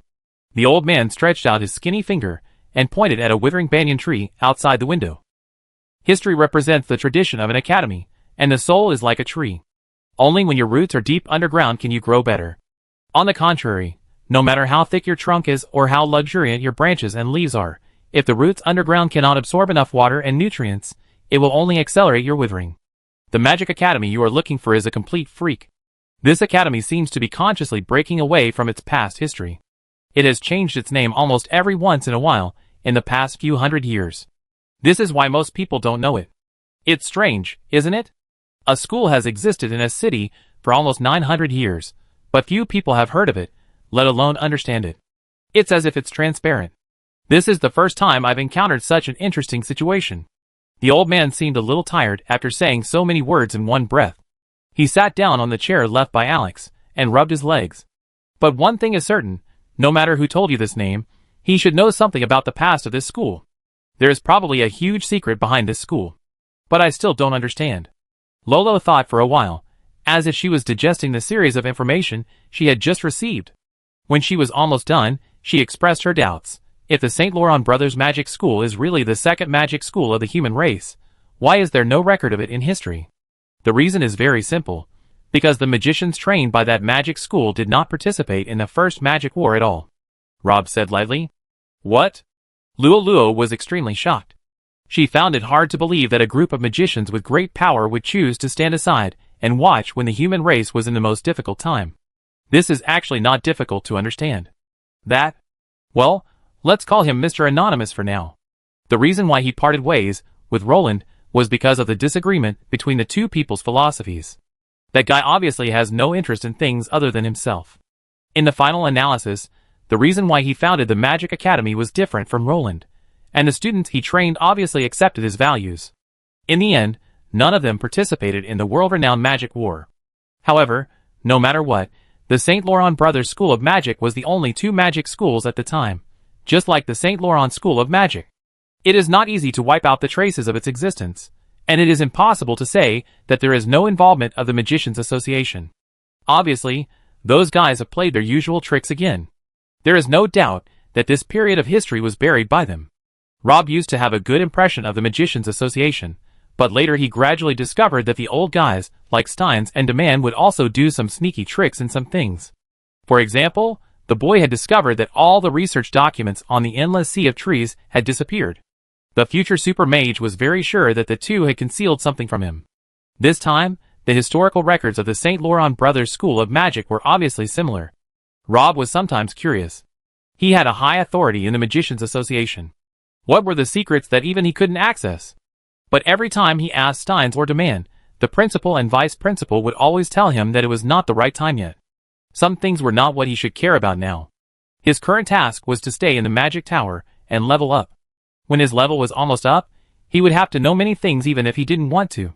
Donahue looked at the boy meaningfully. A barely perceptible brilliance flashed in his cloudy eyes, but soon returned to calm, as if nothing had happened. The old man stretched himself and took out a large book from the bookshelf next to him. He carefully spread it out like his own child, and put it on the table.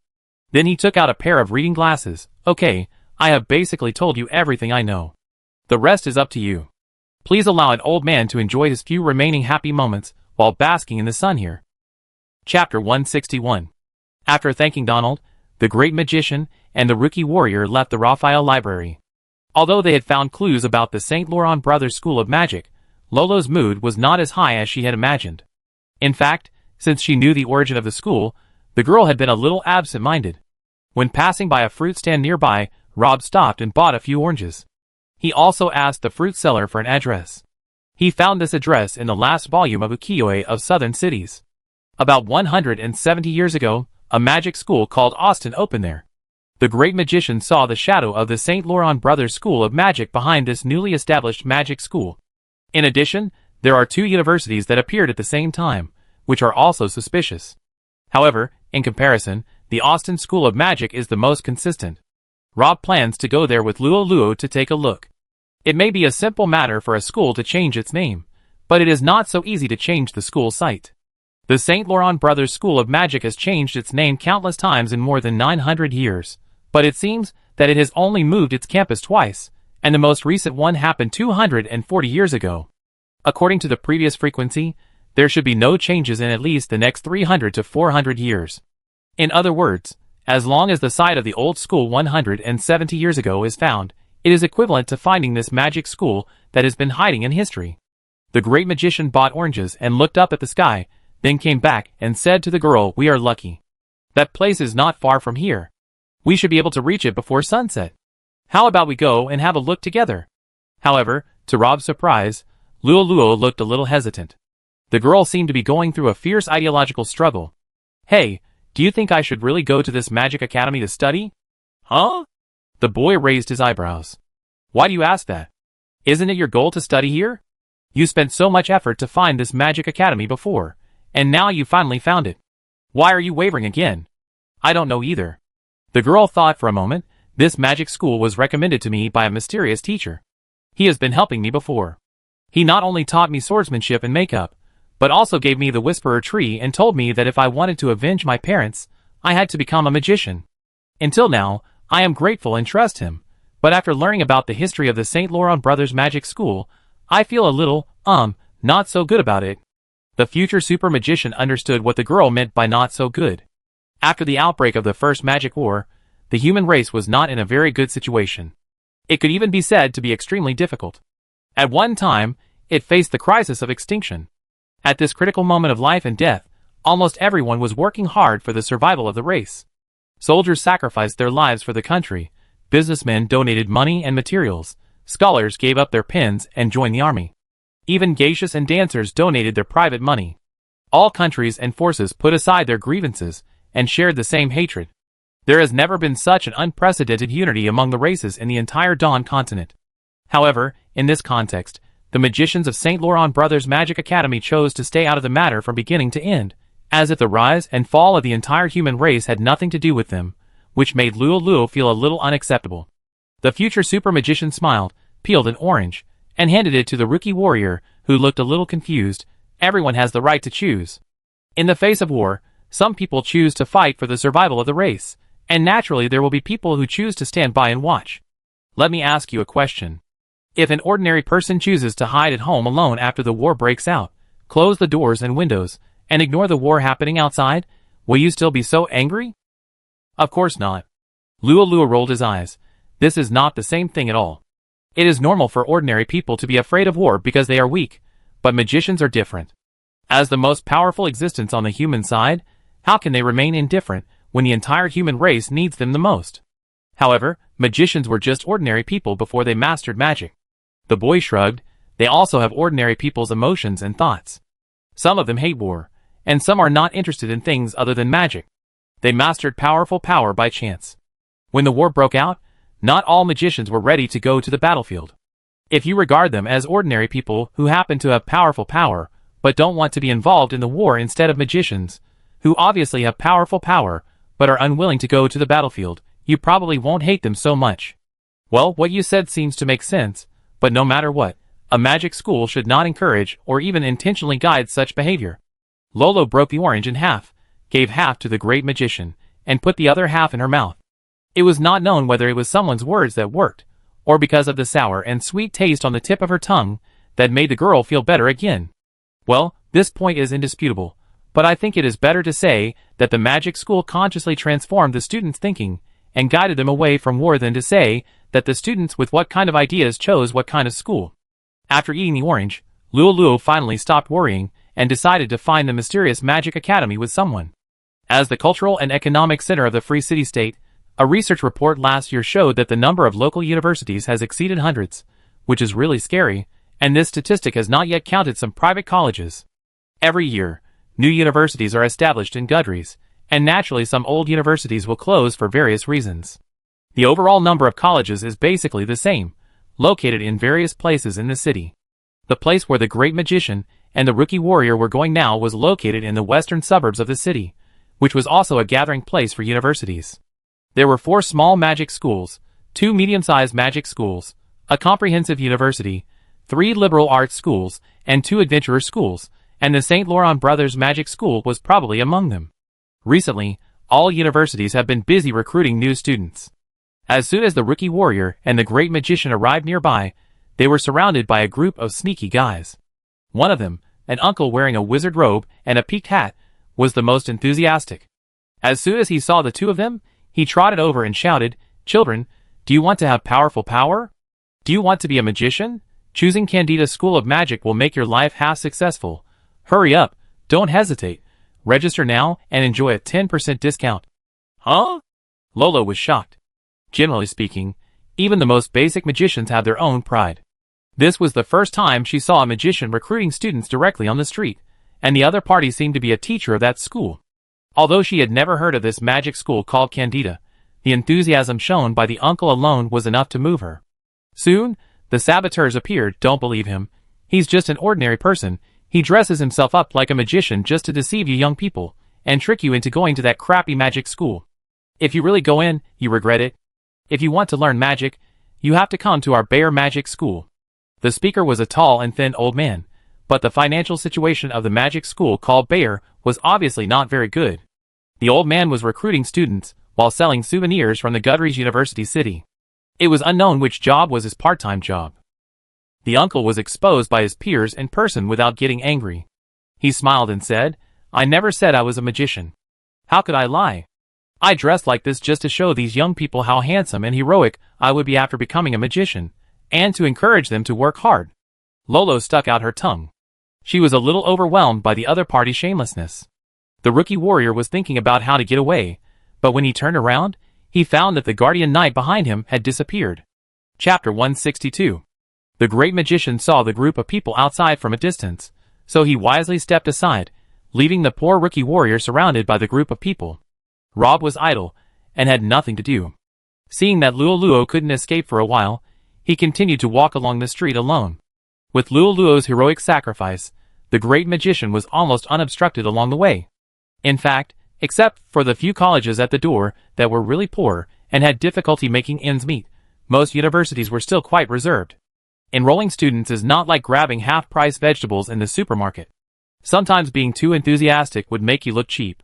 Especially for those old and famous schools with a long history, the annual recruitment is basically the same, and they will not deliberately do too much publicity. Anyway, as long as the signboard is strong enough, people will come to the door even if they sit at home. The most excessive in this regard is naturally the St. Laurent School of Magic. Every year when it comes to recruiting new students, this former first magic school of the human race is eager to write the word perfunctory on its face. There is not even a banner hanging in front of the school. It just puts a table to deal with the job. There is an old man who is indifferent to the money and the registration form. However, even so, at this time of year, there are still crowds of people in front of the St. Laurent School of Magic, and the long queue can extend all the way to the Red River Square. Almost every boy and girl in the Free City who wanted to become a magician had the biggest dream of entering this magic school that had given birth to countless legends. Every winter, these children came to Gudries University City, and the first thing they did was to register at the St. Laurent School of Magic. The recruitment dates of other magic schools in the city were defaulted to be 1 week later than that of the St. Laurent School of Magic. There was no way. It was not that everyone deliberately gave way to the St. Laurent School of Magic, but mainly at that time. Even if you were willing to open the door, you couldn't recruit many people, and everyone was flocking to the St. Laurent School of Magic. Fortunately, the recruitment there doesn't last too long, only 7 days in total. Unless you are extremely talented, you will have to wait until next year after these 7 days, and most of the children don't qualify to enter St. Laurent Magic Academy. They probably have a few days to figure out the gap between ideals and reality, and then pick up their lost mood and start looking for a school that suits them. This period is actually the busiest period in Goodrich University City. Because there are more than 10 universities in the western suburbs, it has attracted a lot of attention. Recently, the hotels around it have been full. Rob wandered around alone and was not very conspicuous. He soon found the location of Austin Magic College. It is now an adventurer college called Silver Sword. Rob frowned. From the previous documents, it can be seen that although the St. Laurent Brothers Magic College has been changing its name over the years, it is basically a school that mainly trains magicians. How come it suddenly changed its main business to train adventurers after more than 100 years? This is undoubtedly a bit strange. The great magician pretended to be interested in studying here, and successfully obtained the qualification to visit the campus. He walked around the campus, and saw what a normal adventurer academy should look like. It was not until he saw a bumpy iron wall in the training ground in the northeast corner that Rob was slightly stunned. This is a standard facility of the Magic Academy, generally used to test the power of low-level spells. The teacher in charge of admissions at the Silver Sword has been accompanying him as a guide. At this time, he followed the boy's gaze and smiled and said, "Oh, that thing? I don't know how long it has been here. I originally thought it could be used as an obstacle to practice climbing skills, but it is not very useful. It will probably be removed after this month." The great magician said "oh," but didn't say anything else. Then the two of them turned around for another half circle, and didn't find anything special. Finally, Rob shook hands with the teacher in charge of admissions, and said goodbye. The teacher added before leaving, "I think you should have a certain foundation in swordsmanship.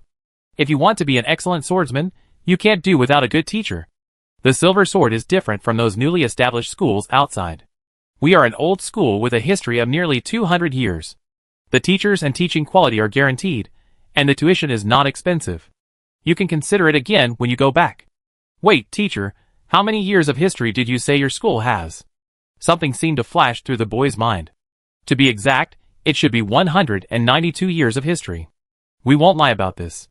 You can ask the old people nearby if they have heard of our name, Silver Sword."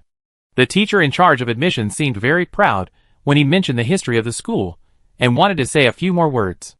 Unexpectedly, it was Rob who spoke first. "Well, has your school changed its location once in the past 190 years? Hey, how did you know?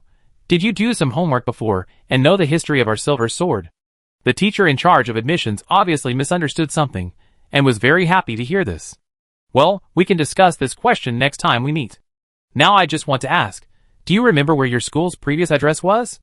"I don't remember." The teacher in charge of admissions shook his head and said, "That was more than 100 years ago. How would I know?" However, just when the great magician was about to be disappointed, he added, "But it must be in our school's archives. If you really want to know, I can help you check it." "Then thank you." "Hey, it's not a big deal. It's just a piece of cake. Although I don't know why you care so much about this, it's not bad to go there and take a look as part of understanding the history of the school." The teacher in charge of admissions said so. And when Rob got the new address as he wished, the expression on his face was really wonderful. He never thought that the original location of the Silver Sword was just across the street, only a dozen meters away from here. Now it is a comprehensive school called Siamus. Rob crossed the road and came to the gate of the school. Just by looking up at the school emblem on the gate, he could almost conclude that this school was the Austin School of Magic with a changed name. The great magician had seen the school emblem of Austin School of Magic in ukiyo-e of southern cities, on which a small tree growing under a small hill was painted. If you show this picture to 100 people, 99 of them will tell you that the tree is an oak. This is not surprising. Oak, as an excellent magic material with excellent elemental affinity, has always been popular among wizards. Not only Austin, but many magic schools use oak as their school emblem. However, Rob knew that the small tree on the Austin School of Magic emblem was not an oak, but the legendary Hitomo's tree of the underworld. This tree grows at the entrance to the underworld. Its appearance is very similar to that of an oak tree, and ordinary people can hardly tell the difference between the two. Like the world tree Allgard, Hitomo's also has endless life, but it can never bear fruit. Because it is too close to the underworld, It is eroded by the underworld air without knowing it, and gradually loses its ability to reproduce. It can no longer receive sunlight, and can only stay in darkness and shadows forever. The gatekeeper of the underworld uses the boats made by it to guide the souls coming and going, because only Hitamos will not sink in the Styx. And now, Rob has discovered this underworld tree on the school emblem of Siamos. Chapter 163. It took Luo nearly a magic hour to get rid of the enthusiastic guys, and the sun was about to set. The rookie warrior did not dare to delay any longer, and ran forward. As a result, he saw a missing person in front of a snack bar, just after turning a corner. The little scholar looked very leisurely, sitting on a wooden bench, holding a cup of hot tea, eating a half-eaten red bean cake, and he seemed to be waiting for the sizzling takoyaki on the iron rack. Luo could smell the aroma across the intersection. The girl was so angry that her teeth were itching. After so long, she couldn't figure out that she was being used as a shield by someone. This guy had volunteered to lead the way before, but when they were about to reach the destination, he inexplicably slowed down and let her go first. As a result, she was trapped just a few steps away, while this guy was happily eating delicious food. When she thought of this, she got angry. What made her even more upset was that, after being caught by her, someone didn't feel guilty or panic at all. The little scholar waved at her calmly. "Hey, you're here. It's a good opportunity to try this takoyaki together. I asked students from several nearby schools, and they all recommended this place to me." Luo's face was dark. He didn't want to pay attention to this guy, and was going to turn around and leave. But after hearing what he said, he seemed to be really hungry, and the takoyaki looked very tempting. So after a fierce ideological struggle, the rookie warrior still couldn't resist the mysterious power in his heart, and sat down unwillingly. Of course, if he let the little scholar go, it would be too easy for him. So when the takoyaki was served, the girl grabbed the plate directly, and swallowed all 6 skewers of takoyaki in one go before someone could react. Then she wiped her mouth, and looked at the boy with a provocative look. The great magician smiled and said nothing, but asked the boss to grill 2 more skewers. Luo swallowed the last 2 octopus balls in her mouth, and did not forget to hold the empty plate to continue to scare the boy. "I can still eat." "Yeah, but the black tea and red bean cakes from the shop next door are also delicious. Do you want to try them too?" The rookie hero was in a dilemma. Although she wanted to follow someone's advice, and try the black tea and red bean cakes instead of continuing to eat octopus balls, she would not be able to continue to punish the hateful guy. As a result, while she was hesitating, Rob had already gotten up, and went to the next door to buy her black tea and red bean cakes. "I let you go this time." In front of the delicious food, the girl finally decided to forgive someone again, but then she added, "Don't leave me alone if this happens again." "Okay, I got it." The great magician agreed quickly, but unfortunately his tone seemed a little insincere. When Luo had almost finished eating, Rob threw her a piece of paper and a pen. "Take a look at this. Fill it out if you have decided, and we will send it over later, just in time for tomorrow's entrance test." Luo opened the paper with some doubts, and found that it was an application form for the magic department of Siamos Comprehensive Academy. "Huh? Why are you giving me this?" "The St. Laurent Brothers School of Magic that you have been looking for. It is now called this name," Rob said, as he picked up a takoyaki with a wooden stick and threw it into his mouth. The great magician actually admired the previous principals of this school. Regardless of how strong those guys were, it seemed that everyone was particularly cunning, and the most cunning among them was the last principal of Austin School of Magic more than 100 years ago. Compared with changing the name, relocating the school site can undoubtedly erase the traces of a school's existence more directly, but the cost of relocating the school site is huge, because it is necessary to reselect a site and build various living and teaching facilities in the new area. This cost will not be a small amount, but if the 2 schools exchange sites, the cost will be much smaller. I don't know what method the principal of Austin Magic Academy used to make the principal of Silver Sword agree to this exchange. If it weren't for someone like Rob who happened to know something about St. Laurent Brothers Magic Academy, and was careful enough, it would be difficult to find the trick, and the school would disappear from history again. Don't worry, I've been inside. Although the Siamos Comprehensive School is not a first-class university in Goudries, its hardware conditions and faculty are actually quite good. It is at least much better than similar schools. The only problem is that the school history is relatively short, less than 100 years, which is not surprising. In addition, Siamos is a comprehensive school. The magic department is the school's trump card, and has invested the most resources over the years. However, there are several other departments. The total number of teachers and students in the entire school exceed 6,000. As for the position issue that you care about most, you don't need to worry too much. According to my understanding, this magic school seems to be no different from other magic schools after the Roland era. The magicians they train will also accept the call of the human race and go to the battlefield. In short, this is a university that seems to be normal in all aspects on the surface. Luo was stunned. Did you just learn all this? Otherwise, you didn't think I'd been eating takoyaki here for an hour, did you? The girl scratched her head and said a little embarrassedly, then I was wrong about you before. The great magician shrugged. So what are your plans now? In fact, even if we put aside the St. Laurent Brothers School of Magic behind it, this Zyamos Academy is pretty good, otherwise it would not have been able to recruit so many students with its short history. In Goudry's University City, the only one that can surpass it in all aspects is the St. Laurent School of Magic, but the St. Laurent School of Magic has stopped recruiting new students. It seems that you don't plan to wait another year, or should we find a few more magic schools to compare? No need to bother, I believe you. And Grandpa Donahue is right.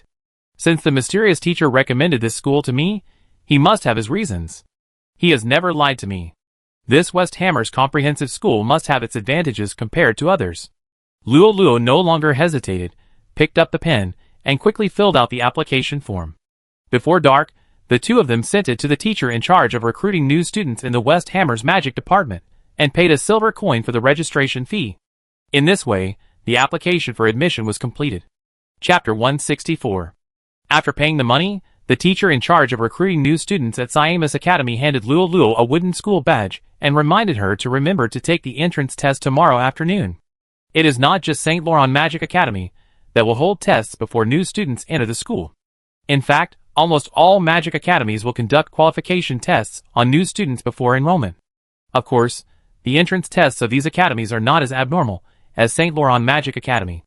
Ordinary magic academies are just to screen out some ordinary people who do not have the talent for magic practice.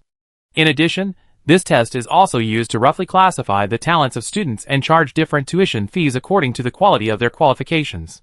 This gradient charging model has been thoroughly popularized in many magic schools in the human world after hundreds of years of unremitting efforts by the Magicians Association.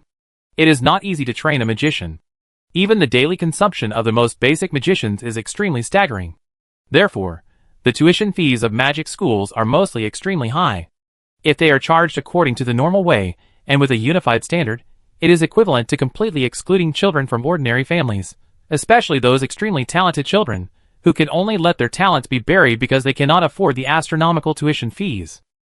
In the long run, this is undoubtedly not conducive to the development of magic.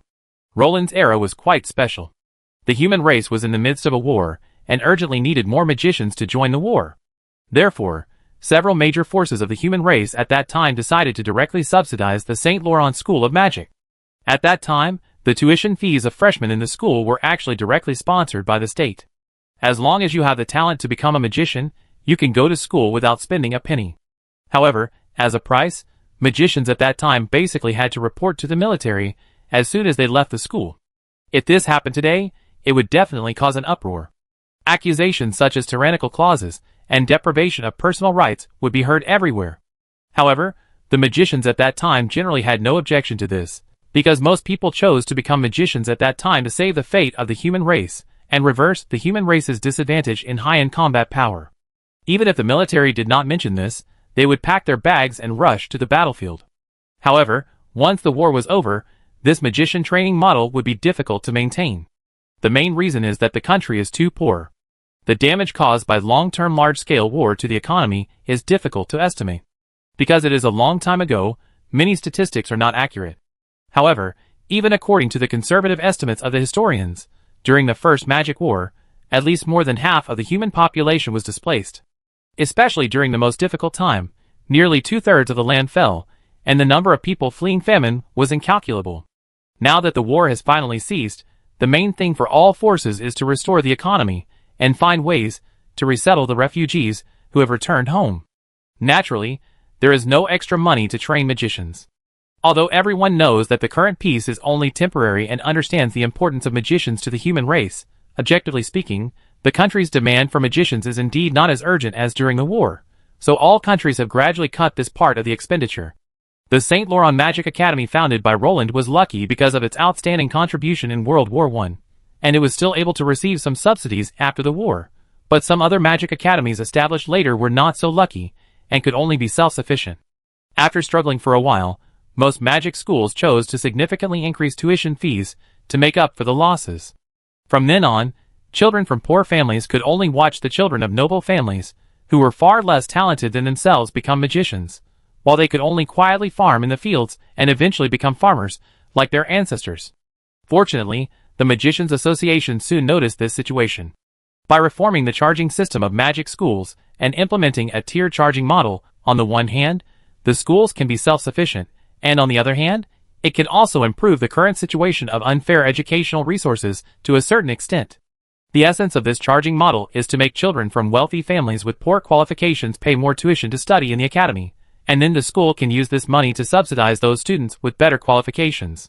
In this way, it is equivalent to lowering the admission threshold for those who have good qualifications, but are born in civilian families. However, the standards of each academy may be different in specific operations. Take the Royal Magic Academy of Teest, where the future super magician once stayed, for example. Rob's alma mater belongs to the category of top schools, with relatively loose admission requirements. The pre-admission test only roughly divides students into 4 categories: unqualified, qualified, good and excellent. Rob was naturally at the top of the class, but he was not very conspicuous when he first entered the school. The great magician still remembered that there were more than 40 people who were rated as excellent in the same batch as him. They only needed to pay a quarter of the normal tuition to enter the academy. However, even so, the boy was still a little short of money. He emptied his pockets of the last copper coin, and could only barely make up half a year's tuition. Later, the school made an exception, and allowed him to pay the other half of the tuition on credit because of his good talent.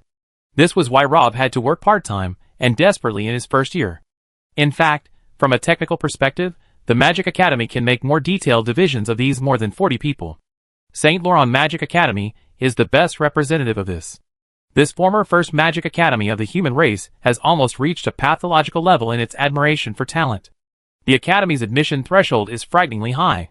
Freshmen who are rated as excellent by the Royal Magic Academy of Teest have just reached the passing line for admission to St. Laurent Magic Academy. On this basis, St. Laurent Magic Academy will further divide the geniuses recruited into 9 grades according to the strength of their talents, and charge different tuition fees for each grade. Among them, students in the 7th grade only need to pay a symbolic tuition of 1 gold coin, and students in the next 2 grades not only do not have to pay tuition, but can also get a considerable amount of subsidies. However, geniuses of this level are very rare.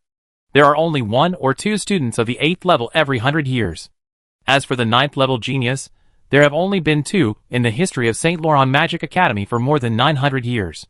Principal Albus has repeatedly stated in public that the thing he regrets most in his life is that he failed to recruit Rob into St. Laurent Magic Academy. On the other hand, although Steins and Demand also emphasize talent, they also encourage students to make continuous progress through acquired efforts. In fact, there are many similar examples in history. People who were not very talented at the beginning finally achieved unimaginable achievements.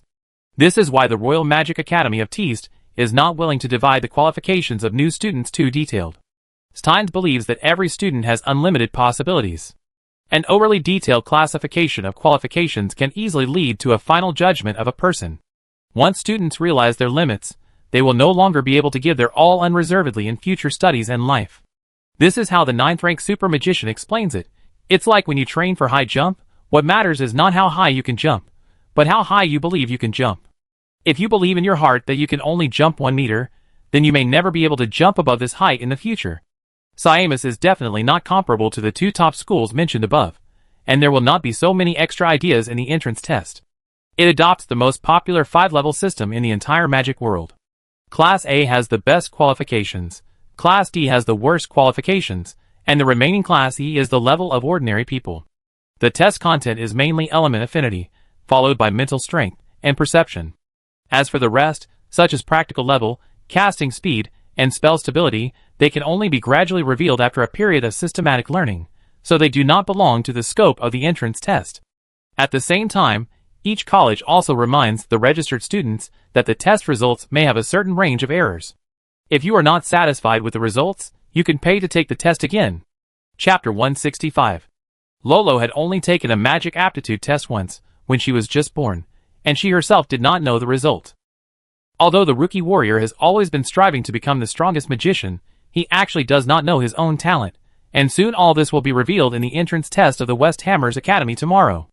Although Lolo did not say it, she was still very nervous, which can be seen on the way back to the hotel. As a first-level swordsman, the rookie warrior obviously has good coordination and balance, but there are several times when he walks and almost bumps into pedestrians or shop signs next to him.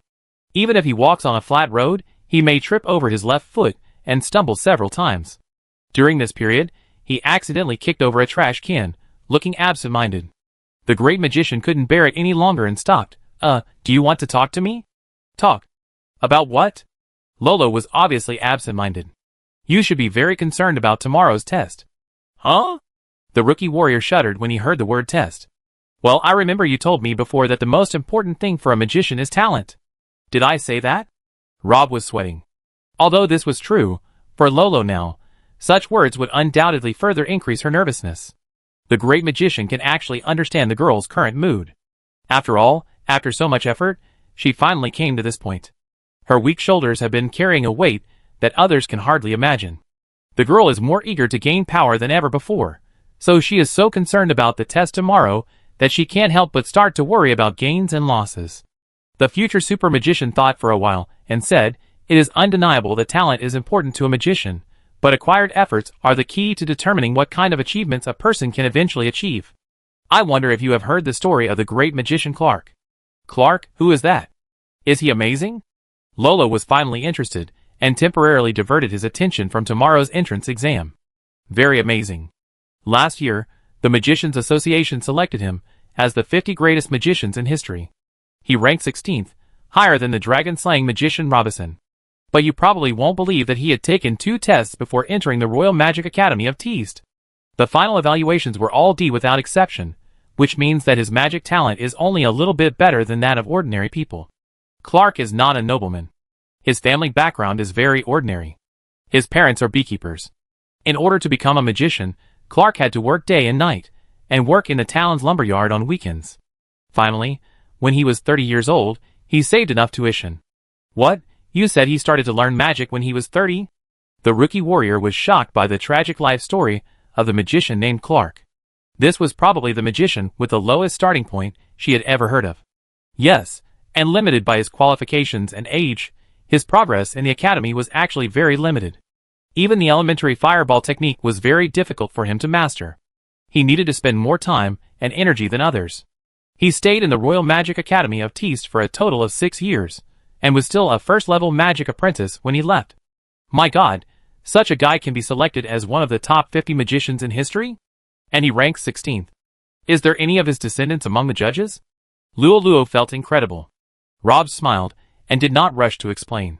Instead, he asked the girl another question. Do you know how many kinds of magic there are in the world now, and which level of magic is the most? I don't know the first question, but the answer to the second question is obvious. Low-level magic should be the most. The rookie hero guessed. The future super magician nodded. Yes, according to the rough statistics of the Magician Association, there are more than 100,000 kinds of magic in the world, among which first-level spells are the most, accounting for about half of the total. But do you know what the number was 600 years ago? 600 years ago? Let me think about it. It should be 1/3. Ha, you are overestimating the people at that time. The accumulation of knowledge is not linear. Magic as a subject will certainly progress with the times. The development of magic 600 years ago was far less rapid than today. The total number of spells at that time was only about 6,000, and 1,000 of the low-level magics were invented by the magician named Clark. The great magician explained to the rookie warrior. Wow, is this true? One person invented 1/6 of the magic of the entire human race. Although they are all low-level, they are also terrifying. But how did that guy do it? He clearly feels very weak. Lolo was amazed when he heard this. It is precisely because of his poor talent that Clark has devoted more energy to low-level magic than others. After graduating from the Royal School of Magic of DIST, he did not stop his research in this area. After more than 40 years of hard work, he has studied almost all the low-level magic he can find. In terms of understanding low-level magic, if Clark says he is second, no one dares to claim to be first. In the end, he successfully understood the secret of element combination with the help of these inconspicuous low-level magics, which Roland could not do back then. Now we can say without hesitation that Clark is the greatest magician of his time. He lived for a total of 160 years, but invented more than 1,000 kinds of magic, many of which are still widely used today, and he successfully advanced to the 6th-level quasi-magician in his later years. His experience is probably enough to prove the saying that talent is not everything for a magician. Luo Luo bit her nails, but it's better to have talent than no talent. Haha, no matter what, thank you for telling me this story. The girl looked into the boy's eyes and said seriously, I don't seem to be so nervous now. In fact, I know what you want to say. Talent is indeed very important to everyone, but this kind of thing is innate, and we can't decide it. We can only do the part we can control. In fact, no matter what the result will be tomorrow, no matter whether my talent is good or bad, I will still try my best on the road to becoming a magician. Thinking of this, tomorrow's test doesn't seem to be so important to me. Chapter 166. Although Siamus Academy is not a well-known old school, as the future super magician said, the school itself is quite powerful. It is said that there is a 7th-level magician to support it. Even if it is paid for, it at least shows that the school is in good financial condition. The tuition fee is also on the low side among similar schools, so it is still very attractive. There are many new students applying for admission these days, especially in the magic department. The test site is full of people. As soon as Luo Luo showed up in the afternoon, she attracted a lot of attention. Beautiful women are the focus of everyone's attention wherever they go. Moreover, there are not many girls in the magic school. Even Rob beside her was looked at a few more times. However, no one could see anything special about the future super magician. Everyone quickly turned their attention back to the rookie hero next to him. The person in charge of the test was a middle-aged man in his 40s, a 3rd-level magician, who should be a teacher at the academy. There were also 2 1st-level magic apprentices, who were his students. Luo Luo and Rob arrived earlier, and the afternoon test had not yet begun. The 3 people from West Hammer's academy were fiddling with the instruments to be used in the test and conducting the final inspection. In addition, a team of 2nd-level melee professionals, including swordsmen, thieves, and knights, were maintaining order at the scene. If nothing unexpected happened, they should all be senior students of the school. After the guidance of the great magician last night, Luo Luo's nervousness was relieved. At least, he didn't suffer from insomnia in the middle of the night. After getting up this morning, he talked and laughed with Rob. However, anxiety is probably contagious. When we arrived at the test site in the afternoon, we saw many nervous faces everywhere, and a tense atmosphere naturally emerged. The rookie warrior was also infected involuntarily, and his expression became serious. The great magician didn't have a good solution for this. In fact, he was not much better when he took the test. This is probably a process that every rookie who wants to become a magician must go through. After waiting for about half an hour, the middle-aged magician and his 2 students finally completed all the inspections and confirmed that all the instruments were intact, and then announced the start of the afternoon test. One of the students took out a list from his arms, cleared his throat, and released a 1st-level amplification spell on himself, enjoying the admiring eyes of the people around him for a while, and then began to call the roll. The applicants whose names were called walked out of the crowd and came to the middle-aged magician to take the test, while another student was responsible for recording the final test results of each person. The first person to come up was a girl with freckles on her face. Her name was Rebecca. She was born in a merchant family in the Free City. She had dreamed of becoming a magician since she was a child. This time, she came to Gudrie's University City with her father to choose a magic school of her choice. As soon as her test results came out, everyone around was amazed. Rebecca was finally rated as Class B qualification. However, the girl's expression did not change after hearing the result. It seemed that she had known it for a long time. Thinking about it, this was actually quite normal. The girl came from a good family and was interested in magic since she was a child.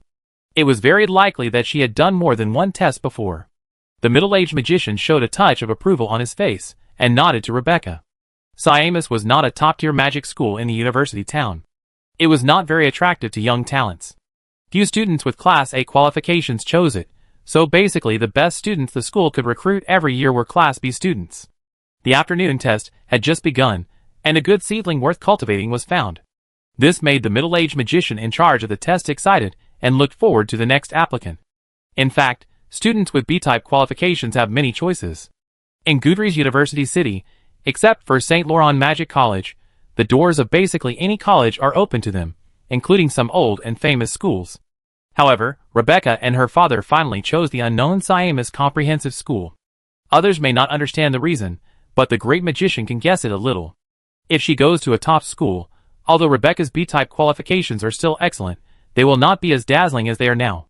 Top schools are always the stage for geniuses, and B-type qualifications are just a supporting role with 1 or 2 more lines. On the contrary, if she is willing to take a step back and choose a slightly worse magic school, she is likely to be trained as a trump card by the school. At that time, all kinds of resources will be tilted towards her, and it will be easier for her to make achievements. As for why she chose Siamus, it was even simpler. Rebecca's father was a businessman, and what businessmen valued most was tangible benefits. School history was not something that could be used to make a living. As long as there were no problems with the faculty and hardware facilities, it meant that the school was strong. Especially compared with schools of the same level, Siamus was extremely cost-effective, so it was not surprising that the girl chose this school in the end. Unfortunately, the performance of several people afterwards disappointed the middle-aged magician. There were 7 ordinary people at the E level, 4 D levels, and 1 barely passable C level. However, Siamus Academy was not picky. Except for the E level, who could not be saved, everyone else was finally allowed to enter the academy. However, facing the high tuition fees, 2 of the D-level students said they needed to think about it again or go to other academies. The middle-aged magician didn't say anything about this, and expressed his understanding. Magic is a profession with high returns and high investment. It takes a lot of money and time to successfully advance. Even after becoming a magician, your expenses will only increase and not decrease because you have to conduct various research and experiments. In addition, it takes more hardships than others to embark on the path of magic with D-level qualifications. If you don't have enough awareness, you might as well use this money to enjoy life. The road of life is always full of choices. Most of the time, there is no absolute right or wrong between choices. It just depends on whether you can follow your heart when making a decision. The test continued. After Rebecca's brief surprise, the performance of more than 20 applicants was somewhat unsatisfactory. The middle-aged magician yawned and his attention began to decline. Until a boy named Caesar stood in front of him. Class A qualification? The middle-aged magician in charge of the test widened his eyes, and looked unbelievable. Chapter 167. When Caesar's test results came out, the whole test site was in an uproar. Class A talent? What does that mean? This year, St. Laurent School of Magic opened. Every day, there were crowds of people outside the gate. It looked very lively, but in the end, only 103 students were recruited. Compared with ordinary people who are everywhere, the number of geniuses is always extremely rare. It is undeniable that Siamus Academy itself does have good strength, but no matter how you look at it, it does not seem to be able to attract such a talented student. Guys with Class A talents have too many choices. Even if they don't want to enter St. Laurent School of Magic, they can choose a first-class school. I believe that those schools will offer a sincere enough price to recruit them. No matter how you look at it, it is not the turn of Siamus, a new school with no historical background, to pick up snails. However, the shocked expression on the middle-aged magician's face only lasted for a few seconds. Then he seemed to remember something and looked down at the list in his hand. Are you a child of the Andre family? The boy nodded, with a faint smile on his lips, and his short golden hair looked extremely dazzling in the sun. Some people seem to be born to attract others' attention. No matter where they go, they will become the focus of the crowd. Caesar is undoubtedly such a person. His handsome appearance, excellent talent, elegant manners, and prominent background, any of which can make ordinary people envious, and these things together constitute the unique Caesar Andre. No wonder. The surprise on the face of the middle-aged magician soon disappeared after learning the identity of the boy, and was replaced by a somewhat strange expression. The Andre family, like the Matthews and Breton families, is a long-established noble family with a long history, but this family really rose to prominence more than 900 years ago, with the emergence of magic. Although there is still not enough evidence to prove the direct connection between talent and blood, objectively speaking, the probability of excellent magicians appearing in some surnames is indeed greater than that of ordinary people. For example, in the Andre family, almost everyone has the talent to become a magician. Every 100 years, at least one high-level magician is born in the family, and there are even more mid-level and low-level magicians. Many magicians who focus on bloodline research are very interested in this phenomenon, and they wish they could slice up the Andre family members for research. Rob had also seen this name in a related document at first, and had a certain impression of this old noble family that had existed in the South for thousands of years. But this is even more strange. The Andre family is not short of money. Why doesn't the rising star of the family go to St. Laurent Magic School to study honestly, but come to the unknown Siamus Academy? And looking at the expression on the face of the middle-aged magician, he was no longer shocked after learning Caesar's identity. It seems that you don't know the origin between the Andre family and Siamus Academy. Beautiful women are always more popular. Not long after Luo showed a puzzled look, a kind-hearted guy immediately answered the question for the two of them. It is said that the previous head of the Andre family, Hobson, was an old friend of the then principal of Siamus College. He took over as the head of the family when the family was in turmoil and faced internal and external troubles. At that time, Hobson was under great pressure, which almost made him breathless. So the principal of Siamus College invited him to stay here for a while, to relax and relieve the pressure with the help of the campus atmosphere. As a result, he met his future wife Helen there. Helen, who was still a student at that time, accompanied Hobson through the most difficult time in his life. After that, the two entered the palace of marriage naturally. They have been in love for decades until death finally separated them. In order to commemorate this relationship, Hobson decided that at least one person in each generation of the Andre family must enter Siamus College to study. What do you think? Isn't this love story beautiful? Rob and Lolo looked at each other.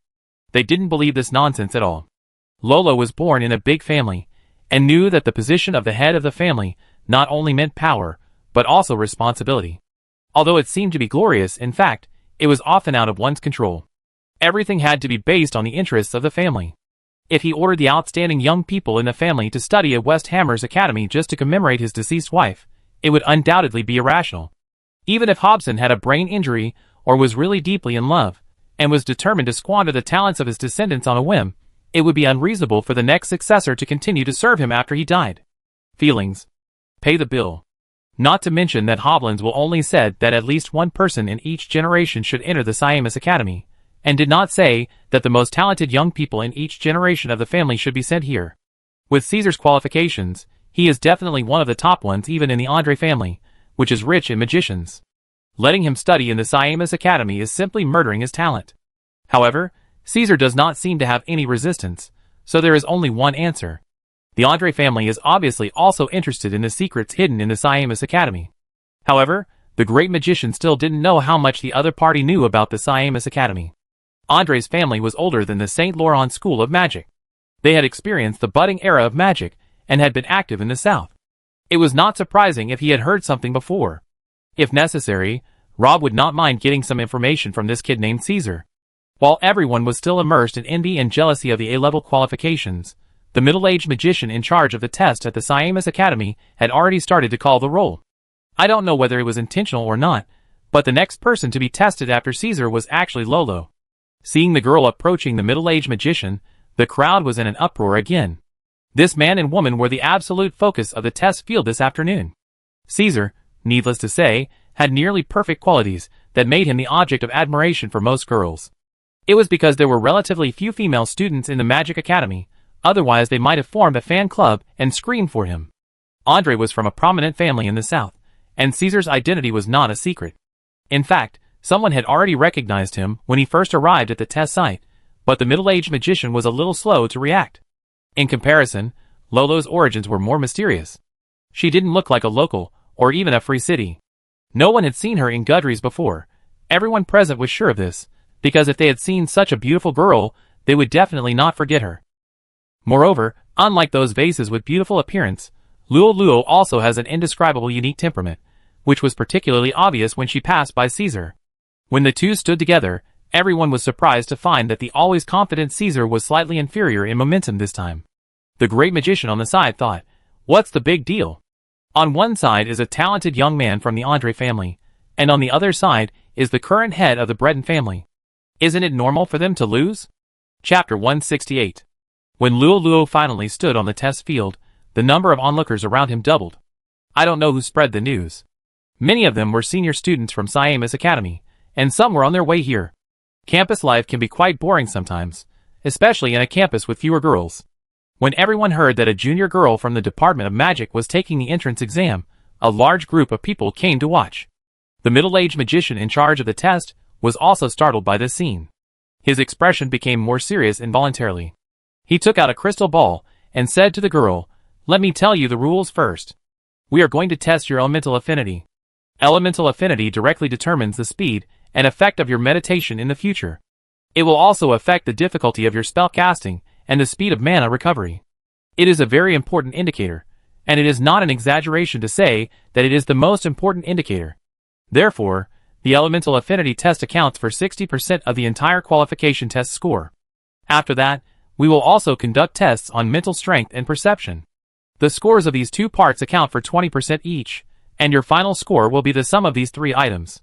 Those with scores below 60 are E-level qualifications, those with scores between 60 and 70 are D-level qualifications, and so on. Those with scores above 90 are A-level qualifications. The middle-aged magician explained in detail. This was a treatment that several applicants who had participated in the test before, including Caesar, had not been able to enjoy. After that, he asked, "How is it? Do you have any questions?"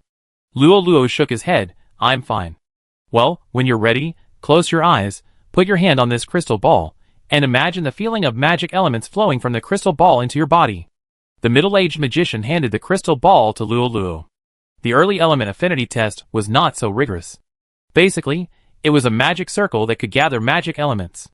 The testee stood on it, the magic circle was turned on, and then the testee talked about his feelings. As a result, due to the existence of standard answers, this test gradually became a free point question. As long as the answer was memorized in advance, everyone could get full marks. In this way, the students who enrolled were happy, but the academy was worried. Recruiting a group of ordinary people with the title of genius was a small matter, but being treated as idiots was a big deal. So someone redesigned the testing instrument. The basic principle was similar to the previous magic circle, but at the last stage, they tried to quantify the subjective evaluation into a set of objective evaluation standards, which largely eliminated the possibility of cheating.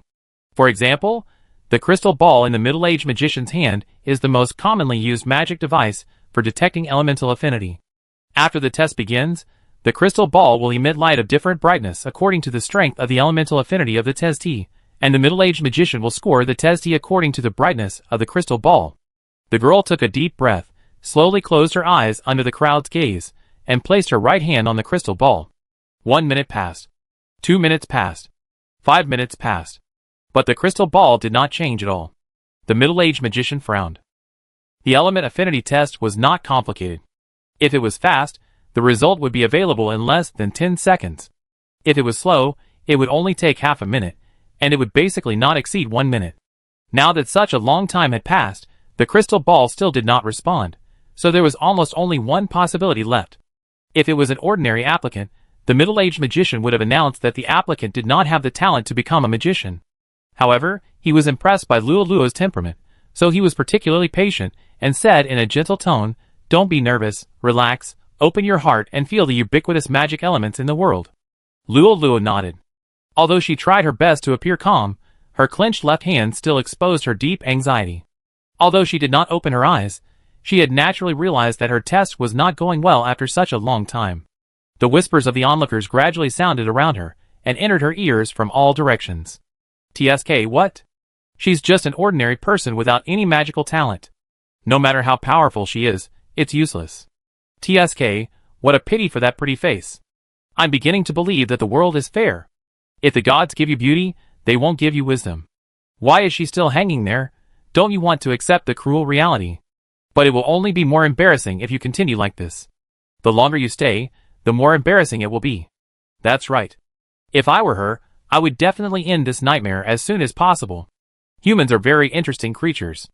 On the one hand, they will praise and sing praises to beauty, but on the other hand, deep in their hearts, they also look forward to the destruction of that beauty.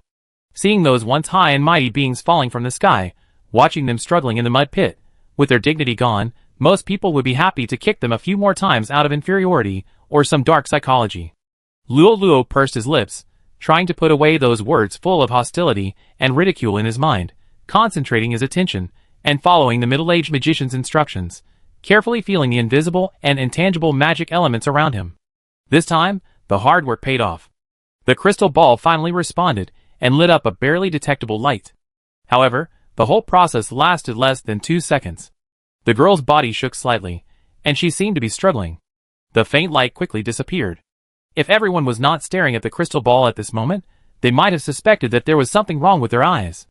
35 points. The middle-aged magician hesitated for a moment, and finally reported such a low and pitiful score. After a pause, he asked, "Do you want to take the next test?" Element affinity is the most important indicator for magicians, accounting for 60% of the final test score. When the score of this item comes out, the result is actually almost predictable. With Luo's current score, it is difficult to even reach the lowest threshold of becoming a magician, the D-level qualification. Unless she gets full marks in the next 2 tests, she will not be able to pass. With her current qualifications, this is almost impossible. Let's not talk about mental power for the time being. Perception is closely related to element affinity. Therefore, the middle-aged magician asked this question. First, it is to save time for both parties. Second, he is also out of good intentions. There are many guys who are sneering and sarcastic at the sidelines of the test. If she continues, the pressure on the girl will increase. Giving up is undoubtedly the best choice. Luo did not speak. Unlike what the middle-aged magician was worried about, the girl was not actually troubled by those rumors. After her father's death, she was in a much worse environment than now. The daughter of the Scarlet Sword was different from those flowers growing in a greenhouse. Luo was kind-hearted, but she had also seen the malice and slander of the world. This scene was not the first time she faced it. The girl just felt a little confused. Luo still remembered that she had told someone last night that talent was not the most important thing for her, because she would work hard as always no matter what the result was tomorrow. However, she did not expect that the god of destiny would play such a cruel joke on her at this moment. She did not even have the most basic conditions to become a magician. Luo has always thought that she is a very strong and optimistic person. No matter what happens, she firmly believes that she can overcome the difficulties through her own efforts. However, this time, she really doesn't know what else she can do. There is no chance. Anymore, the girl's eyes are dim. However, at this moment, she heard that familiar voice again. It's not over yet. Now is not the time to think about it. Aren't there 2 tests left to do? Even if you want to be depressed, you have to wait until the final results come out. Chapter 169. The person who spoke was naturally the future super mage. In fact, Rob had already had a vague premonition a long time ago that the talent of the rookie hero should not be very good, because when she was in the dungeon, Lolo mentioned that she had undergone a qualification test after she was born. If the result was good, Karab would have sent his daughter to the magic school early. How much Lolo could achieve in the path of magic was secondary. The key was that what the Scarlet Sword was doing at the time was full of dangers. Being an enemy of the temple, every step was like walking on thin ice. Not only would he be under the threat of death, but even his family might be implicated. From a safety perspective, sending Lolo to a magic school, especially a well-known magic school, was undoubtedly the most ideal choice. As one of the few existences in the world that could compete with the temple, the Magician Association could protect Lolo's safety to a great extent, at least during school. But Karab didn't do that. The answer behind this is not hard to guess. Lolo doesn't have the talent to become a magician. Rob sighed. Girls sometimes show their natural side, but she is not stupid. She may not think of such things on weekdays, otherwise she would not be so nervous the night before the test. However, since she set her goal of becoming a magician, she always ignores this possibility intentionally or unintentionally. Lolo can accept failure after hard work, but cannot accept a battle that has been lost before it even starts. Looking at the stubborn figure on the test field, the future super magician realized that he had to do something at this moment.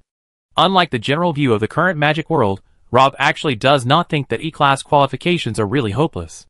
The 5-level system that is most popular among colleges now classifies all test subjects with a final score of less than 60 points into E-class, which is the category of ordinary people, but in fact, just like A-class and A-class are not the same.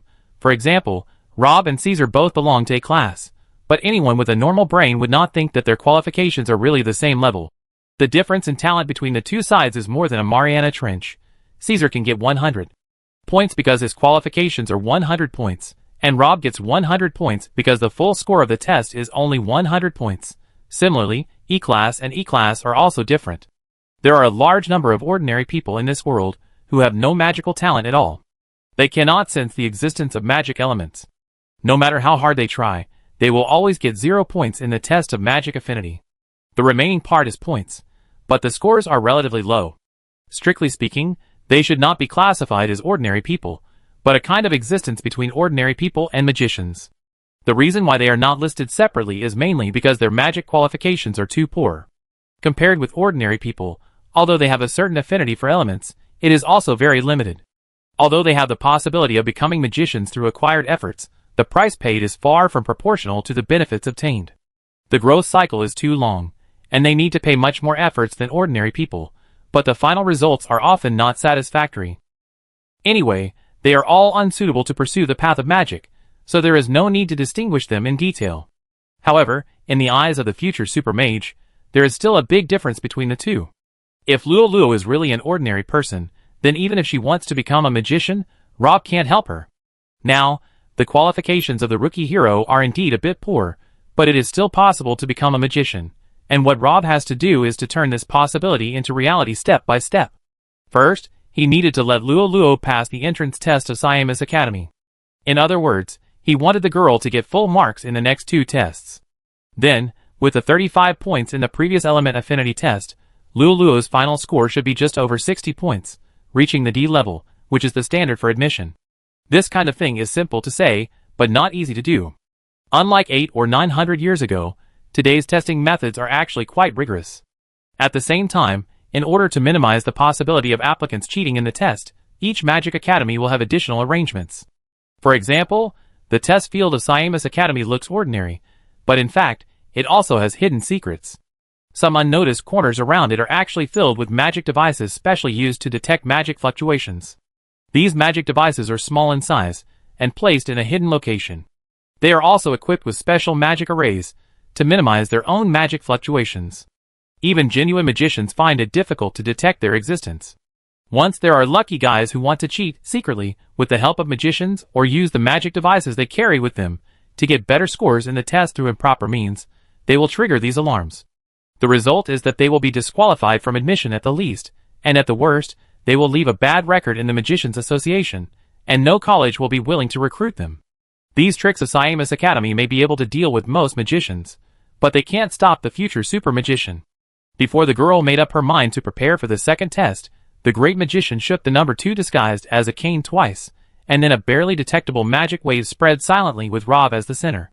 In the next 3 minutes, the anti-cheating magic devices that the schools bought at a high price at the test site all fell into inexplicable failures and lost their proper functions. 3 minutes is a short time. For ordinary people, it is just the time to drink a cup of tea or smoke a few cigarettes. In fact, except for Rob, the instigator, no one on the scene noticed that the test field had actually entered a monitoring vacuum period during this period. The middle-aged magician in charge of the test was obviously very confident in the arrangements of the academy. He probably would never have dreamed that more than 10 magic devices carefully hidden in different locations would fail at the same time. What's more terrifying is that the guy who did all this did not make any movement at all, as if he just casually waved his hand to break the monitoring system designed by the West Hammers Academy with great effort. However, the future super magician was not as relaxed as he showed. The profession of magician was like this. Unlike the knight swordsman who rushed forward and shouted while slashing in close combat, you could never tell how much strength a magician had used. The strength of the spell was not directly related to the size of the scene. Sometimes the magic with a huge momentum was not necessarily powerful. On the contrary, the magic that seemed to be easy to perform was not necessarily easy to perform. For example, the move the great magician had just used seemed to be quite simple. He did not even lift the staff, but just shook it casually. It seemed that there was no technical content, but it was a genuine 5th level magic, and it was a relatively complex 5th level magic. Even so, it only gained a mere 3 minutes. It can be seen that the previous arrangement of the West Hammers Academy was not useless. Chapter 170. 3 minutes is not a long time, but it is enough for the future super magician to do many things. Rob thought for a while, and released a total of 11 magics, all of which were aimed at rookie warriors. These magics were high-level and low-level, common and unpopular, with different effects, but without exception, they were all enhancement magics. Enhancement magic is a relatively unpopular type of magic. Compared with attack, defense or spiritual magic, this type of magic is easily overlooked on weekdays. A single enhancement magic often has limited effect. However, when all 11 enhancement magics are cast on the same person, the final effect can no longer be measured by simple addition. 3 minutes later, the magic devices placed by the Siamese Academy in various places in the test field resumed their functions, and the great magician took back number 2, as if nothing had happened. Are you sure you want to continue? The middle-aged magician in charge of the test couldn't help asking again. Yes, I insist. This time, Luoluo didn't hesitate anymore, raised her head and affirmed. The girl felt that someone was right. Now was not the time to think about it. Even if she wanted to be depressed, she should wait until all the tests were done and everything was settled. When she announced her decision, there was another round of laughter from the sidelines. Even some people who had stood by her and secretly sympathized with her could not help but frown. The girl's behavior was meaningless. It was more like a gambler's desperate gamble after losing everything. Knowing that she had no hope of passing the test, she still insisted on continuing the test. Such behavior is more stupid than courage. Everyone can say nice words, but in the final analysis, the world does not operate according to someone's will. Most of the time, we only accept reality. Even if we are unwilling, what can we do? In the end, it is just a joke for those who are watching the fun. The middle-aged magician hesitated and sighed. Okay, then what we are going to do next is to test the mental power. This test is somewhat dangerous, so don't try to show off. If you feel your limit, you must tell me immediately. In addition, I will closely monitor your physical reaction and stop the test without hesitation when I feel it is unnecessary to continue. The mental power test is much simpler than the element affinity test. It does not require too complicated magic devices. The test method is chosen by the Academy. The test methods are varied, but the ultimate purpose is the same. They are all to observe the resistance of the test subject when encountering mental attacks. This is also the most basic use of mental power before training. The instrument used by Siama's Academy in this test is a magic circle called Deep Extreme Cold. As the name suggests, after the magic circle is turned on, people standing on it will feel an unbearable cold. After that, the middle-aged magician will score the mental strength of each test subject according to how long they can finally hold on. This kind of coldness acts directly on the soul level, and will not cause any substantial harm to a person's body, but this does not mean that the test is completely safe. In fact, the trauma to the soul is much more difficult to recover than the physical damage.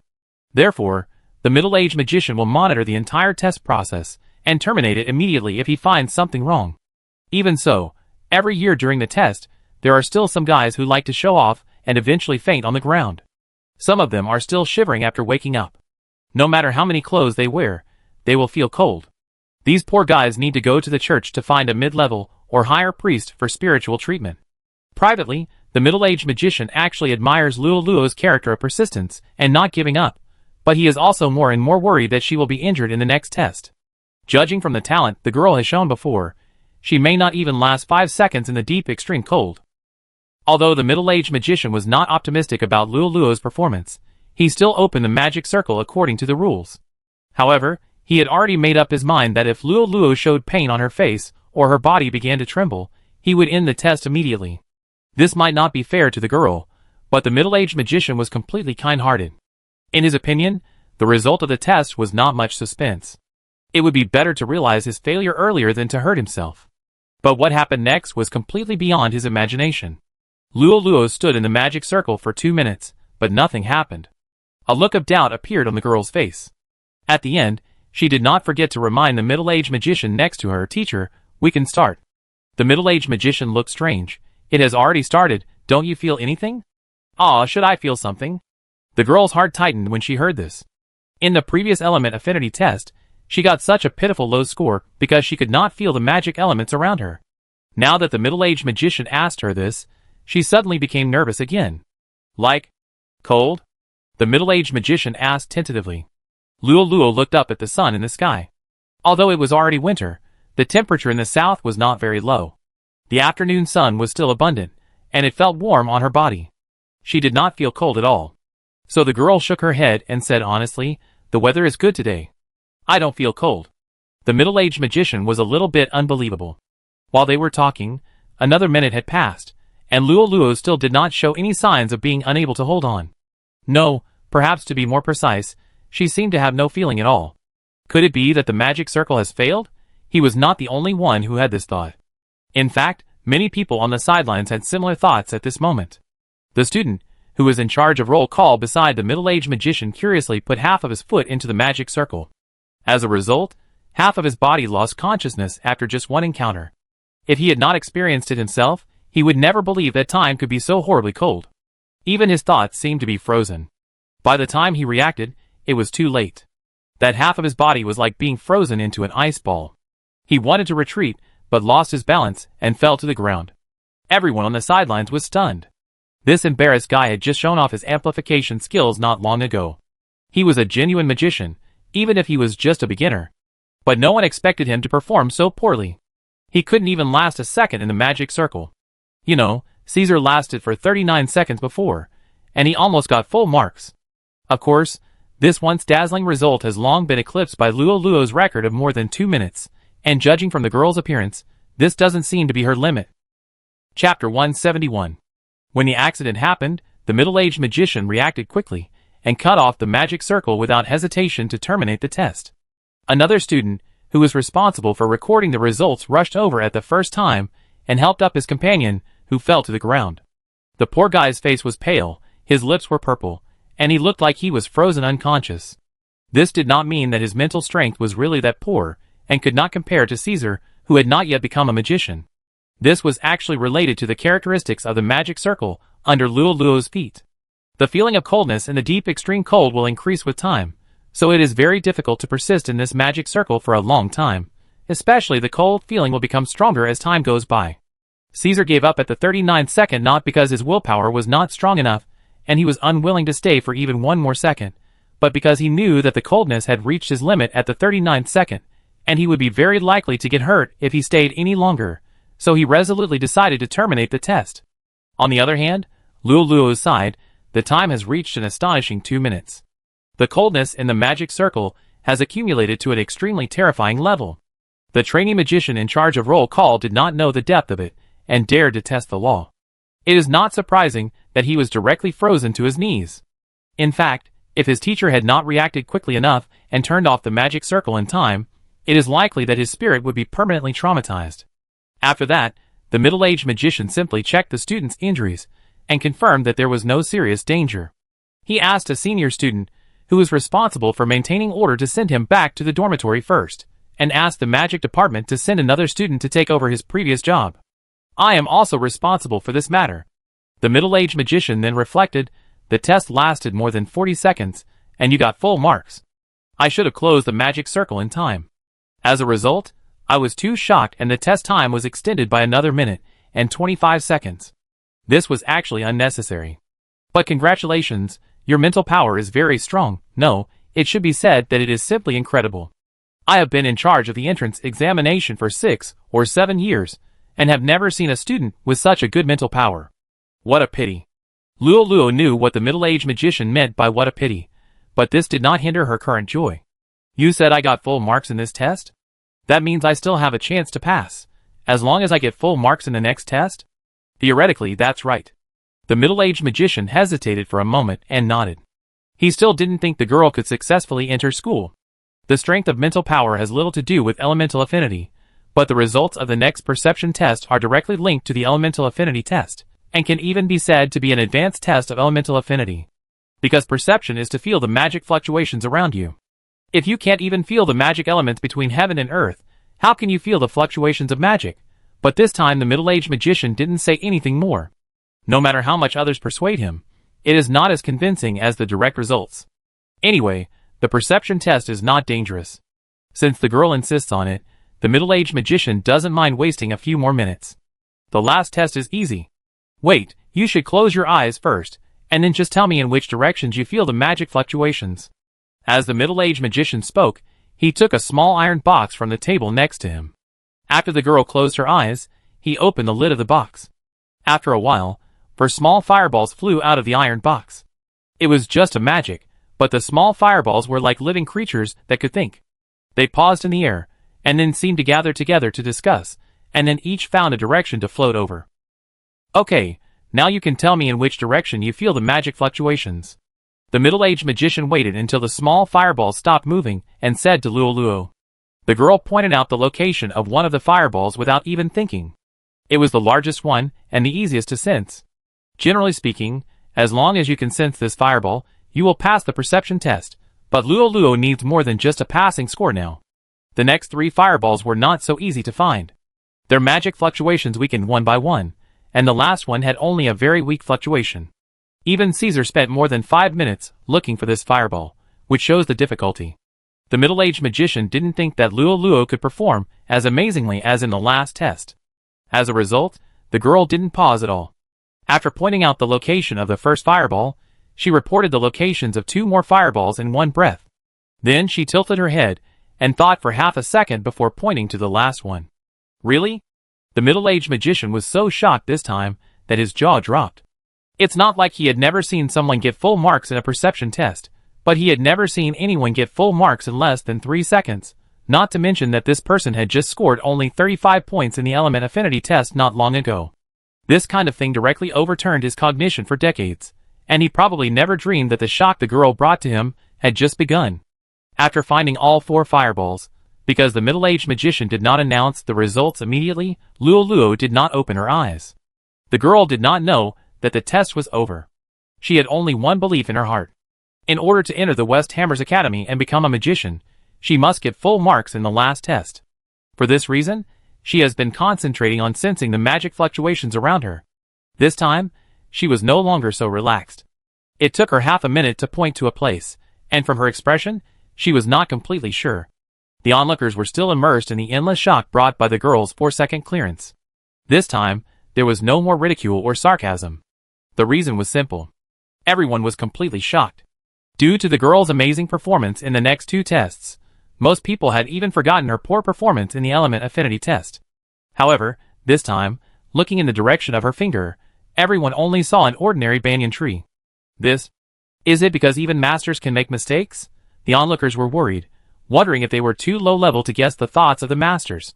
Then the girl hesitated and pointed to a trash can not far away, and then she pointed to the banner hung at the edge of the test field.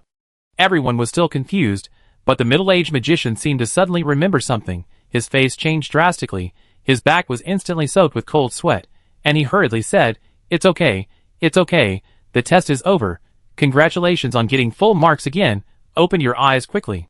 Not long ago, he finally realized what was in those strange directions the girl pointed to.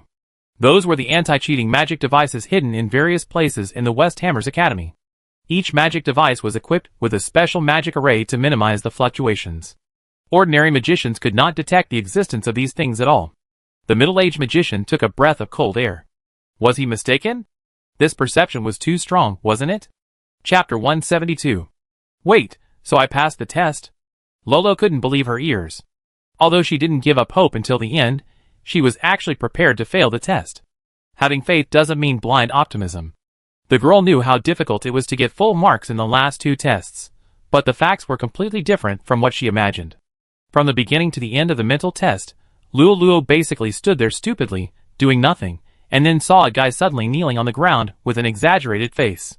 The girl initially suspected that the guy did this on purpose to laugh at her, but later found that he seemed to be really injured, although until the end Luo didn't understand how this guy got into this state. Then, the perception test was even simpler. She just closed her eyes, and immediately felt in her mind the 4 dazzling existences in front of her, like the Marian Lighthouse. In addition, she also felt some other extremely weak fluctuations near the test site. The girl thought this was the real test, so she didn't dare to be careless and quickly focused her attention. As a result, she was stopped by the panicked middle-aged magician just after she said a few locations. In the end, Luo got 2 full marks in a daze, and it all seemed like a dream. Yes, your final score of the 3 tests of mental power, perception and elemental affinity is exactly 61 points, which is 1 point higher than the admission pass. The middle-aged magician wiped his sweat. This was the first time he encountered such a situation. Although the elemental affinity test score was very bad, he was able to get 2 full marks in one go, and finally squeezed into the last train of D-level qualifications with the total score.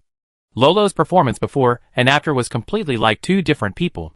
The middle-aged magician did not doubt the possibility of the girl cheating, but he still trusted the layout of the academy. Since the anti-cheating magic devices around did not sound an alarm from beginning to end, it meant that Luo had indeed achieved this result with her own strength. Anyway, the girl passed the test after all. The middle-aged magician extended his hand. Congratulations, on behalf of Siamus Academy, I welcome you to join. You can go to the red building on the west side of the academy to pay fees, and complete admission procedures later. At the end, he added, by the way, my name is Harvey Joyce, you can call me Teacher Harvey. I am responsible for teaching the History of Magic course at the Academy. I look forward to seeing you in my class in the new semester. Lolo shook hands with Joyce. Thank you, Teacher Harvey. When the girls' 3 test results came out, the whole test field fell into an eerie silence. The guys who had laughed at and ridiculed her before now all had expressions of doubt and confusion on their faces. In fact, Lolo's final score was not very good. It could only be said that it just reached the passing line. D-level qualification was still the last one among magicians. After all, there was only one Clark. However, after witnessing what had just happened in the test field, no one dared to regard the girl as having D-level qualification. Are you kidding me? Have you ever seen a D-level test subject who can stand on a deep and extremely cold magic circle for 2 minutes without changing his expression? Have you ever seen a D-level test subject who can pass the perception test in just 4 seconds? Compared with the girl, Caesar, who was previously rated as A-level, now seems to be a bit unworthy of his reputation. Many people think that Luo should take the element affinity test again, because many tests like this have certain errors. The girl's performance in the last 2 tests is really amazing, especially the perception test. She got full marks effortlessly. Looking back at her previous 35 points in the element affinity test, normal people would doubt this result. However, the girl herself did not seem to have such intentions. Everyone was puzzled by this, and could only attribute it to the pride of a genius who disdained to prove her talent in this way. Only Rob guessed Lolo's true thoughts. The girl was probably afraid that her second test score would not be as good as the first one, and she would lose the admission opportunity that she had worked so hard to get. After saying goodbye to Teacher Harvey, the rookie warrior rushed to the boy without caring about the eyes of the people around him, and did not hide his excitement. Haha, did you just hear that? I passed the test and will become a magician. Yeah, congratulations, you are 1 step closer to your final goal. Speaking of which, it's all thanks to you this time. If it weren't for your encouragement, I would have almost given up. The girl clenched her fist and put it on her chest. As expected, as long as you work hard and persevere, good things will always happen. Let's go and have a big meal to celebrate. As a result, something embarrassing happened. Although the test process was very exciting and eyeballs dropped, Luo's final score was only D after all, and she had to pay the full tuition. Although the tuition of West Hammers Academy was not high, it was not ridiculously low. After paying the money, the girl found that she only had 1 silver coin left, which made her a little dumbfounded. Considering that the room fee had not been paid, the two had to change the dining location back to the hotel where they lived. The food was changed from delicacies to 2 long baguettes. Luo picked up one of them and took a bite with a sad face, but he did not forget to comfort the little scholar beside him. Don't be afraid, I will discuss with the boss and let you stay here for another month. You can slowly find a job. I will find a way to pay back the money later. Rob hesitated when he heard this. In fact, he still had more than 20 gold coins in his arms. Because the origin of this money was difficult to explain, the great magician had never told the girl. At this moment, Rob could not help but fall into a struggle between heaven and man. Although Luo had paid tuition, he still had to spend money on meals in the academy, not to mention some messy necessary expenses. The girl did not mention this at all, but was always worried about his future life. Well, it seems that I have to find a way to give her some money without causing her suspicion. This is actually not too difficult. The great magician put down the bread stick in his hand. I'm going to go out for a while. 5 minutes later, Luo heard a knock on the door. When she opened it, she found the boss standing outside with a cake in his hand. Congratulations. The girl was stunned. No way, I just took an entrance test, and you even know about it, uncle? You even prepared a cake. This is too polite. What entrance test? The boss was also stunned, and then explained, I am here to congratulate you on becoming the 3,000th guest staying in our hotel. This cake is a gift for you. In addition, according to the new rules of our hotel, you can also participate in a lottery. After that, he took out another cardboard box from behind. Come and try your luck. The ultimate prize is the lifetime free room fee that countless people dream of. Huh? Luo was skeptical, but still reached into the cardboard box, and she actually took out a garlic from it. What the hell is this? The boss uncle remained calm. What a pity, you missed the grand prize, and only won the meaningless second prize. It seems that your luck is really bad recently. I just heard you say that you took the test this afternoon. Since your luck is so bad, I won't ask you about the result. Here's the cake and your prize. Take it, no need to send it. After saying that, the boss casually closed the door and floated away, leaving the girl with a confused face. Chapter 173. 10 minutes later, Rob pushed the door open and saw the rookie warrior staring at a cake and half a bag of gold coins on the table. "What's wrong?" the great magician asked casually. Lolo waved. "Come, pinch me. Either I'm dreaming or the owner is a psychopath. Anyway, one of us must be abnormal now." "Well, what's so exaggerated?" Rob looked normal. He sat down and broke off a piece of cake and put it in his mouth. Well, it was worthy of being the signature dish of the inn. It tasted much better than that baguette. But the price was really not cheap. The cheating boss actually asked him for a full silver coin, and it was a fixed price. Although it included part of the performance fee and props fee, it seemed like he was taking advantage of the fire no matter how you looked at it. However, the great magician had just arrived in Gudry's, and there was no one more suitable than the boss nearby. Unfortunately, the uncle's acting skills were far from what he boasted about, and he made a commemorative lottery event look like a pyramid scheme. Fortunately, he managed to complete the task in the end, and sent the money to Luo. The girl touched her face, but she couldn't bear to pinch it. "Do you feel that today has been a magical day?" The rookie warrior counted on his fingers. "First, I only got 35 points in the elemental affinity test. Everyone thought I would not pass. Even Teacher Harvey didn't think highly of me. But then, I got full marks in the mental power test and the perception test. As a result, the total score just reached the passing line. Then I paid the tuition with all the money I had. There was only one silver coin left in my pocket. Just now, the two of us were still worrying about living expenses, and the next moment, the boss suddenly appeared outside my door and congratulated me on becoming the 3,000th passenger. Not only did he give me a cake, but he also stuffed half a bag of gold coins into my pocket without saying anything. Oh, what's the problem?" The great magician remained calm. Lolo stroked his chin thoughtfully. "Maybe I'm overthinking, but I always feel that this is not accidental. Is there someone helping me behind the scenes?" Rob almost spit out the half-chewed cake in his mouth. Is this his own cleverness backfiring? Originally, he just wanted to find an excuse to give some money to Lolo, but because of the boss's poor acting skills, the girl began to doubt what happened in the afternoon. Besides, I have probably already guessed who that person is. Lolo looked into the boy's eyes. There are not many people in this world who are willing to stand by my side. The great magician's heart was beating wildly. No way, could it be that a woman's sixth sense is really that sharp? His identity would not be guessed so soon, would it? The future super magician did not distrust Lolo. After going through so many things together, they had already established a strong bond. Rob knew that if he told his true identity to the rookie warrior, the latter would definitely keep it secret, and would never say a word even if his life was threatened. This is exactly what Rob is worried about. The future super magician is known as the future guardian of the human race, and the most talented magician in history. His enemies are almost all over the Dawn continent, including some long-established super masters. Once these guys find that they have the possibility of killing the future of the human race, they will definitely not give up this attempt. For example, the one-eyed butcher he met in Setvia Port, Monkuin, is a famous epic hero of the orcs. He experienced the Rose War, but suddenly disappeared after the war. He returned to his hometown alone and lived in seclusion for hundreds of years. Until all the friends he knew died one after another, he chose to come to the human world and become an ordinary butcher. After so many years, he actually let go of the hatred of the past. However, when he found out that the boy standing in front of him was the man in the rumors, he couldn't help but want to kill him. He resolutely gave up the peaceful life he had long been accustomed to, and was willing to kill Rob at the cost of his life. The future super magician knew that there were many people like Monkuin Yudasai. They were not bad people in the traditional sense, but they just acted out of the interests of their own ethnic groups.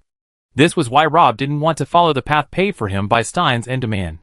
The more powerful a person is, the more he is helpless.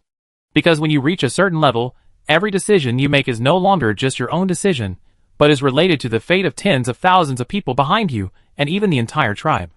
Under this pressure, many people will gradually lose themselves. The orc butcher is still a relatively principled guy, while others may do anything to find out his whereabouts. Rob did not intend to hide these things from Luo for life. One day, the boy will tell the rookie warrior everything, but not now. Luo has enough troubles now, and the great magician does not want the girl to worry about him anymore. Rob is actually quite satisfied with the current situation. Of course, the premise of all this is that he has not been discovered by the rookie warrior. The future super magician swallowed the cake in his mouth and tried to keep his face calm. Who do you think this person is? It goes without saying. It must be the mysterious teacher. He has been secretly helping me from the beginning, teaching me swordsmanship and telling me to come to the St. Laurent Brothers Magic School to study. Although he disappeared for a while, I have a hunch that he will eventually come to Goudry's. Maybe he has been helping us today. That makes sense. The future super magician wanted to agree with him. It was the first time that Rob realized how happy it was to have a guy who was more suspicious than himself. Although the great magician appeared to be calm, he was so nervous that he almost bit off his tongue when swallowing the bread. Wait, if my inference is correct, then we just need to ask the boss uncle to find out who the mysterious teacher is? Lolo became more and more excited as he thought about it. He didn't care about the boy with a strange look on his face, and ran downstairs. Although the boss's acting skills were mentally retarded, he still had the most basic professional ethics. Especially when the real owner was right in front of him, the great magician next to him warned him with murderous eyes about the consequences of leaking the secret. The boss shuddered involuntarily, and then no matter how the girl asked, he insisted that it was the hotel that was holding an event, and had nothing to do with other people. Luo asked for a long time, but didn't get any useful information, and finally had to return disappointed. Chapter 174. The great magician comforted the rookie warrior. He must have his own plans for not coming to see you, so you don't have to be too depressed. Since we are all in Goudry's University City now, we will meet again in the future. The girl thought of a possibility, and said nervously, the mysterious teacher refused to show up. Could it be because my performance today was too bad, and did not meet his requirements? Well, maybe. There is this possibility, the great magician said vaguely. Luo suddenly realized, I know, the mysterious teacher must be using this method to motivate me to work hard. When my performance satisfies him, and I catch up with him, he will show up again. It's best if you think so. Rob wiped his sweat, and changed the subject to avoid the conversation going off track. Let's eat cake together to celebrate your passing the entrance exam for West Hammers Academy, and to celebrate the fact that we have a place to live in the future. By the way, I heard that the boss has hidden a few bottles of good wine. How about I ask him to bring one up? Unexpectedly, Luo shook his head and said, this money can't be spent carelessly. The girl asked the boy, I'm about to enter the West Hammers College. What are your plans next? Me? I should go around the university town first to find a suitable job. Although he said so, Rob actually had no plans in this regard. The great magician just wanted to use the excuse of looking for a job to tour Goudry's, bask in the sun, blow the sea breeze, see the buildings left over from different eras, and taste the local food. In short, he just wanted to enjoy life and make up for the happiness that was missing before. The guy from the temple will not appear again in the short term. Rob has no desire to work for the time being. He just gave the girl 10 gold coins through his boss, and he still has more than a dozen left, enough for a long time of eating, drinking, and having fun. As for what will happen after the money is spent, the future super magician did not think so far. With his ability, it is really easy to support himself in Goudry's. Apart from other things, at least he is very easy to be the librarian of Raphael Library. In terms of memory and reading speed, Rob said that he is second, and no one dares to say that he is the first. But if it is not a last resort, the future super magician does not want to go to the library again. He always feels that the old man named Donahue looks at him with a strange look, as if he knows something. Luo didn't say anything, just looked up and down at the little scholar, and Rob couldn't help but have an ominous premonition in his heart. Sure enough, not long after, the girl seemed to have made up her mind and asked someone, do you want to go to Siamus with me? Hey, but I don't have a talent for magic. Rob was shocked when he heard this. I know that Siamus is a comprehensive institution. In addition to the magic department, there are several other departments. Didn't we go to the swordsman training ground yesterday? There are several very strong teachers there. Although your talent in swordsmanship is average, your comprehension is very good. It's a pity that I could only teach you some of the most basic things before. Now that you have the opportunity to study systematically, it will be of great help to your future development. The rookie hero patiently explained to the boy that she had actually had this idea a long time ago. The tuition for a swordsman is much cheaper than that for a magician, only 3 gold coins a year. However, it was still an unaffordable amount of money for the two of them. Lolo originally planned to let the young scholar find a job first, while she would study and work at the same time. The two of them would work hard to save up the money within a year, so that the young scholar could be successfully enrolled in Siamus Academy when it recruited new students. Now that they already have the money, they naturally don't have to wait until next winter. No need. The great magician burst into tears. The 3 months at sea were extremely hard. Although the training brought him many benefits, the physical fatigue was also real. The future super magician has never been interested in becoming a professional swordsman. It's okay to exercise occasionally. It's not easy to escape from the clutches of demand and Steins. He doesn't want to rush himself into the fire pit again. The future super magician said seriously, I think we can discuss this issue again. In the afternoon, Rob was a little bit puzzled as to why Lolo went to the swordsman training ground next door after paying the tuition. However, since the girl was from the Breton family and had swordsman blood flowing in her body, it seemed reasonable that she would be interested in such things. The great magician did not think too deeply about it at that time. Now Rob was really regretting it. If he had known this, he would not have been so anxious to give the money to Lolo. As long as he waited a few more days, Siamus Academy would naturally not have such a moth after the deadline for recruiting new students. What is there to discuss? After spending some time together, Luo has a good understanding of this person. As soon as he looks at his face, he knows what he is planning. The little scholar is probably the least enthusiastic guy in training that the girl has ever seen. Luo is also very disappointed that this guy, as her guardian knight, is so passive and lazy.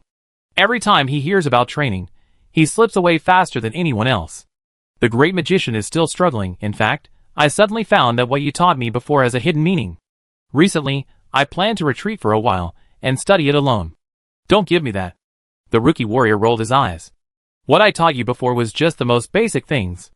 If you want to learn more, you can learn it slowly in the academy.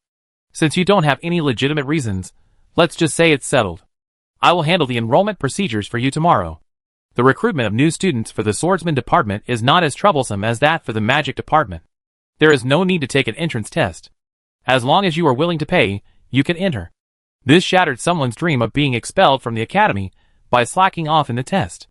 Luo helped the boy pay the tuition for the first year of school, and then he took the great magician, who looked annoyed, to the freshman reception to fill out some basic information, and received a low-quality sword and a small round shield, plus a school badge. The future super magician gloriously became a freshman in the swordsman department of Siamus Academy. The swordsman department is the largest department in Siamus Academy, and the number of freshmen enrolled each year is about 300 people. A few days ago, many people have registered. Today, the great magician and his group of more than 40 people are the third batch, and a senior student is taking them to tour the campus. See the newly built 2-story building on your left? This is the college dormitory. Each building only houses 4 students. It is equipped with an independent courtyard and rooftop. There is also a swimming pool in the central area. There are cute maids cleaning the rooms every day. Hot water and afternoon tea are provided 24 hours a day. If necessary, cat ear chat service can also be provided for you. Wow! The freshmen were all excited at this moment. This standard is really exciting. Oh my god, this is not a dormitory, it's just like heaven.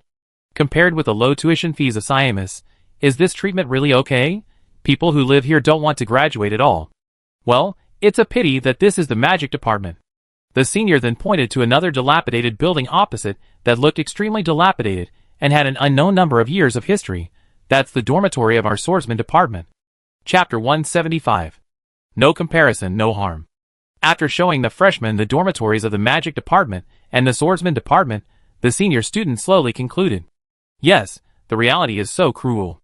Although the swordsman department has the largest number of students, the dormitory area is only 1/3 of that of the magic department. The dormitory building is old and in disrepair, the wall paint is seriously peeling, and the supporting facilities are basically zero. There is never hot water, and the cold water is cut off every 3 or 5 days. As for the cat ear maid, don't even think about it. The only cleaning lady comes once a month, and whether she works depends entirely on her mood. The senior ignored the wailing behind him and continued. In addition, the school cafeteria is also separate. It is said that the chef in charge of the cafeteria of the magic department was the runner-up of the food festival 4 years ago. It rarely snows in the south, but this year's winter in Gudries seems to be particularly cold. The new students of the swordsman department subconsciously tightened their collars when they heard it. But the chef of our swordsman department was the champion of the next session. Wow! Everyone exclaimed again. It doesn't matter if you live in a bad place, you can eat well. The swordsman's profession is a battle of the body. If the nutrition can't keep up, the strength can't keep up. In comparison, magicians need a quiet environment where no one can disturb them. In this way, the arrangement of the academy is not too biased. Helper. The senior seemed to be addicted to panting, and added calmly, and this is just what he said when he was asking for a raise last time, You better not take it too seriously. Let's go to the next place. This time, everyone didn't even have the energy to complain, and finally, a freshman raised his hand and said weakly, "Senior, can you please stop introducing the situation of the magic department in the next place, so that we can suffer less?" "Sure." The senior followed suit, and then led everyone to quietly pass by a small building that looked very impressive. The building had an elegant environment and a solemn atmosphere. It seemed to have defense devices. From time to time, people of various professions came in and out of it, and they all seemed to be students of Siamus. The senior walked through the door without saying a word and looking away, but the guy who didn't remember could not help but ask, "Senior, what is this place?" The senior stopped when he heard it, without even raising his eyelids. "Oh, this is the student union." Everyone suddenly realized that it was no wonder that they had seen so many beautiful girls nearby. College life is not just about boring training and studying. Everyone also hopes to gain friendship and love during this year. Especially the latter is the ultimate goal of many people. Many guys are already eager to join the student union. Someone humbly asked, "How can I join the student union?" The senior student looked like you had to ask me, "You want to join the student union?" That's easy. Just get along well with the magic department. Huh? To join the student union, you need a recommendation from someone, and finally the approval of the top leaders of the student union. Unfortunately, the president and vice president of the student union and the 12 executives have been monopolized by the magic department for many years, so the first step to join the student union is to get along well with the guys in the magic department. The senior patted the dumbfounded junior. "Of course, you don't have to give up hope. The student union still needs some peripheral personnel to run errands and handle various chores. In addition, if you are a beautiful woman, you can naturally join unconditionally." The freshmen were really angry this time. "Is there no justice in the world? The magic department is going too far. We are all students of Siamus, so are other departments so unwelcome? The student union is an organization of all students, not a harem for the pleasure of the magic department." The senior was very satisfied with the effect. Seeing that the goal was almost achieved, he waved his hand. "Now, tell me loudly, what is the goal of our swordsman department in the new semester?" "Kill the magic department." Everyone shouted together, and the mood was excited. Two girls from the thief department passed by and covered their mouths and laughed. At the beginning of the new semester, these guys were still so energetic. The shouting in front of the student union building has almost become a reserved program for the freshmen of the swordsman department. Everyone is no longer surprised by this. In fact, the college has been encouraging healthy competition between departments in recent years. For example, in the affairs of the student union, those who don't know the situation will probably be fooled by the words of the seniors of the swordsman department just now, thinking that the people of the magic department are too domineering and have occupied all the management seats of the student union in one go. But in fact, these seats are all decided by fair competition among the colleges and departments.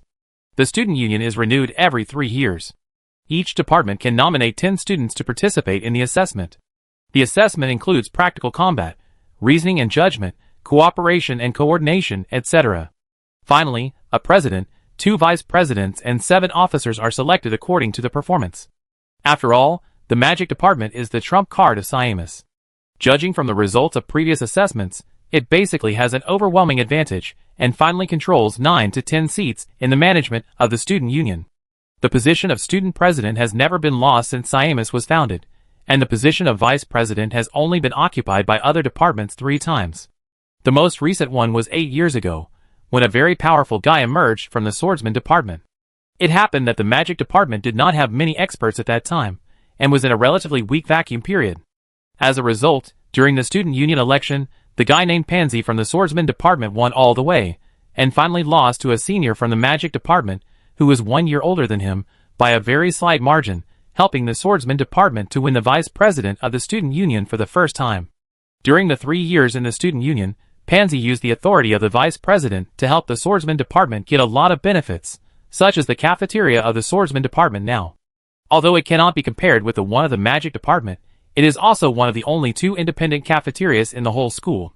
Before Pansy, only the magic department had its own cafeteria, and students from other departments shared a large cafeteria. In addition, Pansy also brought some other tangible and intangible conveniences to the swordsman department. That period was the 3 years when the swordsman department was most proud. Some seniors still recall that time with nostalgia.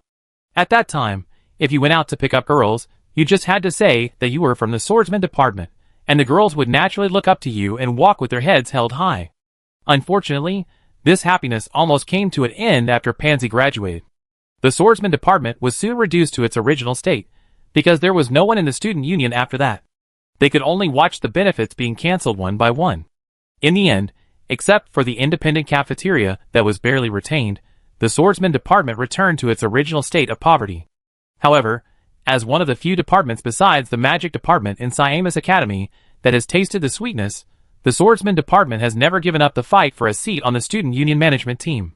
The purpose of this every year when recruiting new members is naturally to motivate the newcomers, especially when the student union is about to change next year, and the swordsman department has some ideas for the new student union. Chapter 176. The senior here is speaking passionately, while the future super magician yawns continuously. Rob has no interest in the two things that the swordsman department will take over the student union and kill the magic department. Although the great magician finally reluctantly accepted Luoluo's arrangement and became a student of Zymo's academy with her, he obviously didn't like his new identity. However, whether Rob is willing to admit it or not, for now, joining Zymo's academy is not a bad choice. First of all, only by living in the same campus with Luoluo can he fulfill his duty as a guardian knight and better protect the girl. Those guys in the Inquisition don't care about principles. If necessary, they don't mind using sneak attacks, assassinations, and other means outside the rules to complete the task.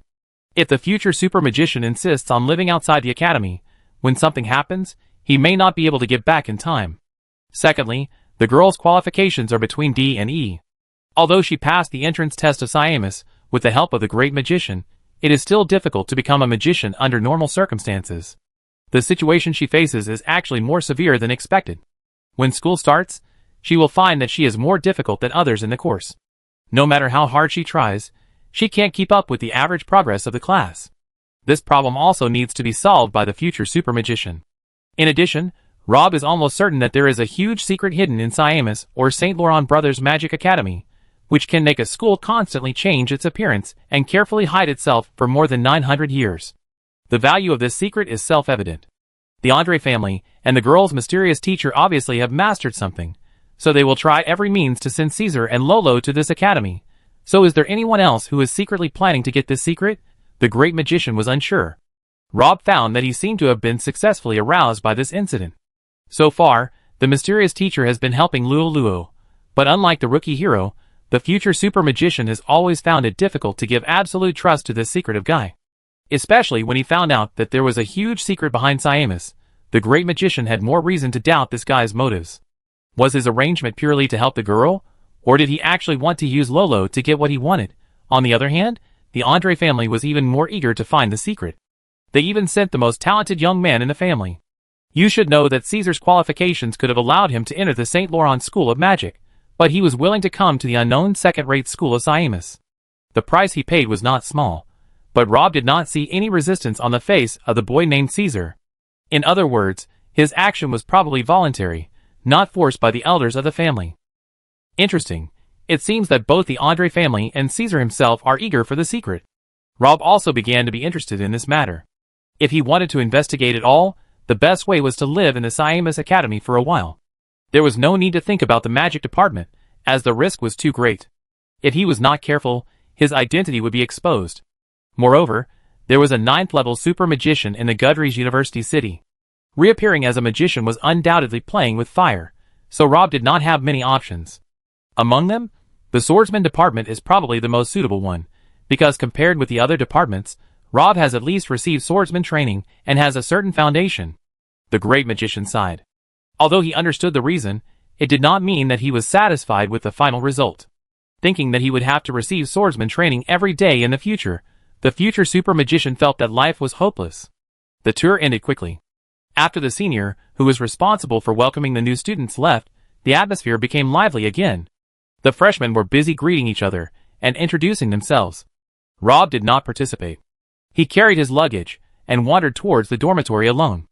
There are still 3 or 4 days before the official start of school. The school has no arrangements during this period, and it is basically free time. The great magician took out the school badge in his pocket and took a look at the string of numbers on the back. S stands for the swordsman department, 07 stands for the 7th dormitory building, and 302 is the house number. The dormitory area of the swordsman department is on the east side of the college, facing the magic department from a distance.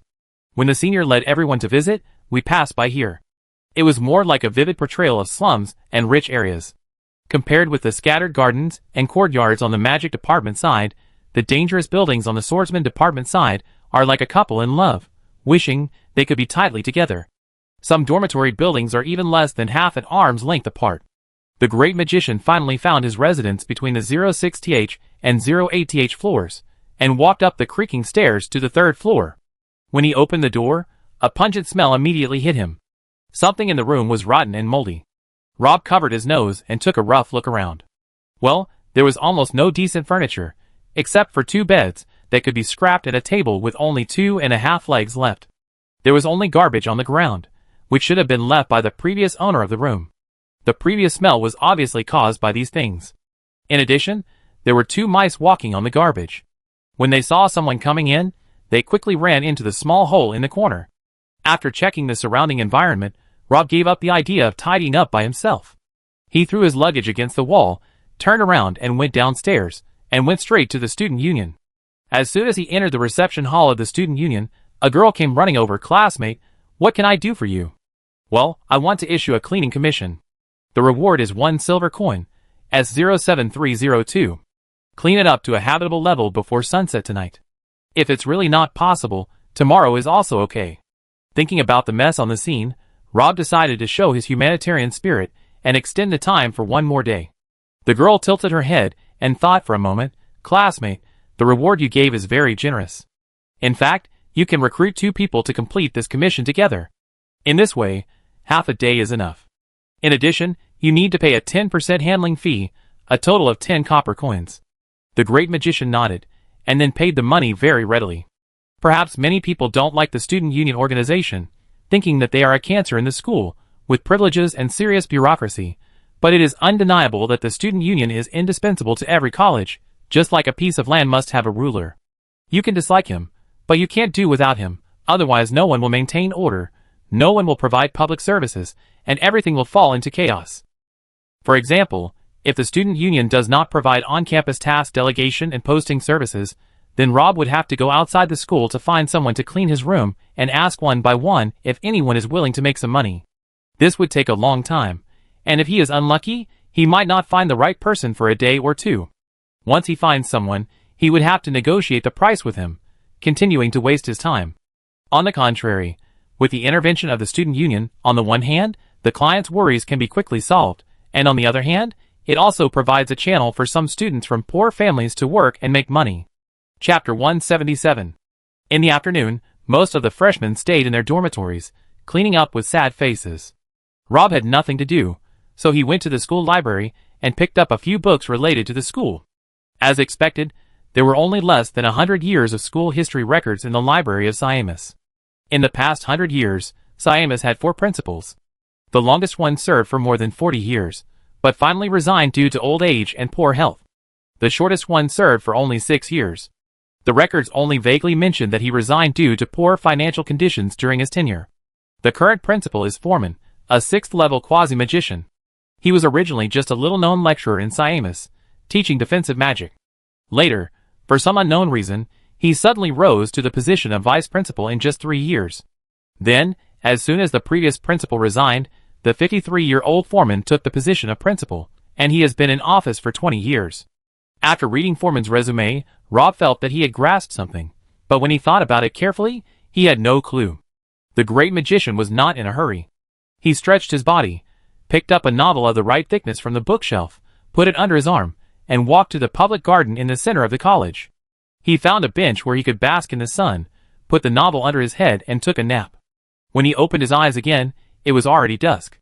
Rob was awakened by the laughter of couples around him. He looked up at the sky, put away the book and walked back to the dormitory slowly. When he pushed the door open again, the scene in front of him was very different. Not only was there no more pungent smell and garbage on the floor, but the rat hole in the corner was also blocked, and even the 2 wooden beds and the round table were reinforced and repaired. Although it was still simple, it was at least habitable. "How is it? Are you satisfied?"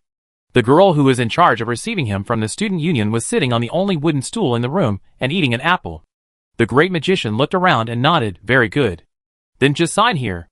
I will give the reward of 1 silver coin to the person who does the work tomorrow at the latest.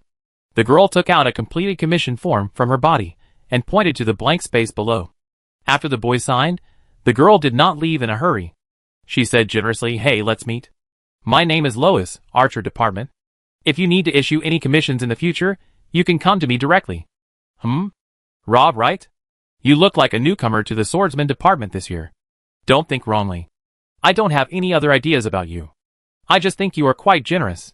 The student union stipulates that half of the 10% handling fee of each commission needs to be handed over, and the other half can belong to the contact person. So I earned a total of 5 copper coins from your commission just now. This money is of course just a drizzle for me, a gold medal contact person. After all, cleaning is just a small commission. In comparison, I value the potential of each client more. Lois patted the boy on the shoulder. Anyone willing to spend a silver coin to clean is either a lazy guy or a rich dude. I'm lucky. You look more like the second type. I have a feeling that we will have opportunities to cooperate in the future. I came here to say hello to you. If there is a big deal, don't forget me. Coincidentally, I have a commission now, but I don't want to go through the student union's process. Or let's put it this way, I want to investigate something but don't want to leave any traces. The fewer people know, the better. The reward depends on the final result. The time is tentatively set at 1 month, and the starting price is 1 gold coin. Oh! Lois raised her eyebrows. It's a black job. The handling fee for black jobs is 20%. Let's first tell you what you want to investigate. Faced with this well-paid but strange commission, the girl neither accepted nor objected at the first time, but patiently asked about the details. It seems that Lois was able to become the gold medal contact of the student union not only because of her pretty face and sharp eyes, but also because of her calm brain. The great magician admired her professionalism. It was always easier to work with such a person. He went straight to the point without any politeness. I want to find out where Principal Foreman lived when he was still a lecturer 23 years ago, where he usually moved around, and who he interacted with more often. And 68 years ago, Hobson, the head of the Andre family, stayed at the school for a while, at the invitation of Principal Bain of Siamus. Similarly, I also want to know where he lived, where he usually moved around, and who he interacted with. I know the latter is difficult, and it has been a long time. Just do your best. I will decide the final reward based on the results of the investigation. After taking a nap in the central garden, Rob finally figured out the key point that he had been unable to grasp before Hobson. After reading Foreman's resume, Rob had a sense of déjà vu. Foreman's situation was very similar to Hobson's more than 60 years ago. Both were at the bottom of their lives. One was a small lecturer who was not valued by the school, and the other had just taken over a family that was experiencing a crisis. What's interesting is that not long after that, the fate of both of them changed drastically. Foreman quickly became the vice president, and then naturally took over the position of the principal, while Hobson quickly resolved the crisis at hand, led the family to expand its territory, and at the same time gained a sincere relationship. Coincidentally, they had all stayed in Siamus for a period of time before this. Is it possible that they met someone or found something during this period that eventually changed their fate? At present, Rob is more inclined to the latter, because the span between Hobson and Foreman is more than 40 years, which is a bit long for a human. Moreover, the secret of the St. Laurent Brothers School of Magic should have existed more than 900 years ago. The longest-lived race known so far is the Giants, with an average life expectancy of about 800 years. The Dragons are slightly worse, about 750 years. 900 years is still too long. No one can live that long. However, the sample size is still too small at present, and it is not ruled out that all this is just a coincidence. However, without more clues, we can only start from the place where the two lived and the scope of activities during the period. As for the interpersonal relationship, the great magician was actually added by the way. This is the first cooperation between Rob and Lois, and the future super magician also wants to see the other party's quality and reliability. Lois thought for a while, pay half of the deposit first, and then wait for my news. I won't take advantage of you. Although this investigation is not easy, it is not dangerous. If you are satisfied with the results, you can pay another gold coin. If you are not satisfied, you don't have to pay the remaining half of the gold coin. As for my 20% handling fee, you can pay it at the end. In addition, I remind you that it is not allowed by the student union for liaisons to take on illegal work privately. Generally speaking, I will not take on illegal work from newcomers, but this time I will make an exception for you, just as a demonstration of sincerity for our future cooperation. Chapter 178. Rob and Lolo ate together in the independent canteen of the Department of Magic in the evening. The environment here is elegant, the dishes are complete, and the chef is a real master. The taste is even better than many restaurants outside. What's more rare is that the price is reasonable, and there are not many people eating. Compared with the public canteens, which often have a long queue of dozens of meters at mealtime, there is almost no queue here. After ordering, there is a special person to deliver the food. The service is very thoughtful. Of course, unless you are a student of the Department of Magic or invited by a student of the Department of Magic, you can't come here to eat. TSK, it seems that it is not unreasonable for other departments to be jealous of your magic department. The great magician's previous place of residence, the Royal Magic School of Teast, was not a comprehensive school. The school was full of magicians, so naturally there was no discrimination against other departments. Now that he has come to Siamus, the magic department, as the trump card of the school, has monopolized the management of the entire student union and has absolute say in the allocation of various resources, resulting in the current situation where the magic department is the only one in power. The girl didn't respond, and was happily fiddling with the new staff she had just received in the seat opposite. The Meteor 2 oak staff. The body of the staff is made of oak that is over 100 years old, and a primary magic crystal with a diameter of about 2.3 inches is embedded in the top to provide magic power. There are a total of 8 magic arrays engraved. In addition to the 3 basic arrays of input magic power, output magic power, and stable magic power, there are also 5 advanced arrays of element affinity enhancement, perception enhancement, mental strength enhancement, casting speed enhancement, and target calibration. It can cast up to the 4th level of magic. It is one of the most suitable staffs for beginners, but the price is not cheap. The future super magician picked up a golden fried pork chop with a fork. Where did you get so much money? Although this staff is relatively basic, it is also considered a high-end product among novice staffs. It costs at least 120 gold coins to buy one on the market now. It was given to me for free by the student union. The girl was no longer surprised by someone's erudition in magic. I met Mr. Harvey this morning. He saw that I didn't have a staff, so he told me that I could apply for one from the student union, as long as I returned it before graduation. Oh! Rob nodded and said nothing. Staffs are very expensive. Basically, even the cheapest one costs about 50 gold coins. In order to take care of some students from poor families, basically every magic academy will prepare some free staves and give them to freshmen who can't afford them at the beginning of each school year. Rob received this kind of stave when he first entered school. However, in general, it is the cheapest one, the model is old, and the value will not exceed 60 gold coins. It is a second-hand stave with 4 or 5 magic circles. It is basically impossible for someone like Luo to get a brand new small top grade one directly. In addition to receiving the staff, we also selected courses for this school year in the afternoon, and received textbooks and some materials. Seniors told us that if we are worried that we can't keep up with the teacher's progress after school starts, we can spend some time to prepare for it ourselves. The girl stuck out her tongue and was a little embarrassed. There are still a few days before the official start of school.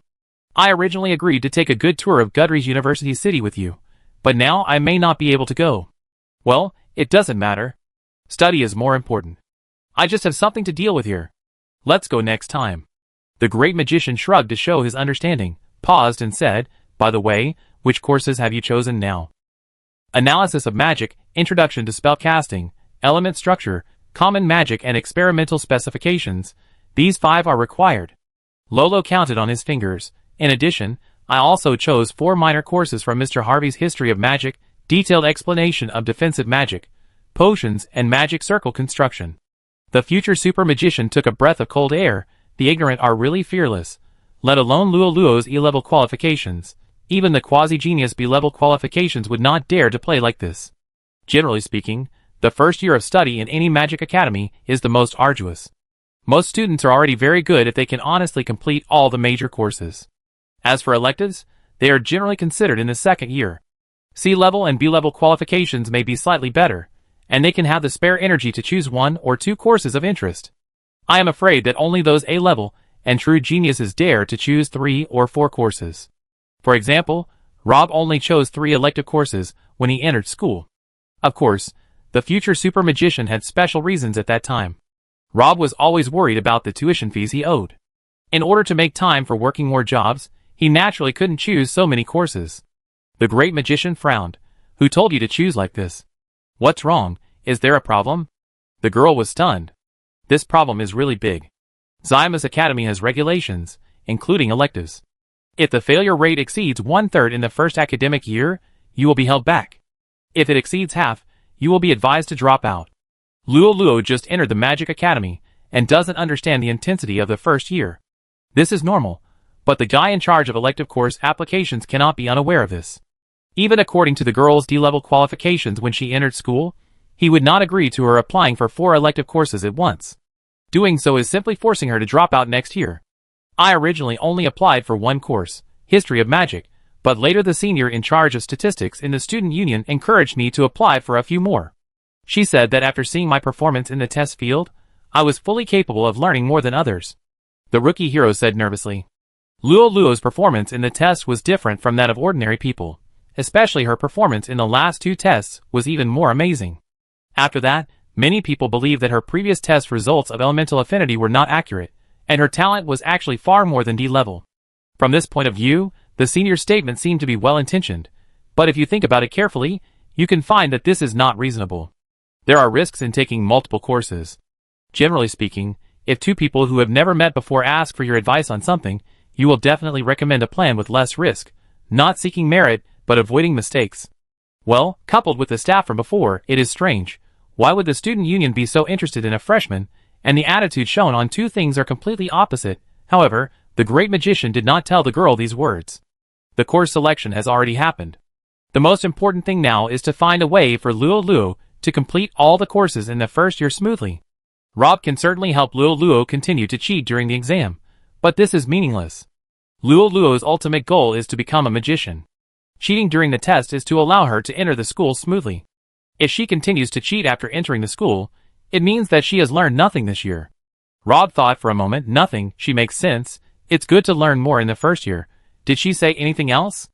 The girl breathed a sigh of relief, patted her chest and said, I was scared to death. I thought there was something wrong. I actually thought so too. In addition, she also invited me to join the student union, saying that not only can I enjoy a lot of benefits in it, but I can also make a fortune by the way. You know, there are actually many students in our school who come from noble or merchant families.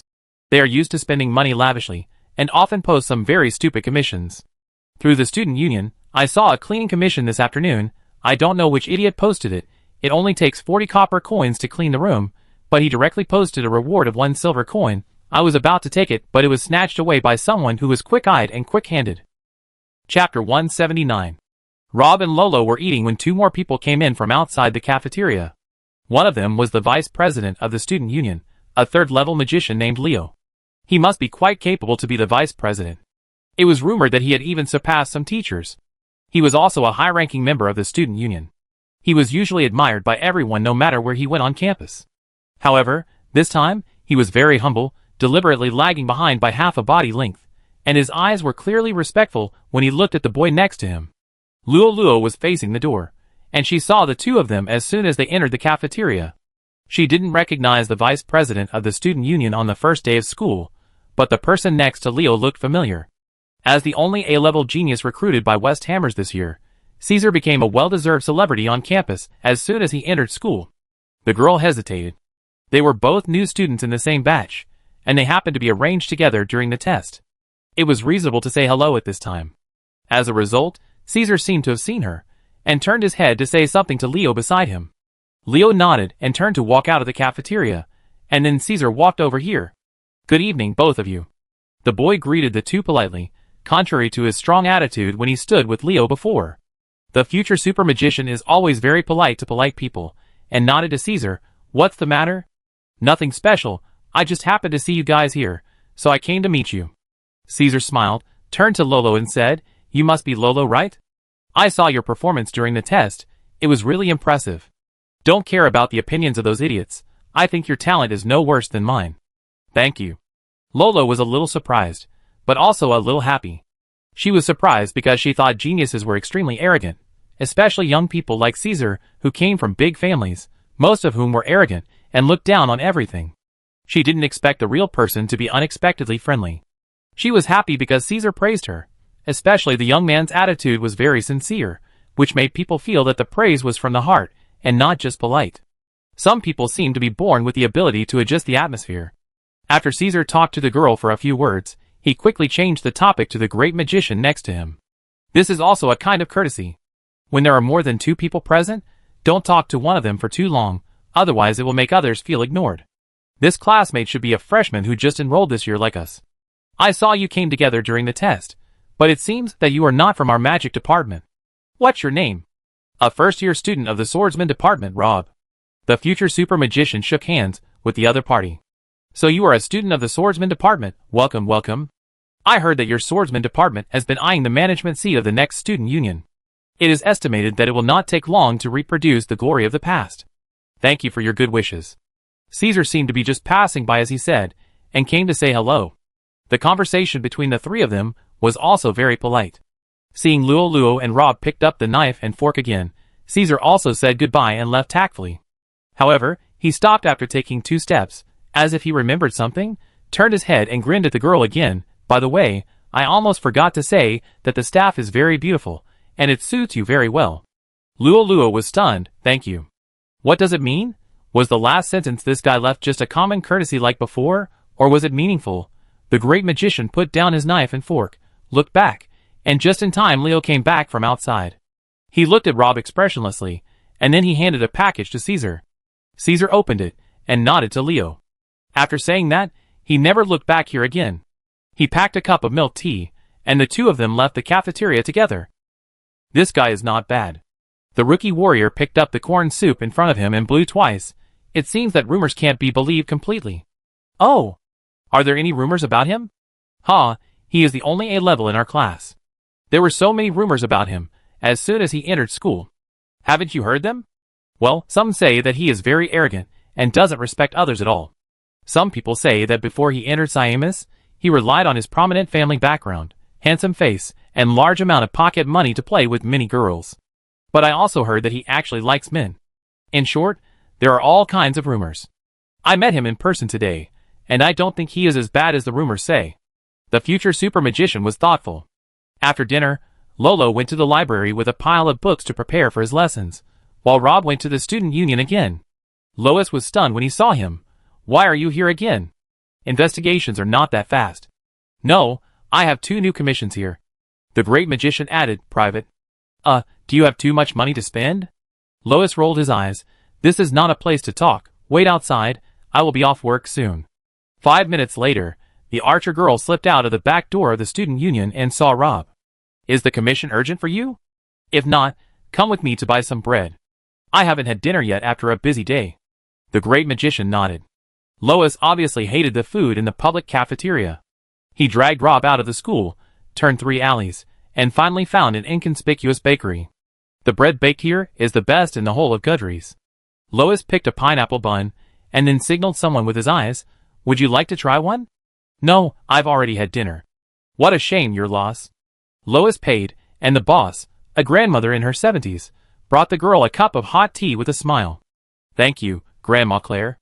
The 2 sat down at a small table in the bakery, and Lois bit a piece of bread. Tell me, what happened this time? I want to check someone, a 3rd-level magician, who should be a senior, taller than the average person, with a gloomy expression on his face, as if someone owed him money and didn't pay it back. You mean Leo, a student, a 3rd-level magician. There are only 2 people in the whole of Siamus who meet this standard. Leo is the vice president of our student union, known for his strictness. Many people in the student union don't like him. You can find out this kind of thing by just asking anyone on campus.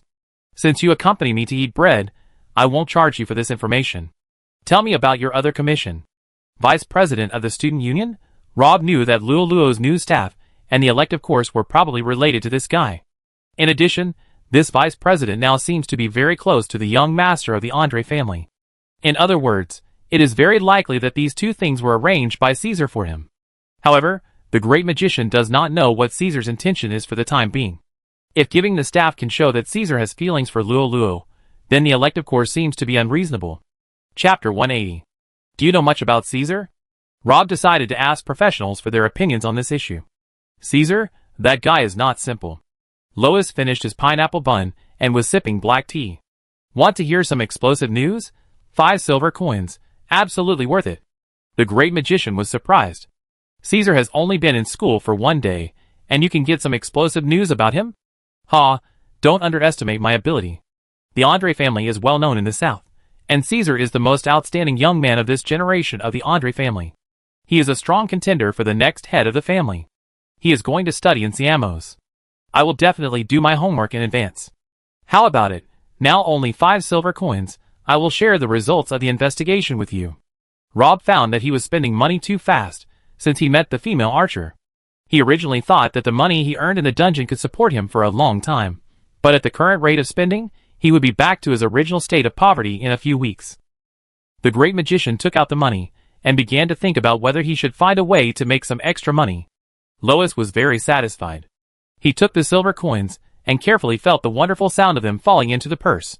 The female archer gained a great sense of happiness from this process. Well, the information is first-hand, so I won't charge you 20% service fee.